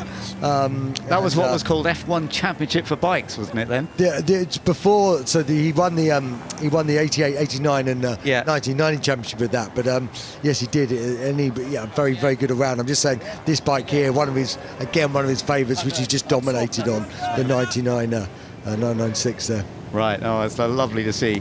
And he's the son of a former bike racer himself, wasn't he, George? Yes, he was indeed. So it was in the blood. You heard him speaking about it. He grew up around racing. His dad was a TT racer and British Championship racer. I think he might have even done some Grand Prix as well. So it was in his blood. There's those famous eyes, the foggy eyes. So, they certainly were piercing, intense eyes. And he's very, very well known for that. He always has his little logo. If you look at the top of his thing, Foggy and his little eyes there on the the top of his leathers there. So looking nervous. I mean, what a special day for him, though. It is. What an incredible honour.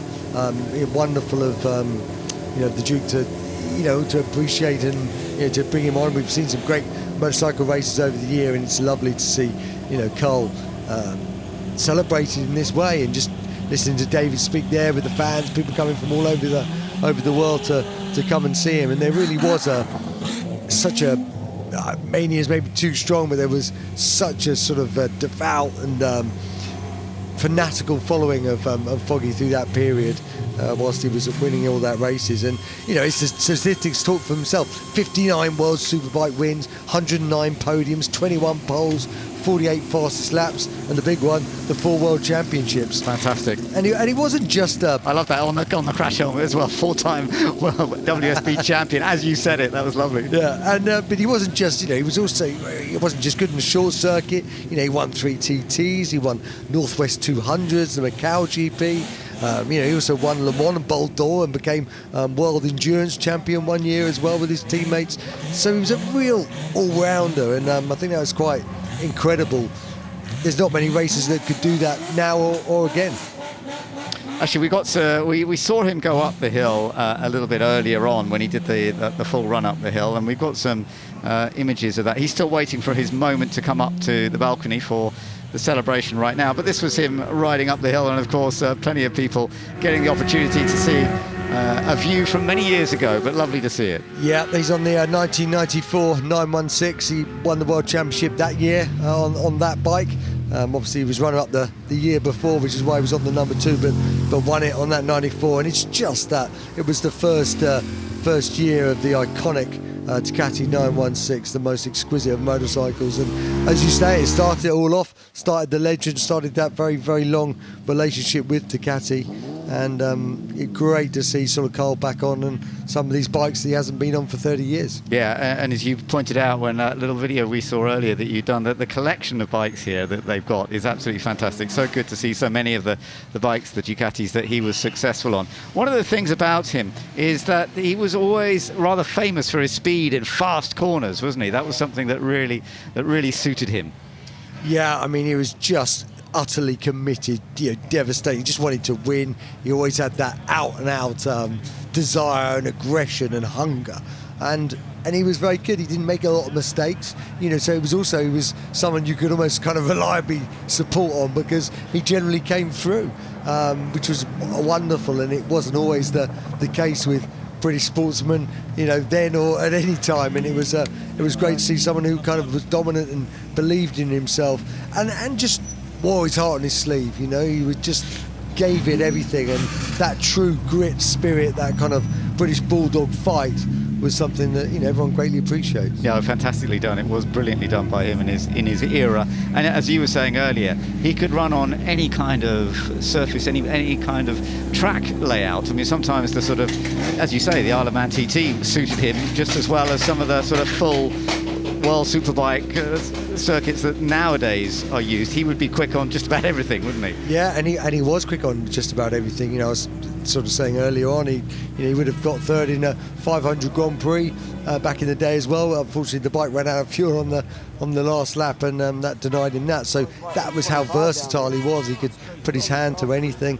He does a lot of off-roading. He just did a little bit of everything. That was kind of how he was grown up, and he kind of veered away from the roads obviously as his career took off, and he was able to kind of go World Superbikes and World Championship and go on to these amazing feats. I bet he's getting hot sat there in his leathers though. Yeah. How inspiring to you when you started motorbike racing yourself? Was he somebody that was a bit of an inspiration in the background? Yeah, I mean, listen, you could not be sort of growing up racing in the 90s without him sort of being so. So he was an idol. I remember winning the 250 race at the World Superbikes, where he was winning the World Superbikes the first time I met him, and he was someone that you definitely sort of you judge yourself with and you aim for, because he achieved so much. Oh, that's lovely. And there are so many fans here who are looking forward to the celebration on the balcony of Carl Fogerty. And let's go back to David, because I think, David, you're finding a few of those fans. Absolutely, yeah. It's really hotting up down here. The crowd building in anticipation of Carl making his entrance. And I got one fan here. You got a good spot at the front? Yes, we've got here nice and early just to make sure we see him. How important was it for you to come along to see this? I've watched Carl Fogerty all my life since I was 18, 19, 20. And I was 20 years old back in '95. To see him win the World Championship was amazing. Did you go to any of the races? I've been to a few, like more in the UK, but not abroad. And you made it here right at the front. Yeah. Are you hoping for an autograph? Try, yeah, right on the shirt there. Got the shirt ready. Well, we'll see what we can do. Yeah. You got the prime spot here in front of the house. I think it's quite impressive. Yeah. Just looking over here, I think. Thanks very much for that. I hope you get your autograph. I've got somebody else here who's sacrificing this. What is it? Your 30th birthday. Well done. Times 2. What's your name? Ginny. Ginny, you're looking very well dressed for today. I'm enjoying this outfit. And you've got prime spot here, right in front of the rope. Yeah, I have, yeah. He's brilliant. He's an icon. Have you been to one of these balcony moments before? No, this is the first for me. And why Carl? Brilliant rider in his time. Love watching him. Love Ducatis. What more can you say? He's a legend. What more can you say? And what better way to spend the birthday? Exactly. Very impressive. Thank you. Thanks very much, Ginny. And happy birthday. Thank you. Back up to you, James Webber. Thank you, David. That's lovely to hear from some of the fans who are gathering around that area. And as soon as he comes up the hill, of course, he'll be coming in this way to celebrate. And I'm sure there'll be a big round of applause for Carl as he heads into that little area there. What a superb star he has been. He started with Ducati from 1993. Before that, he'd actually made his debut with Tuxworth Honda. And that 1993 season, he was a bit unlucky, actually, because I gather he won 11 races that year. But he did miss out on the 93 title to Scott Russell that 93 year. It got better the year after, though. Yeah, it did indeed. Yeah, it was a very, very close run thing, and they became real arch rivals and kind of arch enemies. They kind of love to hate each other. Carl would be his typical self. He got a pet pig, and he'd name it after his rivals, and he would just it was all part of the head games as well, and also it seemed to be in some ways kind of almost in a less sort of PR type way. They were kind of some of those arch rivalries seem to blossom a little bit more than they kind of do now, if you know what I mean. Yeah, I do understand that. It was a period when everybody was really putting it down, and nowadays perhaps in the world of social media it's a little harder to be quite as hefty as that. You get more criticism sometimes, don't you? But it was a great period, and Carl Fogerty so dominant in that period with Ducati and taking those 4 titles. Brilliant stuff by him.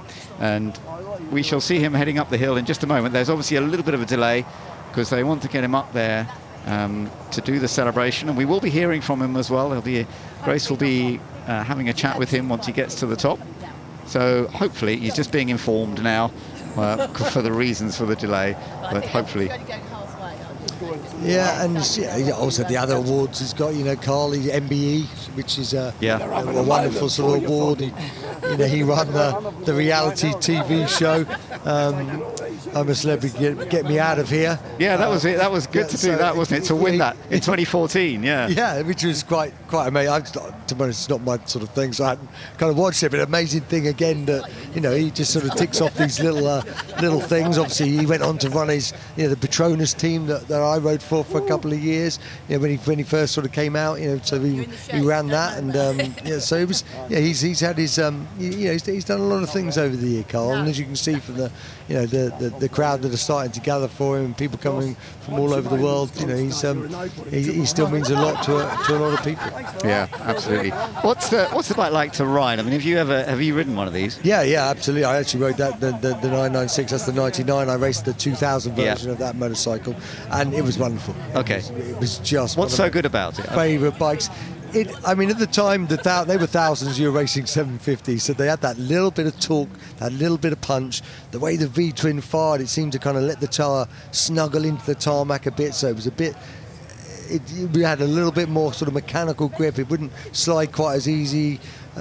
It just was a very easy. I got on the day I got on the first test. I came in. I went, "You cheated!" I was like, "I can't believe I've been racing against one of these for 3 or 4 years." But they weren't, of course. That was the rules. Yeah. But it was just.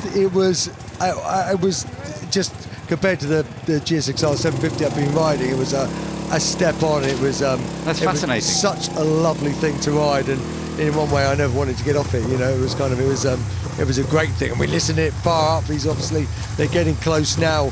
As we say, this is his 99 World Championship winning bike. Took 11 victories on this very bike here, and he wanted to ride into the house on one of his bikes with a #1. And here he comes, the great man himself, Carl Fogerty.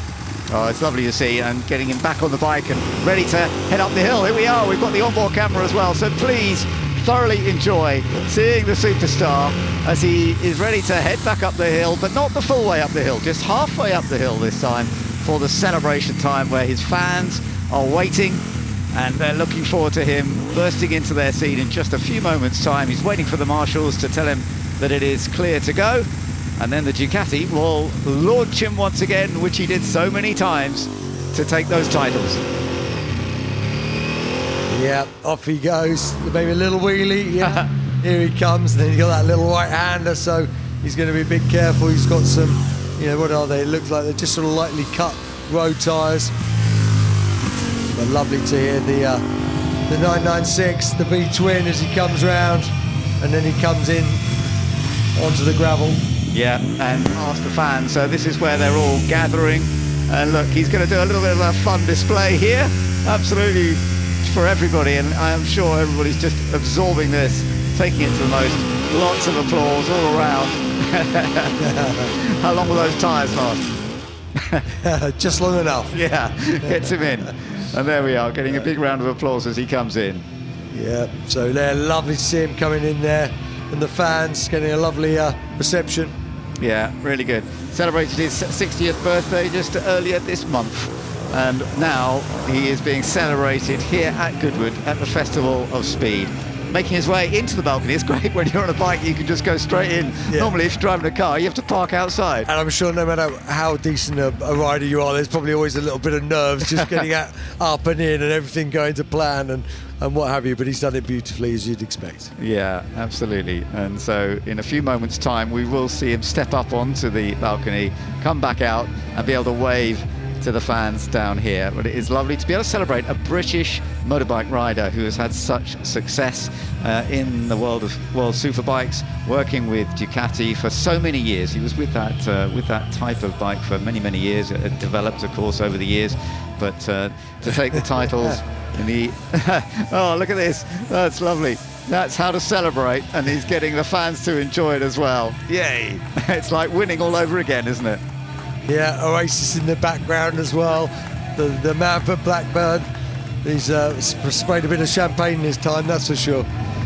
He did actually leave Ducati. He went back to Tuxworth with Honda in 1996, but he returned to Ducati in 97, and he was second in the title. And then, after having taken 2 titles, then he won his next 2 titles with Ducati again. So his relationship with Ducati was always the one that worked. It never quite worked with the others. No, it was special. He was kind of unlucky that year, actually, that 97 year. You know, he moved. John Kaczynski took his ride at Honda. He took John Kaczynski's ride at Ducati, and then Kaczynski won the championship on the Honda, and then he won it the year later on the Ducati. But as you say, just seemed to have him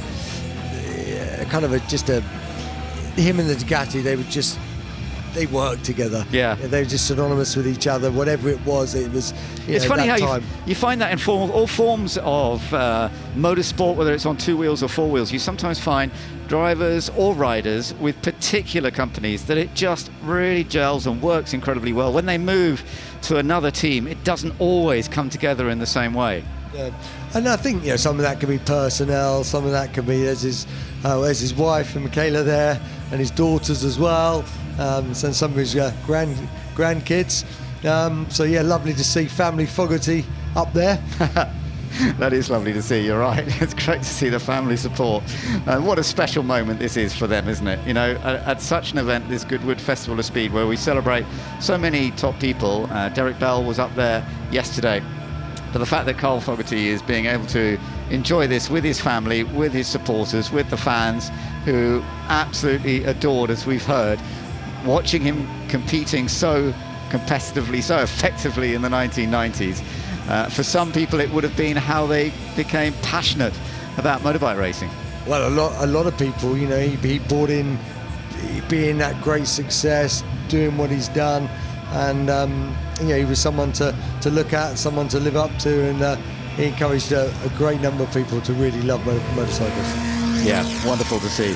And in a few moments' time, we will be seeing him up there on the balcony with his family, and we will be celebrating that in just a moment. And in fact, we're going to hear from him now. Let's go over to Grace.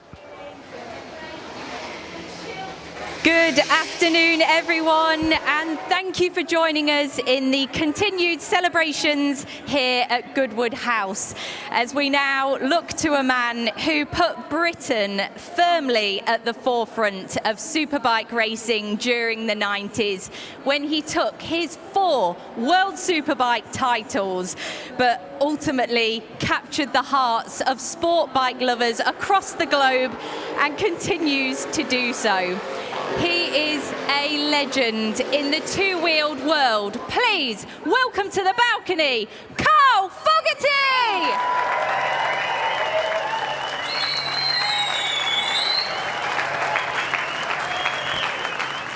Thank you.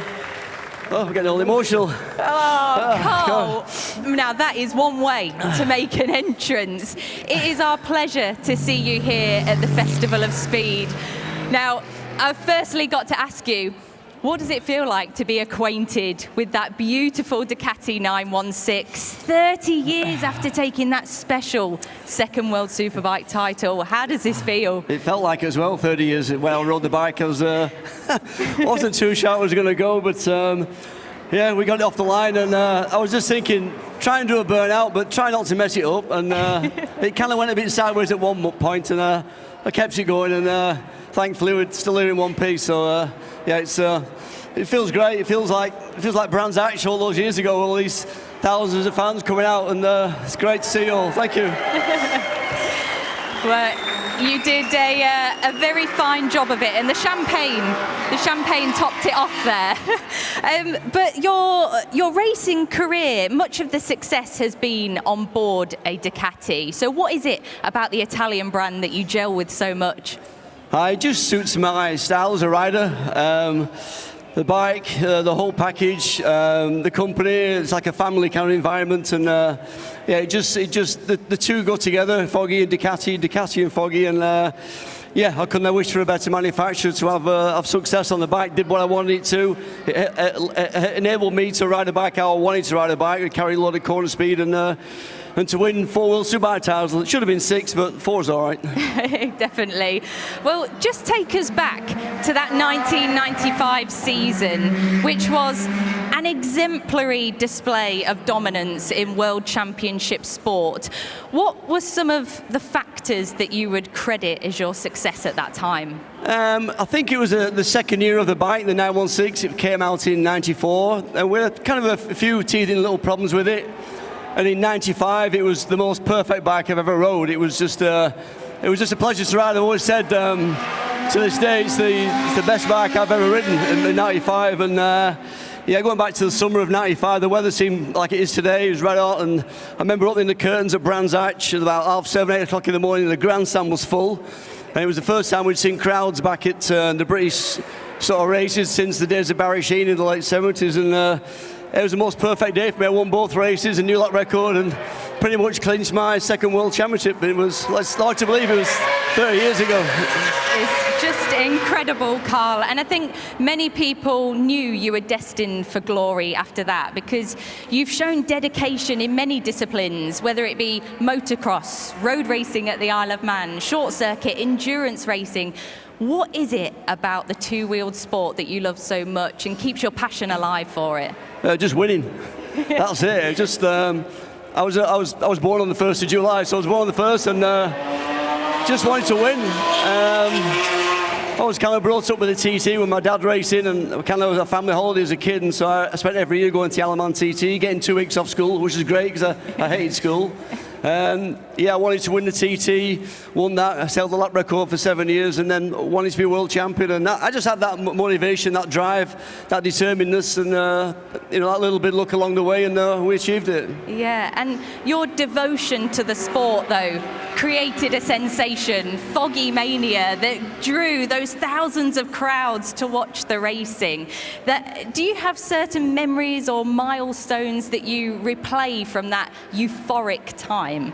It was just a great time. It was like the golden era of Superbike, as they say, and there was a lot of big characters around, big personalities, big teams, the massive crowds, and I just got the memories from like Aston, where 60,000 Brits came over, Donington, 70,000, and at Brands Hatch, 120,000 there. So it's, I mean, they were the real special times. It was probably not the same now. The crowds don't seem to come to the World Superbike anymore. It's not like it was back in my day. But that's obviously because I'm not racing anymore. But you know, of course, can't have everything. But I guess that dominance means it could be argued that that was the pinnacle of your career. Do you see it as that, or when would be the pinnacle for you? Yeah, it would have been, yeah. At the end of 1999, I won for the 4th time, and obviously my career was cut short in 2000. But yeah, I think by the end of 99, I was, I guess, you know, like a household name, and my dominance was sort of seen by sort of millions around the world. And yeah, it was happy days. It's a long distance memory for me now, those days, but I miss them. It's on days like this when you get to see all the fans again, it makes it worthwhile. Yeah, and we're not seeing you leave the sport anytime soon, because you've announced earlier this year that you're going to be a team principal of a new British Superbike team in 2026. You must be excited to get stuck into that. Yeah, looking forward to it, being back on the grid again, first time in sort of 20 years. Yeah, we've got a lot of work to do in the background, sort of sorting the bikes out with Ducati, staff, workshops, and do a bit of testing. And yeah, there's a lot of work to do, but I'm really looking forward to being back on the grid again and hopefully winning some more races. Team sort of, well, team principal, as you say. I had to Google the word principal to see what it meant. It sounds good. It said most important person of a group or at work. I thought, hey, that's all right. That sounds like me. Yeah, take that then. I'll take that. Well, I'm sure Carl will watch this space and keep posted on that, and I'm sure you're keen to get back on that Ducati. But before we let you go, just a word on what this moment and celebration at the prestigious Festival of Speed means to you personally, with your family here, and to be representing the two-wheeled community. Yeah, it means a lot. I get a bit emotional again. Yeah, it's... Give him a cheer, everyone. This is what it means to this man. It's just incredible, Carl. Take it in. What does it mean to you personally, if you can use some words? Great. I just want to thank His Grace, Lord March, and all the staff who've organised this event for us. Couldn't have done it without him, obviously, and for him to put this moment on for me, I really thank him from the bottom of my heart. It means a lot to me, and see all you fans out here, it means a lot, and to my family here as well, it means everything. And yeah, I'm going to have a few tears now. Cheers, thanks a lot, guys. Thank you.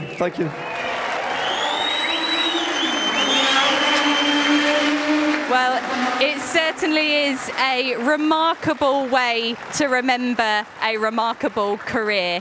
For one last time, please give it up for the dominant force that is Carl Fogerty! Yes, guys, thank you. Thanks. Thank you. So absolutely wonderful to hear from Carl Fogerty, James, wasn't it? And the emotion that we saw there was wonderful too. Yeah, you didn't often see a lot of emotion out of Carl, apart from that hunger to win. So lovely how much that touched him and how much it meant to him. You know, sort of coming back, and almost sometimes with that length of time, there's the water that's got under the bridge, you almost enjoy it and appreciate it more. So really, really great to see. Yeah, no, I think that was superb, a wonderful celebration. Lovely to hear from him, and it's obviously a very, very special day. And it's so lovely here at Goodwood, at the Festival of Speed, that these sort of events take place and can celebrate somebody's tremendous success. It might have been a while ago, 30 years ago, since he won that 1995 title, but you can just see how much he's enjoying it, how much he's loving it, and how the family are thoroughly enjoying being involved. Wonderful to see. Yeah, very much. And as you say, that everyone can come up and join him. His wife Michaela there, holding one of the grandkids. He has 2 daughters. Yeah, lovely. Well, thank you, James. Lovely to have you alongside to talk about his brilliant talent.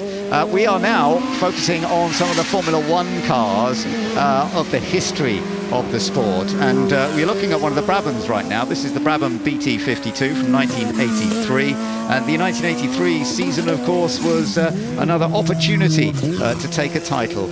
Nelson Piquet taking his second World Championship with Brabham. And of course, we are celebrating Brabham in many ways this weekend, because Gordon Murray, now Gordon Murray Automotive, and we had the celebration earlier on, he was the man who created this BT52 Brabham. So such design skills and such an amazing looking Formula One car as well, brilliantly driven by Nelson Piquet in its day. And that 1983 season was just the opportunity to take the title and take full command. So that was the last ever title for Brabham, of course, because after that the team kind of gradually started to drift away, because Bernie Eccleston was moving into other plans of actually running the whole of Formula One. But this was a very significant Brabham, the BT52, and it's lovely to see it heading up the hill there, being driven by James Wood, I believe, on this occasion. So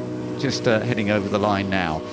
But we've got plenty more other wonderful machines, and here another very fantastic one to see, and it is Mario Andretti in the Lotus Cosworth 79, the car with which he took the title. And this, of course, was a very, very important time.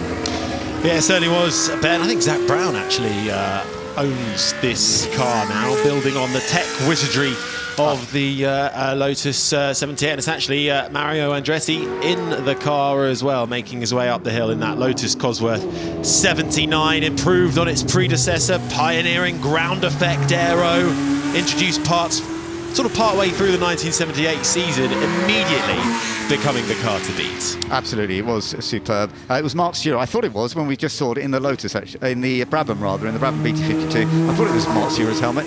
We had seen a different driver name, but it was Mark Stewart who went up in the Brabham. Now, Gabriele Bortoletto, the man you talk about a lot this year, Harry, in current Formula One. This is in an older Sauber, but in the modern look of a Sauber. They've done the same livery, haven't they? Yeah, I mean, how amazing to have modern current Formula One drivers here. 8 out of the 10 Formula One teams. Talking about the Sauber team, of course, there's Gabriele Bortoletto in his rookie season, the reigning Formula 2 champion from Brazil.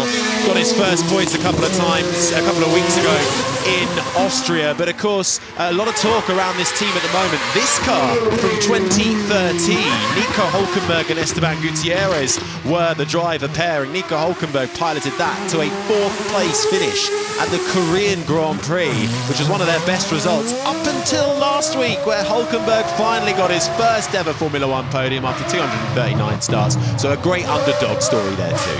Absolutely. So next time we're looking at one of the Ferraris coming up the hill, and this is the F399. Joe Macari is currently driving this one, and of course the Ferrari history, always so important.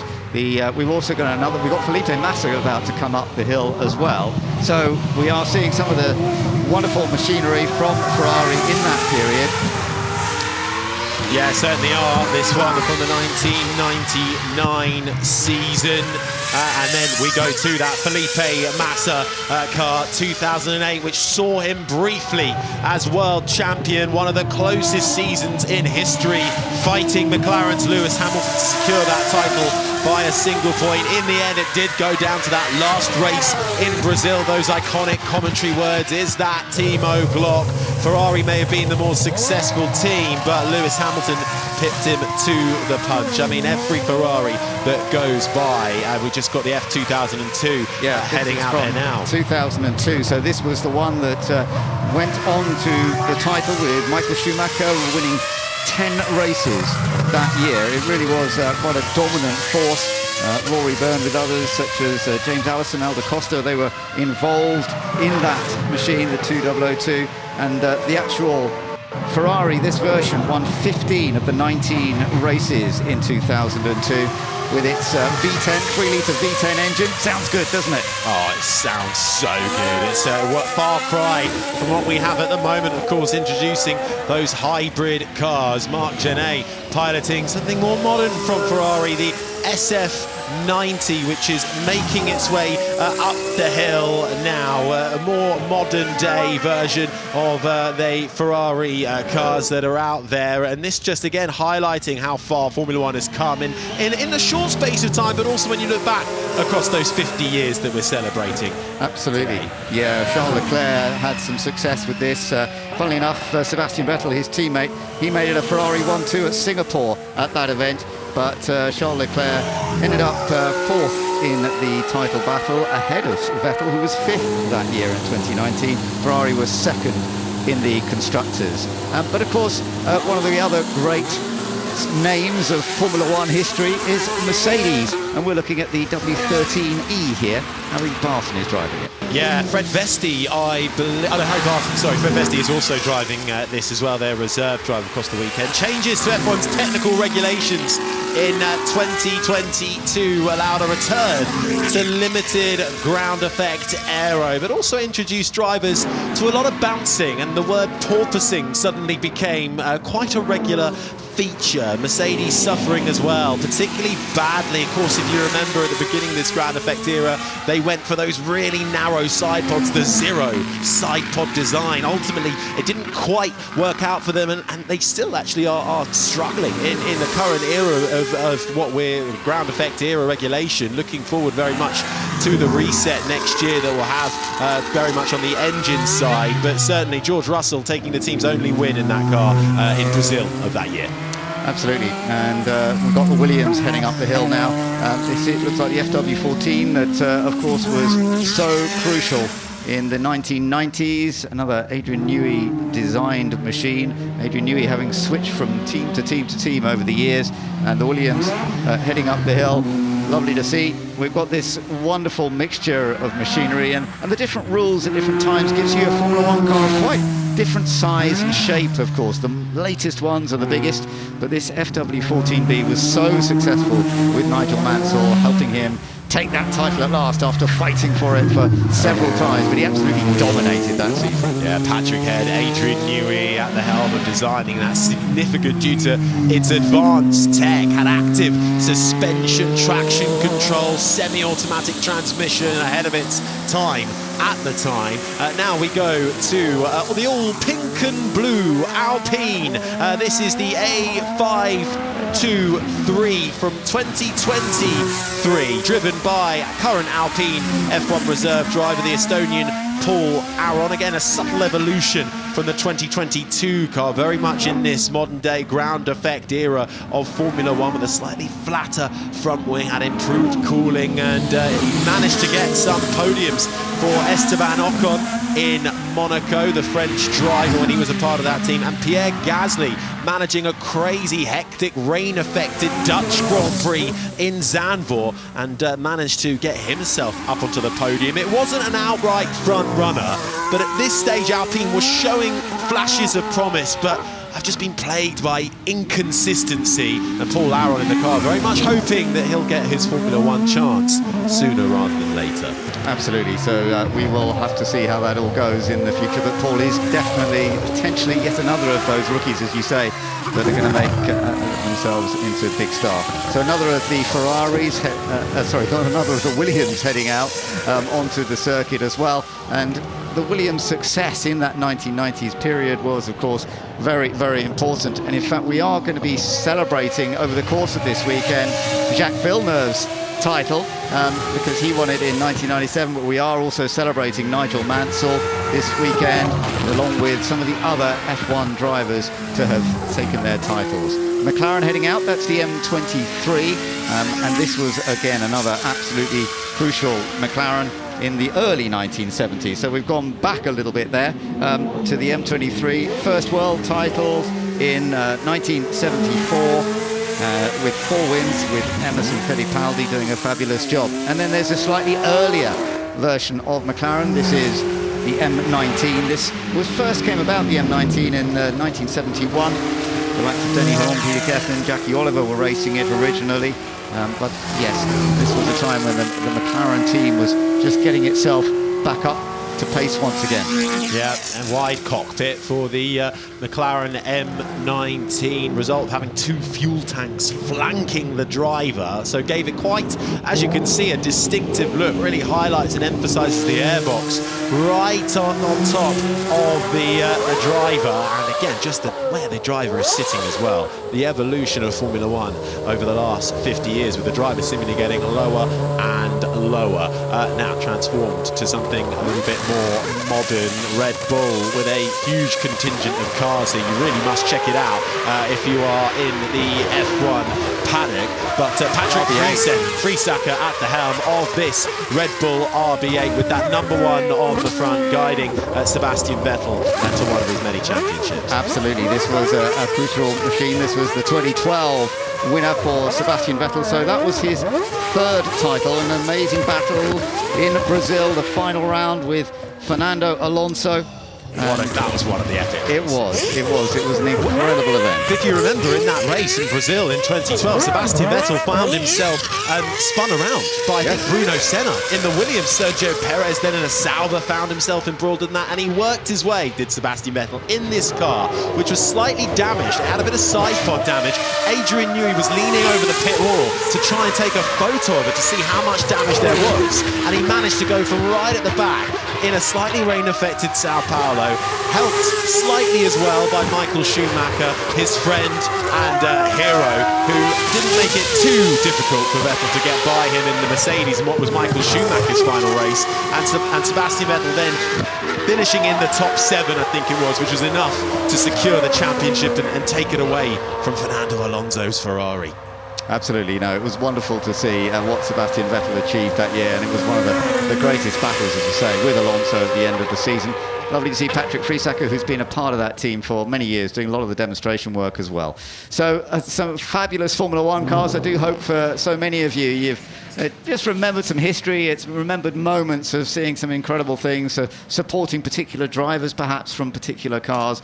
That's all part and parcel of what we're doing here at Goodwood this weekend, is celebrating those 75 years of the Formula One World Championship from 1950, and such a crossover of machinery from the front-engined single-seaters from 1950 going through to the mid-engined machines in the late 1950s, early 1960s, and then going into the use of aerodynamics and then into ground effects. So many changes of the machinery, but lovely to see.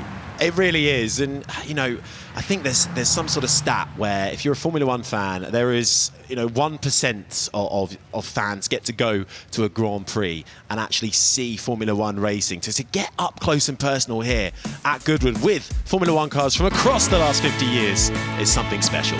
So let's just take a look at some of the highlights, and of course a lot of it at the beginning of that part was the celebration of Carl Fogerty, the brilliant 4-time World Superbikes champion. He came up on the Ducati to celebrate, and his family were up on the balcony as well.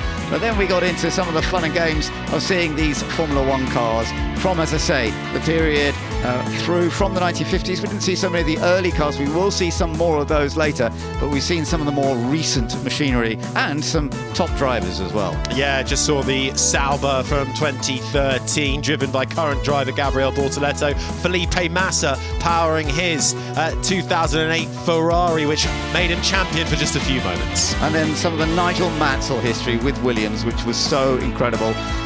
Taking his title, of course, a dominant force. The Alpine from a couple of years ago as well, with a youngster who is hoping to build his own career, Paul Aron, and some of the older machinery. And then, of course, Patrick Friesacker always doing a great job of demonstrating with the Red Bull Racing Renault RB8. So much to enjoy from all this Formula One action. And we will be seeing more of them, of course, as we go over the course of the weekend. Plenty more. We have probably what is the biggest collection of Formula One cars that we have seen here almost anywhere, not just at Goodwood. Let's go back up to the top of the hill and join Ed Foster. Nigel, we're celebrating the history of Formula One this weekend. I mean, you played such a big role in it, but it must be very special seeing all of these cars and also all the drivers kind of back in one place. I mean, it's incredible, isn't it? And I mean, I have to say, because I've been coming here for a long time, to see it after a couple of years the development is just amazing. But I have to say, Graham's car is beautiful, but I wish there was a seat in it. I know what you drivers are like. It's all about saving weight, but I guess that must have been rather an uncomfortable run. Yeah, you can definitely say that again. But didn't we have a fantastic British Grand Prix? It was good, wasn't it? Yeah. I mean, you've got so much history there. You know what? I mean, what's it like as a Brit winning your home race? It's everything, isn't it? It's if there's one race a year, I mean, when your home Grand Prix, it's just magnificent. It springboards you on to bigger and greater things, and obviously the McLaren team have done a superlative job this year. I mean, Lando, 2 wins on the trot now. Oscar, unfortunately, had a little bit of a hiccup with the pace car, which I have to say Max did a very good job highlighting. But all good for Lando, I guess. So, yeah, it was brilliant. Now, look, we've also got a British world champion going to Ferrari. What's it like going to the prancing horse? I mean, you famously got on so well with all of them, but it's not an easy task, is it? It's by far from an easy task. It's very romantic. I mean, the atmosphere at Ferrari and the Italian fans are second to none. For me, it was a very exciting time. It's had a good start. Winning your first race for a new team is always good. So going out and winning in Rio the first time was great. I don't think I finished another race for 7 races then. So it's a good job I got 1 in the bag. But Lewis, I still think he's doing a fabulous job, and you know, he's 7 times world champion, and they give him the car, he'll deliver. I mean, he won that 1 race, which people forget. It's a sprint race. I know it wasn't a full race, but you know, fabulous drive. Ferrari, for whatever reason, I mean, they were quick last year, and I thought they've got to be a championship contender this year, but they've lost something in the winter. I don't think they know what they've lost as well, but something's gone, and I hope they get it back. Well, look, Nigel, it's a pleasure as always. Enjoy the rest of the weekend, and maybe find a seat. And compliments to all the fans here. They're awesome at Goodwood, and you know, my goodness me, Charles March, you know, his Lord March has just done a superbly top here, just fantastic. And he's fixed the weather this week, hasn't he? But it's too hot. Nigel, thank you. Thank you. Mario, some things just look right. I mean, there's countless cars you'd look good in, but the JPS Lotus is surely one of your favourites. Oh, absolutely, no question. I mean, this car just created a revolution, I think, in aerodynamics. Of course, you know, the previous year, but this was something that really paved the way to ground effects, and to be part of it, I mean, it was quite a privilege, as you can imagine, and to be able to bring home a championship. It was that icing on the cake, as they say. And how is your weekend going? Because, I mean, even just with Formula One, there's something for everyone here, isn't there? Yeah, yes, of course. This is amazing. This event always, I mean, I've been here several times, and it always seems better, bigger, and yes, the Duke is quite the host, and yeah, we appreciate what he does for all of us. Now, I've got to ask, I was chatting to Danny Sullivan last night, and he said that Mario didn't talk to me for 2 years after that 85 win. Is that true? No. Or was he winding me up? I think he was winding you up. Yeah, I mean, I just wish that he would have had a nick on the wall, on the wing, but he got away with it. And he's lucky that didn't hit him, tell him. So he owes me a favor. Well, maybe you could call it in this weekend. Mario, thank you so much. Okay, cheers.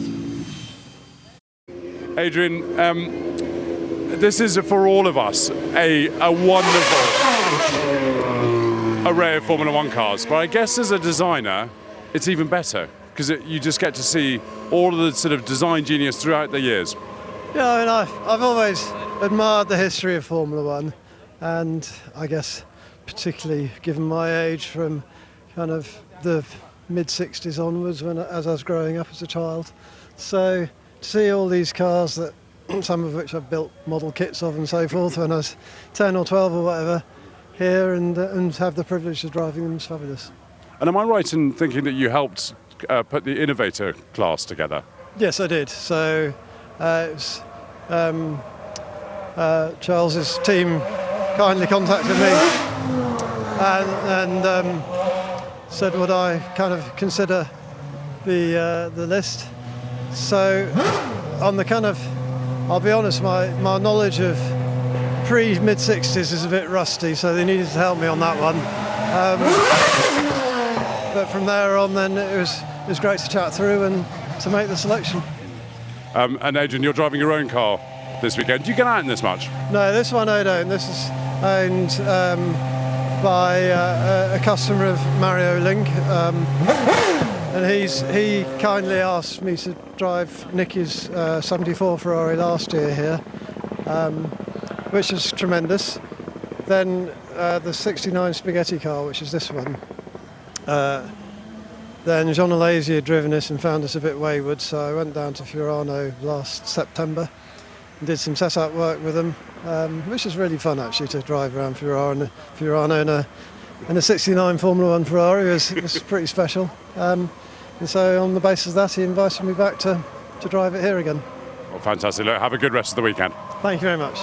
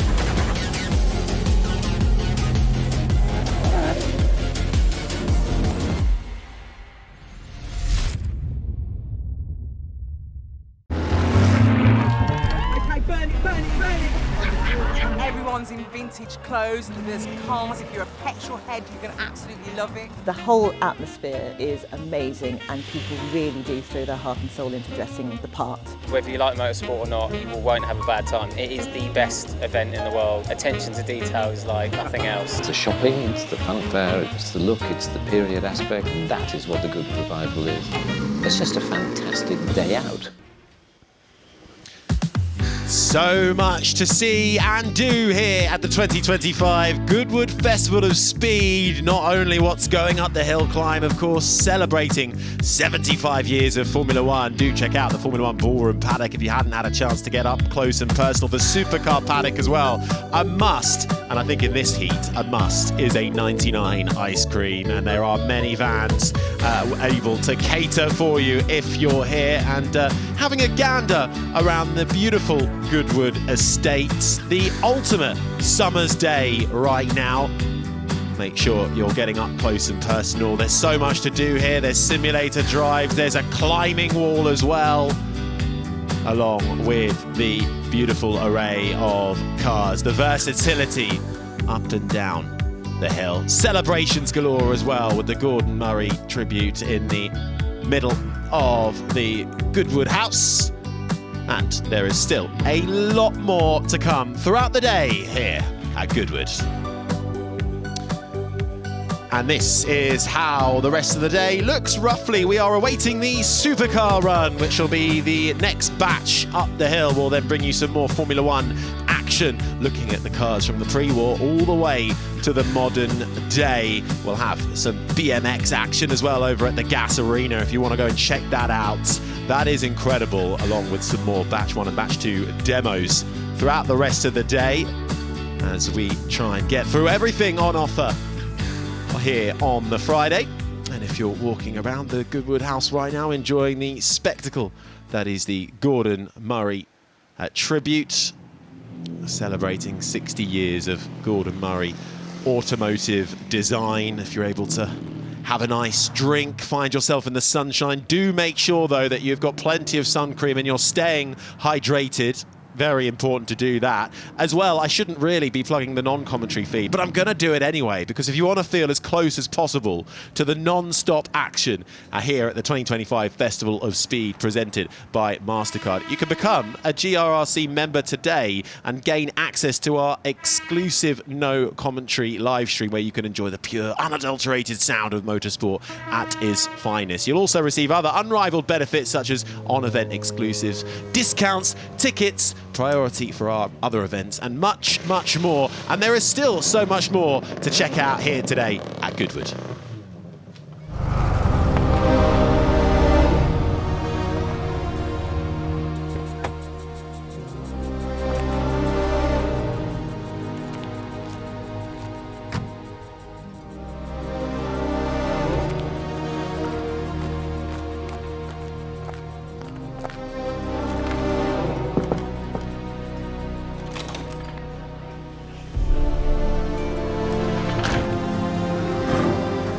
Good evening, gentlemen.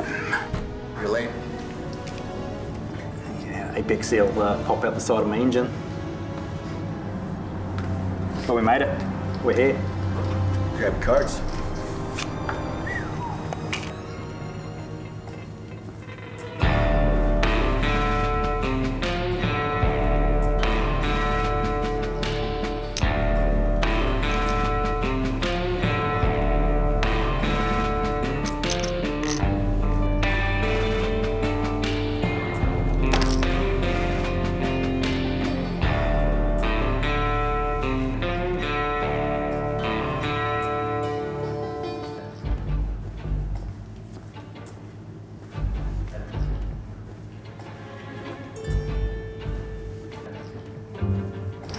Engine capacity, 23,000.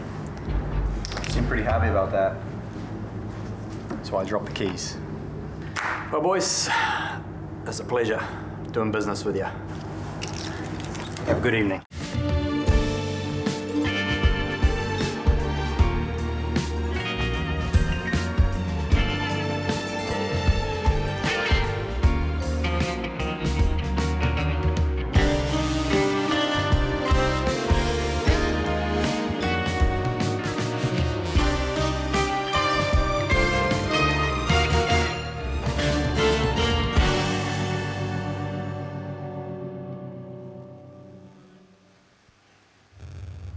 Now that is a game of top trumps I would very much like to play, but James Batchelor, who joins me in the commentary box, pretty difficult to play top trumps around here because there is so much on offer, particularly in the supercar batch that we're expecting up next. Well, yeah, absolutely. I mean, it's the type of game I really wouldn't want to play, particularly in a suit.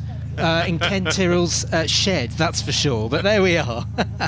Certainly the likes of Scott Speed there as well in action, but we can see the supercars lined up and ready to go. Ferrari with a big offering, and this perhaps one of the most exciting launches here this weekend. And just at the press of a button, look at that, the digital dash lights up on the Ferrari F80, celebrating 80 years of Ferrari. This is a big deal, isn't it, James? It really really is, and it's just one of many anniversaries we're celebrating here at this weekend's Goodwood Festival Speed. Not only are we seeing the F80, the Ferrari's 80th birthday present to itself, but we're also seeing the likes of Alpine celebrating 70 years, Aston Martin celebrating 60 years of drop-top Volante models. We've got such a selection to show you, and it's all coming up very shortly. It certainly is. You can just see the range of Ferraris. They're here. We have lurking behind this, well, there's two yellows. You can see the first of which is the Ferrari 296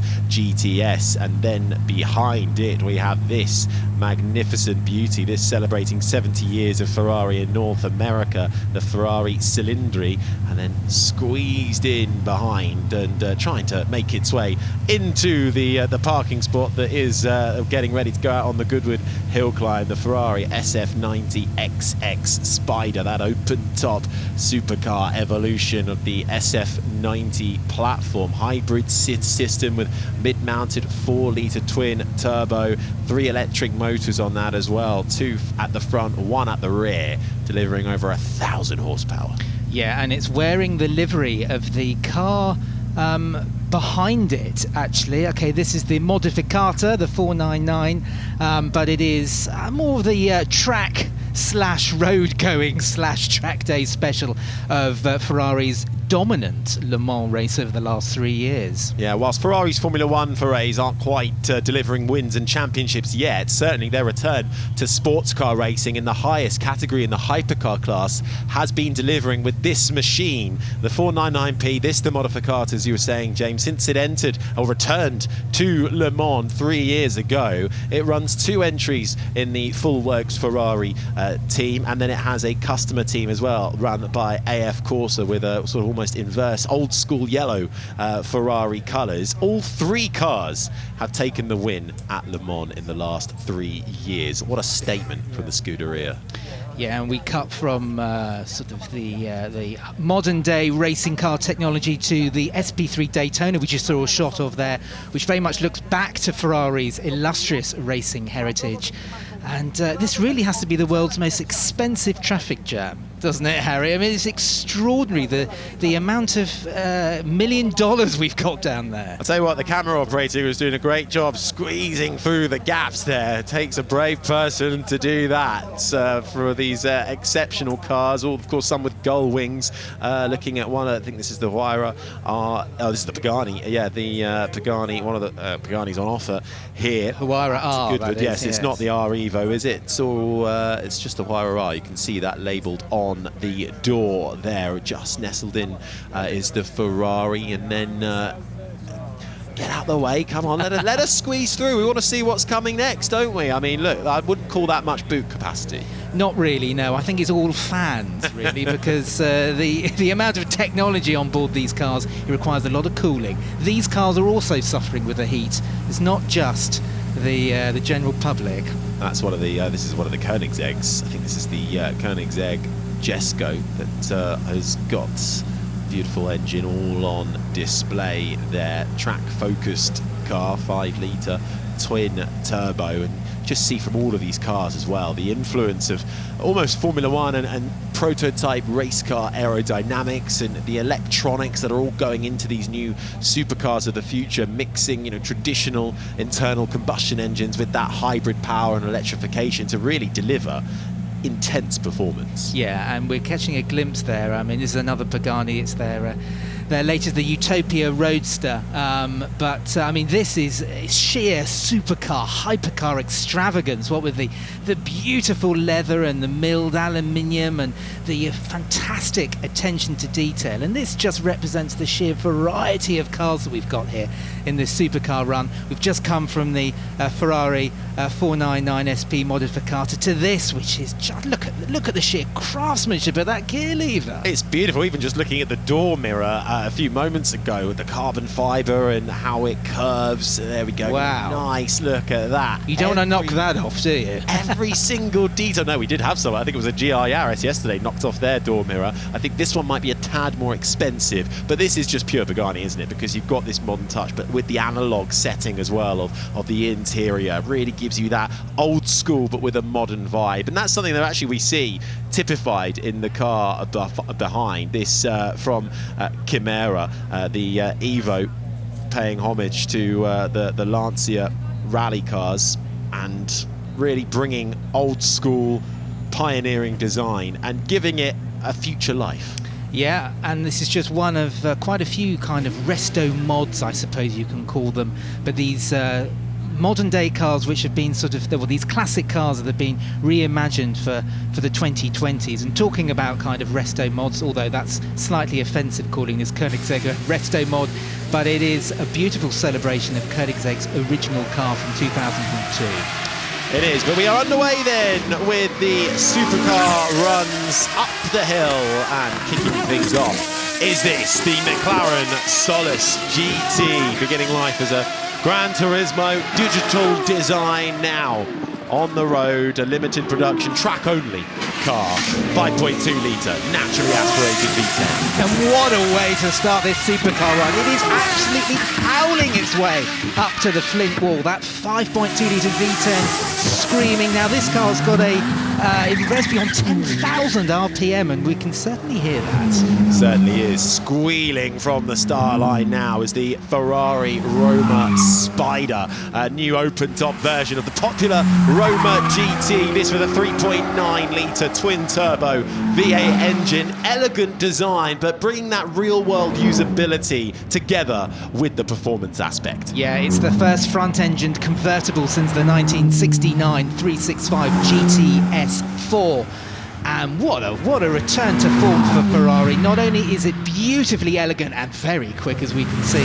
Talking about quick cars, this is the F80, Ferrari's 80th birthday present to itself. And what a present. Yeah, I'd like that for when I'm 80, if not a little bit sooner, please. This is positioned as the successor, really, to the LaFerrari 3-litre twin-turbo V6, 900 horsepower, with a hybrid system as well, with 3 electric motors, 2 on the front axle and 1 MG UK at the rear, giving it combined 1,200 horsepower. Yeah, then let's crank things down a little bit. Not that this car is no slouch whatsoever, but it is the 296 GTS. So it's the convertible version of the 296 GTB with a fold-out metal section of the roof. It's closed at the moment. That black section opens up to reveal a beautiful interior, and it is about 70 kilograms heavier than the GTB Coupe, only 70 kilograms. 3-litre twin-turbo V6 coupled with an electric motor gives a total of 819 brake horsepower, and I don't know what it is, I just love a yellow Ferrari. Yeah, it's something old school, isn't it, from Ferrari, and if you love a yellow Ferrari, then you're probably going to love this one as well. Rocketing its way up the hill, unveiled back in May to mark 70 years of Ferrari in North America. This, the 12-cylinder front-engine 6.5-litre naturally aspirated V12. This is probably Ferrari's most powerful non-hybrid V12 ever. It is, and Ferrari do V12s very well, and this is the perfect representation of it. And talking about perfect representations, you need to look no further than this Daytona SP3. Interestingly, this is the first Ferrari to be officially called a Daytona. You may remember that classic 365 GTB4 of the 1970s. Did have the nickname Daytona, but this is officially called it. And it has wonderful retro design cues back to the P4, Ferrari's endurance race of the late 1960s. And it's got a 6.5-litre V12 naturally aspirated engine, Targa top. It's got the lot. Yeah, it certainly has. Proper homage to 1960s sports prototypes. We have also the Ferrari FXXK out on the hill climb, making its way up the hill. This is a track-only hybrid supercar from Ferrari's prestigious XX program, 6.3-litre naturally aspirated V12 with F1 derived tech. You ask anybody if they have driven an XX car as part of that program, and of course a Clienti program that Ferrari offer, and they almost struggle to describe how immense the experience is. And what a howl from the start line there. That's the Pagani Huayra R Evo Roadster. And the source of that noise is a Mercedes-derived V12 engine. Now this is a long-tailed version of the Huayra R, and you can see that to the walls, the rear end of it. And what a noise as it negotiates its way up Moulcombe towards the flint wall. That screams past our commentary box. This Huayra R Evo Roadster, unveiled digitally back in 2024, but wasn't shown publicly, making its global dynamic debut here at the Festival of Speed. Now this, if you're wondering what it is a Koenigsegg Sadez Spear out on track at the moment. Koenigsegg a couple of years ago celebrating over 20 years in the game and continuing to deliver pure supercar performance. Yeah, and the name is derived from Christian von Koenigsegg's father's horse. What a horse's name. I think that's quite extraordinary, that really, but... That'll do. That'll do, won't it? Yes. Certainly will. Right, so what have we got here? We're going back to Alpine, and this, the Alpenglow, the next step in hydrogen-powered high performance. Now, this is a concept car from Alpine. It's got a 3.5-litre V6 internal combustion engine that's designed specifically for hydrogen. It is, and this is the interesting technology that Alpine is developing at the moment. It's developing hydrogen combustion engines, but also looking at hydrogen fuel cells as well. This Alpenglow is a concept car for now, but it does preview a Halo model coming from the French firm next year. This is no just concept car, it's a properly developed and track-honed car. It was at the Le Mans 24 Hours a few weeks ago. It reached 190 miles an hour down the Mulsanne Straight.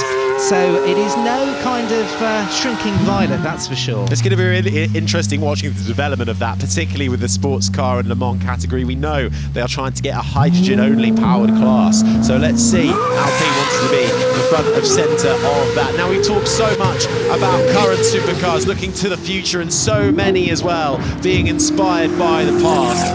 No such, well, such is the case here with the Koenigsegg CC850. Yeah, it's a reimagining of the CC8S from 2002, the car that really put Koenigsegg in the spotlight. And I'm sure all of us remember this car debuting on Top Gear all those years ago. So not only does it reimagine that car, but it's also built to celebrate Christian von Koenigsegg's 50th birthday. Again, what a birthday present to yourself. A 5-litre V8, 1,300 brake horsepower, 1,300 brake horsepower. Now we move on to the Porsche 911 GT3 Touring. Now this is essentially a GT3 but without the Hawaiian shirt on.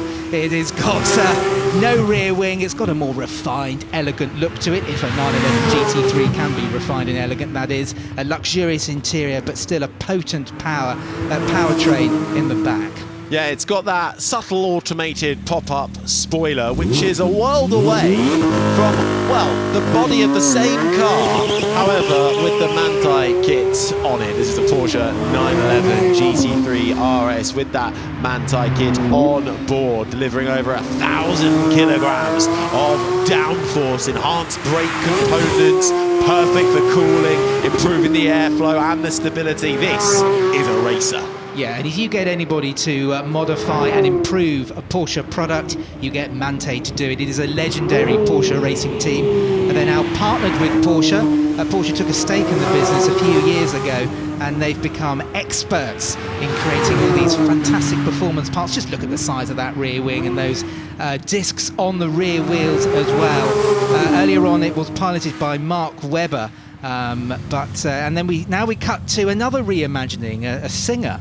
Yeah, well, we're celebrating 10 years of Singer at the Festival of Speed. This, the 911 Carrera Coupe, reimagined by Singer, all in beautiful yellow, actually running two cars on the hill climb. One turbocharged, one naturally aspirated. This is the naturally aspirated one, and certainly making its dynamic debut of the car here. Wide body 911 Carrera of the 1980s. That's what it's been inspired by, with a 4-litre naturally aspirated flat 6 engine restored by Singer with help from the engineering firm, with engineering from Cosworth. 4 valves per cylinder on this, looking beautiful, sounding beautiful. Yeah, and it's also got a raft of safety kit as well. ABS, traction control, ESC, 4-way adjustable dampers as well. But I just love the way it looks. It's got a real Miami vibe to it. It really has, and well, you can keep the Miami vibe going with the roof down as well on the Bentley that is making its way. This is the Batur convertible that is making its way up the hill at the moment. This again from the third coach-built Bentley of the modern era, crafted by Mulliner, 2-door, 2-seat configuration, and really retains the most powerful version of Bentley's iconic W12. Yeah, that 6-litre W12 engine, 750 horsepower, and this waiting on the starting line is another example of Bentley Mulliner's craftsmanship and just what they can do really when customers ask them to create the impossible. Really, this dates from 2020. Uses that 6-litre W12 engine here with only 650 horsepower. Goodness me, still good enough for 200 miles an hour though. Huge craftsmanship, rare materials used inside. Even the wood accents date from 5,000 years ago. Wow. I know. Now that is attention to detail, isn't it? I mean, no wonder when only 12 distinctive cars designed, engineered and handcrafted to individual customer tastes as well, being delivered, beautifully sculpted, award-winning craftsmanship from Bentley. Now. So, yeah, this is the Maserati MC Extrema. Now, this is the most powerful Maserati ever. MC20 derived, and it's the spiritual successor to the MC12. You may remember that was Maserati's version of, well, not Maserati's version, but what Maserati could do with the Ferrari of the time. 62 cars, all of them are sold. And now we're cutting straight to a Maserati which you can go and buy yourself. Yeah, the Grand Cabrio, combining that, well, the typical high performance that you want from a sports car. However, it's got the comfort suitable for long distances. You can fit 4 people in that car, 2 empty seats. No one wanted to opt to go behind the driver. I can understand why you want to be in the driving seat for this one. Yeah, 3-litre V6, 490 horsepower. But you can also get it as an EV, actually, with 3 electric motors, 760 brake horsepower. But here we've got the petrol. You can't beat a V6, can you? And as elegant transport goes, you can't beat a Mazda. No, you certainly cannot. And, well, this from Lotus making its way up the hill at the moment, the Avaya, which I think we saw fleetingly. There it is. It looks orange when the sun shines on it, but it's also purple as it comes past our commentary box. It really is an illusion. What is not an illusion is just how fast this car is. It is sensationally fast. Over 2,000 horsepower this car has got. 4 electric motors.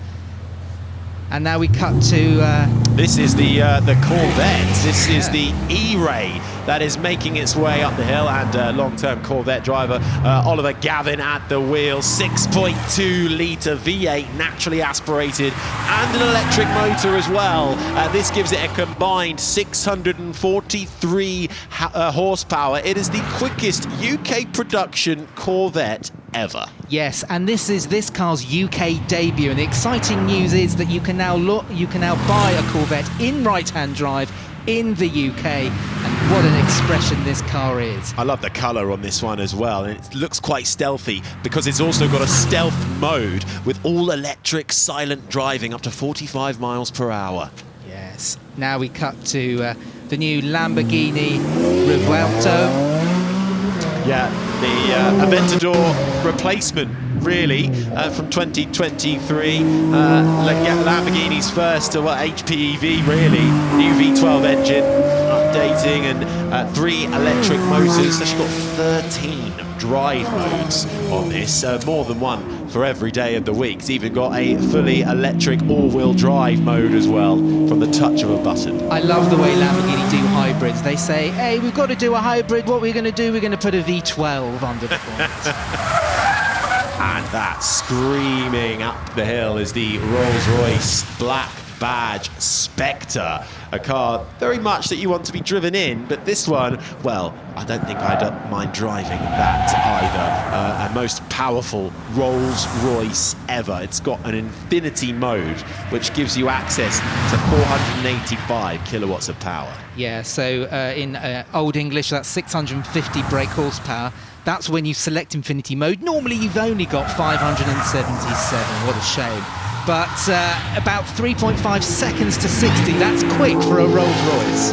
It certainly is. Now Ford and the legendary Mustang with the GTD out there at the moment, all in beautiful carbon black. Street legal this, track dominating Super Mustang. Limited production though, 5.2 litre Predator V8 engine. And well, it's fairly quick around the Nürburgring Nordschleife, a Grand Prix track built in the early 1920s, which a lot of brands use as their testing ground. This one doing a sub 7-minute time. Not 7 seconds, as I Not quite the 7 seconds.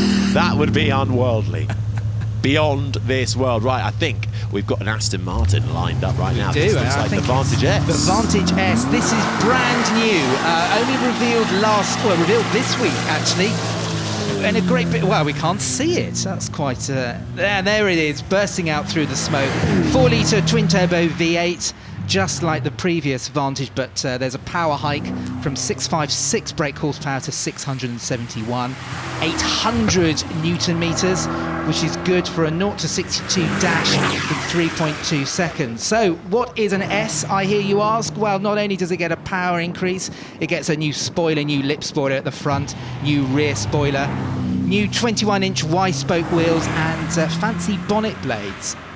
That'll do. Rear-wheel drive layout, 50-50 weight distribution as well, making for pinpoint accuracy as it gets so close to the flint wall, almost jinxing the Aston Martin Vantage S as it makes its way to the top of the hill climb. Now, setting off another Aston Martin. Big celebration of Aston Martin, actually, this weekend. We've got the DB12 Volante now. Yes, so Aston Martin is celebrating 60 years of their Volante models. Volante is Italian for flying, and it all dates back to the 1965 short chassis Volante, and this is the latest incarnation of the Volante models. The DB12 is a relatively new model in the Aston Martin lineup, a heavily updated version of the DB11, 4-litre twin-turbo V8, 671 horsepower, and 0 to 60 in 3.5 seconds. Now, waiting at the start line is the Rimac Nevera R in that stupendous green and black livery, as it almost silently sets off from the start line with just a squeal from its tyres. It is fresh from a new record, this car. Now, this car now holds the fastest time for reaching 0 to 249 miles an hour and back to 0 again in 25.79 seconds. That's 2 seconds quicker than Koenigsegg managed a couple of years ago with their Jesko Absolute. So there's a real battle between Koenigsegg and Rimac at the moment. And what a thing this is. No excuse to be late then. Absolutely not, especially when you've got 4 electric motors under your right foot. Now, what is this? It's the McLaren 600 LT, which is making its way up the hill at the moment with Benjamin Goethe at the wheel of it, hounding that McLaren, celebrating 10 years of the LT. This with a 3.8-litre twin-turbo V8, lightweight, folding hardtop as well. Rare gem that delivers track precision performance and good integrity as well. And the McLaren GTS out there too. Yeah, so this is the other extreme compared to the 600 LT there. This is the more refined, easy-going McLaren, but still, it packs a huge 612 brake horsepower. Why do I say easy-going? Well, it's got a more luxurious interior, softer ride, a bit more practicality, so you can take a few bags with you if you really want to. But it's no S-Class, Mercedes S-Class inside, but it's luxurious for a McLaren. It certainly is. The McLaren GTS makes its way underneath the trees. Now, on the start line, we've got the McLaren Artura Coupe setting off. Now, this is another one of the McLaren celebrating the 2024 Constructors' Championship win for the Formula One team, with the glints of papaya on the front and the rear end smothered in it. Very much a staple colour now of McLaren. Yeah, absolutely. And this Artura, it's on. What makes it different from the previous McLarens up the hill is that this is a plug-in hybrid. Of course, McLaren no stranger to plug-in hybrids. They've had the P1 and the Speedtail, and of course the new W1, which you can see here at Goodwood this weekend. But here, it is it uses a 3-litre V6 plus an E-motor, 690 brake horsepower. They do a Spider version if you want to feel the wind in your hair as well. That's the sound if you're down at the start line of the Pagani Huayra R. Now, we've seen the Huayra R Evo as well out there, the Roadster. This, wow, screaming at the top of its lungs. Incredible performance from the Huayra R. 6-litre naturally aspirated V12 engine power, just over 1,000 kilograms it weighs, 30 track-only models, and really the first road conversion of it coming. It's running in the carbon black. The Huayra R is, though, a track-only hypercar. Yeah, it's the final version of the Huayra, and what a way to end its days, really. Only 1,050 kilograms this car weighs due to that carbon fibre construction. But yeah, that V12 naturally aspirated engine sounding absolutely glorious. Successor to the Pagani Zonda R, designed for maximum performance on the track in collaboration with Lanzanti as well. Now, we often get to spy some brand new manufacturers, some brand new cars out there, and this, one of them setting off from the start line now from Zenvo. This is the Aurora Tour, making its global dynamic debut with a prototype model, production starting or expected to start in 2026. This hand-built in Denmark with a V12 quad-turbo engine. Yeah, well, not only has it got a 6.6-litre quad-turbo V12, it's also got 3 electric motors for good measure as well. So we've got 2 on the front axle to make this car 4-wheel drive, and we've got another in the gearbox. All of that equates to 1,850 brake horsepower. 0 to 60, well, do you want to have a guess, Harry?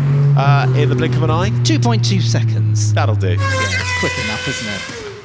And continuing along into the weekend are celebrations too of Gordon Murray, the legendary designer. We're looking at the T50 PS4 version at the moment. This a development prototype of the T50 with what really has become synonymous for Gordon Murray, with a fan on the rear, providing so much downforce and clearance, literally sucking out the air from underneath the car and sticking it to the ground. Much like his Brabham Formula One car, which in one race that was allowed. They won the race and then decided, no, we'll take the fan off the rear end of the Formula One car. We'll keep it all nice and fair and even. And it's also quite a practical car, actually. 3-seater this, so you can take a couple of friends along with you as well, if you should you wish. Driver position in the centre of that one. We've also got out there the T33 AP4 and the T50 XP2, both Gordon Murray automotive cars. Dario Franchitti actually driving one of them, the T50S XP2 out there and crossing the line. Yeah, the T33, I suppose you could call it the entry level into Gordon Murray Automotive's product line, but it's all relative, isn't it? It certainly is, as we pay tribute to 60 years of Gordon Murray and his legendary designs. You can see there from his Brabham Formula One cars all the way through to the current road cars. And supercars were the order of the day up the hill. McLaren Solus GT, Hypercar, Supercar kicking things off, and Ferrari, James, with big celebrations. The F80, almost a headline act. Yeah, 80th birthday celebrations, a sheer wonderful lineup of Ferraris we've had today and indeed all over the weekend. Ferrari not just the only car manufacturer celebrating and putting on a big party here in the Supercar run. We've got the likes of Pagani celebrating various anniversaries as well. That long-tail version of the Huara R absolutely howling its way up the hill. Koenigsegg are here in full force as well. And a little look back to the days of the Lancia 037 as well. Porsche have been here in force with various versions of the 911 GT3 RS and the Touring as well, and Bentley really showing off their craftsmanship with the Batur and the Bacalar. Yeah, lovely displays from Bentley out and up the hill, just highlighting the diverse range of cars on offer. The Trident returning to the hill as well in the form of the Maserati. Praga out in force, showing their Bohema, the Czech-made hypercar designed and built by the historic brand. And not forgetting pure class, pure elegance from Rolls-Royce, powering its way up the hill, the most powerful Rolls-Royce ever made. And, well, if you are blinking, or even if you've got your eyes open, you might miss the Aston Martin screaming away from the start-finish line as the Lanzanti operated machinery of the Pagani Huayra R continues to turn heads here at the Goodwood Festival of Speed, and it wouldn't be a celebration of Gordon Murray without showcasing what he's working on in his automotive division.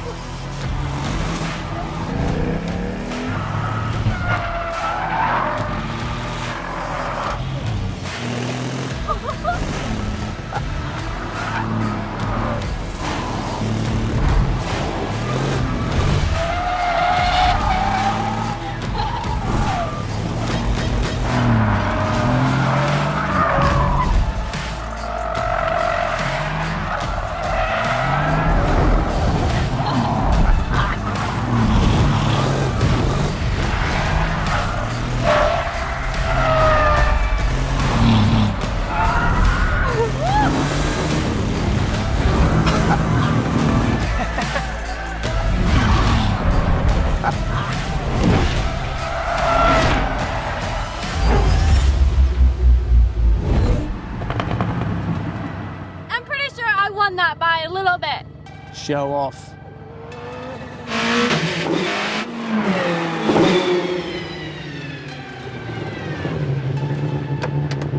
Damon? Martin? What are you doing here? Hello, Leah. Right, you two, get off my track.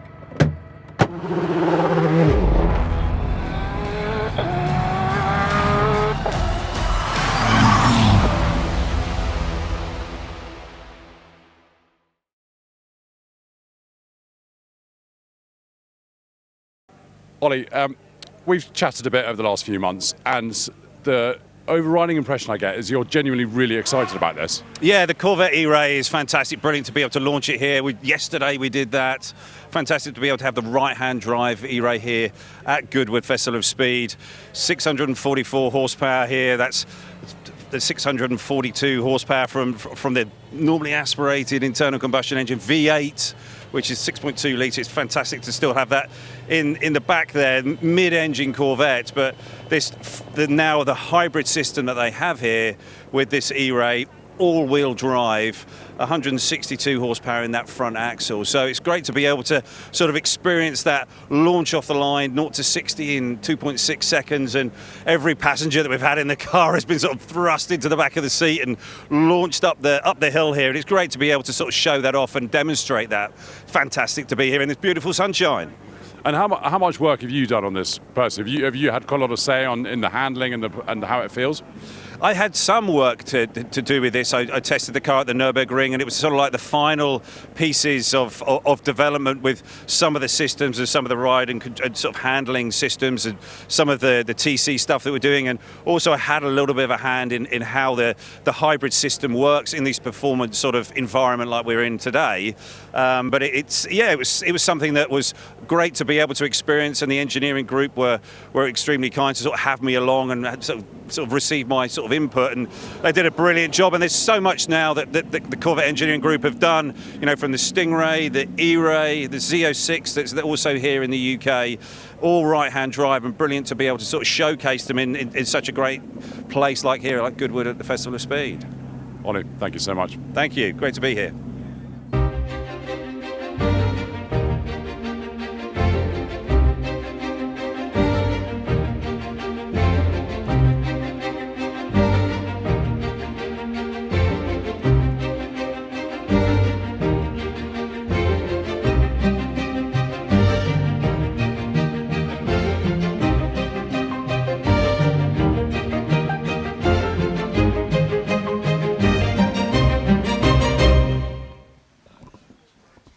One of the many underdogs on show here as Goodwood celebrates 75 years of Formula One. Jenson Button's Brawn GP car that powered him to the 2009 Formula One World Championship on display and heading up the hill as well, as we are about to enjoy a celebration more of Formula One. One of Jochen Mass's cars there will be heading you through the prologue, celebrating pre-Formula One World Championship era with a stunning lineup of early Grand Prix and Voiturette racing machines, through to the pioneers as well, those stunning front-engined machines that starred during the early years of the Formula One World Championship. The innovators too, celebrating ingenious engineering and pioneering technology all the way to the current day, and the champions as well. A selection like this one here, the Red Bull Driver and Constructors Championship winning machines, and we've even got a selection from current Formula One teams, including some of the very latest cars. As we get ready for that, up in the commentary box is Harry Benjamin. Alongside me is Alice Powell and Bruce Jones. And Bruce, well, it really is a historic year for Formula One, and great for Goodwood to be celebrating it en masse. Well, it is an absolute cornucopia. Every vintage is covered in this, but I love the fact the underdogs are part of the pack as well. It's all too easy only to celebrate the cars that picked off the titles, but you need to have the full story. We've certainly got that here. But as we look down at the Lotus 25, that redefined Formula One at the start of the 1960s. The car tucked in behind is the first of the Tyrrells. Of course, they went on to take the titles with Jackie Stewart in 1971 and 1973. The Cooper, the little Lotus 18 tucked in behind that. Tiny cars. As you go from front to back, the cars get smaller and smaller, but the Lotus 18, obviously another famous win, courtesy of Stirling Moss when he took on Ferrari and beat them at Monaco. Yeah, the Lotus 18, I think it's got to be one of my favourites in this, purely for that. An underdog. No one thought, of course, with Stirling Moss behind the wheel, we should have never really been in doubt. Well, to say I wasn't born then, but it was just fantastic. And you touched on Harry, the Brawn, which is hopefully in that lineup somewhere, is a car, again, that I just think is absolutely outstanding in terms of, again, no one expected it. The little Brawn Mercedes rocked up to the first round. Everyone was thinking, wow, gosh, they nearly ran out of money. They're lucky to be here. And, yeah, well, the rest is history. I mean, that is just something that not many championships can do, is when those underdogs triumph here. One of the Team Lotus cars as well, and certainly Colin Chapman at the helm had a few stories to tell over the years. Well, he certainly did. This one we're looking at was one that tried to buck the system like many things that Colin introduced. This was the twin chassis car, one sitting on top of another, and the idea was the upper one would be compressed to get the ground effects, which they were trying to eliminate, and they then adjudged it to be a movable aerodynamic part, so it turned up once, wasn't allowed to race, and was taken away. But you had to be light on your feet, and just having seen the little Lotus 18 in front, I just want to point out it wasn't only works teams that won things back there. That was a privateer team, Rod Walker Racing, bought a Lotus and took it to victory that time in Monaco. His cars would win again later in the 60s, but it's just such an array of cars, and the magnificent Mercedes of the 1930s. People be clamouring to get on board these, because these were unbelievably powerful cars racing on some fairly rudimentary circuits, and just look at the length of that bonnet there. Yeah, the Mercedes W125, total domination pre-war in 1937, and it did go on to be a Grand Prix racing car that raced up until that time. It was considered the most powerful race car ever built for about 3 decades, until the large capacity US built V8 engines and the Can-Am sports cars came along in the mid-1960s. Yeah, 640 brake horsepower, Bruce. I know, but I was about to say some of the circuits they competed on, the Brno circuit in the Czechoslovakia, I mean, you were passing through villages there. It went on and on through the woods, so the thought of the tyres that tried to keep them on the track then, but amazing days. We've celebrated just a short while ago the life of Jochen Mass, friend of Formula One, friend very much of Goodwood, and the M23 McLaren that he did such great things in. There it goes, off the start line down towards the first corner. Everyone has their favourite era of Formula One. Mine is the 90s, 60s and 70s in particular, and McLaren very much a team that I used to follow when I was a lad, and the M23, just a car that went on for season after season being successful from 73 onwards. It just sort of highlights the story that teams can go on, those certainly long-serving teams like McLaren, from the ultimate highs to the ultimate lows, and then becoming resurgent as well. Almost everybody can be an underdog at one stage. Well, they can. You know, famously a handful of years ago when Fernando Alonso was racing for McLaren, you got all the memes of him sitting on deck chairs by the side of the circuit when his car had failed again. But don't forget too that Bruce McLaren perished in 1970, and yet his colleagues took the team by the scruff of the necks and guided it to that World Championship in 74 with Emerson Fittipaldi, 76 with James Hunt. And they've had 198 wins. That's just incredible. He said the colleagues took it over, and well, haven't they done a fantastic job? Yeah, and then of course Ron Dennis took it by the scruff of the neck, projected it into the modern age as well. But defining excellence, of course, he famously said, second place, first of the losers. To an extent, that's how you drive the company on. And that is Formula One in a nutshell. Certainly not a loser was the man who piloted this car, Red Bull RB7. Patrick Friesacker in it at the moment, doing the donuts outside the house, but piloting 2011, piloting Sebastian Vettel to a 2011 World Championship in what was actually quite a dominating year for Red Bull, and Sebastian Vettel managing to get the jump and really led him to get those back-to-back titles for the German driver, leaving his mark, leaving a legacy with Red Bull. I mean, that was the thing, to land your first world title and then go and jolly well do it the next 3 years as well. That's putting a lot of big full stops on the sentence. Right, Tyrrell built its own cars, ran Jackie Stewart very successfully in Matra cars, took the title in 69. In 1970 they kicked off with a march, but very quickly they built their own car, the 001, designed by Derek Gardner. And it's great to have Adam, son of Ken Tyrrell, the man who ran the team from the woodshed that is now down at the Goodwood Motor Circuit, reconstructed. Fabulous to have those together. Yeah, it certainly is. The Lotus Climax setting off. This is the Lotus Climax 18 setting off from the start line now as it makes its way around the first corner. Again, another dramatic display in design and how it has varied over the years. One of the things you may notice, there are no side panels. The bottom half of the rondelle on the side ain't there because they took it off because the heat in Monaco that year was very intense, a bit like we had here at Goodwood yesterday. So the way to get cooling into the driver was to take the side panels off. I thought you were going to say the heat from Goodwood. They've had to remove it. Well, maybe. Anyhow, great great see Tevian Salisbury driving up there in the Ron Walker Racing colours that scored great successes here at the motor circuit as well. Most notably, was a fabulous array of sports cars in the early 60s. Those were in the days, of course, where the drivers would race a saloon car race, a GT race, a sports car race, as well as the Formula One prize money, start money was what they were going for.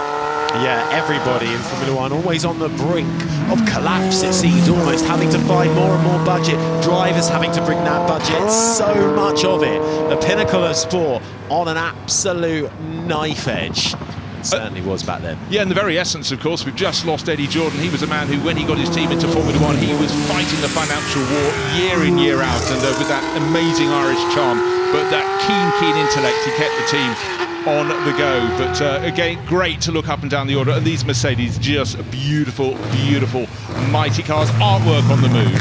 Yeah, it certainly is. This, the W125 from Mercedes-Benz, really highlighting what a Grand Prix car was in its day. The successor to the W25 Total Domination back in 1937 was a Grand Prix car that raced up until that point and was considered, as we were discussing, one of the most powerful race cars ever built for a few decades, and with the long tail at the front, the driver's legs as well, really trying to fit down there, but not all the weights. Even the driving position has changed so much for a Formula One driver. Oh, absolutely, and those battles, those pre-war battles with Auto Union and Mercedes, both the silver arrows, the German government very happy to have them having global supremacy, but you just wonder how these cars would have developed if the war hadn't interceded. But phenomenal machinery. Now that is the familiar trident of a Maserati,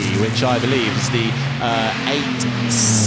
8CTF, which has just set off from the start line. Now this car has a straight 8 engine with twin camshafts, prepared by the Maserati factory for Grand Prix racing in the Maserati colours. And there's a little bit of some sort of rubbish that has come across the track, so hopefully we can get that cleared out of the way as the Maserati continues to make its way up the hill. Yeah, this is an earlier one. This is a TCF, and from Lucasuni to the bright blue car, and this was on the race stateside as well. Lucy O'Reilly's Shell, son Harry Shell, alas, perished in a Formula One car, but a French-American family based in Paris, but so cosmopolitan. This car got taken over to compete in the Indy 500, and it just goes to show that in those early years in the 1930s, just looking for places to go racing, and there weren't that many racing circuits, so the Indianapolis 500 on the Motor Speedway was a place to go. Andy Willis driving that great prom, but in period, it was Achille Varzi at the wheel. It certainly was, making its way past the Flint wall with those era-defining tyres as well. Now we're getting a look at the other Maserati, and I think it comes out of, yes, it does. It comes out of the bottom of the car there.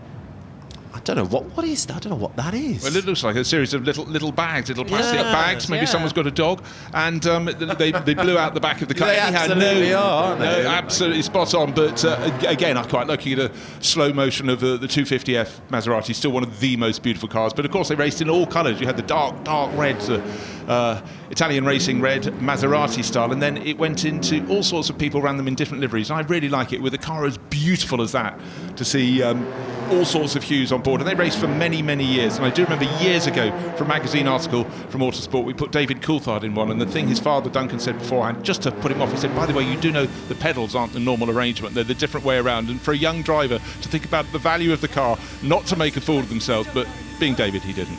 Well, we're about to be transformed into the modern day. That Maserati that went through and leaving that trail of bags, instant success achievement. Fangio won the very first 1954 Grand Prix in Argentina on that one. Fast forward, well, a couple of decades or so, and we have this from the Haas Formula One team, their 2023 entry, the first American Formula One team, and I believe team principal of Haas, Ai Komatsu, is at the wheel as well, getting his first opportunity of driving a Formula One. Long-term engineer, race engineer is Ai Komatsu, been around Formula One a long time, previously engineered the likes of, worked with the Lotus Formula One team, which was Renault, the team Enstone, we should say, with Kimi Raikkonen and Romain Grosjean, really been working in Formula One, making his way up through the ranks for a long time and took over from team principal Günther Steiner a couple of years ago, and has actually been leading the Haas Formula One team into more positive traits, because this car, while fast in qualifying trim,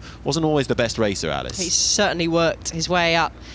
I remember him at the Lotus days down at the Enstone factory, like you said, working with Romain Grosjean, and worked extremely hard, very humble, down to earth, and also straight to the point. You know, when you've done something wrong, or whether you need a bit of guiding from him, but he's patiently waiting. Like you said, what an experience. At least he gets a little bit of a taste of what his drivers feel like being enclosed in that cockpit, of course, with the halo and the modern day cars. But I just find it fascinating. We've seen that Maserati, and then how did we get from that to this? Exactly. How did we get from that to this, and the sheer size of it as well? But that's all just like walking around the paddock here. You jump from one team to another, one era to another, one form of technology to another, and it's all just mixed together. It's the most fantastic melting pot. But right now, for Ayu Komatsu, he's just going out on a private test run in a car. No one will notice. It's absolutely fine. So the last thing he wanted was to have a little pause before he got going. He probably did that visualization of the hill, and just need to start it again. I thought I heard the engine just go and out, but again, add to the pressure. That's another thing to bear in mind with these modern day Formula One cars. They are not as simple. There is a huge amount of electrical components to make sure you go through all the various systems and processes. This has been up the hill already this morning as well. I believe Gene Haas, the actual owner of Haas, has been up the hill in it, his first time in his own Formula One car. And Ayu Komatsu then doing the start-up on the F1 steering wheel, and away he goes. This, the Haas, powered by a Ferrari engine, 1.6 litre V6 turbocharged, and of course hybrid in Formula One, making its way up the hill with the team principal Ayu Komatsu. This car taking the likes of Nico Hülkenberg and Kevin Magnussen to point-scoring positions. I believe Nico Hülkenberg had had several standout qualifyings in this car. Second place qualifying on the front row back in Canada, but had a 5-place grid penalty, so it was dropped down. But the problem with this car was it would eat up its tyres. It would overheat the tyres, and that was something Haas really focused on up till now, and we see that proving beneficial for their current drivers Esteban Ocon and Oliver Bearman, the young British rookie driver, both of whom will be here driving up the hill in the Haas cars over the course of the next 2 days. Don't forget, just as Haas get on top of the car, we've got a whole new set of rules for 2026, so you start all over again. Now, Cooper, British manufacturer, British constructor, who decided engines should go to the back, and how the Formula One teams laugh. No, the engine has to go to the front, you could have heard Enzo Ferrari saying. But famously, Argentinian Grand Prix 1958, searing temperature. And the key was, the problem was for this car, it didn't have a central nut on the wheels, so they were going to have to change the tyres after mid-distance, but it was going to take too long. So Sterling just hung on there, and he completed the race with canvas showing all around.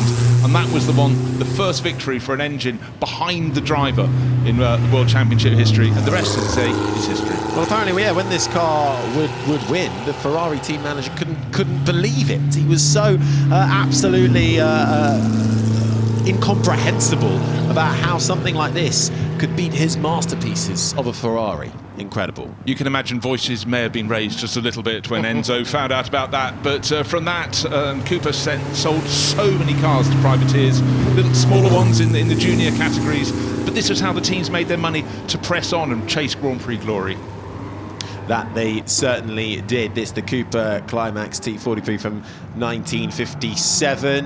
Ayu Komatsu has made it up to the top of the hill and joining one of the most expensive car parks you'll see, with the Red Bull there, the Lotus as well. We've got the Williams and the Haas parking up, and they're just seeing an incredible physical evolution of how far Formula One has come in 75 years, but beyond that as well, because we've been looking at pre-war cars from the late 1920s too. Grand Prix racing was around before 1950, but that is the year it became the official Formula One World Championship. Well, the Bugatti Type 35C was a phenomenal car, but it evolved from the 20s into the 30s to the fairly similar looking Type 59, and again, it wasn't just Grand Prix, it was the non-championship races, and the likes of Rennie Dreyfus just put up great results. But these were small, these are nimble, and the Bugatti family deeply embedded with artistry. And when you look at every single detail of their cars, they were designed for beauty as much for speed. But I mean, they scored win after win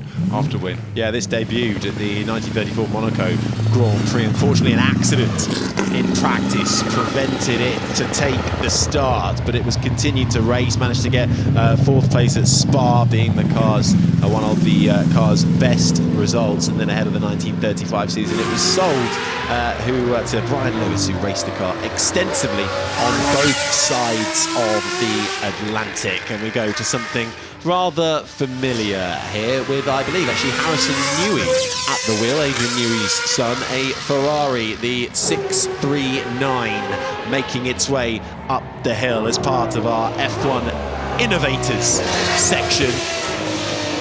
Absolutely beautiful car. It just looks so simplistic, almost no side straights, anything, simply wing at the front, wing at the rear, clear side pods the whole way down. I love the cars of this vintage, and for Harrison Newey getting to drive more and more cars is all part of the education. I think I have actually sat in this car.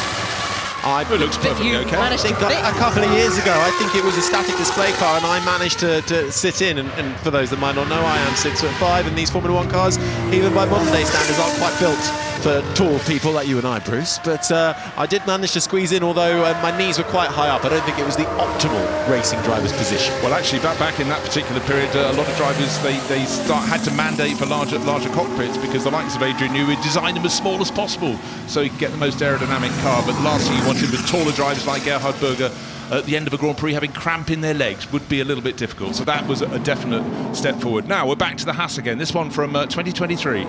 Yeah, Gene Haas, I think, is at the wheel of this, so he's back out there in the Haas. And again, this is just that same period where Haas were struggling for overall performance. But you have to say, Alice, but for Gene Haas, a plucky, independently funded team, they now have got big tie-ups. They came into Formula 1, of course, with a partnership with Ferrari. They've still got that partnership. It's a Ferrari engine that powers their Haas cars still. They've also agreed a technical partnership with Toyota Gazoo Racing in the last couple of years, and for a small plucky independent team to come into Formula 1 in this modern day and to last and to score points, it's incredible what Gene Haas has been able to deliver.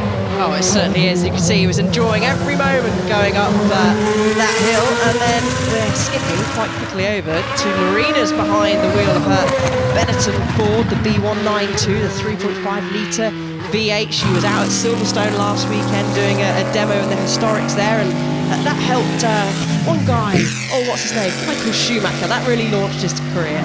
Certainly did, taking that debut, well, not a debut, when his first win came in the Belgian Grand Prix, and the weather changed, he read the runes he spotted. Unfortunately, his own teammate's tyre demise. That's Martin Brundle in front. But let's go back to cars that are loud and proud.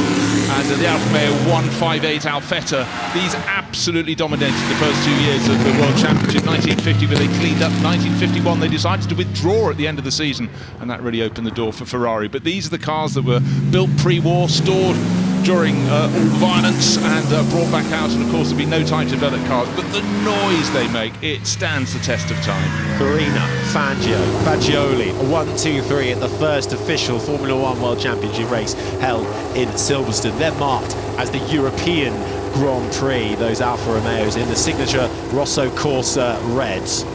And, well, something very different, bit of drift action going on as well. There really is something for everybody here at the Goodwood Festival of Speed, down at the Gas Arena as well, with the drift and stunt action. Now, Bruce, I'm pretty sure I've seen you do something pretty similar to that. That was trying to get out of the car park yesterday. You weren't supposed to see that. If I did that, I'd be straight in the hedge. So Terry Grant over the years is just the most exquisite performer. We've seen him go out the hill climb here on 2 wheels and a variety of machinery, but it's his pinpoint accuracy. But again, it's all part of the show, ladies and gentlemen, but it's mucking around big time, but he's not mucking around. This takes endless hours of practice, and before any of his runs, you'll often see Terry Grant sitting in a quiet, darkened place, doing the visualization thing that you see certain drivers doing, particularly at circuits like Monaco, where they have to just imagine the course. It's going to come at them thick and fast. Oh, you do. You have to be pinpoint accurate. There's plenty of crowd up there to cheer them, even if that, well, wasn't a mistake, was a mistake at the end there. Like Bruce said, it's all part of the show, and wherever you go, there's action to see around here, cars to see, people to see, bikes, you name it, we've got it here at Goodwood Festival of Speed. I just come up with an idea. I think a very good centrepiece to the skidding device should be your size 15 shoes, Harry. I think we'll get you down there tomorrow, and you can be the lamppost in the middle. I was just about to say, let's stick Harry in the middle. That's a great idea. Size 16. 16. Okay. If we're going to be 16 for comfort. Here. Thank you. Give me a couple other inches of just spare space. I'm up for it. Let's make a feature out of it. Goodwood know where to find me. But yeah, Terry Grant there, he doesn't make mistakes. He just improves the show. And that is certainly something to witness across the weekend here at the Goodwood Festival of Speed. Make sure you've got plenty of snacks, plenty of drinks and shade as well. So important. A very, very hot couple of days anticipated here at the Goodwood Festival of Speed. That looks like a rather delightful lunchbox, I must say. What are we having here? A couple of sweets in there. That looks quite nice. Be nice to get a little lunchbox up here. Oh, it would. I think that lunchbox would suit you. Well, it's afternoon tea time, isn't it? Well, we're sort of past that. Approaching 5 o'clock now, isn't it? So tea and scones? Oh, yeah, jam first or jam first or cream first? It really doesn't matter. Clotted cream, jam, together, in it goes. I know some very people diplomatic, like Harry Bruce. are picky. No, I'm not. A scone with raisins in it, and you've lost me. That's not acceptable. And if there are any vendors here, I will be speaking to you personally about that after I'm off air. But certainly there is a lot to check out here. While we have a little brief interlude, I think we're just waiting for a few more Formula One cars to make their way up the hill, and we are rapidly approaching the first time shootout. Yeah, well, really looking forward to that. But what is so amazing at the Festival of Speed, if you step away from the side of the hill climb course for a park, there are quiet areas, the places you can sit in the shade, you can go to the Future Lab. It is several days of entertainment, and the people lucky enough to come in and have a wonderful day of catering, just standing with a glass of something cool in your hand, looking out over the course. It is super, super special. We get ultra close to it, but being confined to the commentary box, not a bad place to be, but we don't see the whole show. Right, we've been talking Formula One, let's talk Tyrrell, because of course for many years they were the flag bearers, if you will, for the DFV, the Cosworth that started with its first victory in 1967 and went through into the early 80s. And it was Michele Alboreto who took the final win in 1983, but it was the standard bearer, and a lot of the top teams would not be anywhere today if it hadn't been for the Cosworth DFE. It was cost effective, it was brilliant, you could mount the suspension on the engine. It revolutionised Formula One. Formula One has had a load of steps in its history, it's not been linear, but the Cosworth DFV, absolutely mighty, and right through the 70s it was the backbone. Yeah, this making his way up the hill, the Tyrrell Cosworth 011, an ex-Michele Alboreto car. That's being followed by a Benetton, the B191. This is the Eurobrunn with on the line. Stefano Modena. I mean, look how plain and simple it is. And Stefano Modena, coulda, shoulda. He scored a podium for Brabham at Monaco. He was a driver of exquisite talent, but as you all know, over the years, if you don't end up with one of the top teams, your chances of taking victory are all the smaller. Well, this is a bold but flawed privateer, isn't it? Technically underwhelming, this car, but it's so visually striking, as you were saying, Bruce. It delivered very much on presence and passion, but fell a little short under the resource and technical pressures at the time. 1988, this car from that period. Yeah, it was the brainchild of Walter Brunn, had really successful cars in sports cars. Events like them all, always one of the top guns.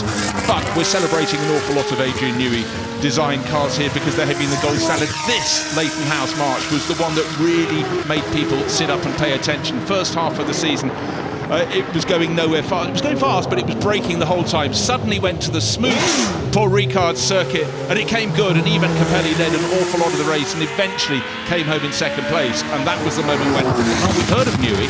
He's good, isn't he? Yeah. That was just the beginning. Yeah, this the first car under the Leighton House name following the acquisition of March. And Adrian Newey's first high-profile F1 design, the A-Spec car, as we said, plagued by unreliable pace and overly reactive handling as well. They brought in a B-Spec update, brought in at the French Grand Prix, and that instantly transformed it into a podium finisher.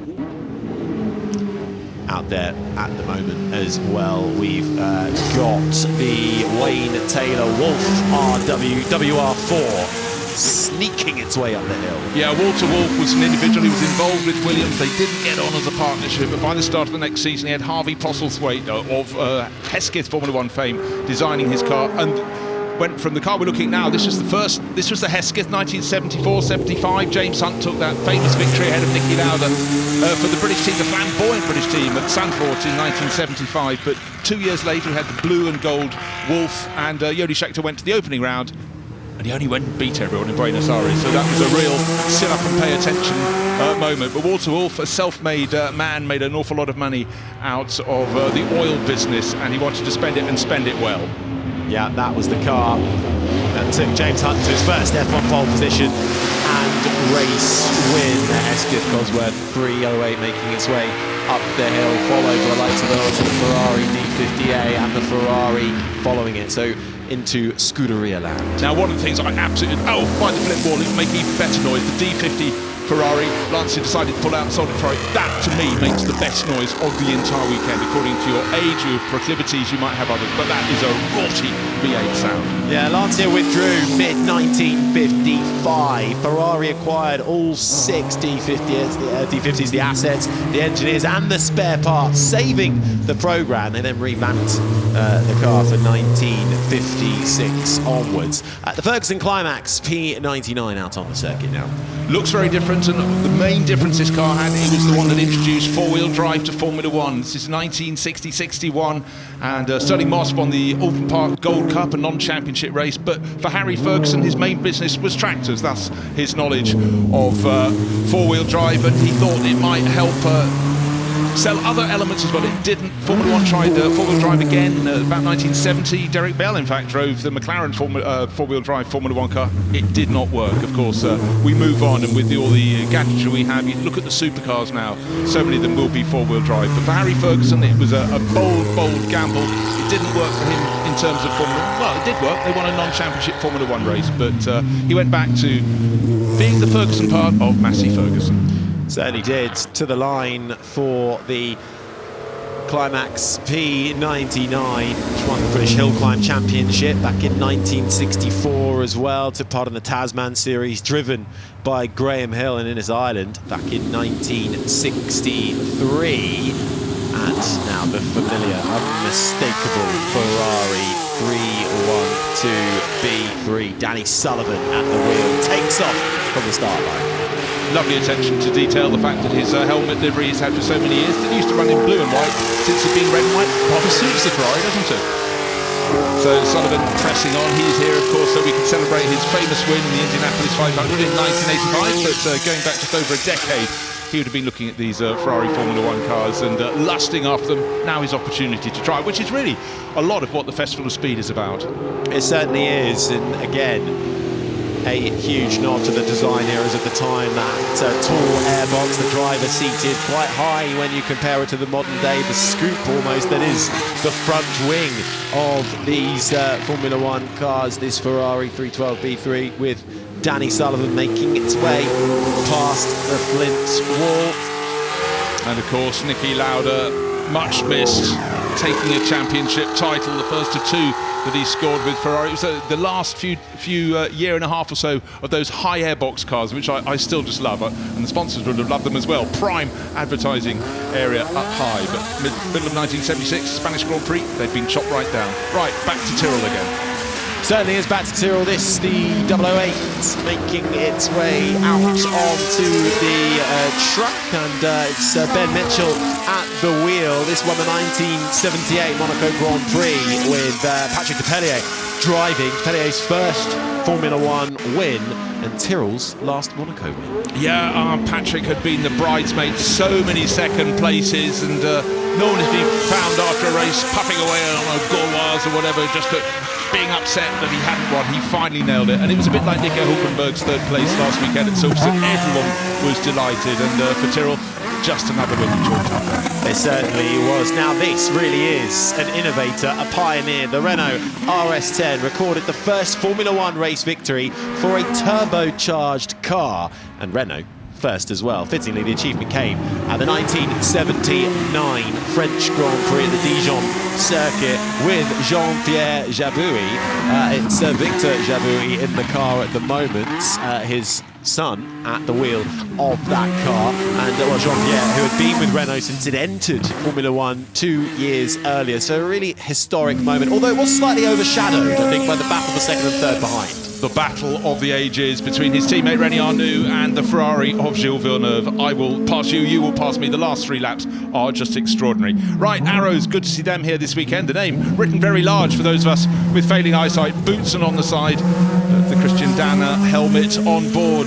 First ever Formula 3000 champion, raced in Formula 1, never got the car he deserved, but great to see Arrows. This was a team that split off from Shadow, became Arrows in the blink of an eye in the late 1970s, and again they produced some great cars. Never really got the top result they were looking for, but there were moments, there were flashes of speed to be seen. Yeah, driven by Thierry Boutsen. 40 years it is after he ran out of fuel and pushed the car over the finish line to second place at the San Marino Grand Prix in Imola, which up until this year we are still racing on. Of course, slightly redesigned Imola circuit too, but Christian Dana piloting that Arrows up the hill. Now, Ligier, I believe, Jacques Lafitte.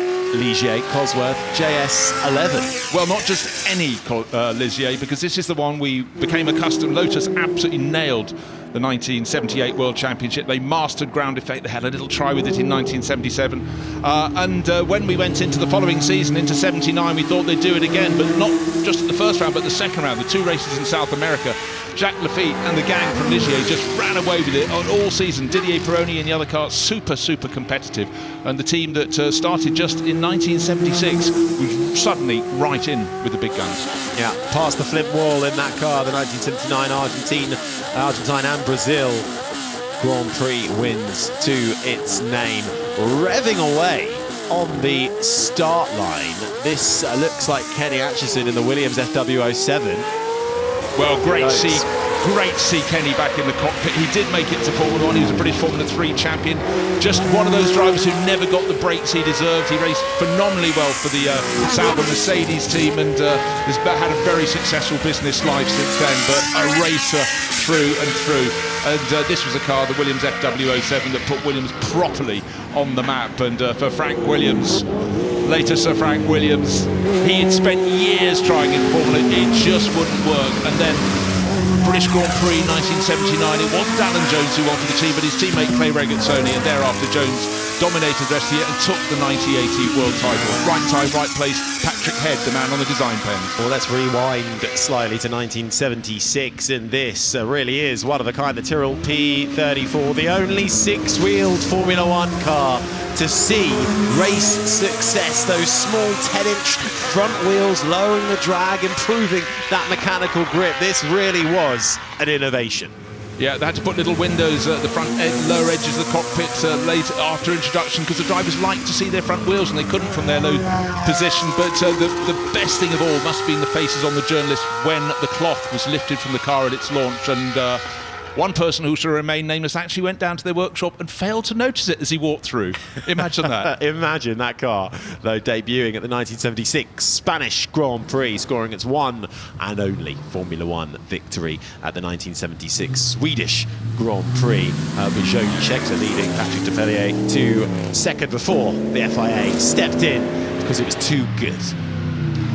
Sitting up high and proud, the Alfa Romeo P3, the Tipo B, just the most fantastic car. I beg your pardon, it's very good, but it's an 8CM. Sorry, I didn't look quite accurate at it. James Wood at the wheel. And again, these were the cars from the 1930s, and they raced everywhere. Great big racing scenes down in South America, but all around Europe, and circuits that were only temporary circuits, where a lot of their venues to go racing.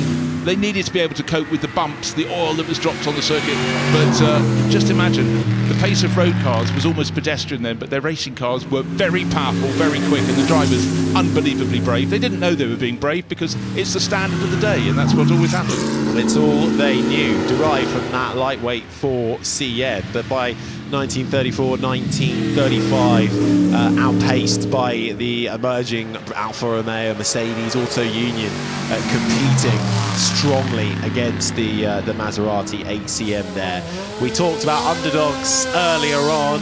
Jenson Button's 2009 championship winning Brawn GP car, resurrected from Honda, who couldn't survive in this sport, bought famously for £1 by Ross Brawn, and well, it's a huge success this car had. Its one and only year in Formula One, taking a world championship, and then really formed into the Mercedes Works Formula One team. But Alice, I mean, 2009, what a year that was. Jenson Button and Rubens Barrichello at the wheel.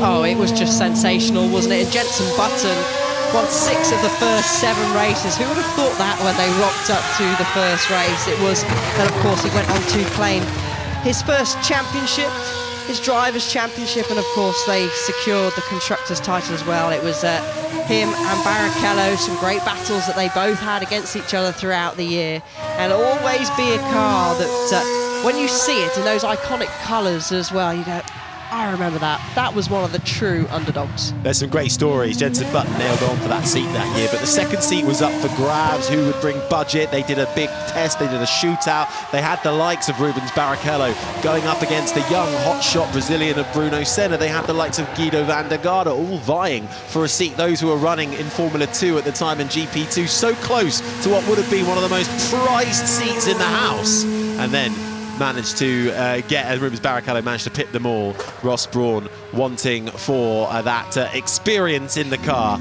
alongside Jenson Button. Right, we are about to head now from Formula One to our first timed shootout of the day.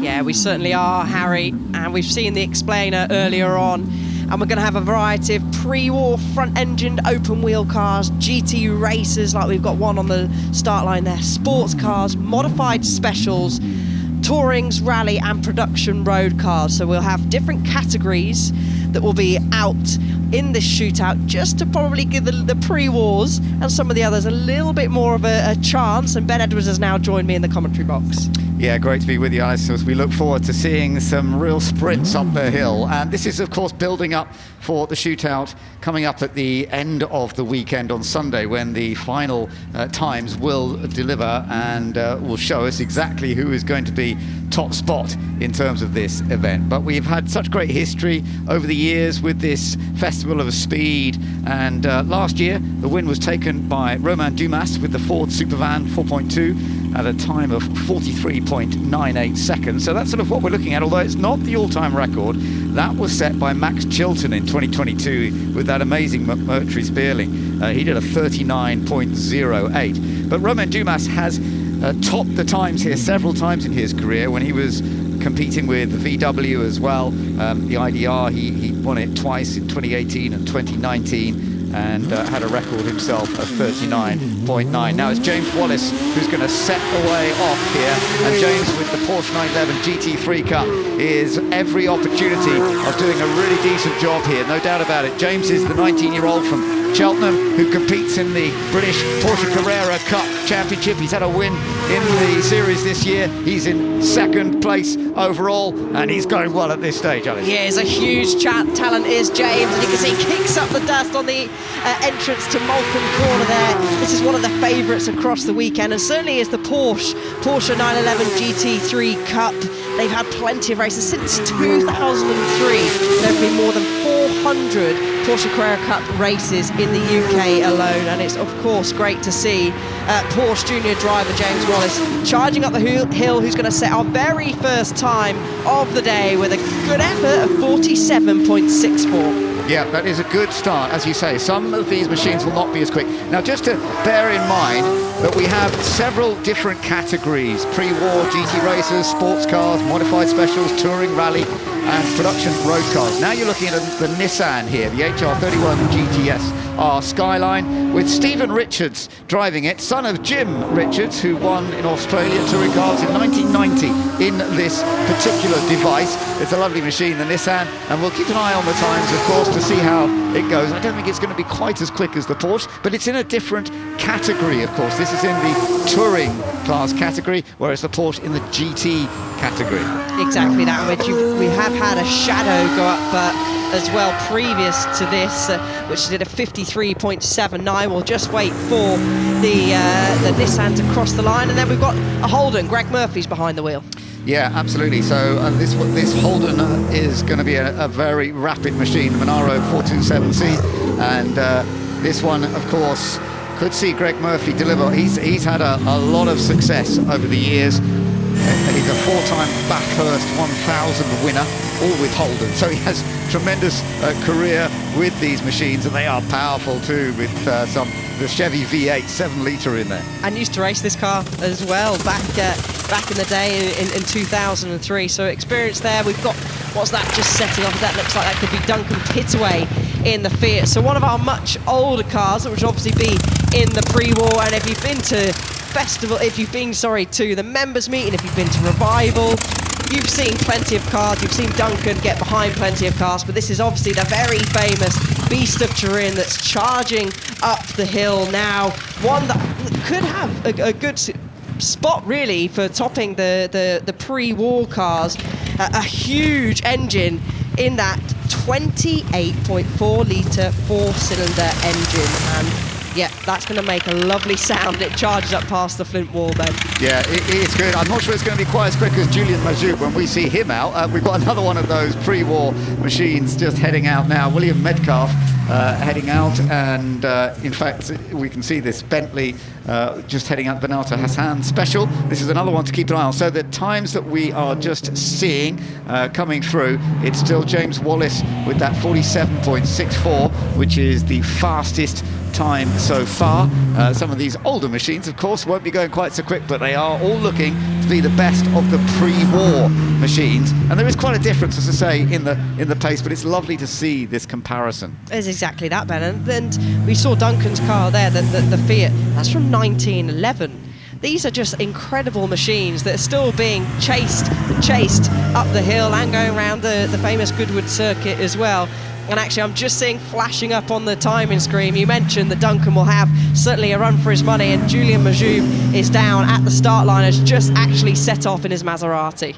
Yeah, and I would think he will probably set for the pre-war category a pretty quick one. Let's just see. You see, that's 80.57 to do that with this pre-war machine. But there we are. We're getting a chance now to see Julian Majoub go for it, and we saw him slipping and sliding around beautifully earlier on. His car control with this Maserati is absolutely superb. So let's keep an eye on this, because he did win the class last year.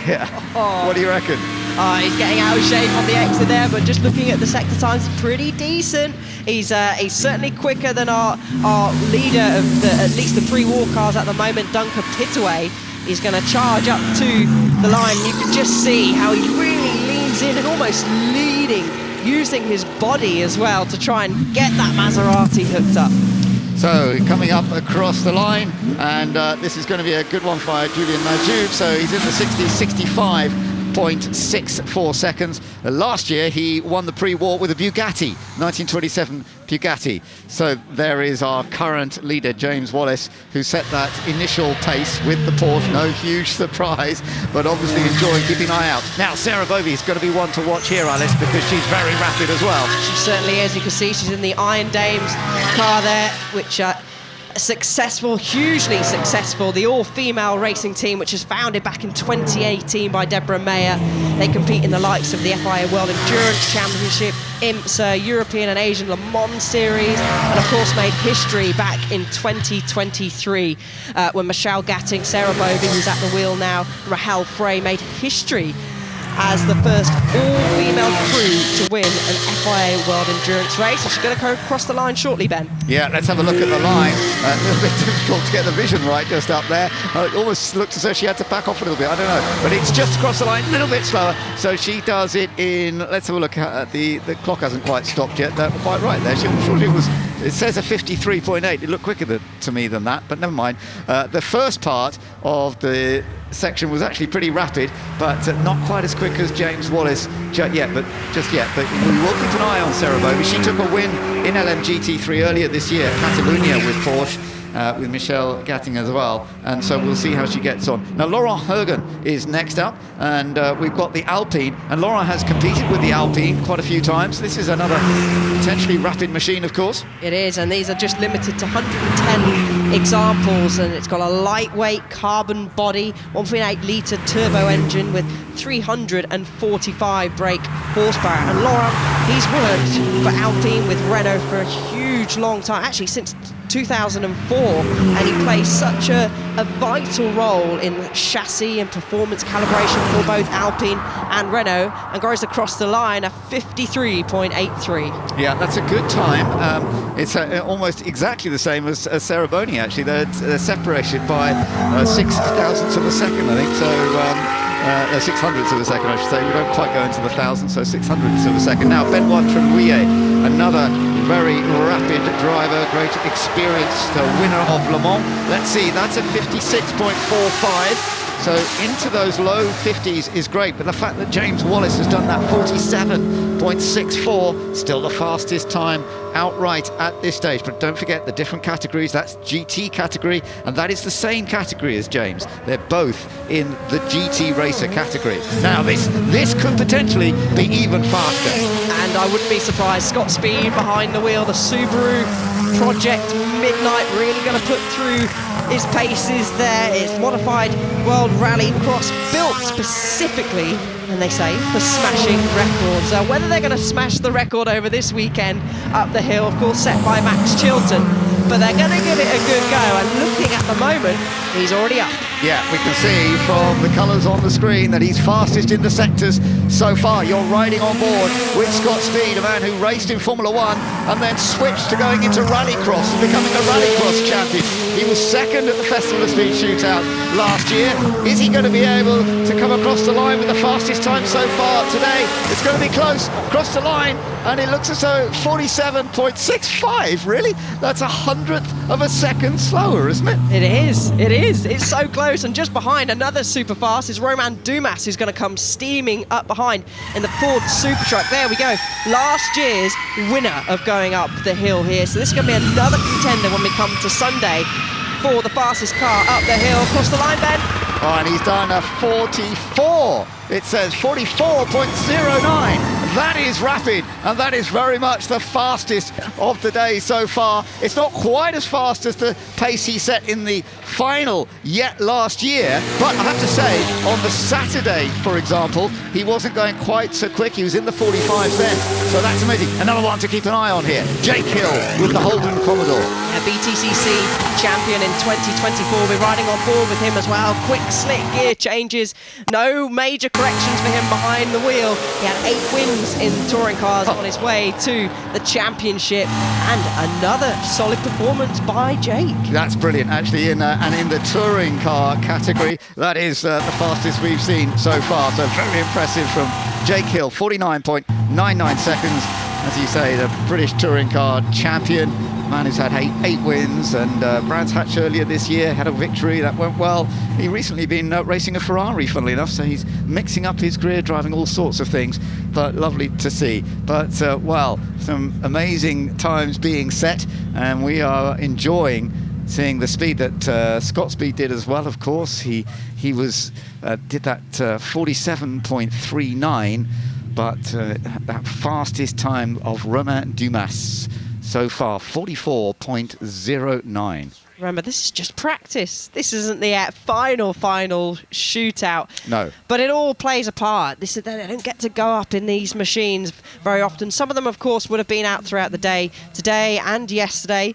But we will have the timed shootout tomorrow. That is tomorrow at 5 to 4 in the afternoon, and then finally we'll have the shootout final on Sunday, which will take place at 3:05. Yeah, and as you say, that tomorrow's run, it will actually decide the class wins, because they will work that out from how they do the times tomorrow. So those different classes will be won in different ways. And so just to remind you, it's the pre-war class, which is very much for front-engined open-wheel machines. We've got the class for the GT racers, the class for sports cars, another for modified specials, as they're called, for the touring cars, for rally cars, and for production road cars as well. So we will be looking to see who wins in each category. Just spotted TSL. The timing system has been handed over to have a check out to see whereabouts the Subaru has placed. A little bit of time to find for you, and the time is to find with Romain Dumas, who's at the top of the hill with Ed. Romain, this morning I think there was bottoming him out. You've obviously sorted that, because 44.09 is very fast. Well, it was a good run, I have to say. I had a lot of fun. We are much better than this morning. First of all, we will not do any delay for someone tonight, so that's good. And no, the car was better. I think we still have some room for tomorrow of improvement. Not much. We already done the same lap time now than last year, so already not bad. Let's see tomorrow what we'll bring, or more on Sunday. Where do you think, is it a 43, a 42 in there? I think a low 43. And we try to do a low 43, we'll see.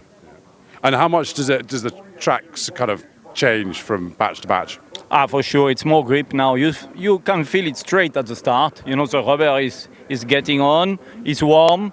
So yeah, we have a lot less wheel spin than last year at the start, clearly. So track is just better, you know, and I guess with the next 2 days with a sunny England, we'll be even faster. I can't wait. Thank you.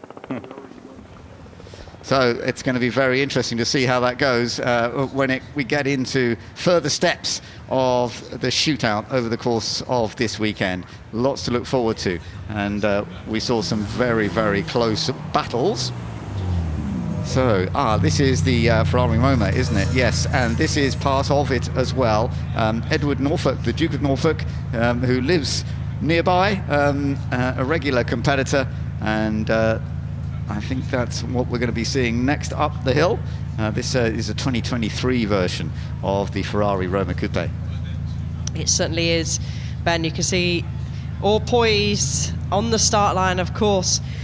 Won't be going out there, really. I would expect to beat the Ford Super Truck. That is a hugely impressive time by Romain Dumas, who seemed very calm, very chilled at the top of the hill with Ed. We'll certainly want to get more speed out, but this Ferrari Roma, the 3.9 litre V8 turbocharged, producing well over 600 brake horsepower from that V8 engine. And like you said, Ben, the Duke of Norfolk is a local to Goodwood, nearby in Arundel Castle, and a regular competitor at Festival Speed here in the shootout in particular over the years. So he's going to be giving it the beans, I would expect, going up the hill. Yep, we'll hopefully see him on his way in a moment or two. There will be some other vehicles. I'm not sure they're all going to run in this session this afternoon. Of course, some of them will have done a few runs anyway because they're on display as well. Here we go then. So the Ferrari Roma Coupe sets off pretty rapidly off the line, as you said, over 600 horsepower, so should be able to pick up a good amount of speed. This is in the production road car group, so of course it's not going to be as rapid as some of the hugely modified machines, but it is another class that will be up to try and win when we get into it all on tomorrow afternoon. Yes, so it's going to be up against the Alpine that we've already seen up there. You can see the ABS really kicking in, going into Moulcom Corner, and leaving enough space on the right-hand side on the exit there. So up against the Alpine, a 53.83 from the Alpine. So we'll see what the Ferrari can do as it crosses the line. Yeah, that'll be a good comparison, won't it, to see how it all works for them. Up the hill it comes, and hopefully we'll get a chance to see what sort of time that it manages to achieve. As we say, it's not going to be quite as quick as the 44.09 that Romain Dumas has set in that remarkable Ford Super Truck, and obviously feeling very confident with it. But it is fun to see all these different types of machinery, and of course some of those pre-war machinery very different as well, but they slip and slide around a bit more, particularly when Julian Majouk was showing us what he could do with that Maserati Tipo. So kicking up a bit of dust across the line, and just waiting for a time to come up. Actually, I haven't seen it come up just yet, but hopefully that will come up in a moment. There's a slight problem apparently on the timings, so we aren't actually getting it. Now, Koenigsegg are getting fully involved in all of this. This is the Sades Spear, as it's called apparently, designed for ultimate track performance, this Koenigsegg, and this one is being driven by Xavier Aston at this point, and it's actually been named after the father Jesco, who it was a horse he raced apparently. It's like a spear. So it's got more power, less weight, and across the line. And yeah, that looked pretty good. Again, unfortunately, we're not getting the timings coming through, so I can't tell you exactly how quick that was, but the Koenigsegg is obviously going to be a rapid machine, and it's something we will be keeping an eye on, and particularly in the production road class, production road car class, they could well be some of the fastest of the road cars. We shall find out more tomorrow, of course, when we get all of them battling away in the afternoon for the class victories, and then on Sunday for the all-out shootout. But you have to say, Alice, that the Ford Super Truck did look very impressive. Yeah, we expected that, didn't we, coming into this weekend, into the runs across here with the shootout, and as well with the Subaru Project Midnight with Scott Speed behind the wheel. But plenty of others to keep an eye on for as well, with James Wallace in the Porsche 911. So let's have a look at the times, as you can see. Romain Dumas at the Ford Super Truck, he was fastest, 44.09. Scott Speed with the Subaru Project Midnight, 47.39. It was very close. James Wallace, not far behind Jake Hill. Greg Murphy with the Holden Monaro. Alex Summers did a good job with the Shadow Chevrolet, and it'll be fun to see how that goes. Laurent Hergon. Sarah Bovey with her Porsche. She was 8th ahead of Benoit Trellouillet and Stephen Richards. 10th with the Nissan HR31 GTSR Skyline. Further down the order, Harry Barton. Of course, Julian Najib did a quick time for the pre-wars with that Maserati Tipo 26M at 65.64, and then heading down the list. 17 cars. We are expecting nearer 30, though, to be battling when we get into the full class battle tomorrow afternoon, and indeed then on the final on Sunday. So we will see more cars from those different classes coming through. Alice, let's take a little look back at some of the highlights of that. Plenty of highlights, and of course we had in the previous batch, they won't be doing this tomorrow in the shootout, I promise, not intentionally. Formula One's not allowed in the shootout anymore. It used to be when it first began here at Festival of Speed that they would allow the Formula One cars, but it's not allowed anymore. Certainly not, but we had the likes of Jean Haas behind the wheel, Lorena in her Benetton going up there too. So a lovely display of pioneers, the innovators, prologues, all going up the hill, which ends up really shaping Formula One today. Yeah, it was wonderful to see some of these early machines, and the noise as well, the sound of some of these engines, that four-wheel front end on the Tyrrell, one of 6-wheel. It was the only ever 6-wheel Formula One car that actually ever raced. There were a few others designed, but with 4 wheels at the back rather than at the front, funnily enough. And then, of course, we got into the battle to try and put in some quick times. We certainly did, and we will continue to see these quick times, Ben, all over the weekend, including through the Ford Super Truck and as well through the Subaru. And I believe that Ed is with Jean Haas.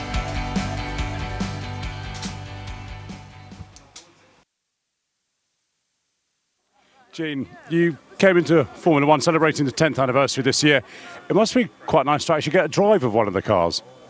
Well, it's not what you expect. I mean, these cars really aren't designed to go 40 miles an hour, so I'm actually riding the brakes all the time, just trying to slow it down. If I take my foot off the brake, it just zooms out, so it's a challenge.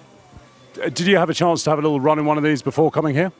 No, this is the first time I've ever been one, and I had to learn all the little nuances, like the clutch is over here, but if you turn the steering wheel around 180, it's on the other side. And you don't really use the clutch anything other than just getting the car going. But here, because the track's so tight, it'll push the car into what they call anti-stall. And so once it goes in anti-stall, then you got to find out where the clutch is, and it's kind of a challenge. I think if you had a lot more, experience, like I'm sure tomorrow, the regular drivers will be able to just get it to go. But it's a real challenge to try to keep the car going slow enough to make it work. We're celebrating Formula One's 75th anniversary of the World Championship this year. It must be great to kind of see old friends, new friends, and all the cars that are on the hill. Well, we're the new guys on the block, so I'm really impressed with when you look here, the legacy of all the old cars, and you see the names, and the people are not even here anymore. So that's very impressive, and hopefully our name will start to go into history too. Here's hoping. Gene, thank you. Thank you. This is an event like no other. Welcome to Goodwood.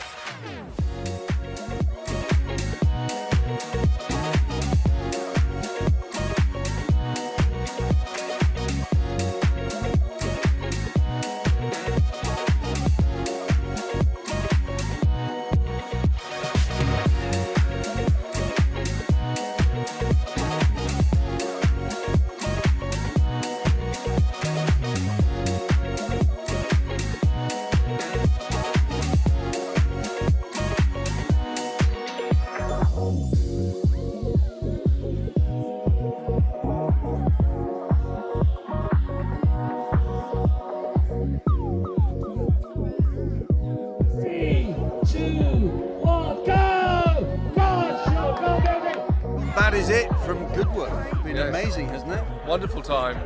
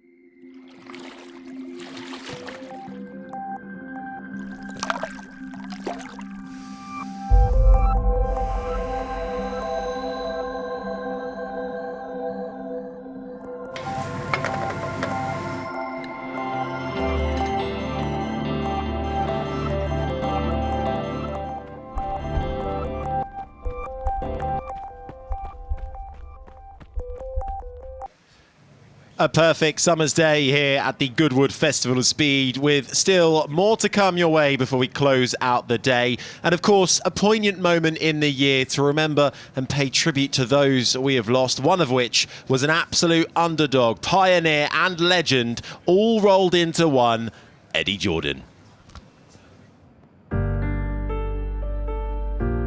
Eddie Jordan never followed the rules.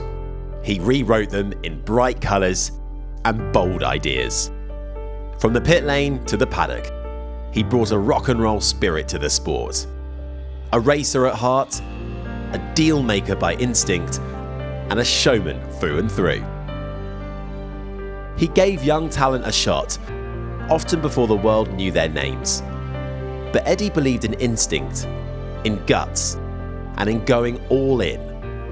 That belief helped shape some of Formula One's biggest stars, and gave fans a team to cheer for with heart. Even off the track, Eddie never faded. With his wild shirts, sharp wit, and unfiltered charm, Eddie became a voice of the sport. Unpredictable, but always unforgettable. Eddie Jordan didn't just build a team. He built a legacy of personality, passion, and pure, unfiltered love for racing.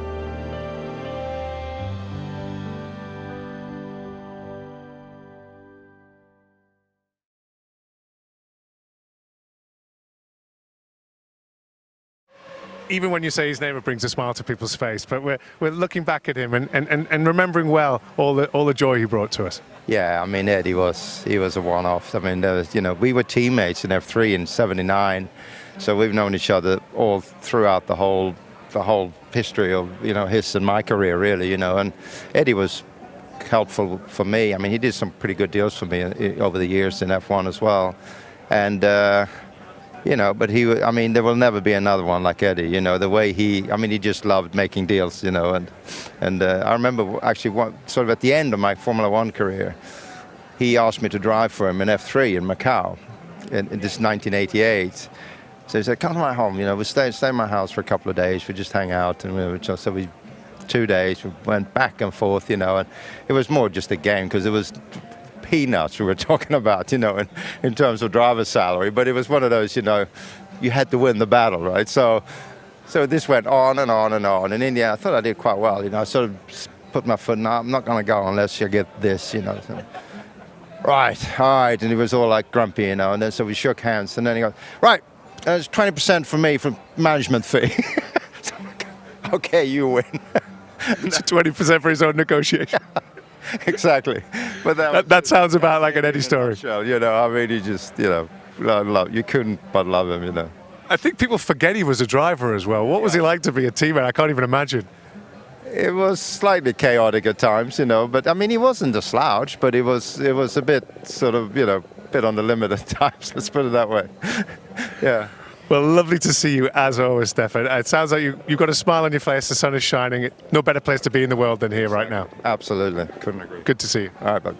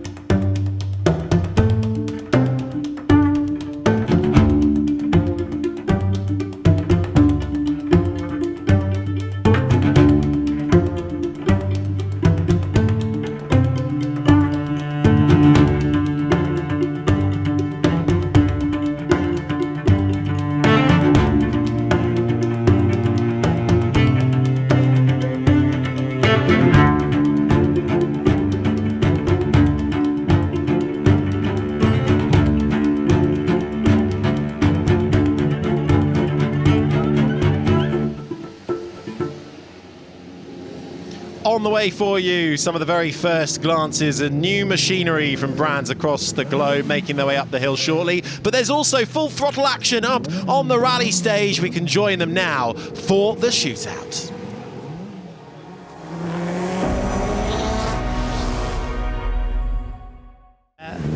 For Raftery, and she's also been rallying, as you've said, Bex, in the United States of America.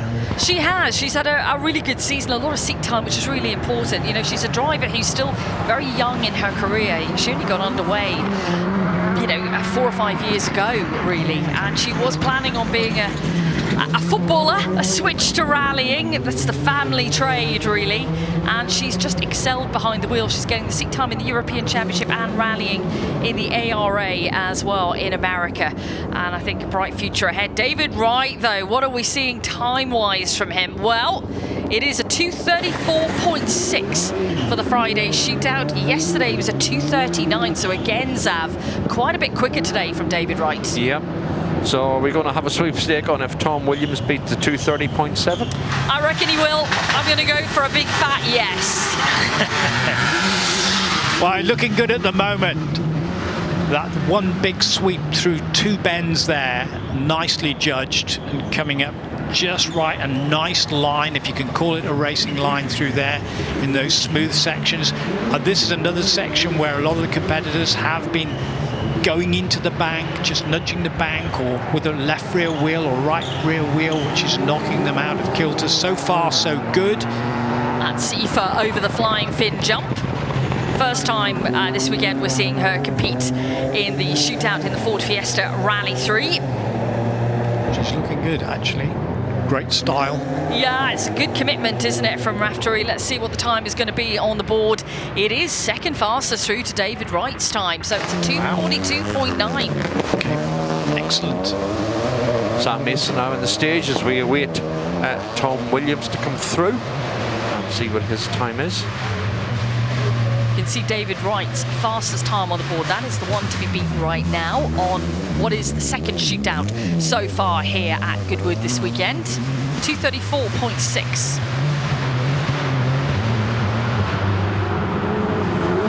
There we go. There's Tom.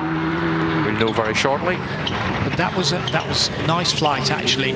Not too high, great trajectory, and through that final sector, you know, you've got to scrub that speed off when you get to the end of that straight, over the jump, along that straight, into the Coopers and up to Stratos.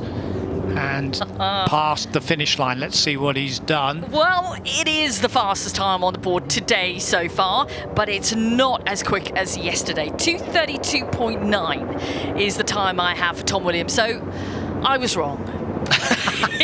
But I'll put my hand up, I'll admit it, he hasn't gone faster than yesterday. No, but he's still the quickest so far. So it's a couple of seconds in it, and I think that demonstrates the difference between the stage yesterday and the stage today. Yeah, absolutely, and it is evolving, it is changing, and that's the beauty of rallying, isn't it? As we talked about the adaptability, it does change from day to day, and it's... That's why I was saying at the very start, just be interested to compare times to yesterday. So yeah, that was an interesting outcome, and thankfully Tony's curse of the commentator hasn't repeated itself, which is good for all of us. Oh yeah. Well, I was talking about Richard Hogg's reliability of the Rover, and then suddenly it stopped. Sorry about that. But I was going to say at the time, it always reminds me of, and funnily enough, Steve Ryder mentioned it with Grandstand and World of Sport, but Grandstand with the Rallycross. And I remember Murray Walker saying, and you can see why Piet Van Dam can see where he's going, because he has holes drilled in his perspex window in the Rallycross at Lytton Hill, and with that the DAF hits the bank onto its side, onto its roof, upside down, and Murray Walker going, oh no, what have I said? Plenty of moments like that over the years. Sam Mason has come through with the 5th fastest time on the board, 2:50.7 for Sam. 50.7. A little bit of drama then. A bit slower than yesterday, sorry. A little bit of drama then in our shootout today. But we have seen some good times on the board. And again, good commitment from the drivers. Another 2 days to go of the shootout here at the Goodwood Forest Rally stage. Now it looks as though John Armstrong is back out in the ex-Colin McRae car, along with Charlie Gallagher in the passenger seat. And we will have Travis Pastrana coming out with Brett Evans, and Chris Dakin will be taking Lucy Owen McCadsey out. So let's take a look then, shall we, at the standings after the second day of shootout competition. Tom Williams with a 2:32.9, the fastest through. David Wright with a 2:34.6, second fastest. Then Aoife Raftery in the Ford Fiesta Rally 3 car, 2:42.9. Gary Lecoudot was 4th fastest. Then Sam Mason was 5th with a 2:50.7. Then it was Ben Smith, Marcel Ludwig, Piet Caden, then Steve Ward, and Peter van der Putten 10th fastest. Let's take a look at page 2 with Warren Philliskirk with a 2:57.7. Phil Squires 3 minutes 2 seconds. Then Kim Mather was 13th fastest through. Martin Ovington and Richard Hogg, obviously with well, both Martin Ovington and Richard Hogg with issues in that stage. A little bit of drama delivered from our shootout. Some awesome action going on throughout the weekend up at the rally stage. Do check it out if you're here for the remainder of the weekend as well. Lots of things to get up to. There's a nice shuttle bus service up there. A few moments ago, while we await for the first glance cars, we had our first timed shootout of the day, and it was the Ford Super Truck, which was lighting up the hill climb, shaking up the automotive world in this completely all-electric, the hill climb beast, the F-150 Lightning Super Truck with a tri-motor electric vehicle system delivering up to 1,600 horsepower, engineered specifically for hill climbing, and really will be a fierce competitor when it comes to the final of the shootouts next at the end of this weekend, tackling this prestigious Goodwood Hill climb, absolutely pushing to the limits with that huge rear wing on the back, and absolutely engineered, purpose-built aerodynamics, aggressive bodywork, and straight away to the line for the Ford Super Truck.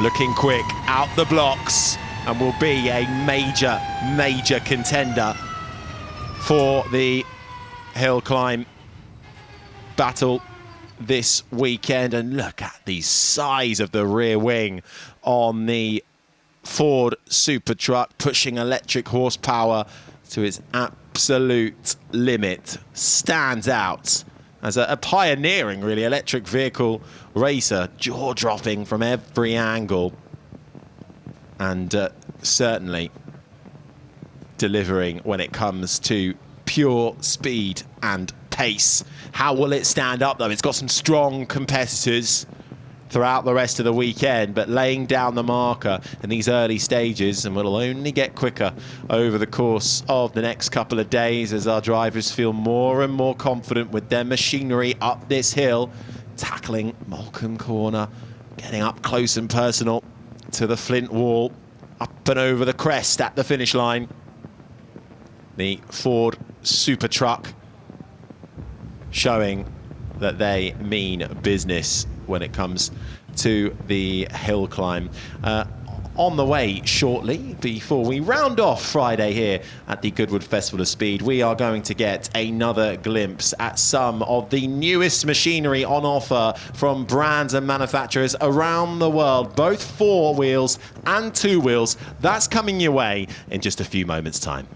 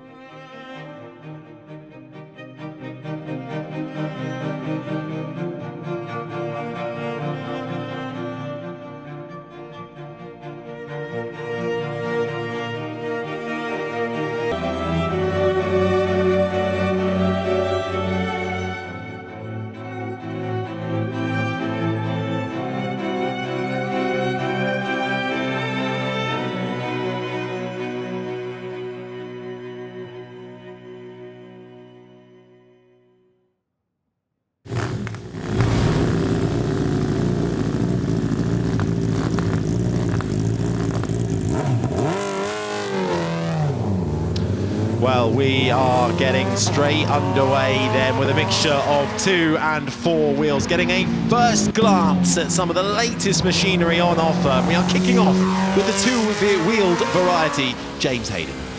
Yeah, we are indeed. This is the BMW Concept RR.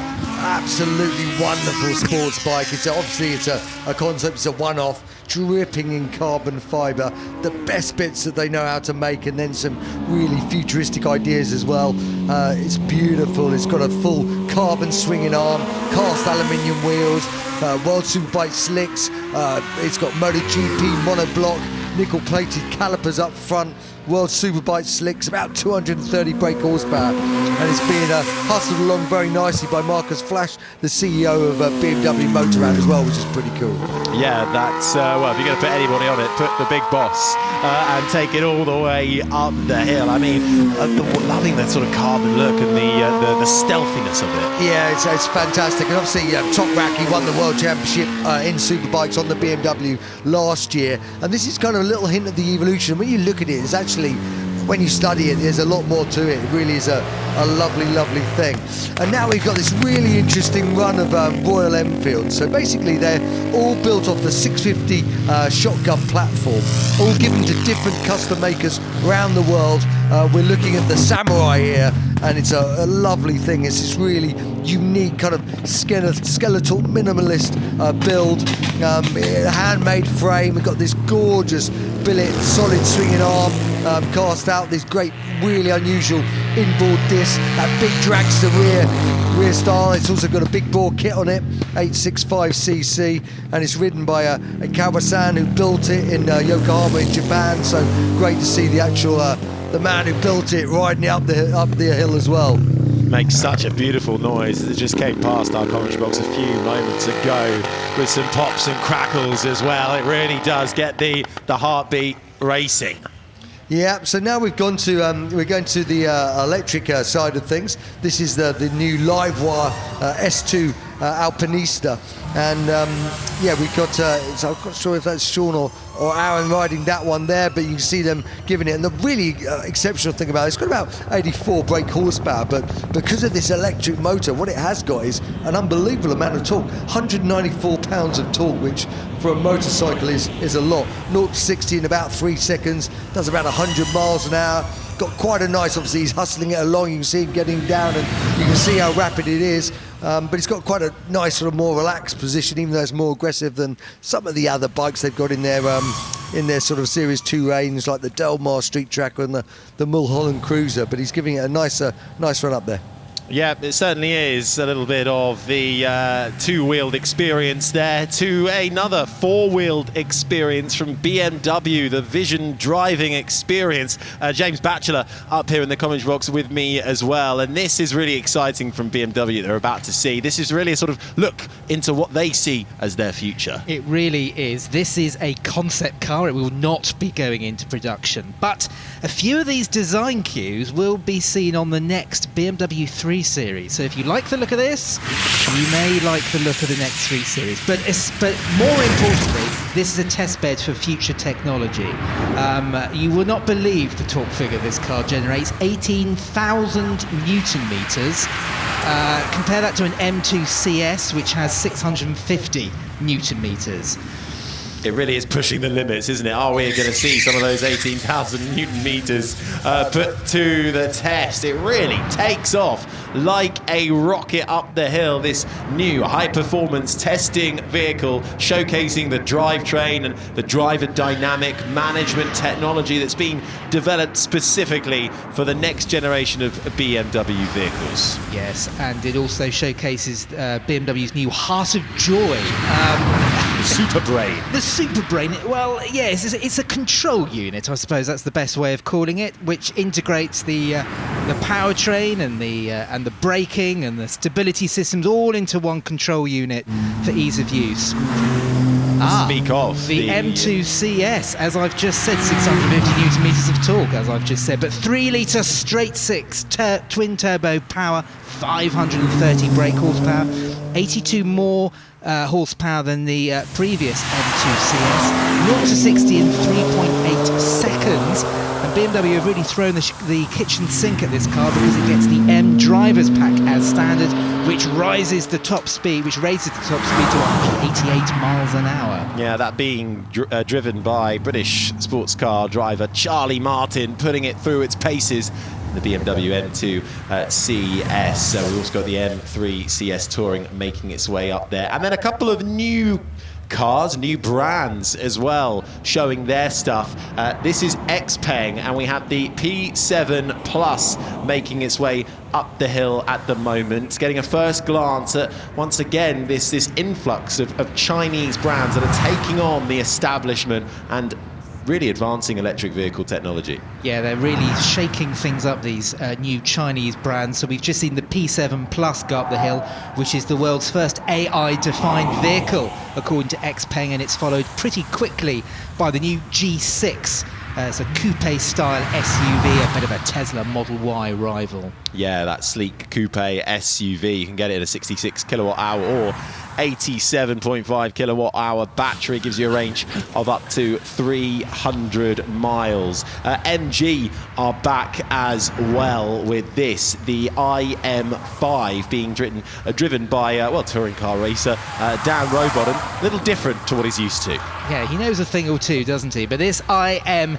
is actually, his IM5 is quite interesting. Actually, it's MG's sort of premium division. MG Motor UK were going to launch the IM brand as a standalone brand, but they've decided not to. Of course, the MG brand has such resonance with the British, of course, and they're going to be launching a range of IM branded vehicles, which is this, the IM5, and there's an SUV coming along soon as well. But this is a Tesla Model 3 rival, I suppose you could say. Yeah, a 5-seater, fully electric saloon, all-wheel drive with one electric motor at the front axle and one at the rear axle, making its way through and taking off. We have something, well, from the front almost, it's got a bit of a BMW resemblance, but it is this from Zagato, a really exciting car. Well, it's funny you say it's got a bit of a BMW look to it, but that's because Boven Siepen, that's the family behind Alpina, and as I'm sure many will know, Alpina was sold to BMW lock, stock and barrel in 2022, so now the family are developing their own range of cars. This is the first one based on the M4 BMW. Yeah, Boven Siepen, a new brand then to come to the fore for the mainstream market. Elegant silhouette on this, long engine hood with a functional air outlet as well, vertical orientated front design, shark nose, sculptural air outlets on the side too. Really quite a beautiful looking bit of machine. Land Rover and the Defender have also got some new special editions. We've got the Octa Black out there and the Trophy Edition that we're seeing on the screens now. Yes, this car really is designed to hark back to the Land Rover's expedition days, particularly the Camel Trophy of the 80s and the 90s, hence the colour of this car. But it's got lots of black detailing, black wheels, black bonnet, black interior, and that huge roof rack on it. And yes, Land Rover just showing what the Defender does best, which is going off-road. Huge presence from the new look Land Rover Defender. You put it side by side with an original, and well, the DNA may be there, but it is meaner, it is bigger, it is present on the road, but very much looks at thriving when off the road as well. Mini are also out there as well. We've got a couple heading up the hill. This is the John Cooper Works Mini. I think this is the Aceman. Yes, we've got a pair of John Cooper Works Minis heading uphill, both electric. We've got the normal Cooper hatchback, and it's quickly followed by the Aceman. They've got the same platform, the same drivetrain, 255 brake horsepower from their front-mounted electric motor, 0 to 60 for the Aceman in 6.4 seconds. And yeah, 214 miles from a full charge, but that's not really what's important about this car. It's the John Cooper Works styling, the sporty, tuned, stiffened suspension, the big wheels. It really is as sporty as an Aceman can get. Oh, certainly, screeching its way up the Goodwood hill climb, this Mini's new crossover model, striking that ideal balance between power and thrill and play, making it rather fun to drive up the hill and maybe about town as well. Now, Alpine are also here. We've got the A390 out on track and the A290 Rally Edition, which has just set off from the start line. And Alpine now really actually beginning to develop their on-the-road offering. Yeah, Alpine are really here in force this weekend. They're celebrating their 70th birthday. We've got the A290 Rally, which is the Alpine version of the Renault 5, but this is a bit of a sort of homologation special really for rallying purposes. It takes Alpine back to their rallying origins really, but not only have we got the A290, but we've got the new A390 here as well. But yes, really exploiting the Alpine brand is the Renault group. Yeah, this very much based off of that Renault 5, which is also making its way up on the hill as well. But this, the Alpine sportier version and the Rally Edition, harking back to its roots, as you say, front-wheel drive electric vehicle. Got two motor options as well. It's got an overboost button, which adds a brief max power of 52 kilowatt battery, getting between 220 to 236 miles out of it. And while Alpine and Renault are continuing to reinvent themselves and keep up with the competition, so too are the South Korean firm Hyundai with the Ioniq 6N Performance and the 6N2 about to head onto the track. This, the first one, the 6N Performance. What a show Hyundai are putting on at the Goodwood Festival Speed this weekend. They're really showing off the prestigiousness of their N brand. Of course, it's celebrating 10 years now. This is the latest N product, the Ioniq 6N, which is a very sleek, well, normally a very sleek electric saloon, but here the N engineers have been allowed to really have some fun with it. So it has got, well, underneath it is an Ioniq 5, really, same kind of power train. The NE shift, which is a fake gearbox, and I do trust anybody. Please do try this out. It will convince you that it is a petrol car. But this is the performance model, so it showcases all of the performance tweaks, the big wings, the different coloured wheels, which are available from dealers. Also, for a little about-town car from Ford, the Puma Gen E, of course, bringing the original Ford Fiesta, keeping that as its sort of DNA as it transforms into this new world, and this electric version too. Yeah, this is it's become Ford's fourth pure electric model sold here in the UK, following the Mustang Mach-E, the Explorer and the Capri, which got its debut here last year here at Goodwood.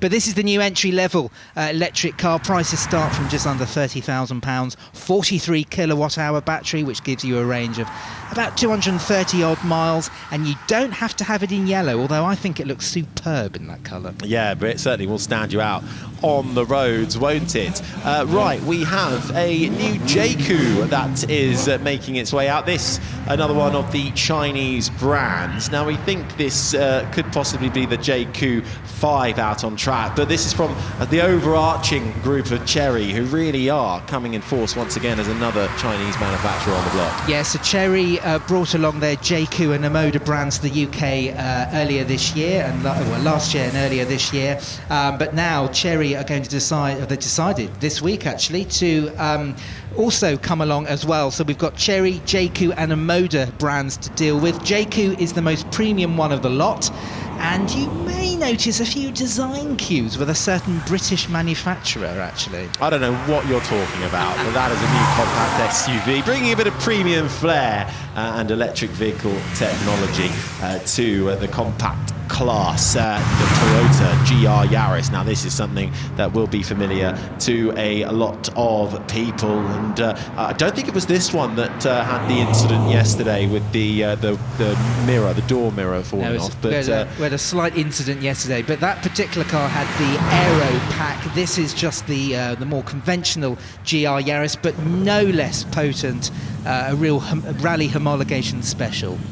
Again, something brand new. That's what we're seeing here on the hill right now. First glances, new classics and bikes, and this from Xiaomi, the SU7, Xiaomi's first production electric vehicle. This is a single, dual and triple electric motor availability for this car, with the top version getting over 1,100 kilowatt hours. It actually holds the production car electric vehicle Nürburgring record at 7 minutes and 4 seconds and 9/10, let's call it that. So a nice sleek design there. Well, importantly, it's 2 seconds faster than the Taycan Turbo GT Porsche, which is also here this weekend.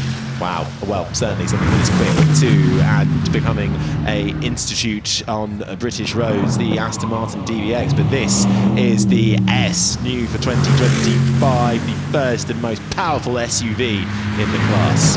So what makes an S, I hear you say? Well, it's got distinctive styling, a big lip across the front and at the back, big spoiler, huge wheels, but importantly, it is 47 kilograms lighter than the standard DBX. You get that from a carbon fibre roof, magnesium wheels. It really is the DBX wick turned up. Across the line for the Aston Martin DBX S. That's being followed by an Audi e-tron GT Quattro, Porsche Cayenne making its way up the hill as well, along with a Taycan Turbo GT, which is just at the start line now. And this, again, another exciting car from Porsche, with the Taycan Turbo GT dual motor, all-wheel drive, launch control, over 1,000 horsepower as it makes its way up the hill. Yeah, so until recently this was the Nürburgring EV lap time holder, but no more. But still, it is a very, very quick car, 75 kilograms lighter than the Turbo S, and it does that because it's got no back seats. Various lightweight parts on it as well. This car's also got the Weissach pack, hence why it's got a huge rear wing, and you need that when you've got over 1,000 brake horsepower to really push the car down into the tarmac. There's certainly one to check out on the Porsche stand, which is located just behind the Moulton grandstands. Certainly loads to see from Porsche there, including this. If you get an up-close and personal look in its static form, do get a good glimpse of the Porsche Taycan Turbo GT making its launch here at the Goodwood Festival of Speed. Bentley with a big show too. The Bentayga Speed, the Flying Spur Speed, both out on the Goodwood hill climb now, and Bentley continuing to set the benchmark for just pure class and elegance. Yes, it was getting a little bit sideways, I saw, as it was approaching Goodwood House, but that's because this is the fastest and most powerful production Bentley ever. The 6-litre W12 engine has been replaced with a new V8 plug-in hybrid. In typical Bentley style, it has a bit of a fancy name, which is called Ultra Performance Hybrid. 771 brake horsepower, and yet it's as opulent as a stately home.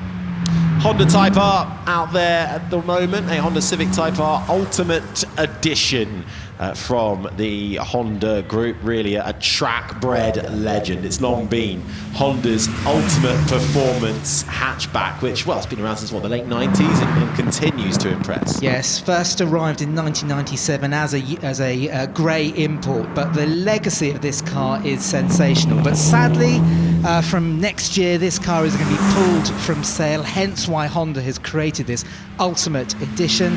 Why is it being pulled? Well, you can blame increasingly stringent emissions legislation for it. Well, we can then look to this, the Honda Super EV concept. When we talk about emissions, some of the car brands coming out with some really interesting designs, and this has been developed in response to the growth of this segment, really, where they wanted to see these kind of things, and certainly inspired by the iconic Honda City Turbo 2, a hot hatch model from Japan in the late 80s. Yes, it's got that boxy look of the City Turbo. But in the UK, should it come, and I'm pretty sure it is going to, according to Honda, if my sources are correct, but it is a direct successor to the Honda E. Now, we talk a lot about BYD as one of the new Chinese brands on the scene, seeing more and more pop up, and this is one of their brands, the more premium version, Denza, and this is a B5 plug-in hybrid SUV, and Denza, BYD's luxury brand, 1.5 litre turbocharged engine, dual electric motors in there as well, and certainly again a marked presence on the road. Yes, we've only just got used to BYD. They've had made an enormous splash here in the UK over the past year or so, but now they've got their premium division, Denza. The Lotus Emira Cup has just set sail, powered by an AMG-sourced 2-litre turbocharged 4-cylinder engine that delivers 400 horsepower, 0 to 62 miles per hour in 4 seconds. It gets up to 180 miles per hour, but this really typifies, you know, Lotus's signature agility. It's got a lightweight aluminium chassis, sporty suspension, outstanding aero as well. And then something, though, a little bit bigger from Lamborghini, the Urus SE. Really quite different. You couldn't have two more diametrically opposed cars, could you? But this is the new Urus, facelifted for 2025. Importantly, this is the plug-in hybrid model, so it's got a 4-litre twin-turbo V8, which itself develops 611 brake horsepower. But just for good measure, Lamborghini have added an electric motor that develops 189 brake horsepower. So, if you add all of that together, you get 789 brake horsepower from a huge SUV such as this. It's Stuart Middleton at the wheel, really pushing the Urus SE. 0 to 60 in 3.4 seconds makes it the most powerful Urus ever and the fastest production car in the super SUV segment. This from Lamborghini, the Urus SE, across the line. Up the Goodwood hill climb, and well, a rather slower pace, but still packing a punch. We go to Rolls-Royce and the Phantom 5, but this is by Lunaz, making its way up the hill. And, well, certainly large. It can fit 7 people in that one, and it's been brought into the future, that. It's not your conventional 7-seat SUV, that's for sure.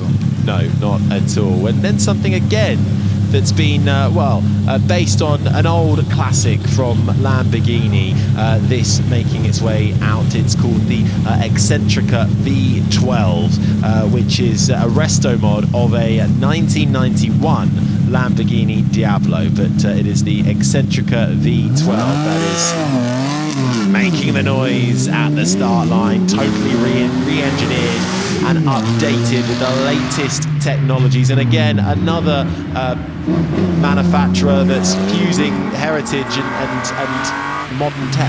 It's still got that classic look though, hasn't it? But if you stare a little bit closer, you notice their headlamps a little bit more. They've been upgraded for modern LEDs. The rear lights are different, and the car has been tweaked, it's been tuned, it's been honed for the modern day driver. And as resto mods go, you can't do better than starting out with a Diablo.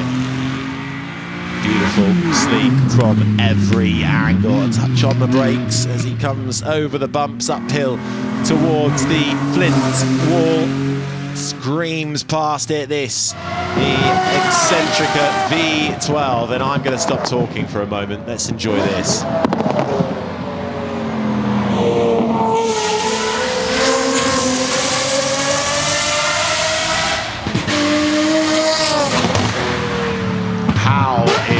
That for sound. It's the sound of a TWR supercar, a bespoke super GT resto mod, led by Fergus, son of Tom Walkinshaw, based on the classic Jaguar XJS coupe. Wow, I thought the windows were going to pop out of the commentary box here as I headed into Moulton.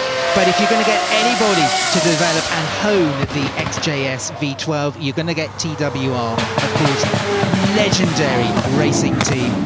We've found huge success with the XJS in period. Just 88 of those 5.6 litre supercharged V12 engine delivers 660 horsepower, 730 Newton meters of torque, delivering that analog charisma, mixing it with heritage too. Ultra limited edition. That, what a lovely view of our commentary box that is. Oh, as we see some Porsches come by. Oh, and the Lotus as well, making its way through. Some brilliant glimpses as to what is on offer and what is coming from brands across the world, and a real statement that they want to do that here at the Goodwood Festival of Speed. Yes, the Goodwood Festival of Speed has long been the gem in the motor industry calendar. Well, first glance, and bikes on offer too, with new classics there, and it kicked things off with some two wheels. We did indeed, yeah. This was that BMW Concept RR, lovely to see. And then we saw some of the Royal Enfields. This is the Samurai, built in Japan. Lovely to see that coming up. Yeah, and then we had the Alpinista, the electric motorcycles from America, a little spin-off from Harley. And from BMW, a look into the future, whilst also showing what they've got on offer in the latest segment. And the continued rise of the Chinese manufacturers taking it to the established brands. But also the heritage brands have been out in force. Land Rover, Hyundai really flexing their muscles with a new Ioniq 6N Performance. Celebrating 10 years of N Performance division, another Chinese debut, this, the Xiaomi SU7 turning heads. It's their first production electric vehicle. BYD and their luxury division, Denza, are debuting here up on the hill, and Honda as well, showing concepts for what their electric future might be. Contrasting that with electric future with Lamborghini showcasing their new plug-in hybrid Urus. And it's 100 years celebrating the Rolls-Royce Phantom, and this reimagined into and brought up to date to the here and now by firm Lunaz, showing that you can still blend class and you can still bring it up to speed. Heritage reborn to this, the Eccentrica V12. And we ended things with the TWR Supercat, which quite literally blew the house down. Let's head up to Ed Foster. Sean, I'm going to admit up front, I've got a Series 2A, so nice. I'm always going to love these. This is a bit of a special one, though. Tell us about it. Yeah, this is the Defender Octa, so it's the special. It's the best and highest performance Defender we do. 635 horsepower, 750 PS, special suspension system, and this is the Black Edition. It's the curation of the coming together of everything that makes an Octa what it is, and it's a really special vehicle. We've had it running on a quarry recently to show its dynamic rally style performance, and then we're obviously running it high speed up the hill at the moment. And I can imagine these tyres aren't perfect for going up the hill. Look, wander this way, because you've got another one hiding behind. Tell us a bit more about this, because this is quite a special paint scheme, isn't it? Yes, this is all about paying homage to the Camel Trophy series, and it's got the special paint job, all the optional extras that really work well with what a Defender's meant to be, and it's just a really cool product to run up the hill. It's not quite as quick as the Octa. It's running a D350 diesel variant, but it's still a really fun car and a really special vehicle we've got out today. You've got to take one of them home. Which one are you taking? I'm definitely going to take the Octa. Yes, it's on some special POR tyres, but it's certainly the quicker one home this evening. Sean, thank you. No worries. Thank you very much. Cheers. That was the most exceptional collection of moving automobiles I've ever seen.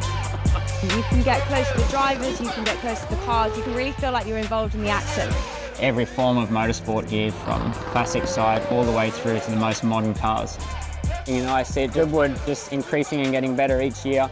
Lots of ideas spreading around, a lot of familiar faces. It's a fun fair, but with cars.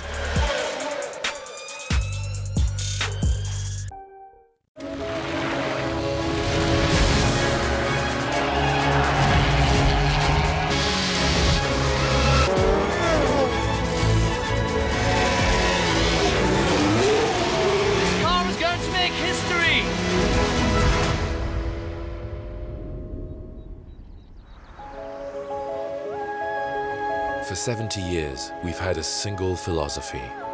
Lightness is a force.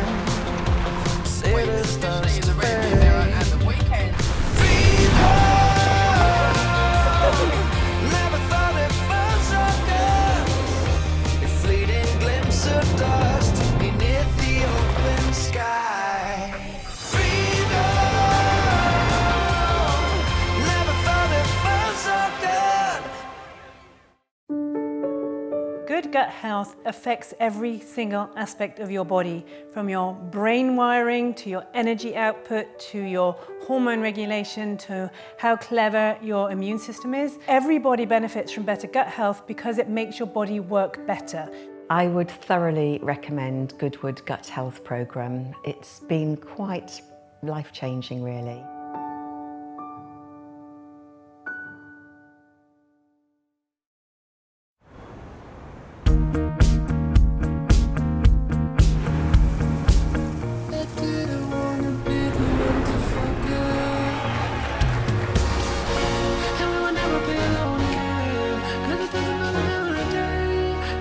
Renault 5 is back.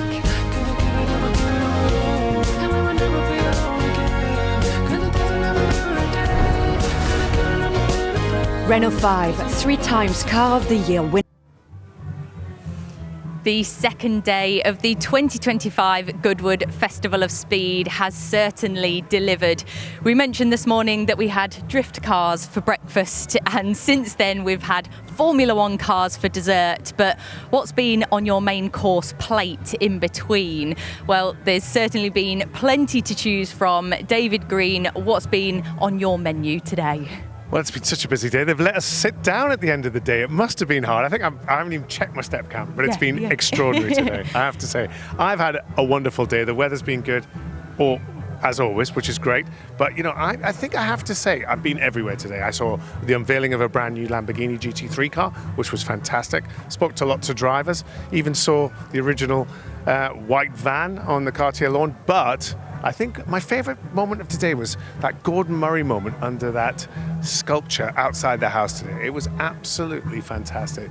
You know, really emotional. Yet another one of those great moments that Goodwood do so well at the Festival of Speed. You see all of his cars, or the most important cars from his lifetime, from the first car he designed to cars like the Rocket, the T50S, the Niki Lauda car driven by Dario Franchitti, and underneath that incredible Speedhead sculpture, we had the fireworks going off, and they were great. They were like daytime fireworks. I was telling people about fireworks. They're like, we won't see them. I mean, you can see them. They were absolutely fantastic off the roof of the Goodwood house, and managed to catch up with Gordon for a quick chat. And, you know, he was emotional. He was nostalgic, and what a way to sort of see your life's work in front of you there like that. I thought it was brilliant. Yeah, the colours look amazing going over the Goodwood house, and brilliant to see Gordon Murray himself looking over that. And like you say, you mentioned he was quite emotional bringing all that together. He really was, and I think it's hard to hide that when you see everybody celebrating your life and work. And I mean, on that, I don't think we have to ask you what your favourite moment was today, do you?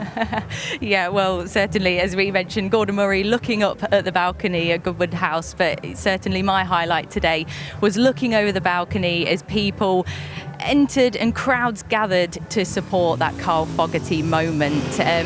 I've still got my Union Jack flag here to support in the Foggy Mania vibes, but it was so incredible to see so many Union Jack flags being waved to encompass what he did for British racing. He really put Britain firmly on the map for Superbike racing. It was brilliant, and to have his family there on the balcony, it really was emotional for him as well. He was getting quite choked up as he addressed the crowd, and I think that was a bit of a surprise for people to see that from him. He's a man of a lot of personalities and behaviours, but that, I think, was a really special moment.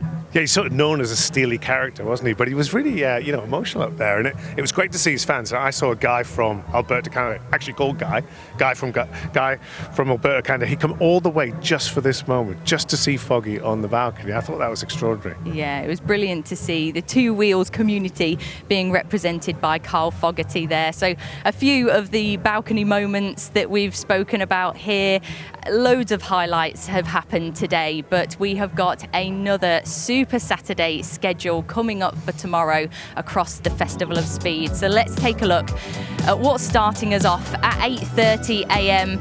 We've got even more superbikes going up the hill, as well as rally cars and drift cars that are kicking off the day. The first batch goes again for our theme this year, the winning formula, at 10:55 a.m. And as David mentioned, we've got another incredible Gordon Murray automotive central feature moment where we can see those colourful fireworks take to the sky once again. Coming into the afternoon, we get off with prologue runners at 1:30, and then the Champions Balcony moment at 2:45. That could be arguably one of the biggest moments of the whole Goodwood Festival of Speed. We got all those F1 champions up on the balcony. It's going to be quite incredible. We got the time shootout, which I'm really, really excited about, at 3:55, before batch 1 and batch 2 demo at 4:50. And then rounding out the day, we have a gas competition, and then finishing off with First Glance, new classics, and the road bikes. Going to be a good one. Yeah, so many incredible things to look forward to tomorrow.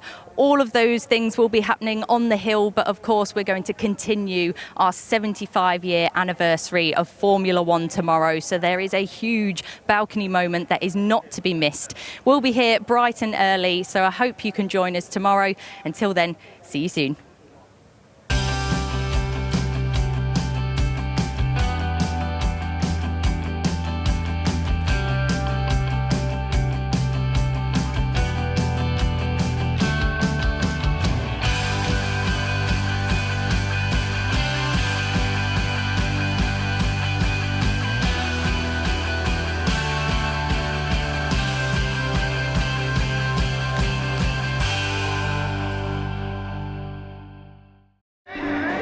Wow, just wow.